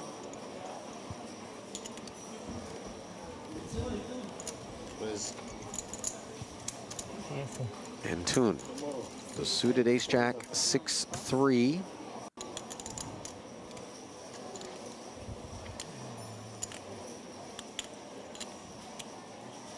Generalov shouldn't be all that interested in this one. Oh. Yet he flats. King 10, 8-6 monotone. These are not the sorts of holdings. And if I didn't know any better looking across the booth that my partner, I would think he would have been had a lime wedge involuntarily shoved into his mouth. I think it's like a bounty hunt, but I really don't think we should be kind of in that mode anymore. I mean, but this isn't the character whose bounty we can hunt. And again, I surmise that Generalov would really be in the business of sitting back, but perhaps he's looking over at Gordakov and thinking, in the big blind, he is all too likely to be getting in with 25 and 25 invested. And sure enough, a dry side develops, ace 8-4 with a couple of hearts. This is a lot of hand for Antun, not so much, of course, for Generalov. Yeah. Pair for Gordakov, though. Dry side, but I think you probably do want to bet this if you're Antun. And that will clear out Generalov's 3%. Was a bit too speculative, I feel. So with him out of the way, the side will get delivered to Antun. There it is. He hauls it. And they'll be on their backs momentarily here. Note that Gordakov, with top 2 and only 1 overcard to the 8 across the way in Antun's hand, is still a dog against that nut flush draw with 2 to come. Yeah, jack or heart is what we're hunting right now. If we're Antun. And now a 5 as well? Yeah. 3-6 working for a straight draw. 5 enough. And both ways it comes in on the river for Abdu Antun. Gordakov, a 1-2 punch, dismissing him from the proceedings, and that's just the nature of PLO. So we say goodnight to Alexei, who's done in 7th, picks up $2,680 for the effort. Yeah, there were quite a lot of chops that actually suddenly appeared after that turn card. But one of the kill cards saying goodbye to our short stack Gordakov, and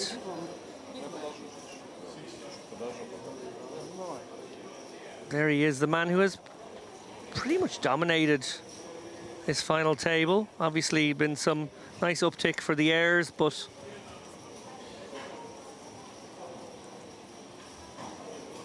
Antun really is in the box seat right now.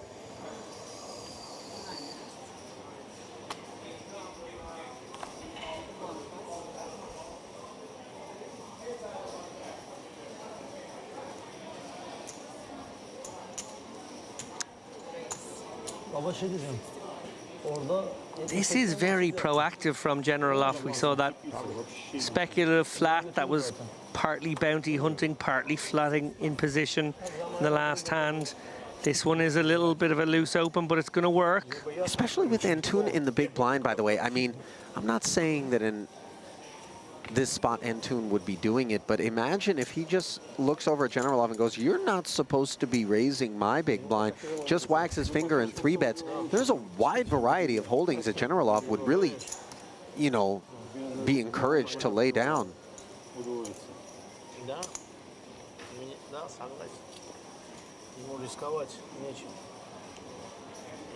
There surely must be a large pizza somewhere on the rail that the family heir is noshing on.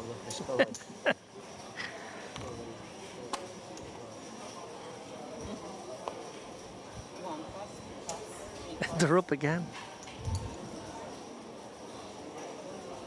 I want to run out there and figure out what it is. Yeah, I suppose. Like, I get going to your rail once in a while. I get getting up and maybe talking to a friend once in a while. But I don't really understand doing it to the point that you're almost in your seat 5 minutes of every hour. Yeah, less than you're actually away from it. Zorlu going to defend here with the Queen 7-6 deuce.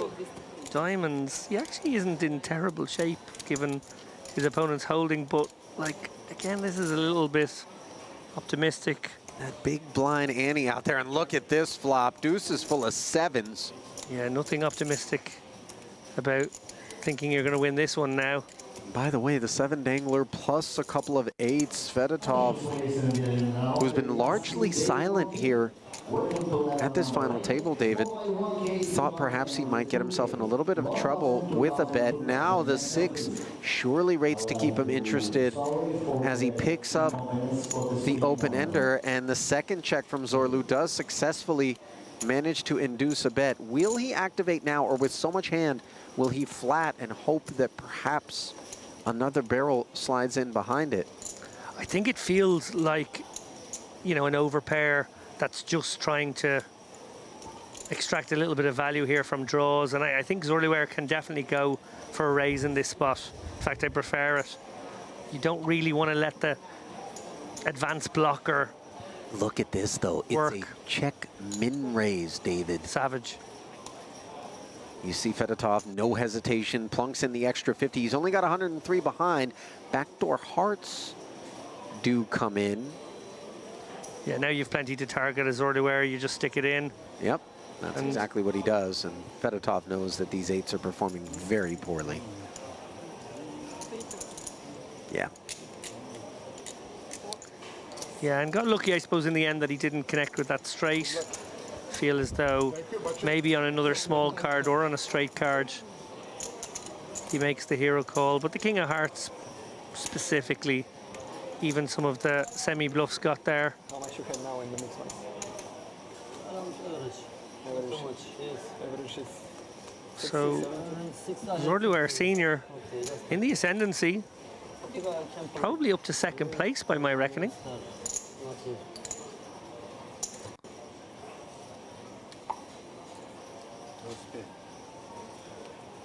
You're right about that. Trailing Antoon by just 4 bigs by our count.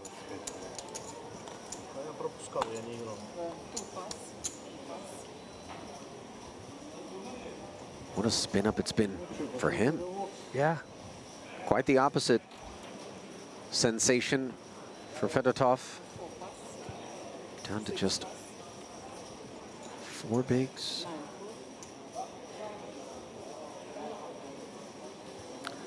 Zorlu limping in, Jack 10, 8, 7.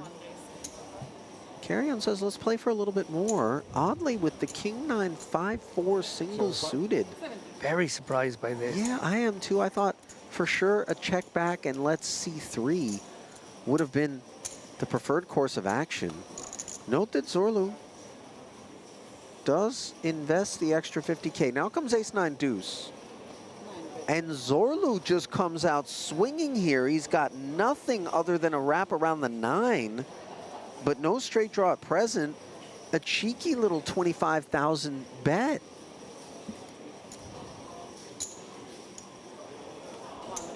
And look at Carrion. He raises with nothing more than a pair of 9s and a wheel gutter.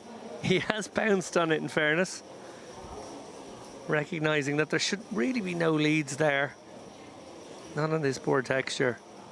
And now Zorlu, well, unless he's planning a real heist. I'll tell you this much, David. You and I have presided over enough poker that's been played right here on this feature table in this Merit poker room. I'm genuinely trying to come up with a hand I'd less want to have in this spot. But, you know, in terms of Carrion looking over and going, there shouldn't be any leads there. Well, yeah. Yeah, right. We've seen plenty of there shouldn't be X, Y, and Z, and there has been. Very fair point. And one of the things we love about poker in this room as well is that it does devolve into street poker quite quickly. Yeah. And I gotta say, you know, respect for the streets. for street poker, you know, for me, clearly, as a guy who was old school and the bulk of my career was spent playing pre-solver era, respect, of course, also to the post-solver era, but they're very different animals.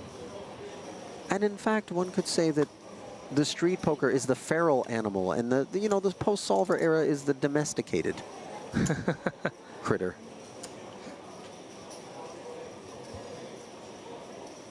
Both yield their own sorts of excitement, and this will be exciting for Fedotov, who has a very faint pulse at present. But a lifeline in the form of these aces. Very likely to get action, remember, not just because of that little bounty sweetener that's still out there, but just because, you know, players in late position or in the big blind specifically will just have a great price to take a shot. Carry on with a kind of hand that wouldn't mind speculating against someone who was a little bit deeper maybe, but this doesn't feel like the right hand. In the big blind, certainly. In the small blind, I think you could probably let this one go.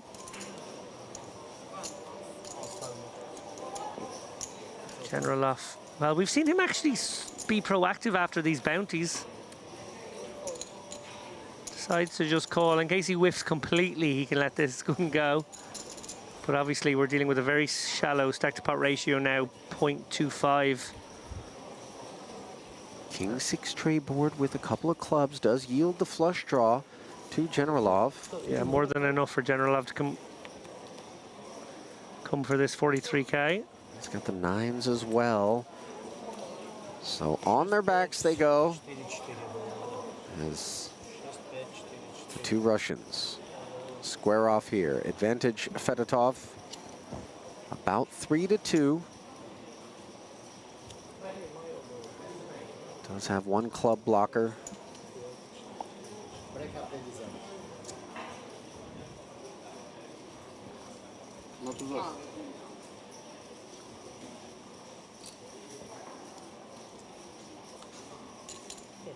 On the turn, Generalov does not connect. Now the ace of clubs comes off the board as an out. 241,000 chip pot is going to go toward Fedotov here, courtesy of a couple of clean cards.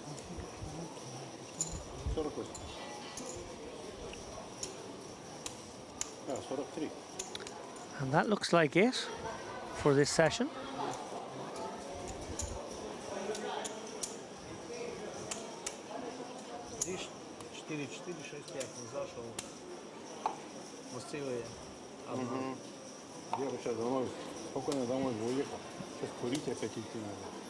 As we pull out to see the oft vacant chairs of the heirs. Yeah. But in this instance, it is fine because we are going on a little break. Yeah, that we are. And while we do, we'll send you to some highlights. Don't go anywhere. Continuing coverage of this Omaha 8 final table comes your way after this. It just feels too strong to fold, but it's very uncomfortable. Off to the streets we go. Another inflated pot between these two. Jack 7-7. Zargaran here still best. Yeah, and I presume we're going to see a down bet here from Barbarich, something in the region of 200K, which, yeah, Zargaran's going to call here, and we're going to probably end up in a very interesting and shallow turn situation. Yeah, Barbarix will be aware this hand's likely going down the streets. Already need to start analyzing, do I have a good hand to start bluffing off down multiple streets?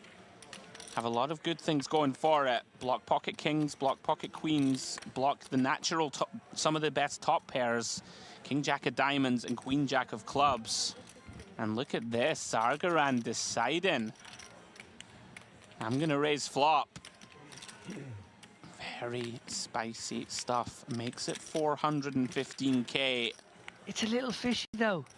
Like, yeah, will Barbarix be able to sniff this out? Again, Zargaran with a very non-standard line here. I wondered if he would do the non-standard thing pre-flop, but he's actually decided to do it post-flop here, like he did Look at this. We're playing some poker here. Beautiful stuff. Barbarix finds the float. Recognizes he has all of the really strong hands, all of the overpairs. And if you're Zargaran, you're feeling very much like your opponent has aces or kings now. Big turn incoming. Oh my goodness drills the 8 of hearts on the turn. Credit to him for an absolutely steely poker face as he spikes dirty here. Can he find the check now? Spicy check. Or does he think his opponent has aces or kings and is in call down mode and doesn't want to do that? We obviously see that it was a float, but it's actually not going to be a float very often. Goodness me. If he can find it. Put you all in. There is gonna be chips left. I check. Oh my goodness, gives the speech then check. Wow, this is poker, ladies and gents. And Barbarix has to go for this now because he's floated with intent. I wonder how Barbarix perceives that little speech though. Is your opponent really gonna give you this little speech? Here we go. Sort of like fake strength. It reeked of fake strength, but it's actually real strength.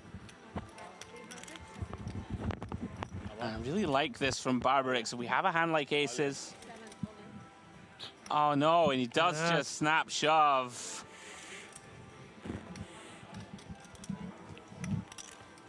And that is hand over. That's a pity. Yeah. He had so much hand, his hand wasn't vulnerable.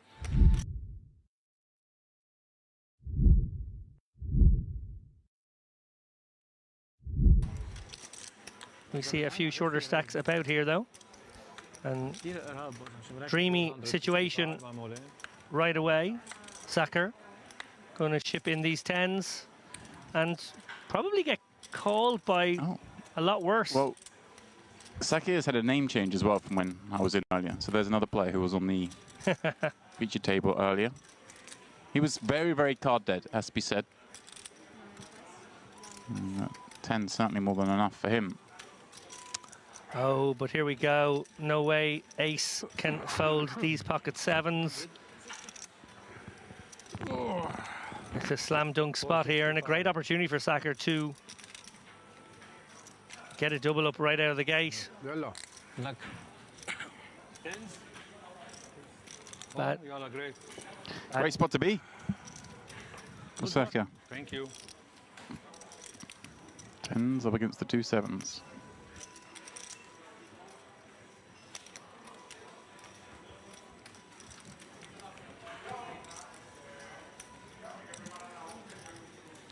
Jack 6 deuce.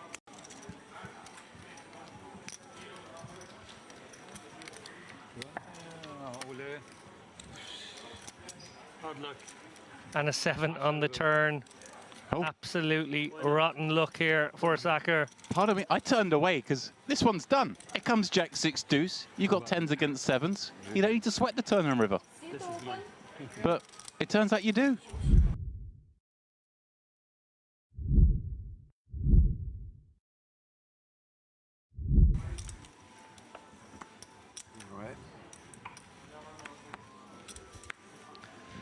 Gazarian, a familiar face in this poker room. Big slick under the gun. He's going to get busy.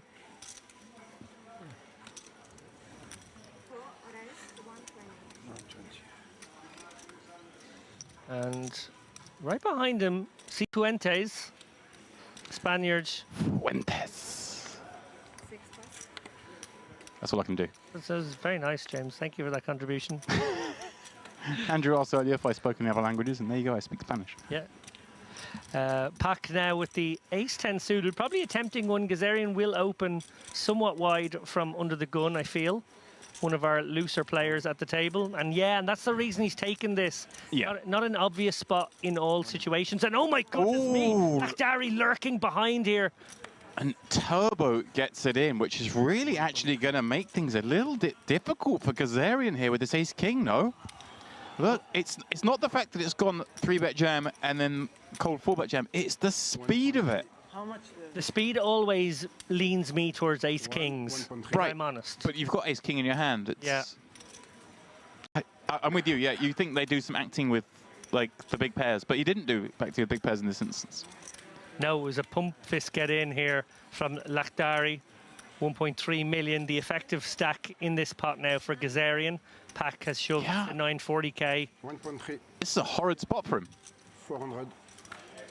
Yeah, and remember he's opening from under the gun, so getting maybe slightly more legitimate responses here. And maybe find a fold here. Now he's going to go for it. Gamble, gamble. I mean, it's only 23 blinds, 22 blinds. Yeah, it's pretty reasonable. If Pack doesn't run interference here, it certainly just goes in between the two of them. All of a sudden, here we go.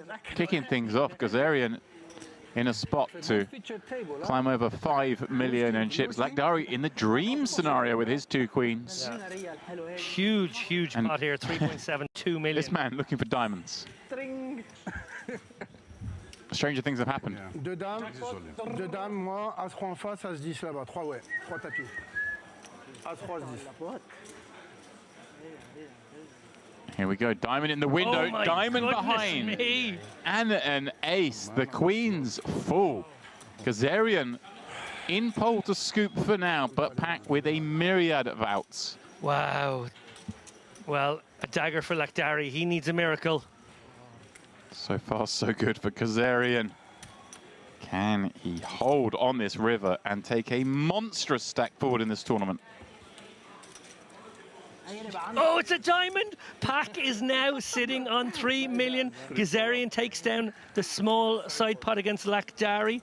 Probably gets about half his money back overall, but huge spot there for Pack, who it must be said was drawing very thin when those hands went to showdown. My goodness me. Wow.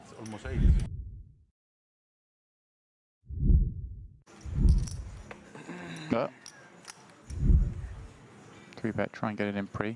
And there is some sliver of benefit to denying there. I mean, sometimes we do call with aces and we end up busting out in this hand. It is a final table. There are 6 left. It's not a factor. We're not worried about busting with aces, but it's a percentage. There's some value to just denying. Absolutely, and that is 100% the counter argument.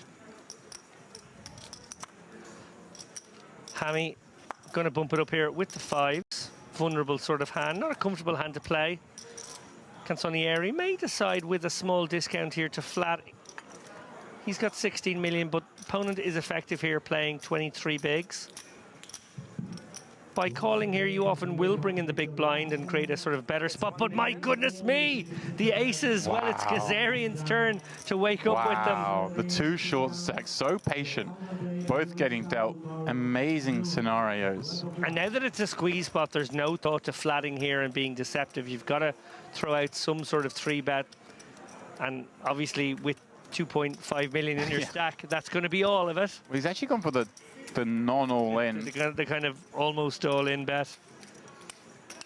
Which is, you know, something we see in situations where ladders are possible. Right, but in this particular spot, when you're 3-betting, like, this is just in a spot I don't think where we need to have this move, but sure. Let's see how things go. We don't really want to encourage.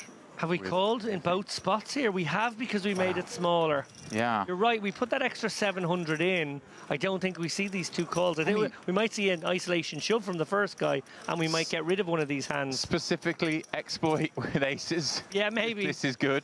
Maybe this works. As a general strategy, I don't think we really ever have 3-bets there that aren't just all in. But let's see. Gets a Jack 8-6 flop. That's good news. Yeah. And obviously gets to put in this 750k himself here. And Hammy, surely, as the first up, can he fold for 750? I'm not sure either could fold for 750. Right, but if Hammy puts 750 and maybe Canzonieri, does he ever get? Well, I guess not. He's getting over 10 to 1. Getting 10 to 1, and your opponent who just called doesn't necessarily have to have it. Right. So you could be up against an ace king and an ace 10. Right. Let's go. So they do both call. Amazingly, he is in prime position for the triple up. Yeah, he has actually just worked out the best way to squeeze all the value. Or has it? Hammy picks up a gut shot straight draw. The other two quickly check it. Throw the 5 on the river! Oh, this is cruel. This is so cruel. Poor old Gazarian. Oh, he's going to hate to see the bet coming in here as well. He's just like, oh, he had 7s, damn. He already knows. Gazarian already knows. Yeah. Sorry.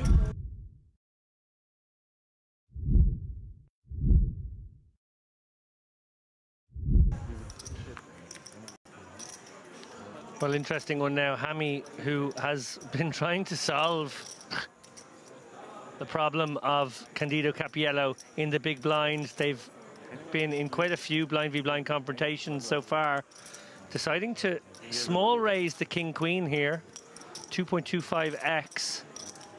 And Cappiello not going to have a huge folding range versus that sizing. We saw him actually use a hand like queen 3 and make it a 3-bet a couple of hours ago. We've seen some limp pots. We've seen some of these kind of raises as well. Wow. And wow, this one's interesting already. This could be a full-on clash, or it could also just... 9.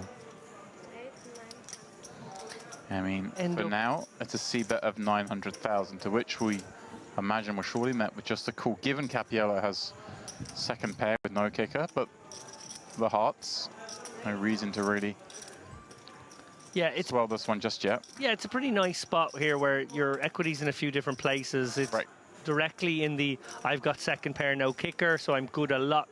And then, of course, there are very nice ways that this one can develop for you and the 4 hearts.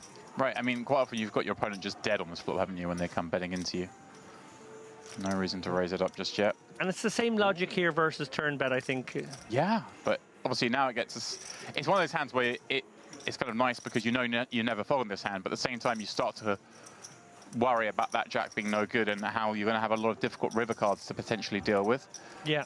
But for now, this is one of the hands that just surely fits as a call. And Hammy will kind of be enjoying this, right? You're up against a king a lot, some jack X. Oh, there is the heart. Oh no. Hammy is going to be somewhat blindsided by this now. Stack to pot ratio about 1.2 to 1.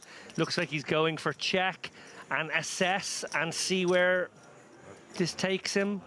I think he has to sort of go for check call if you're going for the check line. So right, and this could get nasty. And there are plenty of potential bluffs Cappiello can still have here, right? He can have some of those backdoor clubs. He can have some straight draws. Yeah, 9-10 and Queen 10 all in. feel like the most obvious. He's just gone all in. He's gone for all of it. Hammy shaking his head. This one has run out horribly for him. Obviously, it is the front door draw getting in, but as David references, 10-9. A likely one, Queen 10. And like I say, any of those kind of floats that had clubs, also potential. Yeah, like maybe even some just deuce X potentially. Yeah, I like Queen 9 of clubs. That makes sense. Well. This could go either way, I feel, for Hammy. What a horrible spot to find yourself in. Of course, the Queen, now not the best card to have in your hand. For that, we want to be up against some Queen 10s, but there's still so many combinations out there. Yeah, if you're starting to count the bluff combos, I think it's going to be Queen 9 and 9-10 of clubs. It's going to be maybe all the 9-10s. It's going to be maybe all the Queen 10s. And then you start thinking about, okay, well, given the sizing on river, it's pretty much always a flush. That's value. Right, we're not expecting Jack 4 to take this line, are we? I don't think it would go for this size. But maybe. Maybe specifically just Jack 4. Okay. But yes, I agree with you. On principle, I think we're in the world of pain here from Hammy. Also very keenly aware that his chip position puts him sort of middle of the pack right now. And this is like potentially an ICM turn of the screw. He knows how capable Candido is in this spot, how creative he is, how potentially deceptive he would be. Well, I'm going to give credit to him whichever line he goes with here, because this is a tough one. It's a really tough one. And he's thinking long and hard about it. And Oh, it's a great foul. What an absolutely spectacular foul in this context, guys. That's so, so tough. For somebody so capable like Cappiello there, that one is very hard.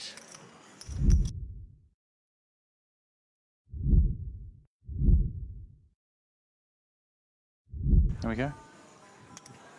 And yeah, I think it's important to do it at events and venues where I always think someone like Merit. If I've won a package to come to Merit, say, yeah, and I just brick everything, don't cash anything, I'm still gonna have a great time. Yeah, exactly. It's venues like that you can do this at. Obviously, like I say, some places.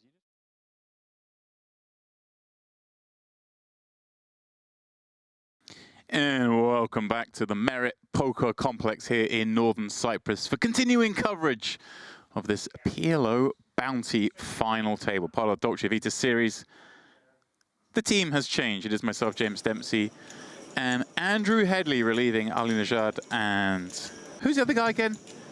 What's his name? David Lappin. That's it. I was going to say something else. I heard he's got a nickname. As it is, we've got rid of them because we are down to the final 6 as we quest to champion this one-day event. And it's Abdou Antoun leading the way.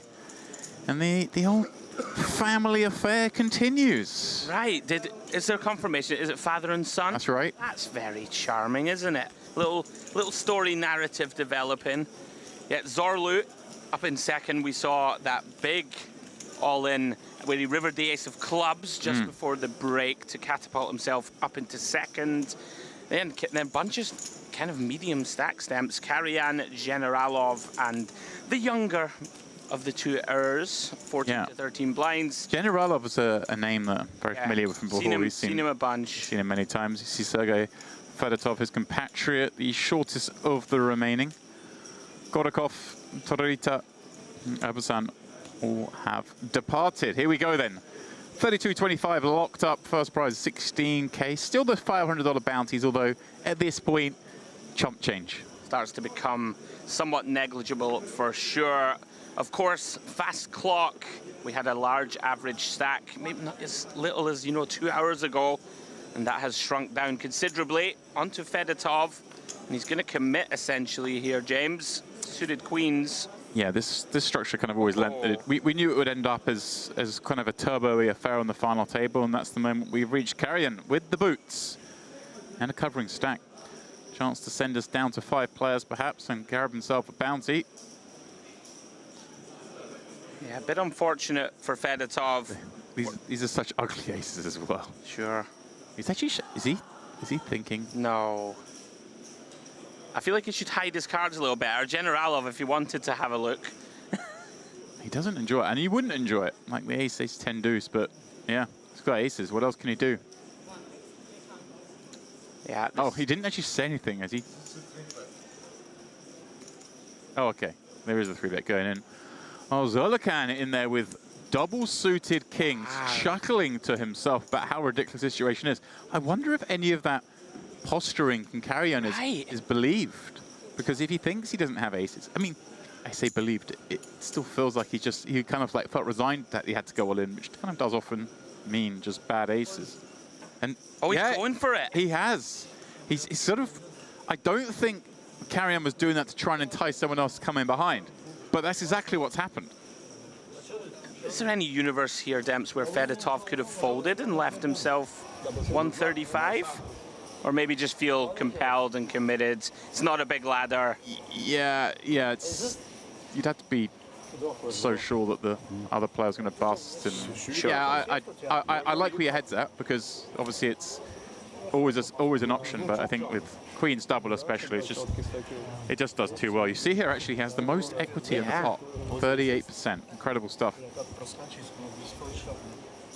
So then, Zerlikan looking to eliminate 2, take us from 6 to 4 in the first hand since break.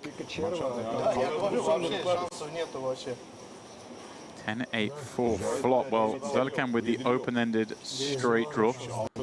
Top pair for Karajan to go with the aces he already has, and a pair of 4s for Fedotov with 2 backdoor flush draws, both working. 9 gives Zolakhan a pair to go with his open-ender on top of the pair. He obviously will have the kings. There's just too much going on here, Andrew. Look at the equity, still so close. 6 on the river. Zolakhan does it. Rivers the straight, sends 2 home. 6-4 in one hand. Wow, yeah, there was so much to dissect. Just waiting for that critical river. And both Urs remain in contention for this title. And yeah, just like that, James, down to 4-handed play. Dealer just going to get confirmation here, count down the stacks. Yep, just making sure.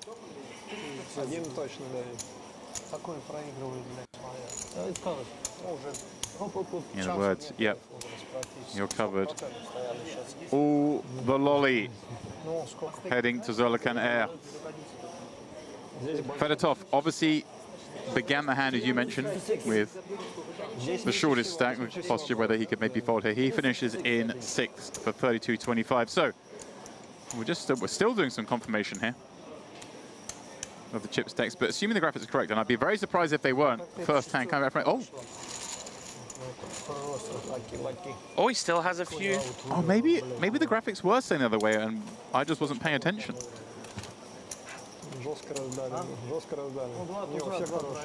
Yeah, I believe Carrion has been left with 62k Demp, so 2 big blinds behind. Yeah, I think we must have just been misreading the information on our screen.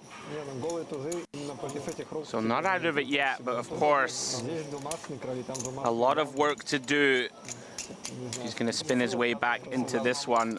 Massive pot for Zolakhan Air. Yeah, I mean, that is a chip lead now, huh? A big stack, 33 blinds.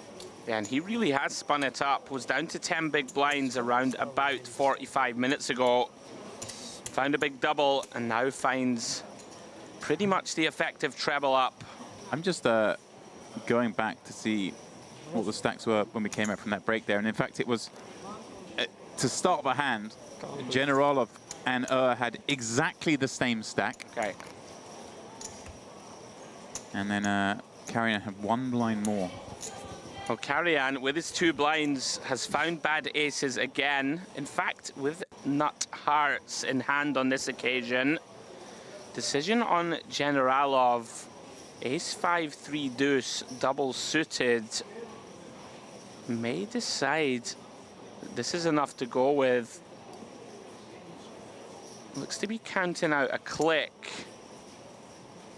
That looks like 100k. Yep, just trying to ISO this. He does now have the option to fold if he were to see a lot of action behind. 2 raise, 1-1. Yeah, there's 100k. How much? 30, 60, 100. It's okay. The minimum is 90. It's of course a bounty tournament, so a little added nugget of $500 on the head of Carrion. Although, as we mentioned, pay jumps now starting to get fairly large, less incentive to chase and hunt bounties. Round to Antun, he gets out of the way. Generalov does successfully isolate, but he is well behind. Yeah, this is not a great spot, but it's... I don't think it's as bad as the numbers are suggesting here. I think they must have some folded cards in our game here. I guess obviously you want Carrion not to have a 5, but pretty sure it's better than this in reality. Still though, he's happy to take the shot, try and take us down to 4, pick up a bounty. Ace in the window, well, the deuce 5 now working, but that is it, bar backdoor diamonds as well, of course. Carrion with a chance to spin, get up to 199. Barring 4 on the river, that is what he's going to do. All right, 4 house for each. The cruelty of this game. Chuckles. Yeah, a little wry smile from Generalov. Takes a small hit. Still healthy, 320k in front of him. Carrion. The first step is always the hardest. Back to just under 7 big blinds. Not out of it yet. Especially in this turbo sort of format. Couple more doubles. You'll be in good shape.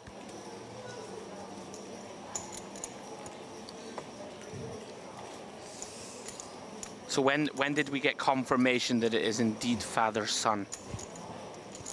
Like, it could just be a common surname, or are we just, like, guessing? No, I think Ali was speaking with great authority. Okay. He likes to do that. I was sitting outside the room. I'm pretty sure he went and got confirmation. Right. And if not, well, we got deniability. We can blame Ali. That would be a cool story, though. The two of them have been spending most time on the rail by the sound I of it. noticed that they kept getting up and leaving their seats. So going over to, I guess, another member of the family. Right. Just enjoying the moment. Carrion, here we go. Ace 5, 6, 8 double. Yeah. They've got 7 blinds, more than enough for him to put this in. And Generalov, well, this, a very good hand, but look at that, just no interest. Ace, King, Jack, Deuce. This is a final table. It's a little surprising to fold quite so quickly. Yeah, I'm just looking at the stack size. So he has 10 blinds. He's actually the second shortest. So there is some incentive to kind of go after the shortest stack. Not just for the bounty aspect, but knocking someone out. But on the flip of all that, you know, you can buy yourself some time at the table. The action has been fast and furious. It's not like, I think a lot of the players, they might be ISIM aware, but they're more eyes on the trophy. They don't seem to care too much. And, you know, for some people, this will be a relatively small tournament, $4,000 guaranteed, a $1,300 pay jump to the next. But as we know, there's a lot of big players in this room and some big buy-in tournaments. Well then, showed patience on the previous hand and wakes up with a really strong one. What a beautiful hand. Oh, yeah. Ace, King, Queen, Jack, double suited. We like this. We like this a lot. Yeah, round to Antoon, who's been doing a lot of the heavy lifting at this final table. Yeah. You saw him make a big hero call where his opponent treble barrel bluffed, blocking the nut flush, and he made the hero call with just top 2 on a monotone flop flush. No takers for Generalov. I'll be happy with that outcome, I promise you. Another orbit ball at this table.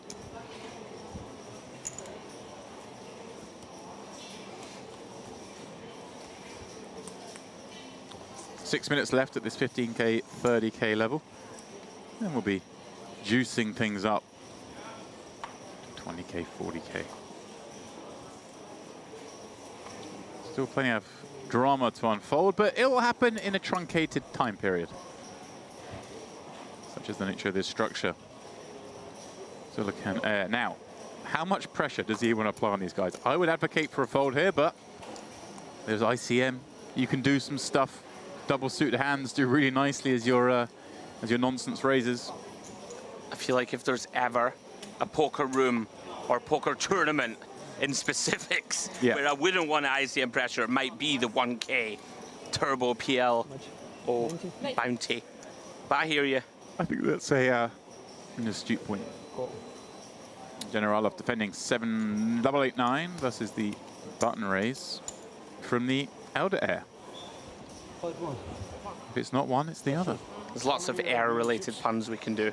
Yeah, there really are. I'm racking my brains. Equity's running very close here. Two airs don't make a right. Air, error, wrong, right. I don't know. Needs to mind working some, I'm working. Top 2. Kazulu. Dreamy flop for him. King, Queen, Deuce, Rainbow. Obviously range as well. He can go fairly small on this. Looks like he's cutting out the other way. Just wants to bet pot. Yeah, I guess with Generalov being so pardon me, short. yeah, sorry, yeah. But even still, yeah, I think you should just go pretty small. I would go small for sure. Obviously, when I say betting pot, of course, he's effectively a Generalov only has pot back, so. Yeah. I was lost for a second there. Obviously, when I was last in here, it was like 70 big blind average. Right. The guys have grinded it down. Yeah, they really have. Chip average now, 20 bigs. And that is about to shorten further. Last two games for tonight in the Leaderboard. Once again, last two games for tonight. Yeah, that is the announcement for Day 1D, the final Day 1 of Leonardo Degliassi. They're bagging in 2 hands' time. All of them, the 4 days. There were two full days, and then a turbo-ish day today, and then a turbo-y day tonight. I quite like that. Myself and Ali were talking about this earlier. really catering to all playing styles and all, you know, all desires in many ways for the people who want to play the long levels, the long days, try and build a stack the old-fashioned way. And for those who want to get in the sort of hyper turbo flight, that one's about to conclude. As we see Generalov. Yep, and now there'll be our coverage tomorrow, and then for the rest of time. Yes. Or at least until we have a champion in that event. Over the next few days, we're covering day 2, day 3, day 4, and the final day. So those of you Hold'em freaks out there who are looking for something a little bit more standard, perhaps hour-long levels, lots of deep play, big Jeopardy, large field, always exciting. That'll be the next few days of coverage. I'm looking forward to it. Yeah, it's going to be really good to cover. I look forward to it. I'm not going to lie though, Demps. I did some of my first PLO coverage with your good self right here in the booth. Kind of been bitten by the bug. It looks fun, this. Oh, it's fun. Even, you know, with my diluted skill level at the game, I feel like 17-minute blinds, that could be the great equalizer. I feel like I want to have a go, is what I'm saying. To do when it gets really fun is when you're playing with 50% bounties and it's level 1. People are blasting. That's when it's really fun. Yeah. This is fun too. Final table. Zolakhan with a suited ace in the small. Big blind is, of course, Antoon, who has, well, slightly fewer chips, but not by a margin. These two kind of just want to play fairly small pots against each other. And two pretty reasonable hands. I say all that, yeah. Antoon actually has a hand that could definitely raise here. And that's what he's going to do. He's actually got like a sort of tickle raise as well, which is kind of curious. I think you just want to be maximizing folds whenever you raise in these spots in this PLO format, especially against the other big stack. You really want to just massage these pots. But he's in position. He's got double suited hand. Things are looking good thus far. They're looking slightly better on the queen high 2-diamond board. He's got a big piece of this. Of course, Zolakhan with the gut shot both ways, with the ace-jack-8 working. No spade in sight, though. Obviously, you can go either way here with Antoon. Betting and getting raised is an absolute disaster. Right. But it also just doesn't really happen that often. Again, these two are the two biggest stacks. You would imagine this is hand done. Yeah. Like Zolakhan does, of course, have 2 straight draws. He does, but it's just very tough to proceed. One's not nut. Doesn't have any diamond blockers. Doesn't even have any heart blockers if it were to come like the king of hearts or 9 of hearts. It's not even that juicy. The spot, there we go, does just let it go. Nicely picked up from Antoon and equalizes those 2 stacks in the process. So let me ask Demps just to dig a slight bit further. If this was Hold'em, and we have the big stack limping into us here, and we have, you know, like the no-limit equivalent of this decent hand at PLO, like a king 9 suited that you would knuckle back. Right. Should Antoon be checking back a lot in that spot with king queen 6-5? Like if you raise and get repotted, it's a bit of a disaster. Don't want to burn your equity. It's a bit dissimilar to Hold'em in the fact that he almost just has to continue if he gets repotted. That's the thing. Okay. Like, well, I mean, you don't because of ICM. That's what I was getting at. Yeah, in a game where you don't really get to raise fold that much, you don't really want to be raising too much is the idea. That's why I was wondering, should we check the sort of king queen 6-5 double suit and raise a king queen jack 10? It all depends, obviously, his perception of what Zolakhan's going to limp with, all the exploits involved in that. Okay. Yeah, I think, but I don't hate the raising. It's just, I think we're just going to go pot. If you think Zolakhan's just going to raise his good hands from the small and limp with his bad hands, then just pot it and get rid of them. Got you. But if he calls, obviously your hand does just fine. Back at it they go. Antoon deciding to min raise from the small. King queen 9-6 double suit. Zorlu defending.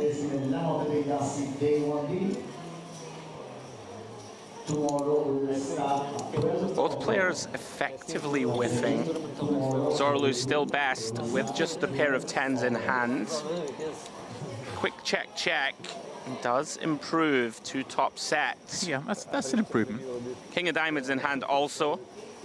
Yeah, 9. Worthy of note. Sort of working towards the straights as well. Interesting if he goes for a bet or... Yeah, I kind of like small bet here, I think. A pretty nice shutdown from Antoon. Really no positive interactions with this board. And certainly not positive enough to continue, you would imagine. This is just nice. You get to make a whole bunch of straight draws that have equity against you fold. Yeah. Kind of obviously still realize if somehow they're up against a flush. You also don't stop like smaller sets calling at that size. Уже по 40 бэм. Уже 40.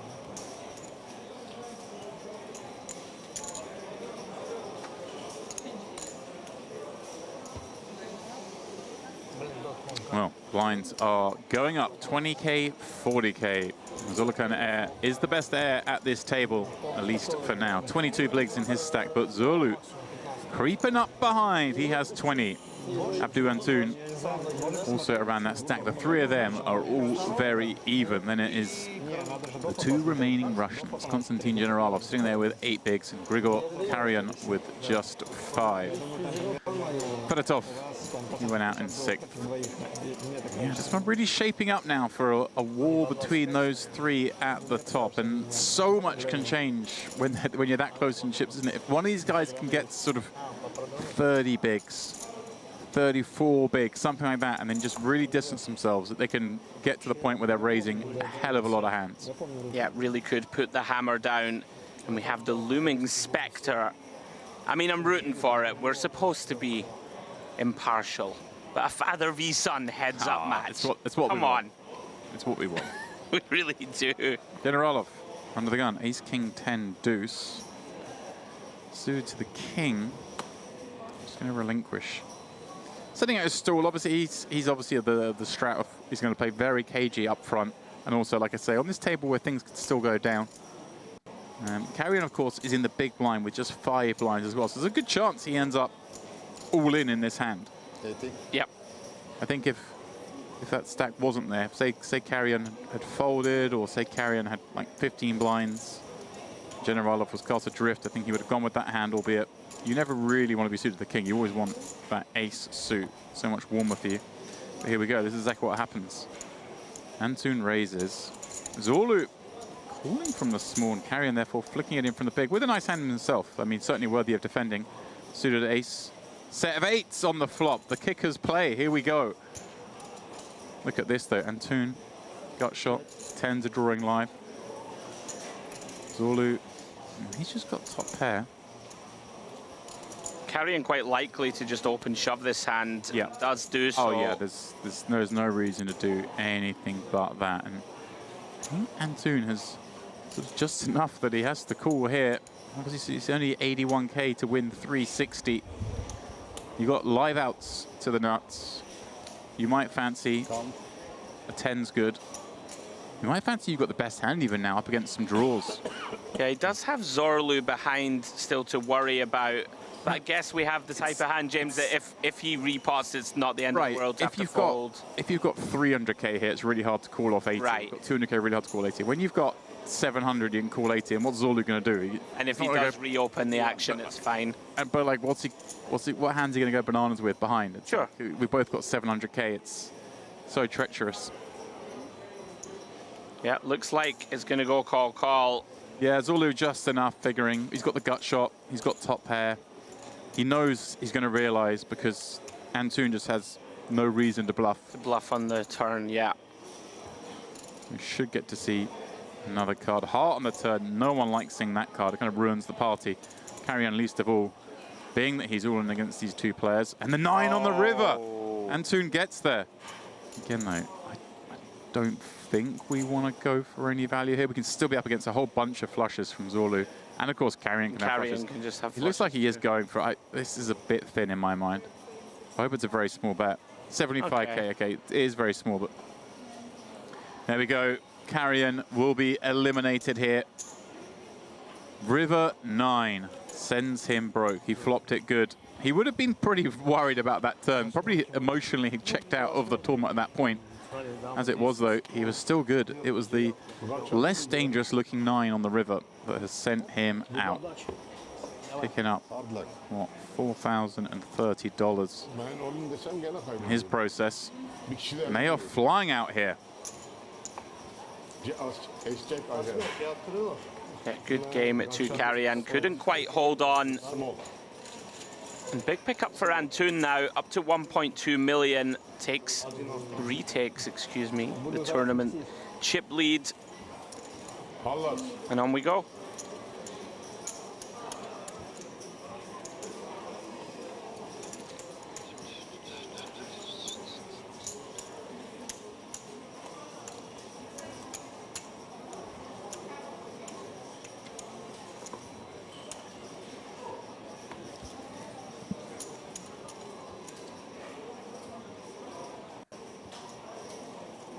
So then, we're down to 4. Still shallow, average stack playing at just 15 blinds in this one-day PLO Bounty Turbo. But it's skewed somewhat. 3 of them have, what, over 20 blinds. No, 15 blinds for Zorlu. Of course, he lost a few chips in that last altercation. It's Generalov, who was adrift with 8 blinds. And it's he facing a pot-sized bet. Of course, just him and the button in this one. Zorlu making it 3x, 120 with no small blind in there. No, it's not included. 130, 120. How much? Generalov, King 10, 9, 8. He's going to find that's plenty to take a look at the flop with. Yeah, try and see. It's pretty grim when you have to call 3 big blind open and put in like a whole tower of chips. Things aren't going well if you're in that situation. Yeah, if you could see the cards, you'd be pretty happy with this spot. Looking to just connect here and get it imposed. Yeah, won't need to find much. This King 10, 9, 8, when it flops something, it's always something pretty decent. Here we go, top pair, gut shot. I wonder if he wants to just go for it or whether he thinks this hand's good enough to check call. I kind of missed how whether that was a jam or... Yeah, I think he open jammed. Either way. He's up against it. Zorlu making the call with the 6. Also has the 8-9. This is a great spot for Generalov to find the double up. Basically needs to fade a 6 or a jack, and even the jack gives him outs to win. Represented in just the 28% equity we see here. Okay. 2 pairs apiece. Doesn't really change anything. That's going to change things. 6 on the river. Zorlu with the unlikely get there. Sending Generalov out in 4th place. They are flying out of the door, Andrew. Good game to Konstantin. Nasty way to be sent to the showers. Did successfully ladder. We're going to hear from him now.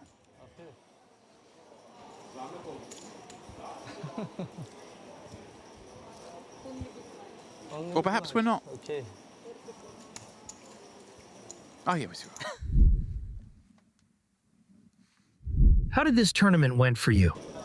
It's starting really funny because too much players play. When registration still opened, it's so crazy game it was. But it's very funny. How is it playing this structure? 17 minutes levels PLO is quite fast. Yeah, because too much players busted fast. We have too big average stack and playing comfortable. It was good. And when we play 2 tables, we're playing like maybe 1 hour or 2 hours for final table. The structures is good. What game do you prefer playing? Pot Limit Omaha or No Limit Hold'em? I'm playing No Limit, but I like to play Omaha when it's tournament. I think it should be more tournaments in this area, not only one. I like below it play.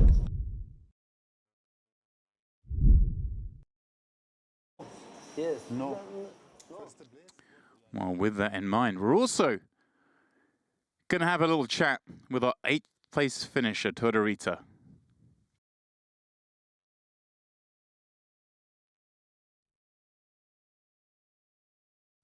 What game do you prefer playing? Pot Limit Omaha or No Limit Hold'em? I think Pot Limit Omaha, it's a bit more fun and it goes a bit faster. I think No Limit Hold'em requires really a lot of patience and study. How often do you play PLO? Not that often because there are not that many tournaments. But today I was lucky enough because I played the Hold'em, I busted, so I found this event and I could play. How did you find the fast structure? Did you like it?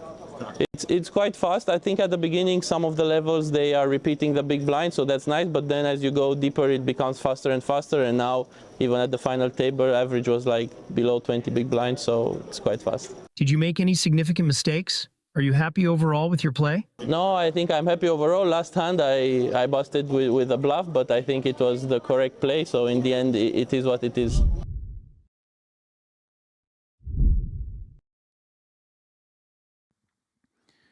All right then, well, there was Stefan Torrita telling us about his quest here, finishing in 8th a little while back for $2,000. And then, of course, we just lost Konstantin Generalov, the 4th Russian in a row to fall at this feature table. And thus, we're left with 3, 2 of whom are in the same family. I mean, how good is this? Across the table, staring each other down, father and son. You called it. The fans want to see the family heads-up match. Well, this man's going to have something to say about that, James. Antun has played very aggressively, played very well throughout. And now suddenly the game has changed, as I suggested. It could, like, we're now, everyone's over 20 bigs, which isn't, like, crazy deep, but it means the whole strategy changes. Yeah, nobody can really just run away with it at the moment. Case in point, we see Antun coming in with a limp on the button, recognizing that he wants to play a lot of hands from that seat, therefore needs to mix in a lot of limps. But look at this, Zurlucan flopping top set and the gut shot. Zorlu with an open ender in the same spot and a pair, and he comes out betting. Now, sorry, Dad, have this. There we go. Antun gonna make way for this family disagreement.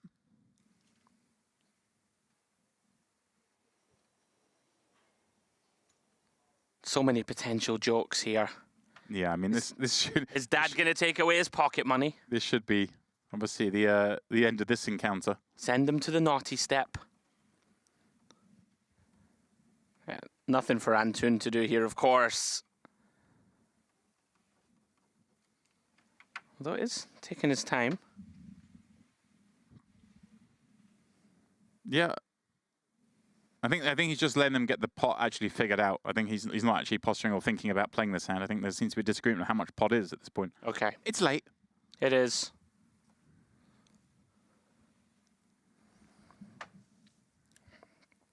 Three times the previous bet, plus what's in the pot.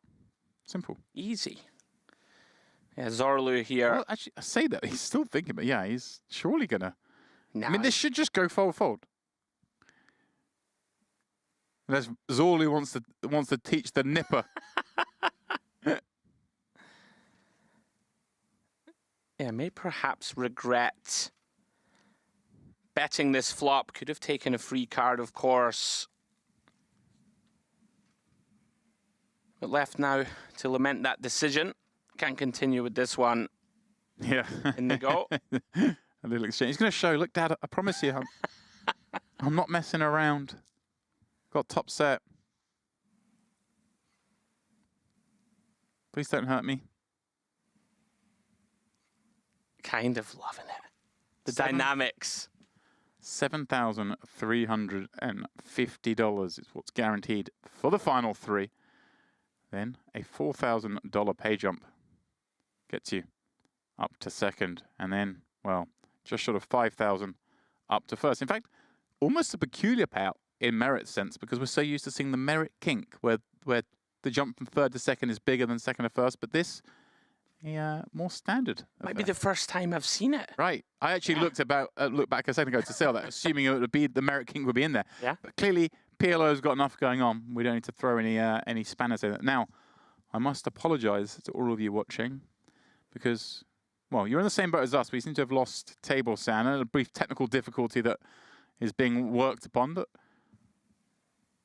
this game's a visual game, and you've got the dulcet tones of Andrew Headley. Absolutely. Pot. I will soothe everybody. At home and in the booth, James, I'll soothe you too. Zorlucan here, playing this one a little tricky. Limp in the small with the ace, king, king, 10. Beautiful hand, three-handed. Nut diamonds. Antun, no, doesn't bite. Does check back. And look at this. Ace, king, deuce, 3 spades. We have middle set for Zorlukan. Antun, with that queen of spades in hand, did decline the option to start bluffing on the flop, but is going to take it now. Yeah, I got a little bit of work in with the 4-6 as well. Parachute out, if you will. Yeah, like medium surprised to see him not take this on the flop. I was going to say, if we're going to start bluffing here down the streets. What a river for Zorlukan. The absolute stone colds. Checks on over to Antun again. So more credible, James, to just start bluffing flop, right? If we're going to multi-street bluff this one, represent a flush. Yeah. Finds a very prudent check back. I say that, like, obviously there are a lot of hands we just want to check back and then turn into bluffs on the turn. But if we're ever going to have a hand that, if there's any hand that wants to go 3 streets, it's obviously the queen of spades. But it's not. These nut flush blockers are like far less credible when we're doing blind on blind in a 3-handed game. You know. That makes a lot of sense. We have far more queen. Normally, when you're playing PLO and you have like the ace of the suit and you've V-pipped, it's like far more likely you have a suited ace because you V-pipped. Right. When you've got the queen of spades in a spot where you've just checked back, you've been linked into, you would have raised. You're some obviously of those stronger way combos. less likely, just combinatorically. You've only got 3 of the cards to have a spade, less likely than you are when you obviously just V-pip. So. And also, anytime the nut blocker is a lower card, so when it's a queen or even a jack, it's obviously less likely, if that makes sense. Yeah, very nicely analysed, Mr. Dempsey. I'm still surprised he didn't bet, though. but also, you can just delay. You can just go check, and then your opponent checks again, they got nothing, and you just bet and you win. Still going to be enough hands, right, that Zorlukan just check folds turn. I mean, that was never going to be one of them, so he did a good avoid in that sense. Yeah, very prudent shutdown from Antun. Been very impressed with him, being on point for most of this final. Coming in for a raise here from the small blind. I'm sure I saw light blue chips going in. There we go, 120k. Very defendable Jack 10, 7, 6 doubles suited for the elder heir.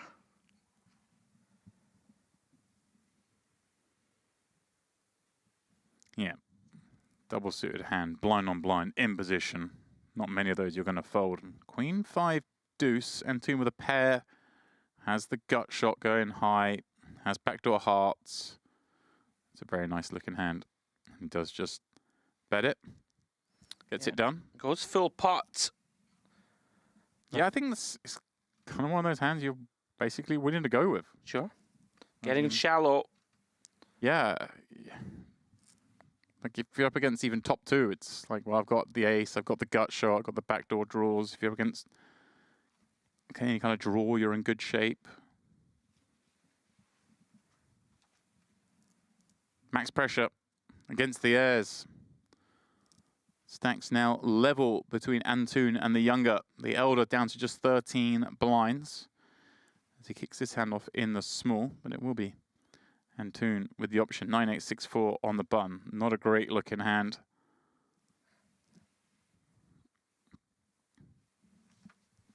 He probably gets to play a few more hands on the button. The others just because he's already shown his willingness to have a limping range. Therefore, that does allow you to maybe get involved a little bit more. Here we go. Father and son, 3, 4, 5, 7 limping in. Zorlukan checking back with 9, 8, 7, dominating deuce. And a Jack 9 3 board that is all about the younger here. You can see he's actually behind right now to the pair of 3s, but has the bottom wrap. And is quickly checking through. And Zorlu's 2-pair getting counterfeited. Zorlukan just showing that he had a chance with that 9 high, but it didn't come to fruition. Zorlu with a decision point on the turn there, with obviously the bottom 2 gut shot. Really want to give a free card, but at the same time, like horrible to bet there and face any action. You swell the pot, it gets scary. Sure. Even just getting called there, there's so many bad river cards for him that just electing to play it coy.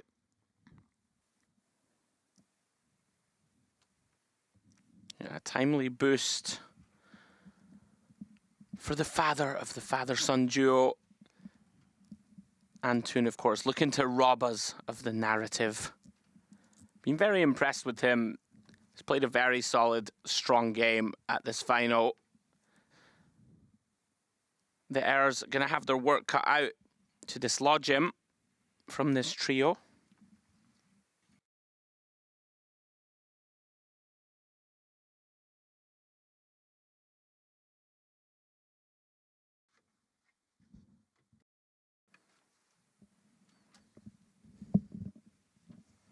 King 10, 9, 7 for Zerlikan. King high diamonds. Going to make it a 3x. Antoon in position. King Jack 10, 5.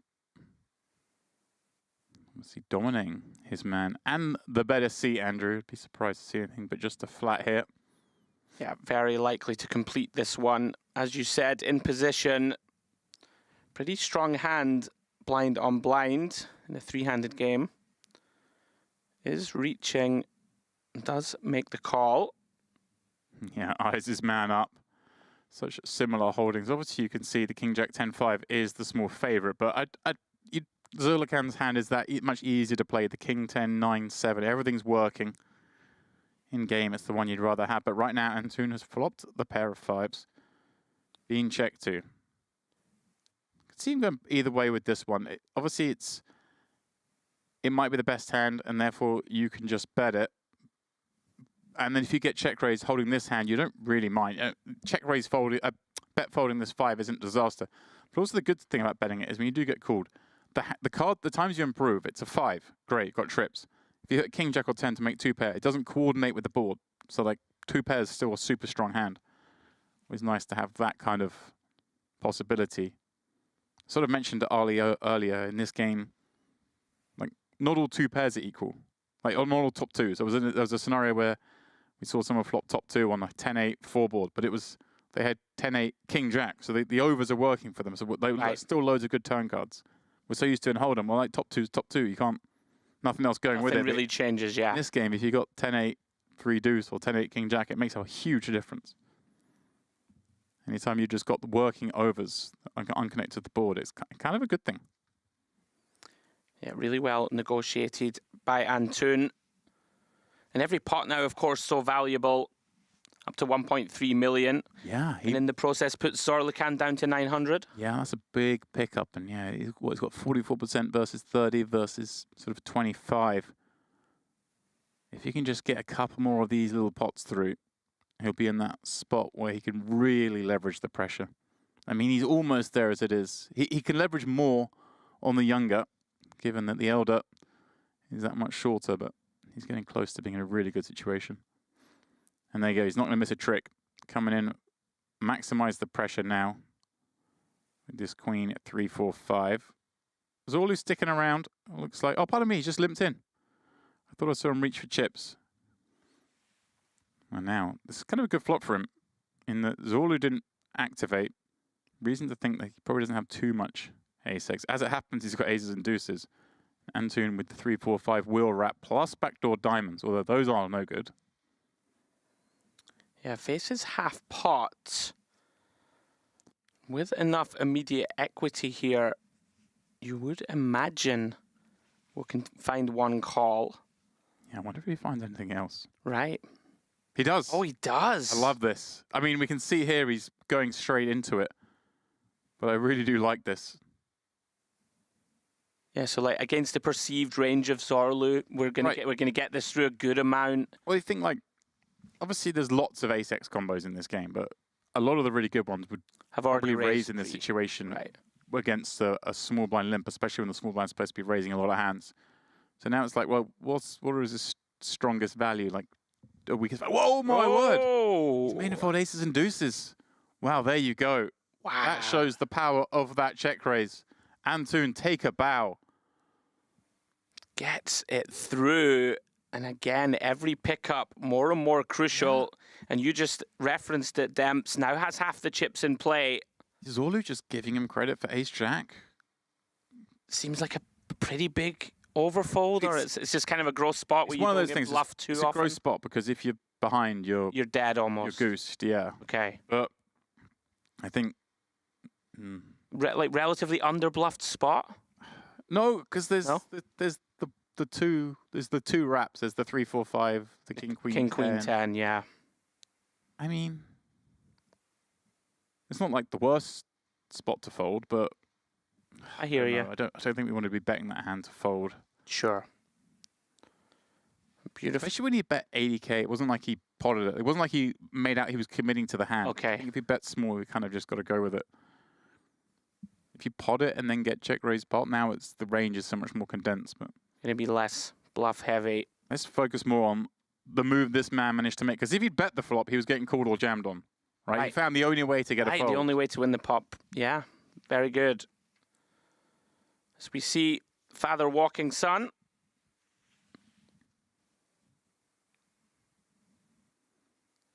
And we go on, three-handed.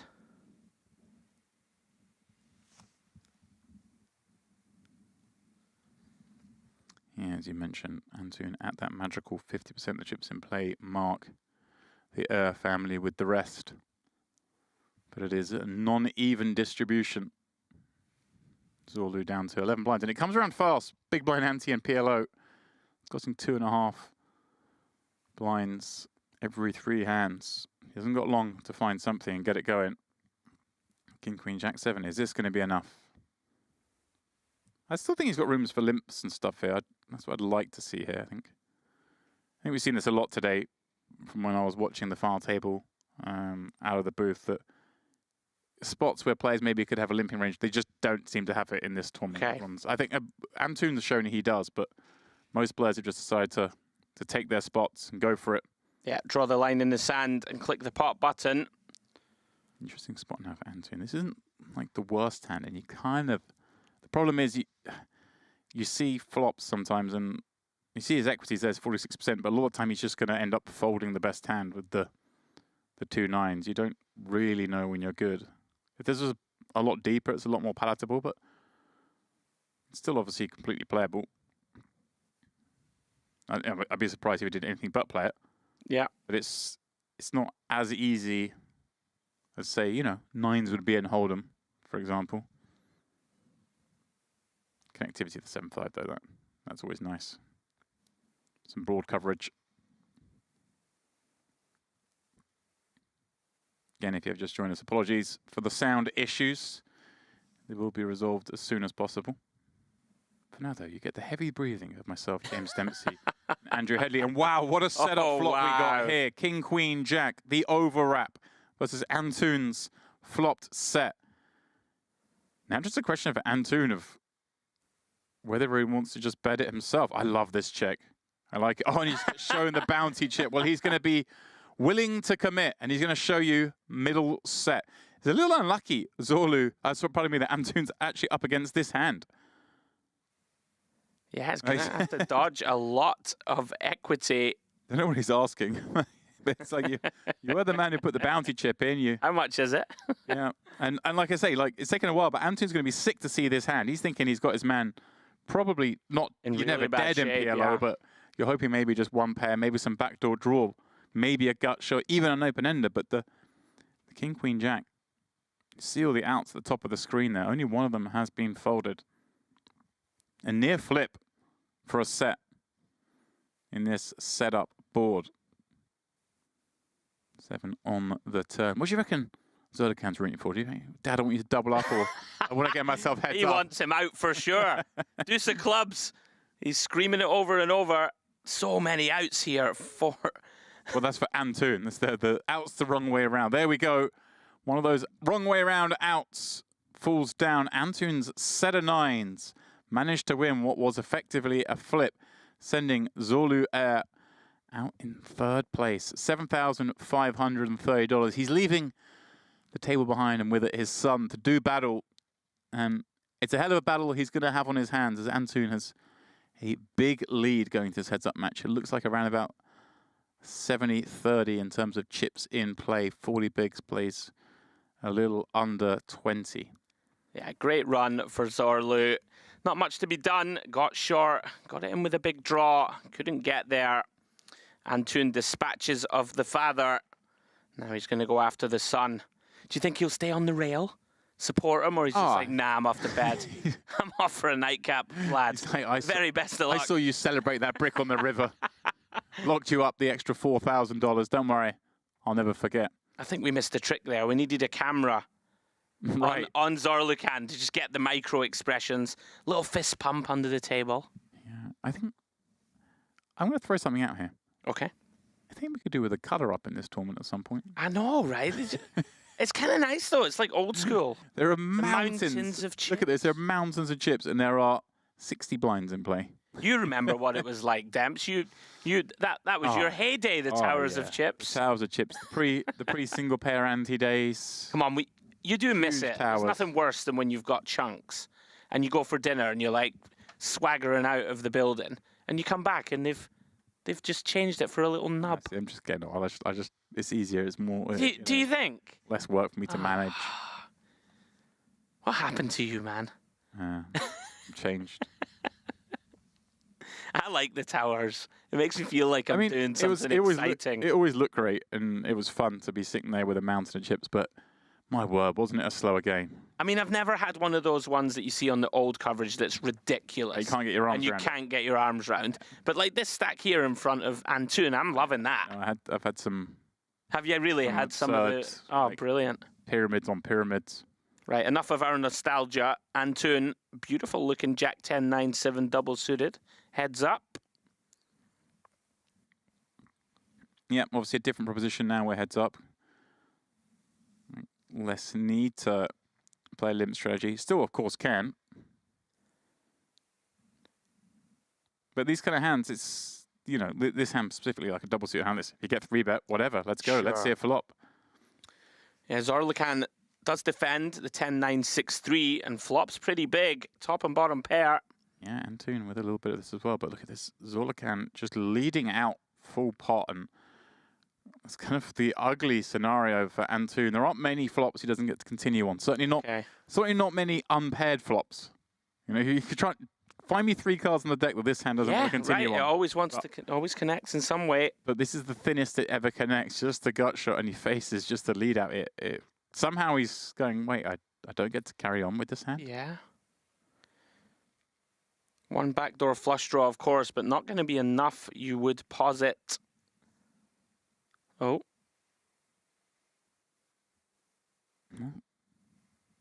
Oh, gets the bounty chip ready. I'd be gobsmacked if he plays his hand. Yeah.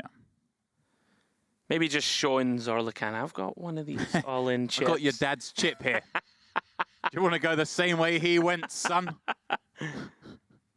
Oh, dear. Mine's going up.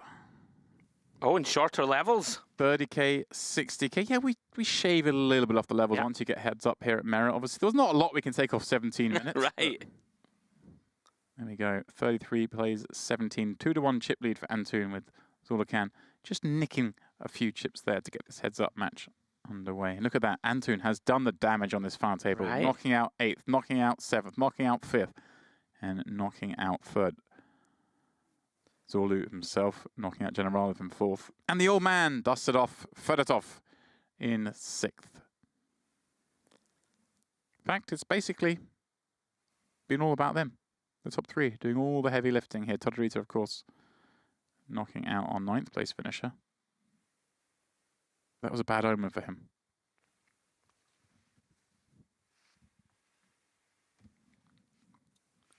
Yeah, Todorito was dispatched by Antun in a fabulous hand early at the FT, where Antun found the treble barrel hero call off with top 2.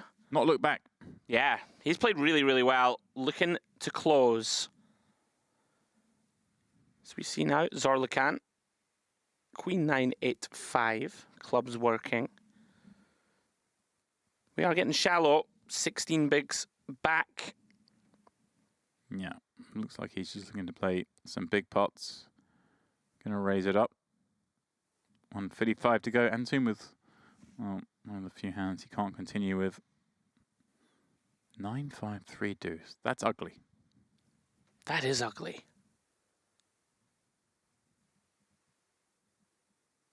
Things can swing quick here, though, right? Of course. Oh, one double up for one Air. part, He's we going to switch the take the stacks. chip lead. Yeah. I mean, it's 2-1. Yeah. Switch the stacks, and Zoltan can be the champion in 2 hands' time. Right. Seen some phenomenal turnarounds like that before in when Holden tournaments, let alone PLO.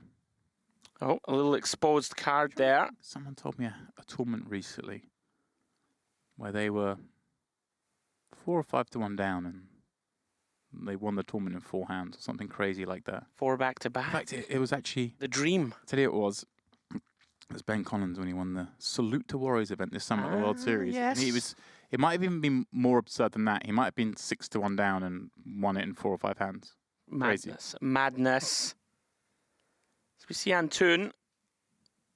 Very playable. Ace Queen 10-7, nut diamonds. It's like he's declared a bet, which one must assume. Oh, hello. Oh, hello. Hello. This is certainly enough for Zoltan to repot. And it looks like, is that what he's doing? Yeah. Yeah, he is. He's found enough to run it. And Toom, well, he can't fold this hand. It's just a question of whether he... I mean, one presumes he's going to continue as a call because you just create more decision points. And I think Antoon's going to fancy his chances in this match. Feel like he's perhaps got the most experience. Not that there are many flops you could ever fold anyway, but... Sure. You still, I think, always want to call here. There we go, he does. Just give your opponent that extra decision. Anytime you think you've got the edge, it's always great to create more decisions. Now, with this, with Ace Queen 10-7, it's very hard to think of any flop he can fold on for the additional 500k. But that's the commentator's curse, if ever I've heard it. Here we go. Deuce 3-4, all hearts. Right, there are some, but very few. That's not one of them. That is not one. Open-ender and a nut draw. Look at this. Zoltan with top set. What is it with 9s? Yeah. We saw 9s a minute ago flopping us. Hey, don't look at this acting, rubbing the mouth, what to do. How should I proceed with this? Moves it in. Antoon, of course, going to call this 6 or jack, both working towards the nuts. Of course, never wild calling straight draws with 2 clubs on board, but we are playing heads up and it's only half pot. What? He's actually taking some time over this. I'm very surprised. Is he just... Can't fold this one. This is weird that he's taking this long. Maybe just making sure, getting the count. Yeah, that's fair. I wonder if he's just even just fallen in love with the Ace Queen 10 portion of the hand, doesn't realize he's actually got the sort of the double draw. I wonder. I feel like you just referenced this need for a color up. Right, maybe that's it. He's looking over here and it's like, you're right. I'm not entirely sure if that's 500k or 900. You're completely correct, Andrew. That's exactly what the situation is. He doesn't even know, I think, at this point, who's got the chip lead, probably because there's so many chips, physical chips in play. That actually really is a good point from you. You know, this would be so much easier for him to get the visual quick count in mind if we'd had a color up. Can't imagine he's going to lay this one down, though, once he gets the information. Once he realizes the situation. I mean, if he saw the hand he's in. Oh. Yeah, there it goes. Here we go, then. Antoon with a shot to take this one down. Zoltan won't be pleased to see that actually his opponent is drawing live, just like against the old man. Can the set of 9s hold once again? Will Zoltan take the lead? As we said, all it takes is one double up and the stacks switch around. He's 73% to do so. Only a jack or 6 stand in his way. Non-pairing board. Not the worst card for Antoon. You see the equities only shifting marginally. 8 outs. 1 lost pool. King is safe. Zoltan with the double up. And in fact, look at this. Basically a 3-1 lead. Now for him. 2.2 plays 750. He's looking over at Dad. Give me a little nod. We got, don't worry. I'll avenge your death. In this life or the next. He's just on the rail. You are my son. Get it done. And Antoon, first time we've seen him face any resistance or any real body blows for a very long time. So intrigued to see how he responds. Granted. Physical man chips in here. Come on. Come on. What's going on? Help them out. Yeah, I can't remember the last time I had to stand up. There's 300 chips on the table and 50 blinds in play. Come on. The squirrel's looking for the nuts. That's a good couple I like that. It's smart for poker. I'm going to buy you your Teenage Turtle one before we go. I think so. You're going to buy a little. I think it's time. Which turtle am I getting? Is it a surprise? I want. If you're going to get me a turtle, I want you to get me the turtle that most represents you. So I can look down at it and be like, this is Picasso turtle. You guys can't see me, but I'm just pondering, just looking up to the ceiling, thinking. It's right. Am I a Donatello? Well, you know, Donatello. These famous Italian artists, and I got Picasso. I mean, that's true. We're crossing realms. I'm shocked that you didn't get the Splinter reference in there. You know, it's a missed opportunity. Splinter's the rat, isn't he? Yeah, but why would I call you a rat? I don't know. Wait, is it Splinter? He is the Splinter, rat. yeah. Right. I don't know, because, you know, sometimes you like to give me jibes. To needle you needlessly. Are we actually, what's going on here? They both stood up. Both standing. Pause action for a second. I don't know what's going on. Are we? Oh. Almost come over. I think, are they asking to colour up chips? Oh. I think. He thinks he paid too many, potentially. Oh. I think.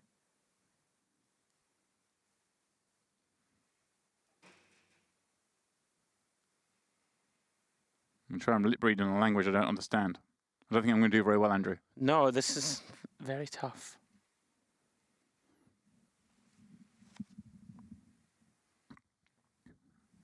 Or maybe a slight deal discussion.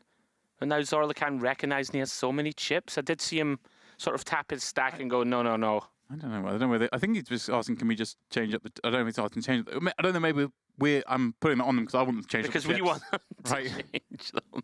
Or what's going on? Something was going on. We'll never know. Antoon looking a little flustered for the first time. Yeah, that was like you said, a complete body blow. Obviously, a really nice looking hand. You might be thinking, did I need to gamble? Do I need to call a 3-bet? Right. But You have to, right? Sure. Ace Queen 10-7 is just too good a hand. Too strong. Again, if you could jettison the 7 and call it a 6, maybe you can start to argue to lean towards folding. But here he is, top pair, up against the over pair. Over pair with bottom pair blocker. Oh, and he pots. You're just coming leading into the limp. Was that got just a turbo fold from? Wait. So I'm kind of surprised by that. Yeah, has a deuce in hand, blocking some potential 2 pairs. With that over pair also working. I'm just checking the pot. So there was obviously some confusion. Maybe the confusion over the blind levels. I don't know. Something very odd going on. The oddest thing being the Queen's turbo fold, really. Right. Both players potentially losing composure a little if they've got frustrated with each other. Did look a little aggro between the two. I think. I don't know. Not that I'm casting aspersions that they're about to devolve into fisticuffs. No, I don't think that's the case. No. Both looking a little disgruntled. Interesting. Anyway, on we go. I genuinely think it's they're finding it hard to tell how many chips each other's got because there's so many chips in play. Antoon with the hot pair, 2 9s on the button, double suited. This hand has not lost since I came into the booth.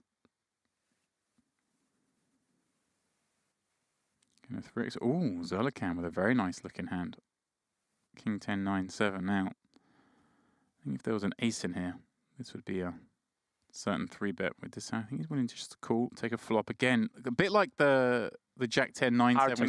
Hard to fully miss the board. Yeah, you just flop a lot with this hand.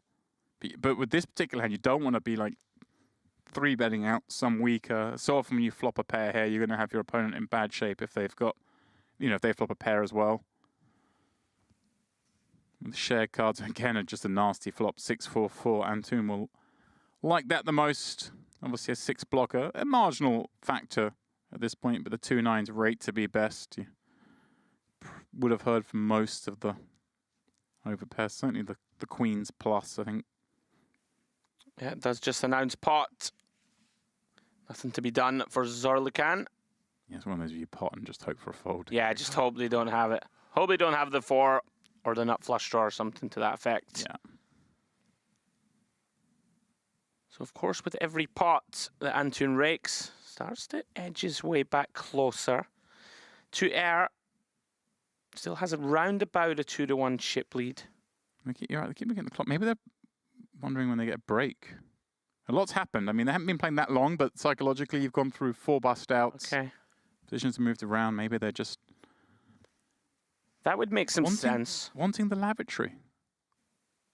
But I mean, I think they could just ask for a break when they want. I mean, there seems to be a lot of discussion between the two of them and the dealer. I think you've called it. I think that's what it is. Yeah, you said maybe there's some animosity, but I think it seems jovial. It seems fine now. Isn't it? Well, you know, if you really need to go, if you really need the bathroom, I would get a little grumpy. I mean, if someone goes, I really need the toilet, do you mind if we take a 5-minute break? Yeah, I'd be they like, say I'd be like, no. Yeah, absolutely not. Piss yourself. Yeah. I've got a strong bladder. That's one of my talents. That's one of your many edges at the table. Yeah. You just start whispering, dripping taps, gushing waterfalls. Yeah, you just lift your bottle of water and tip it back and forward. I apologise to anyone who's listening in and is also requiring the bathroom at the moment. Small size bladder. Antun winning that one. Ace double 10-9. Yeah, continues to edge ever closer to Zarlukan.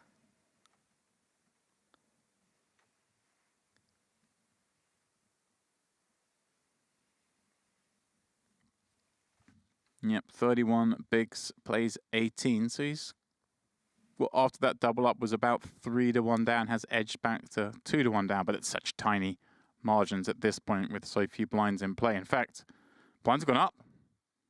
40K, 80K. The price of poker now becoming prohibitively expensive.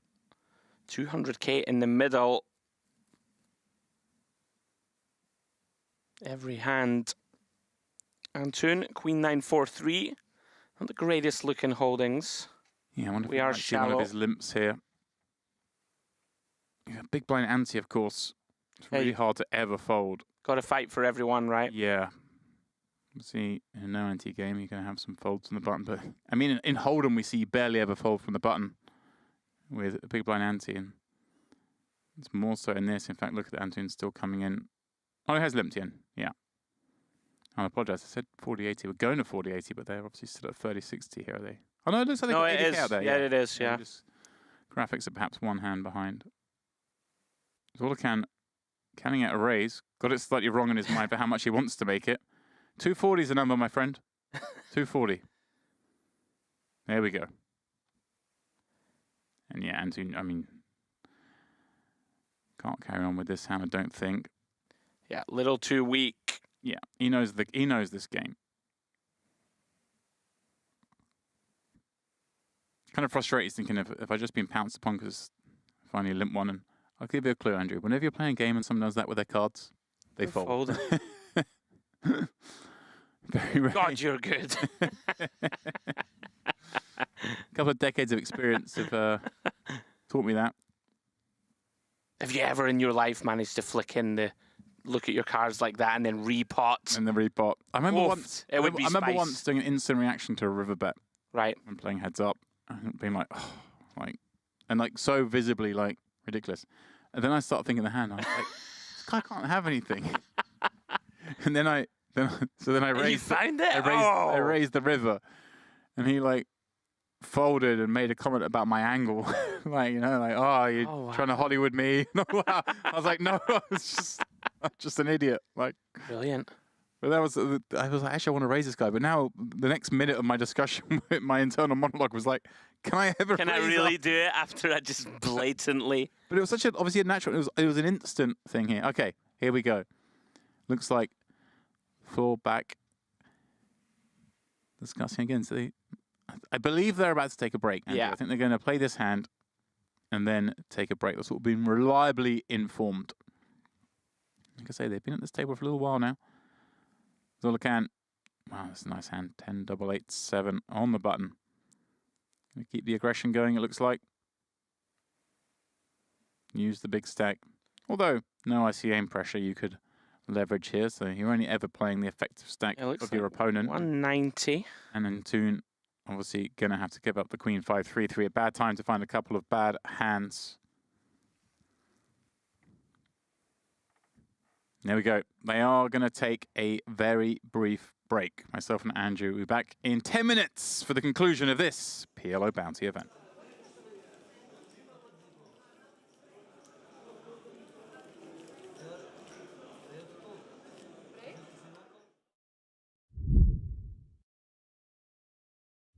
There we go. And yeah, I think it's important to do it at events and venues where I always think someone like Merit. If I've won a package to come to Merit, say, yeah, and I just brick everything, don't cash anything, I'm still gonna have a great time. Yeah, exactly. It's venues like that you can do this at. Obviously, like I say, some places you just kind of want to get the poker done and dusted. Oh, here we go. Oh my word. This could be a big one here, James. And if it was to go Sahafi's way, that journey from short stack cockroach to actually being in with a real chance of winning this one, my goodness me, I can't really see a way this doesn't get in, to be honest. This just feels like it has to. Zagarin is just going to 3-bet this combination. And Sahafi doesn't really have a hand that wants to do anything but 4-bet. Surely. There we go. A chunk thrown in. It looked like a call at first, but the right hand came to the rescue. And that's a big sizing, so there's a lot in there. Even more reason to just send it with 10s. Yeah, 4x.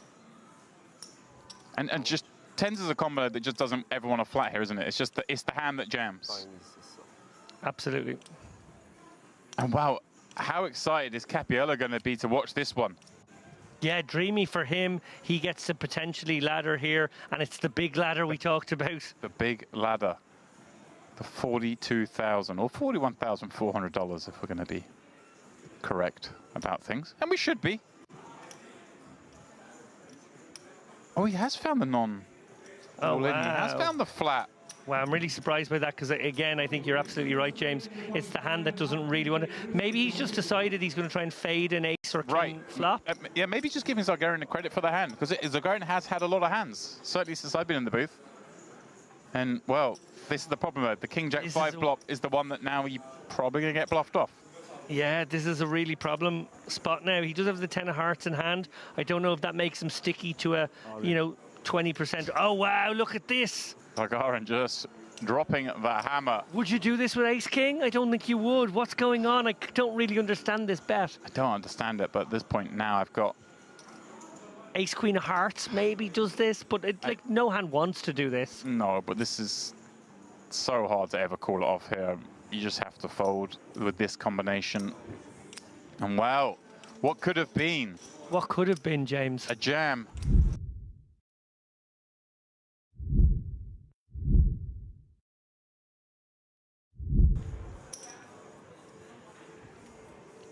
There are 180 blinds in play, but we're playing, what, 27?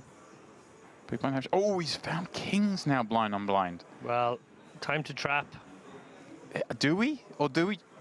Because we don't trap ever, can we just keep raising like we always do? Yeah. Yeah, you're right. Actually, I prefer that. And we're going to get jammed on at some frequency. Oh, my God. Well, it's a cooler. Oh, my word. It's an absolute cooler. What a He does just rip it in, and it's a snap call. Capiello on the rail, watching this hand play out. Is he about to ladder $40,000? Kappa Kappa Assadona. That's about all the Italian I knew. And all you need to know in this situation, absolutely horrendous cold deck for Sahafi. The man who'd lathered up to this situation where it looked like he was certain to get into the heads-up encounter has been dealt into a situation that could not be avoided.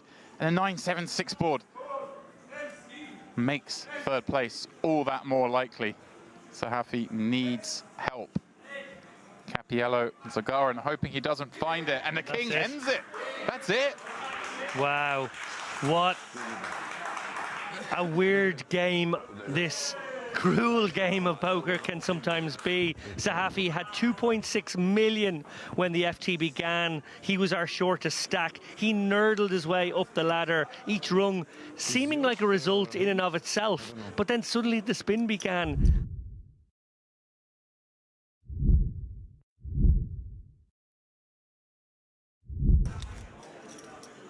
I just don't think there are many buttons on this island. Was Marco last night you spotted without like virtually buttonless actually? I think there were buttons on the shirt. He just, you know, wasn't utilising them in the way they were designed. Gotcha.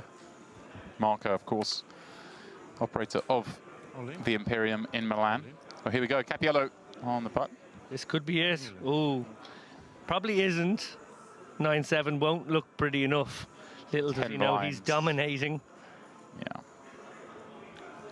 Although, hey, maybe what's going to... Wow! He does!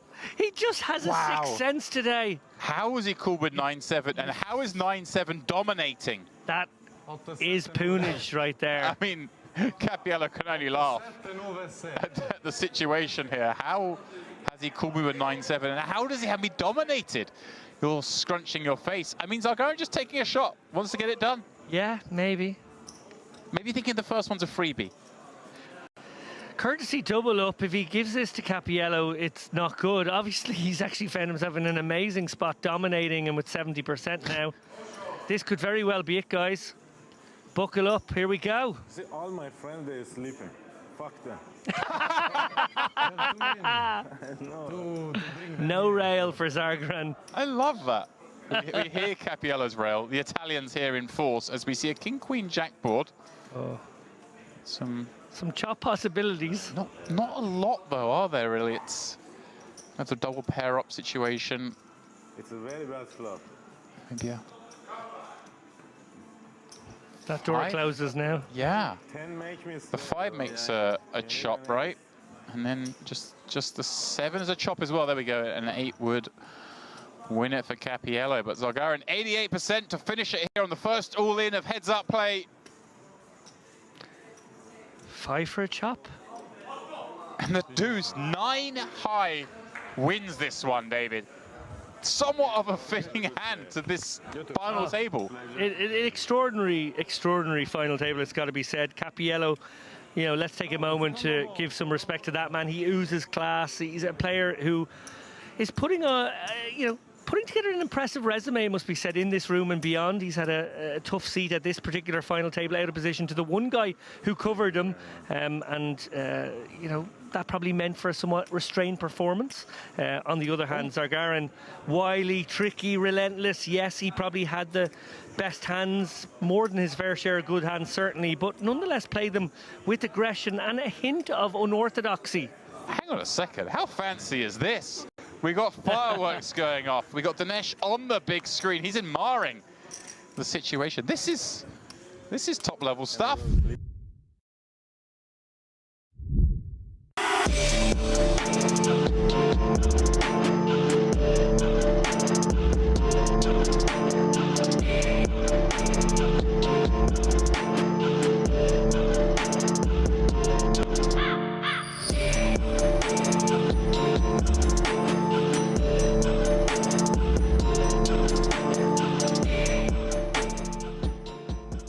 What is going on, everybody? Merit Poker from sunny and extremely hot Cyprus is calling. It's time to introduce the glamorous Dolce Vita concept. This festival is organized in collaboration with Imperium Events from Milano, Italy. Even the main event is called La Notte degli Assi. We expect more than 200 Italians to participate in the Dolce Vita Poker series. Pizza. Yeah. How to say in Italian, Dolce Vita is my love?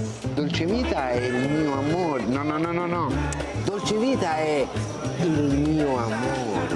Dolce Vita, mi amore. Dolce Vita, mi amore. Dolce Vita, mi amore. Dolce Vita, mi amore. Looks lovely. It's an excellent idea.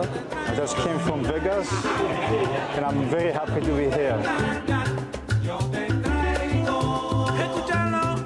With yourself? I like the beautiful ladies. I see dealing cards. The atmosphere, the people, it's good energy here. I hope the pasta to be as good as in Italy.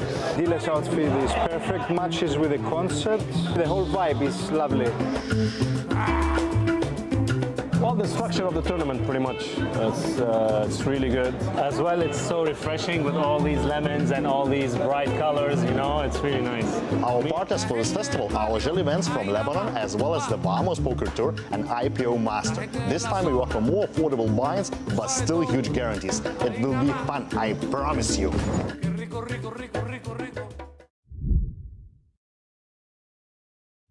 Congratulations on your win. Thank you so much. Thank you very much. How do you feel? Amazing. I feel amazing. This is my first win Kabak trophy. I'm feeling very good, but I'm very tired because I play all day from 12 o'clock. We play 1,000 IPO, then half an hour only break and play this mystery. So I get a lot of lucky and not good. I'm feeling good. Any interesting spot worth mentioning? Ace King versus Kings. I win like, only 3 outs, yeah. That's it. And the last hand, 7-8, Jack 9, flop Jack 8, Jack 7, turn 8, and that's it, finish. I get lucky. What do you like about mystery bounty tournaments? How do you prepare? First day I busted about around 12, so I tried the second day, play very careful and go to the day 2 in the money. So just waiting my hands and my...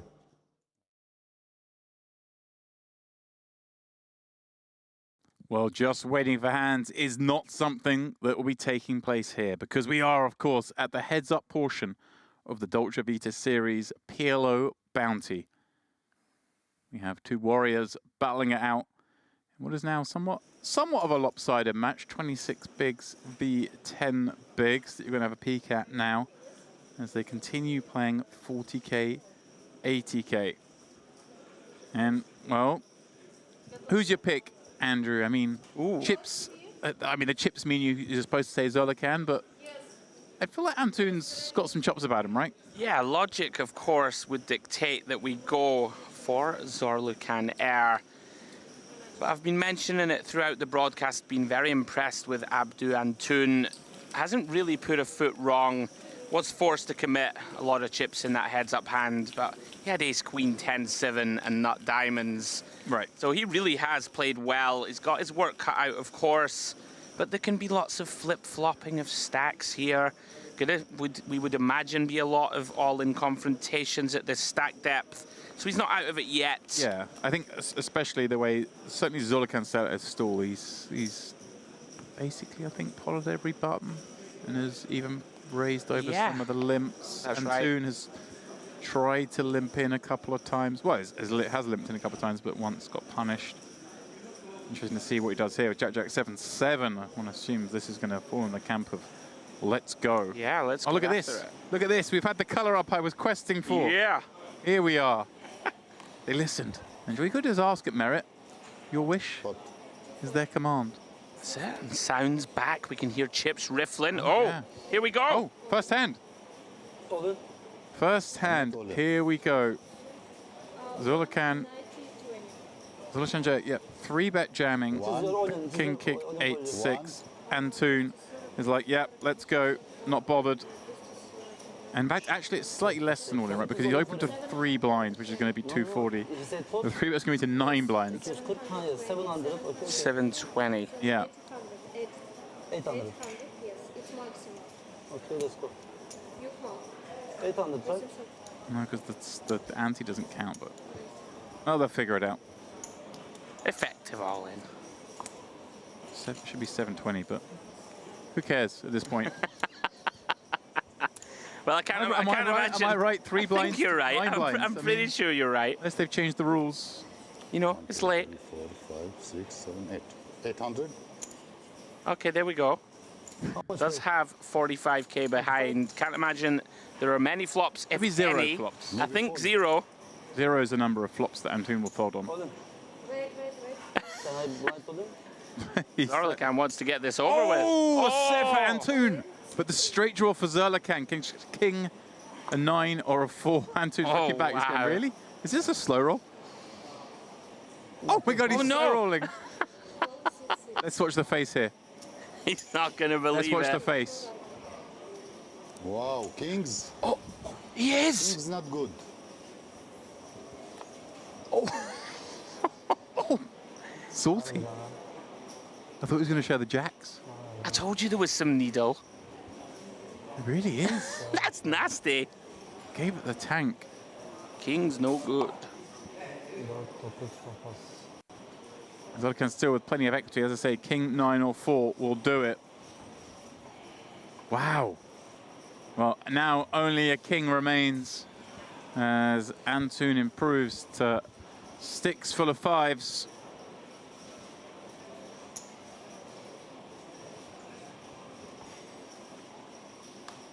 Oh. And Andrew, we continue. The wrong. Stacks switch again. Yeah, the wrong kind of paint. A lot more like level than switch, you know, like 1.2v 1.8 now, 3-2 scenario, the closest it's been. Squirrel finds the nuts. And turn. That was a spicy little bit of naughty. needle.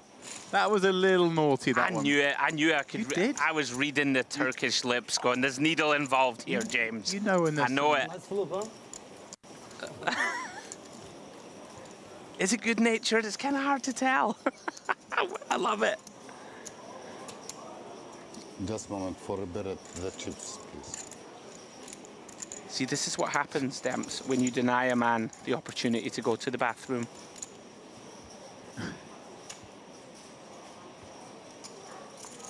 Well then. I'm here for it. Grudge match.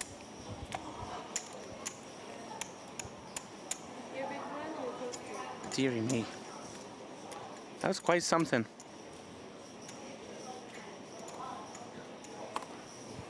Back after it. Zolcan adjusts here with 15 blinds. So you would advocate for a limp, right, with this type of holding at this depth? Yeah. We could just limp. That looks like he's counting out a raise. Up to 215, I believe.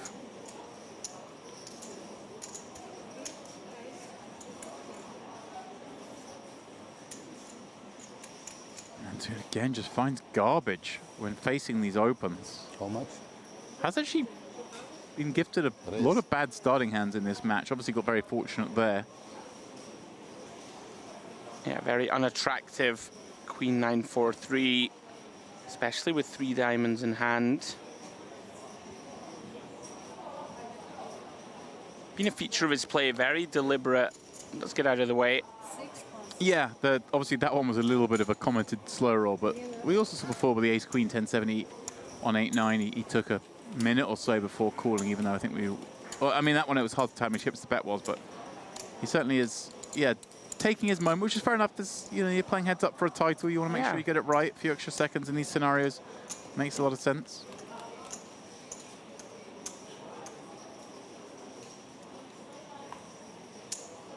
And we have almost an even heads up now.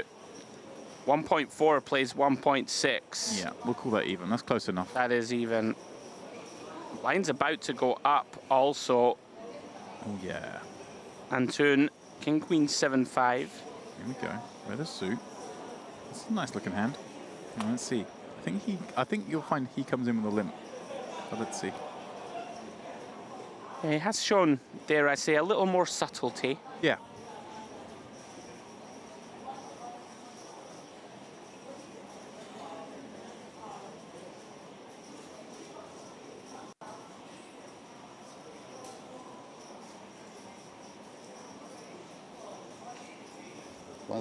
Oh, okay, min raise. Okay, min raise, but it's still not the pot, but yeah. Yeah.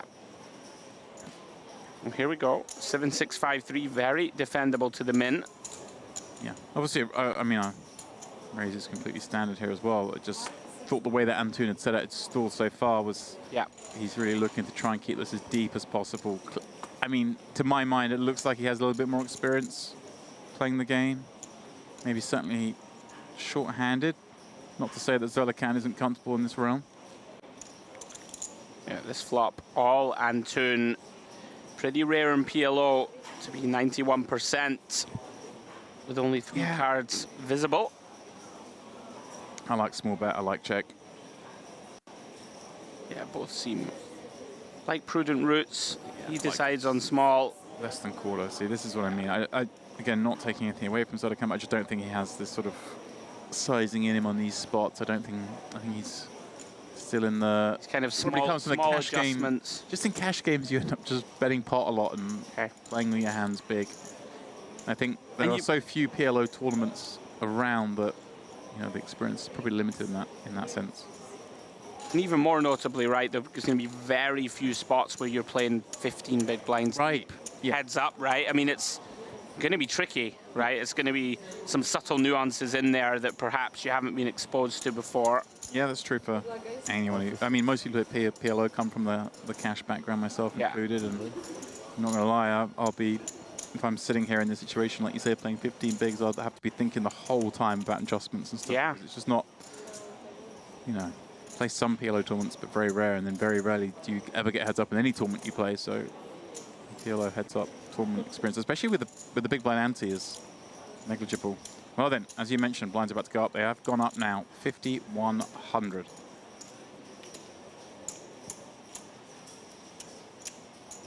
$11 bigs, plays 18 bigs. So they came with a very nice looking Queen Jack 9-9, more than enough for him to continue his strategy from the button, which is there's 3 little letters. Is there any latitude to almost like trap limp here? Is the hand that good heads up, or not, maybe not quite? No, yeah, I like the heads up, but no, this the hand's not good enough, and there really aren't that many hands that are that good enough. You know, like equities are so close that happy to just get money in. Yeah, you play through the front door really in this game. Okay. Queen 8-8-5. Again, like, not the best looking hand. I feel like he's got enough with the connectivity with a suit. Good. He does. That's pretty grim. I thought this is the sort of hand that he may fold like slightly tighter if he feels like he has an edge. Playing this out of position gets difficult, but then you're giving up so much that if you get run over, if you start folding thinking maybe I've got an edge on my opponent. Ace, Ace, Jack, Zolakam with all of this one. 700k in there. This is another spot where you could just see tiny betting. Tiny, right? Very similar to Hold'em. One big blind type spot here. The opponent just has nothing a lot. Yeah, you get to have like a lot of ace sets because you're basically raising all that on the button. And we have a queen in hand, right, blocking some of those sort of flopped straight draws. Not too much to protect against. Gone over half, which is that right, is he? No, he's gone small. Oh, sorry, there we go. I'm getting the chips confused. There are no 100k chips, that's why. Yeah, yeah, this is nice. This is really nice. Yeah, very nicely. In fact, yeah, he went so small, he tried to bet less than a blind. Right. So perfection here in my mind from Zolakam with this flop bet. Well done. Very well diagnosed situation. And you spoke about adjustments there. I mean, we have to put 200k more in pre as Antoon. And with a fairly grim holding, I mean, we're putting in nearly 20% of our stack, right? Right. Flop, which isn't a lot of fun. But also, as you said, got to get in there defending or we will get run over in some spots, especially against Zolakam, who's opening a lot.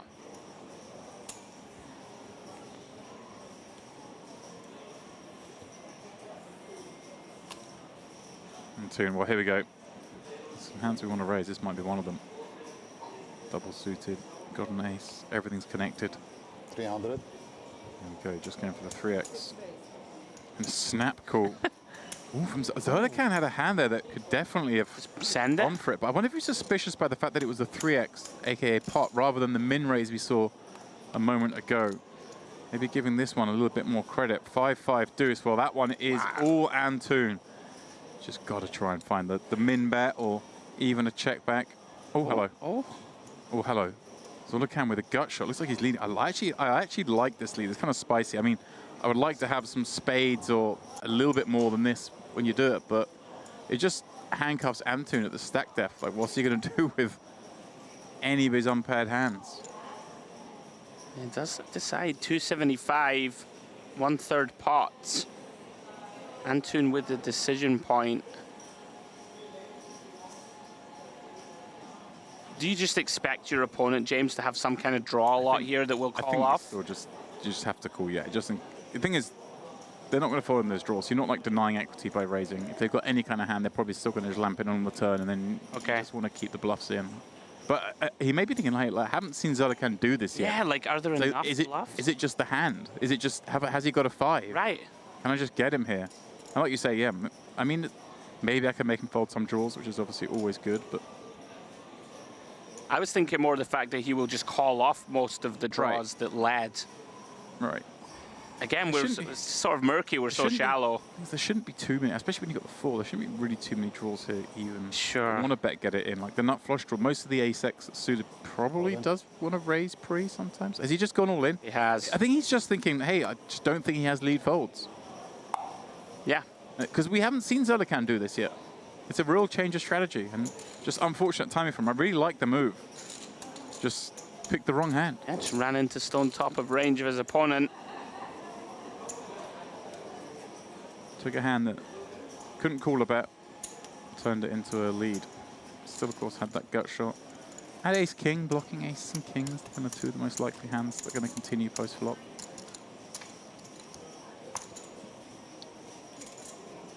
Wow, I think Antoon maybe thought that was the moment he was getting it. Absolutely. You flop trips, heads up, shallow stacked, and your man leads into you. It's Vegas and, well, what used to be the Mirage. Dreaming of the Mirage. Mirage is no more. What will be the Hard Rock? There you go. There'll be a guitar. Are they bringing in another big guitar? They are. They are. I've been to that one. Florida. Florida. Yeah. Zolican makes it 300k. Yeah. Not the best hand, but his strategy is let's go. Antoon. Queen 10, 10, 3. Good enough for him again, just about. He's getting these kind of not great, but okay hands. No real decisions. 700k resides in the center once more, and King 8-5 board. Well, Zolican behind, but may feel like he's got enough hand just to commit with here, and he's gonna, I believe, make Antoon fold this. Yeah, it feels like it. Like Antoon knows that it's not like Zolican has to have a king, but it's like if I am ahead with 10s, it's not great on a lot of runouts. Yeah, really with very limited additional equity. Our backdoors working. Let's have that mediocre backdoor diamonds to go with the 10s. Very unpalatable and does get out of the way. Yeah, can't blame him. Again, he just gets dealt a lot of ugly spots, it feels like. Yeah, these just half hands that you sort of feel compelled to defend, that don't have a lot of visibility post. Right, if that was, instead of King 8-5, 2 hearts, if it was like King 8-3 with no flush draw, you can kind of call that because... we can call off, right? Like, when we are ahead, we're that much more ahead, but... Well, on we go. Almost weirdly in the way, kind of opposite to Hold'em though. Like in Hold'em, you look at these things, well, these are the draws you could have, so therefore my hand's better. But the problem is you don't want them to have the draws in this game because, hey, that's gazillions of equity. That's why it's the great game. Like I say, I mean, I'm not putting myself out there in any means as an expert when you get this shallow. 300. Very little experience at this stack depth. I think my PLO is at like 500 big blinds deep. That's it, right? Just mega deep.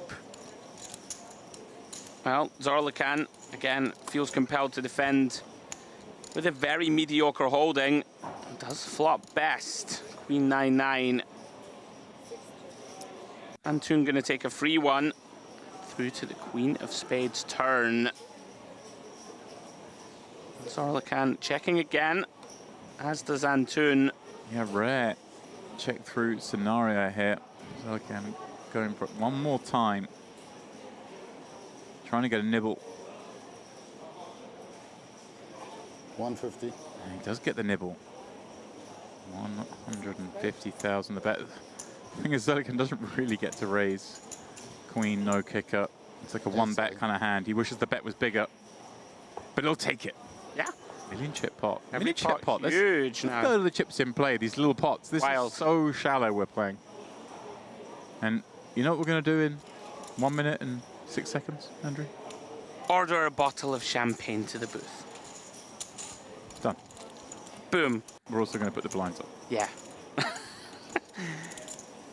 Wow, and we are going to be at 75, 150k with a 150k ante. Absolutely insane. Earlier on, we went from 500, 1,000 to 1,500 people on there, but we repeated the 1,000 level because of a collapse scenario and repeated the 1,500 level to kind of balance out the play there in the big jump. And I think the structure is just like, someone's just obviously going, well, like times 10, thinking we would never get to this level. Yeah. How can we get to this level?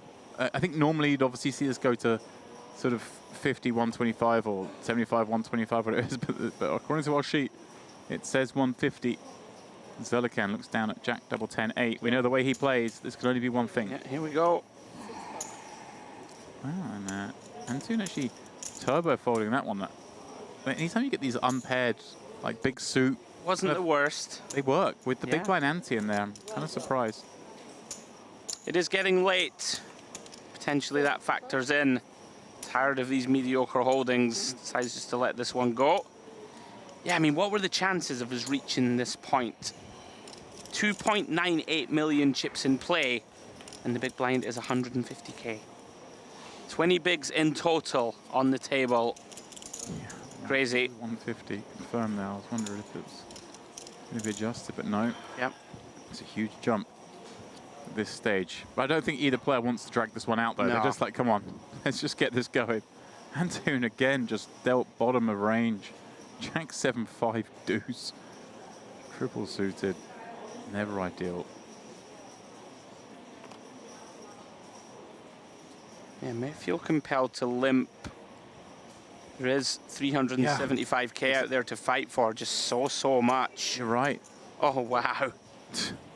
Well, unfortunately, runs into a monster. And then you see Antoon shaking his head there. He's thinking,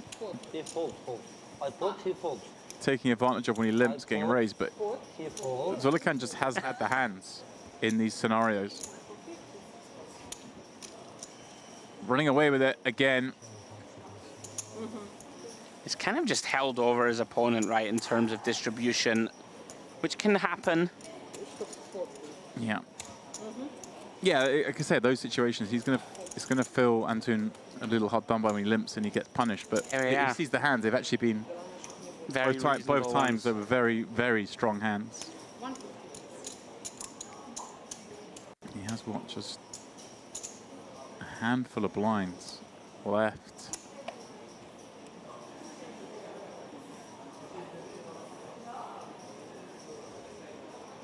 And he is a dog in this fight. Is there still fight in the dog? Wow, a rare walk. There you go. A very bad hand, the 10-6-5-4 rainbow, but as you reminded me, and I'll remind everyone viewing again, big blind ante kind of makes it hard to really ever have these folds. Yeah.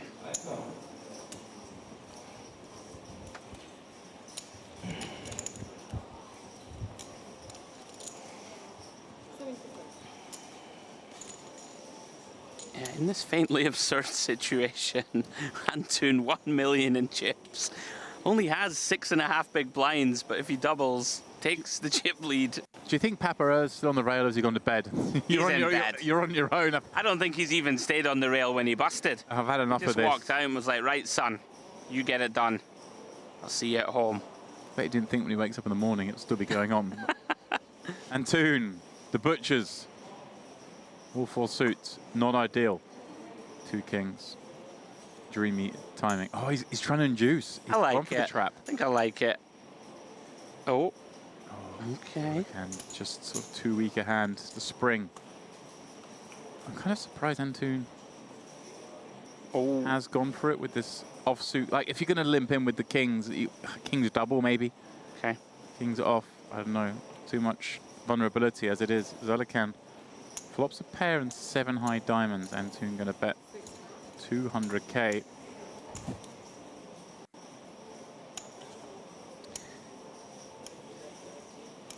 Does he decide just to run this one? He might just, you know. What? Oh, okay. Gives it up. Just deciding the 7 highs, 2 weak, bottom pairs, 2 weak. That's surprising. At this depth? It's kind of an ugly spot. Perhaps he's showing some weakness there in overall understanding. I thought that we could never, ever lay this down. I mean, we just lose to every other flush draw, and we've got bottom pair. Aye, but it's 2 o'clock in the morning, Demps, and he's got 5 bigs. That's also true, yeah. That is a very, very, very good point. That's what you call astute poker analysis. Yeah, I mean, I think we can call with the hand and kind of evaluate on some turns. Or is there some really good ones for us, like an ace, a deuce, a 5? Double suited hand. With a mucky, whoa. Okay.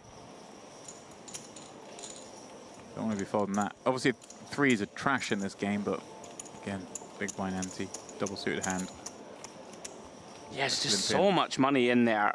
He's making it hard for himself in the sense that obviously he's setting out a story where he doesn't want to ever limp from the from the button. So it's just raise or fold. And he's right in that you don't want to be potting that hand because then you're calling it off.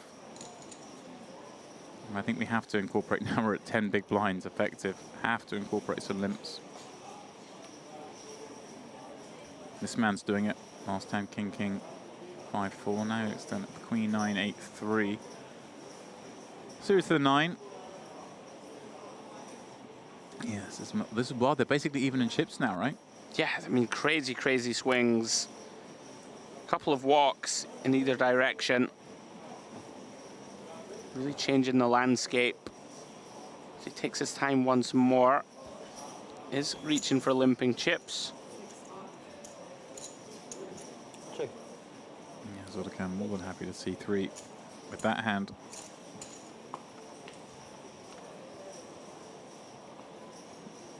King 4-4. Nothing for either.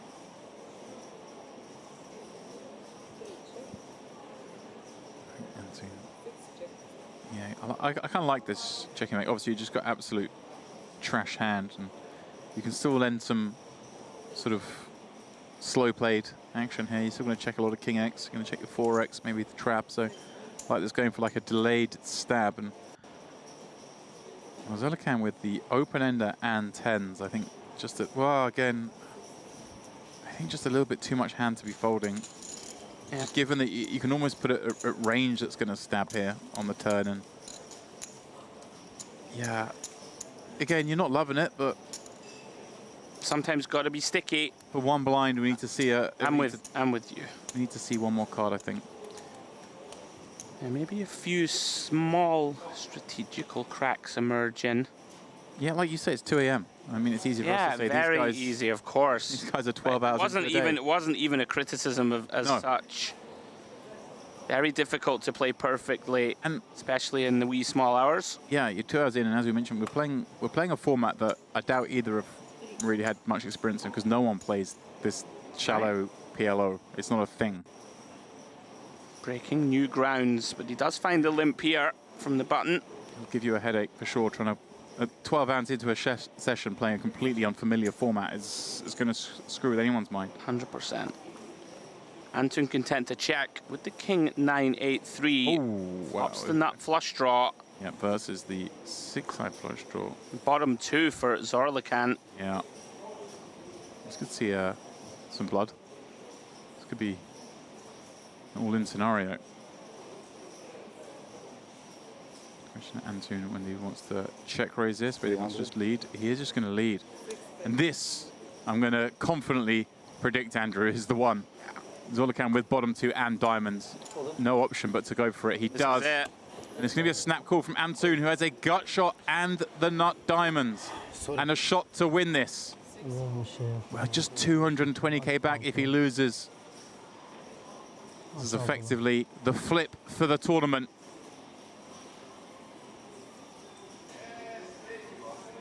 And Zorlican hold. Can kill this with the right turn. 7 enough. He's not greedy. Take a 7. Nut straight will do. Oh, there it is. He has killed it. Zorlican Air with the check mark on the turn, getting the full double. By our reckoning, Antun left with, what, 1.5 blinds. Wow. We're going to check the chip counts, make sure they are right. Obviously, our graphics are one thing, but it's the clay on the table that matters.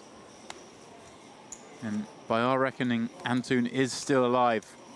but is really up against it now with just 1.5 blinds. Yeah, barely breathing. Going to be 10-1 underdog or close to it. 13-1? There you go. That's up 14-1, something like that. Yeah. What a time to ping the 6 of clubs. Yeah, you're just thinking, hold. How about just kill? A kill out. It's always nice having kill outs, Andrew. Yeah. Oh, he's looking. Dad, I got him. I reckon Dad's at home. Did you see? Watching the stream with Mama Air. Little baby Air in the corner. Cousin Air. He hasn't got him yet, Demps. I got him. He's not far away. I avenged your death. Gladiator 2's on the way, right? It is on the way. Let's see if... Pedro Pascal, isn't it? The guy from Game of Thrones is in it. Yeah. Okay, you know, Check my knowledge. You know more than I do. Don't you think it's a risk to remake? I mean, when you say risk, they could damage the reputation of the film, but I don't think it's a financial risk. It's not a financial risk, yes. Someone's going to make $1 billion. Some films, though. Some films. I think it's been long enough. Here we go. Oh, okay. Can. Ace, King, 6, 7 up against Antoon's what presumes a blind hand, given the way he's turning it over. He's got a lot of pain. But yeah, I think it's a blind hand that happens to be a really good hand by that reaction. Oh, hang on. I think those cards have been placed too close to the reader. There we go. Obviously, we got RFID scanners in the table, so he didn't put them on his own scanner, put them towards the flop. So we know King, Jack 10 are 3 of the cards. Yeah. Oh, wow. Oh, wow. How's he found Double it? suited. How's he found it? How do you find that? In an all-in scenario. One of the rare times that the dominating hand is the underdog. But here we go. He's flopped the king. Things are switching around now. Queen, Jack 10 required for Antoon to continue. Dolcan 2 cards away from lifting the trophy. Avenging his father's death. Very dramatic. Oh, he pings a 10. He's pinged the 10, he has indeed. Only the rarest way out, the 3. Yeah, the ace is no good. Trip 3s with an ace-king kicker is the only way he can get out of this. And it improves to a boat. Antoon, well... Count.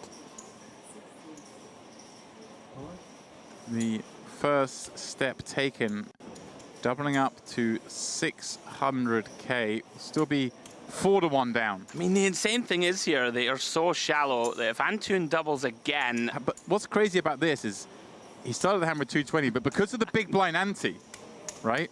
He's like tripled up in a heads-up match. The blinds are up as well. 100, 200k. No, they are. They are. So he's basically all in. But do you know what I mean? He's basically tripled up in a heads-up match. Like, it's almost like the rare scenario you can do that. Big blind ante. And go, as you mentioned, look at this. Change of dealer means change of stakes. We are going up to 100, 200. Where the recently doubled up Abdou Antoine has three big blinds. Wow. We're getting our money's worth tonight here at the Omaha Bounty final table. This one has gone past my very conservative scheduled finish time. Yeah. We've reached 15 blinds in play. Inexplicable. And I'm loving it. I have to say I'm loving it. It's good fun. It's a great sweat. We're seeing cards. We're seeing action. We're seeing blood. We're seeing opportunity. Sometimes, rarely in Omaha do you get it, but in Hold'em sometimes you get these really stale heads-up matches where the cards don't cooperate. We don't get to see anything interesting. Not the case here. The Omaha Bounty final table. Zolacan, he's like, can I just put this red chip? Is that enough for all in? I don't even know how my opponent's got. Oh no! Oh wow! No, this can't be real. King, Queen, 9-8, double suited against Ace, King, Jack 10. These hands are ridiculous. Zolacan can't believe it. He's like, how have you got better than me again? Antoon finds back-to-back monsters. Yeah, they Firstly both had with 1.5 bigs, now with 3. They both have found back-to-back monsters. That's the funny thing. Certainly this stack depth. But you see again, not much in it. Zolacan, this small dog, to win it here. But if he doesn't, it's 2-1, the current score. Jack, 9, deuce. Top pair for Antoon.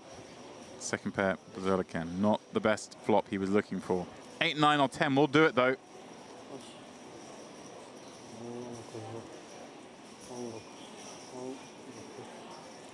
3. Rainbow's the board. Outs remain the same.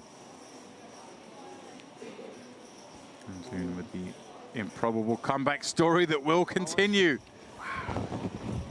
Now only 2-1 down from, yeah, like 12, 13-1 down just 2 hands ago. This game is wild. Goodness me, and Zorlakan with that increasingly sinking feeling that can happen sometimes where you feel you've got it won and your opponent just won't go away. This is wild. This is absolutely wild. Yeah, this is not over now by a long stretch. Yeah, I was sort of paying lip service to... Thought it was done. Trying to stretch this one out, Andrew, trying to get everyone excited that it might not be over, but now it is not over. Yeah. Zorlakan, the one saving grace I say, sometimes you get these heads-up matches where you get this far ahead, and then it goes bang, bang, suddenly you're back in a game. It's almost like, well, it's a silly format at this point. It's like I can't exactly go on chill. I'm not going to be like, oh, I've missed my opportunity. Hasn't done anything wrong either. Just like, one of those. We're still only playing a handful of blinds deep. I mean, we start this, well, we bet to 5 blinds. Yeah, I mean, it's so, I mean, whatever. Yeah. 2-1 chip lead with 10 bigs. That's where we are. Yeah, so, I mean, it's not like he has to worry. He just has to try and win the next one. Yeah. Now, if you lose the next one, it starts getting a little bit annoying. Right. He's only human. He's a bit human. Mr. David Lappin said that, saying earlier today. I'm sure he would have done. I was actually trying to avoid it because I knew he would. You want to hear something great? He got the second part wrong. Oh. He said, he goes, to forgive. And I'm like, it's divine. And he goes, it's sublime. I was like, that's not it, David Lappin. You've had too much sunshine. Wow. Yeah? He always gets that wrong. Educated, he's smarty pants things right. Well, he's a learned man, isn't he? It was so good. I was able to hold it over him as well. It's like, that's right, Lappin. I know my ancient quotes. Right, Antoon somehow now getting hit by the deck as such. Yep. Heads up. Let's go. Very strong holding. 600 beans, please. All in. I mean, effectively it is, but it's not quite. We still are playing pot limit. What's 5? 600? I mean, Zorlakan. Let's have a look at a flop. Why not? King Jack 6 deuce. Getting a great price. It's enough kit. Yeah, and all of a sudden, 1.4 million in the middle. Neither player has more than pot back. Yeah, just 380k behind, and well, King Jack might feel like it needs to go. And he has, he's gone. Antoon's gonna call. Oh, wow. With no pair, is a 70% favorite for the 3rd double up in a row. Can he do it once more? Zorlakan can't believe the 6 or deuce will do it at this stage. Off we go. 2/3 of the chips in play in the pot. Antoon's going to the screen to watch it. Turn around, my friend. You can watch the real thing. Deuce it is! Has he really done it like this? Finds a deuce. Antoon, of course, can hit all the high cards. 8, king, queen, or ace. 8 he has! He's made the nuts on the river. This heads-up match has got it all. Flip, flop, flip. Antoon makes the straight. Go. And now, unbelievably, just a few hands removed from being a 13-1 dog in this match. He's fist pumping the air, Demps. He's nearly a 3-1 leader. Absolutely incredible stuff. look at his face. Oh my word. 18. Zorlakan's face says it all. How have I not won this by now? I've had 3 shots at the title. Somehow Zorlakan now on the verge of snatching defeat from the jaws of victory. I mean, Antoon just keeps getting up. He does. Like bouncing off the canvas. The turn deuce there, the ugliest way. I thought that was how the tournament was going to end, Andrew. I thought it was going to end with a dirty pair of deuces on the turn. But no. No, it didn't. Is it name on the trophy stuff, James? starting to feel that way. Antun. Antun just binds the 8, the majestic way to win. He's a majestic player. He wins majestically. He just makes the nuts straight. He really does. Zerlikan in there fighting, trying to win with a pair of deuces in Omaha. What is going on here? Rapping ugly. What is going on I at have no Merit? idea what's happening. We're still playing. We're playing 100k, 200k. With 3 million chips in play. These two are battling. Never let it be said, titles don't mean something. See how desperate they both are to win. Zerlikan going to run it. King 995, and he's going to like what he sees. Best case scenario against a double suited hand is you have it smothered, and that's the case here. Obviously, any double suited hand is in good shape.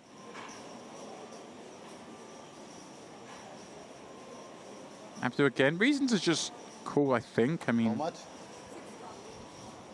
there's not many flops you're going to fold, but you might find one that you want to. 600 more.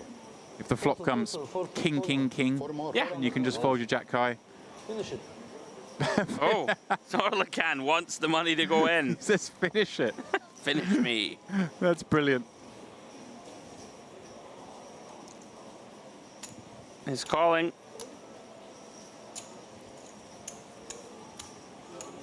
Here we go then. 1.4 million. Antun, the one most likely now to have a shot to win it. Here on hand 173 of our coverage today. Queen 10 deuce. Well, that is... might fold this one. That is so ugly.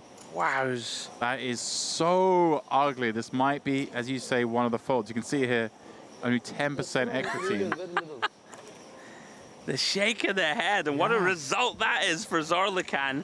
Takes it down without showdown and takes the chip lead back. Wow, like, I can't believe Antu's giving it a genuine shake of the head, like, I run so bad when he's just doubled up 3 times, but poker players are always have very short memories. Of course but we do. More so PLO players are like, can't believe I didn't win that pot, and they forget they won the 6-way all in earlier, you know.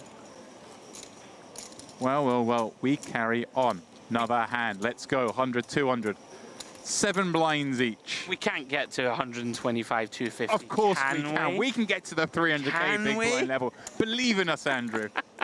Believe in us. Well, after seeing the last 30 minutes, I believe in anything. Let's go, aces. Now, I wonder if he trapped before with the kings. It was a weird, not sure what to do trap perhaps, but if ever there's a trap. I don't think we need to. What? Yeah. I think the trap earlier was a bit of a mistake. I can just quickly fold. Turbo fold.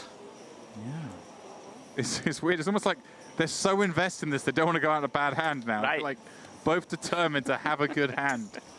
And why not? They keep finding ace, king, queen, jack doubles, the king, queen, jack tens. Maybe they'll shake hands, James, and come back tomorrow to finish it out. Yeah. We reached the hard stop. See you guys at 10 a.m. The PLO Omaha 8-handed $500 knockout, $500 prize pool event. 17-minute levels has a hard stop at 2:15. Andrew, we must bring it back tomorrow. Okay. They can play it out on the pier, maybe. Right. In the sunshine. Bit of relaxation. Yeah. Incredible stuff. 5.5 blinds for Zerlikan. Well, he's running it. Jack 10, 4, 3, and he's running it straight into Antun's kings. They're all in. He's had enough. Here we go. Antun with a shot to win it. His first for a while. He's just survived 3 all-ins where he was covered. Can he win the... Not now! No! Don't hit us with a technical... Okay, we're back. It was a bluff. Oof. It was a bluff. I panicked there. The stream's had everything. We almost had yeah. a blind finish. They can't take it away from us. It would have been awful. Here we go then. Can he win the 4th all-in a row and end this tournament? Or will Zerlikan take a monster lead once again? He's lucky. He decided it's lucky to look at the screen. Yeah. Ooh, 7, 6, 4. Pair up for Zerlikan. But look at this. The 7-5 open and straight draw. There's some kill outs. You know I like to say it. Can Zerlikan find that second pair? He can! But look, no hearts.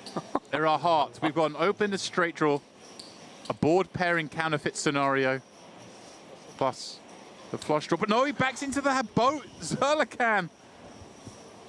He even laughs. He looks exhausted. Wow, how did he fade that turn card? He had to take the lead and then fade the rest of it. Incredible stuff. And that was, Andrew, our last hand at 100 What a sensational heads-up battle there should be some sort of mercy rule with the blinds. Like, when there's 15 blinds in play, we don't need to raise them anymore. But we're going to do just that. It's now 125, 250. There are 12 blinds in play. Antoon cannot believe it. Right, he finally had his man that was taking down the title. Even when that turn rolls off, you're still in great shape. You can counterfeit the 2-pair. 8. Hit the king. Heart. 6, 4. Right. Oh dear. I need to lie down. Yeah, well, adrenaline is coursing through our veins. Those two look just actually. I mean, actually, I think Zerlishan's face was everything you need to know. Just the wry smile towards the rail. Like, how is this still going? How have I just doubled it again? But we are back to where we were about 10 minutes ago. Abdu Antoon left with just 340k, and it's important now whether he's the button or the blind. I think he's the button this hand. Thank you. So again, he's going to be with a chance to basically triple up, because there's a 250 dead big blind ante posted. Then he's going to be able to get the 340 in, so he'll be at 680 AABC. He can win 940k from his 300. Yeah, basically triple up if he wins this pot. And it'll only be a 2-to-1 dog again. And back we go, it's and round crazy. and round this we go. I predict this has got 45 minutes. Yeah, let's keep it rolling. Oh, he's asking if he wants to go all in. If you wouldn't, I call blind all in. I don't know what is that. You don't answer. He's asking if he wants to go in. Yeah. Can we just turn it over? Oh, this is great. Kind of descended into absurdity, but what a fantastic spectacle. But it's great fun. It's been amazing. Yeah. We love it. All right. He's found another decent double hand. suited hand with an ace. Let's see. Zerlishan. Well, we haven't seen his hand yet because he's turned over. He hasn't put it through the scanner. Come on, children. By this point in the night, we've got to know the rules. How many times you have to be all in? Let's just see a wide shot. Let me see an overhead. Andrew, give me the overhead. Sweat with Zerlichan, heads up for the title. I want to see the cards. I kind of want them not to show us, and we'll just look at the faces. Just look at the reactions. Is this the end? No. Oh, hang on. What's the hand's still to go, I think. Well, it looks like an ace and a picture card, so yeah, he's got him in bad shape here. He does. Ace King 6-5. Obviously, the double-suited nature of any hand means you're never that far behind. Open anything, no king.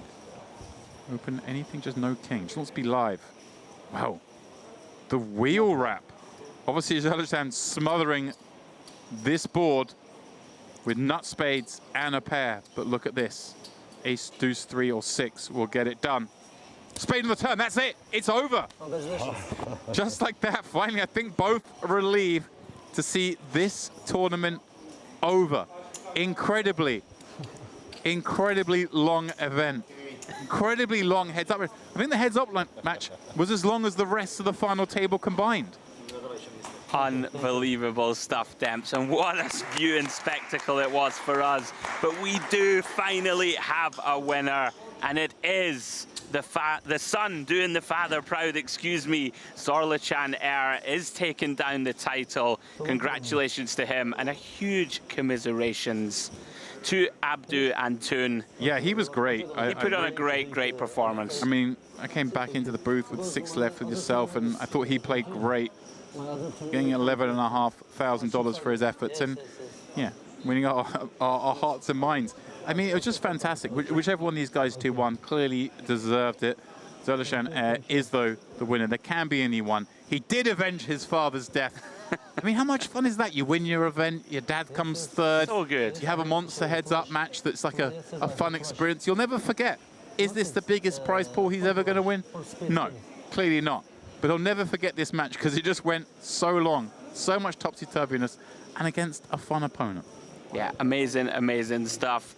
This one is going to have a place in his heart for a very long time, I would suggest. And what a gargantuan heads-up. Loved it, Demps. It really did it.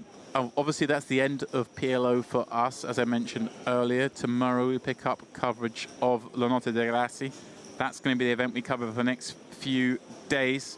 Myself and Andrew are going to go hit the hay, maybe after a little nightcap to bring our adrenaline levels down a little bit. But as we sign off, we are going to throw you to an interview with our champion who, well, who knows if he's got any words to say after that epic battle.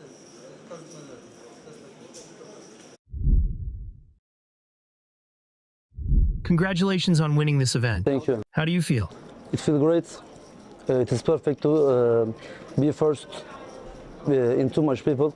I feel perfect. How was the whole tournament for you? Any lucky spots? Yes, of course. You cannot win the tournament without luck. I am lucky. I think I made the correct decisions. I can be first. Thank you. You have played with your father, right? Yes, yes. How do you feel? It can be. How can I tell you? It is better than being first place. It was my dream that I play with my father in the final table. I hope we can do this again, another main event or the bigger event. I hope so. How are you going to celebrate? Together? Of course, together, because he taught me what I learned, what I do. So I think we earn a celebration. We have also seen you multi-tabling. How was it playing 2 tournaments at once? I think it was very rush, you know. You are playing 2 other tournaments. You have to be hurry up. You have to don't miss any chances. And after this, I will go to other tournaments. It's still continue. Yeah. How many big blinds do you have left? I have too much. But I can't know. I don't know now. Are you going to win that one too? I hope.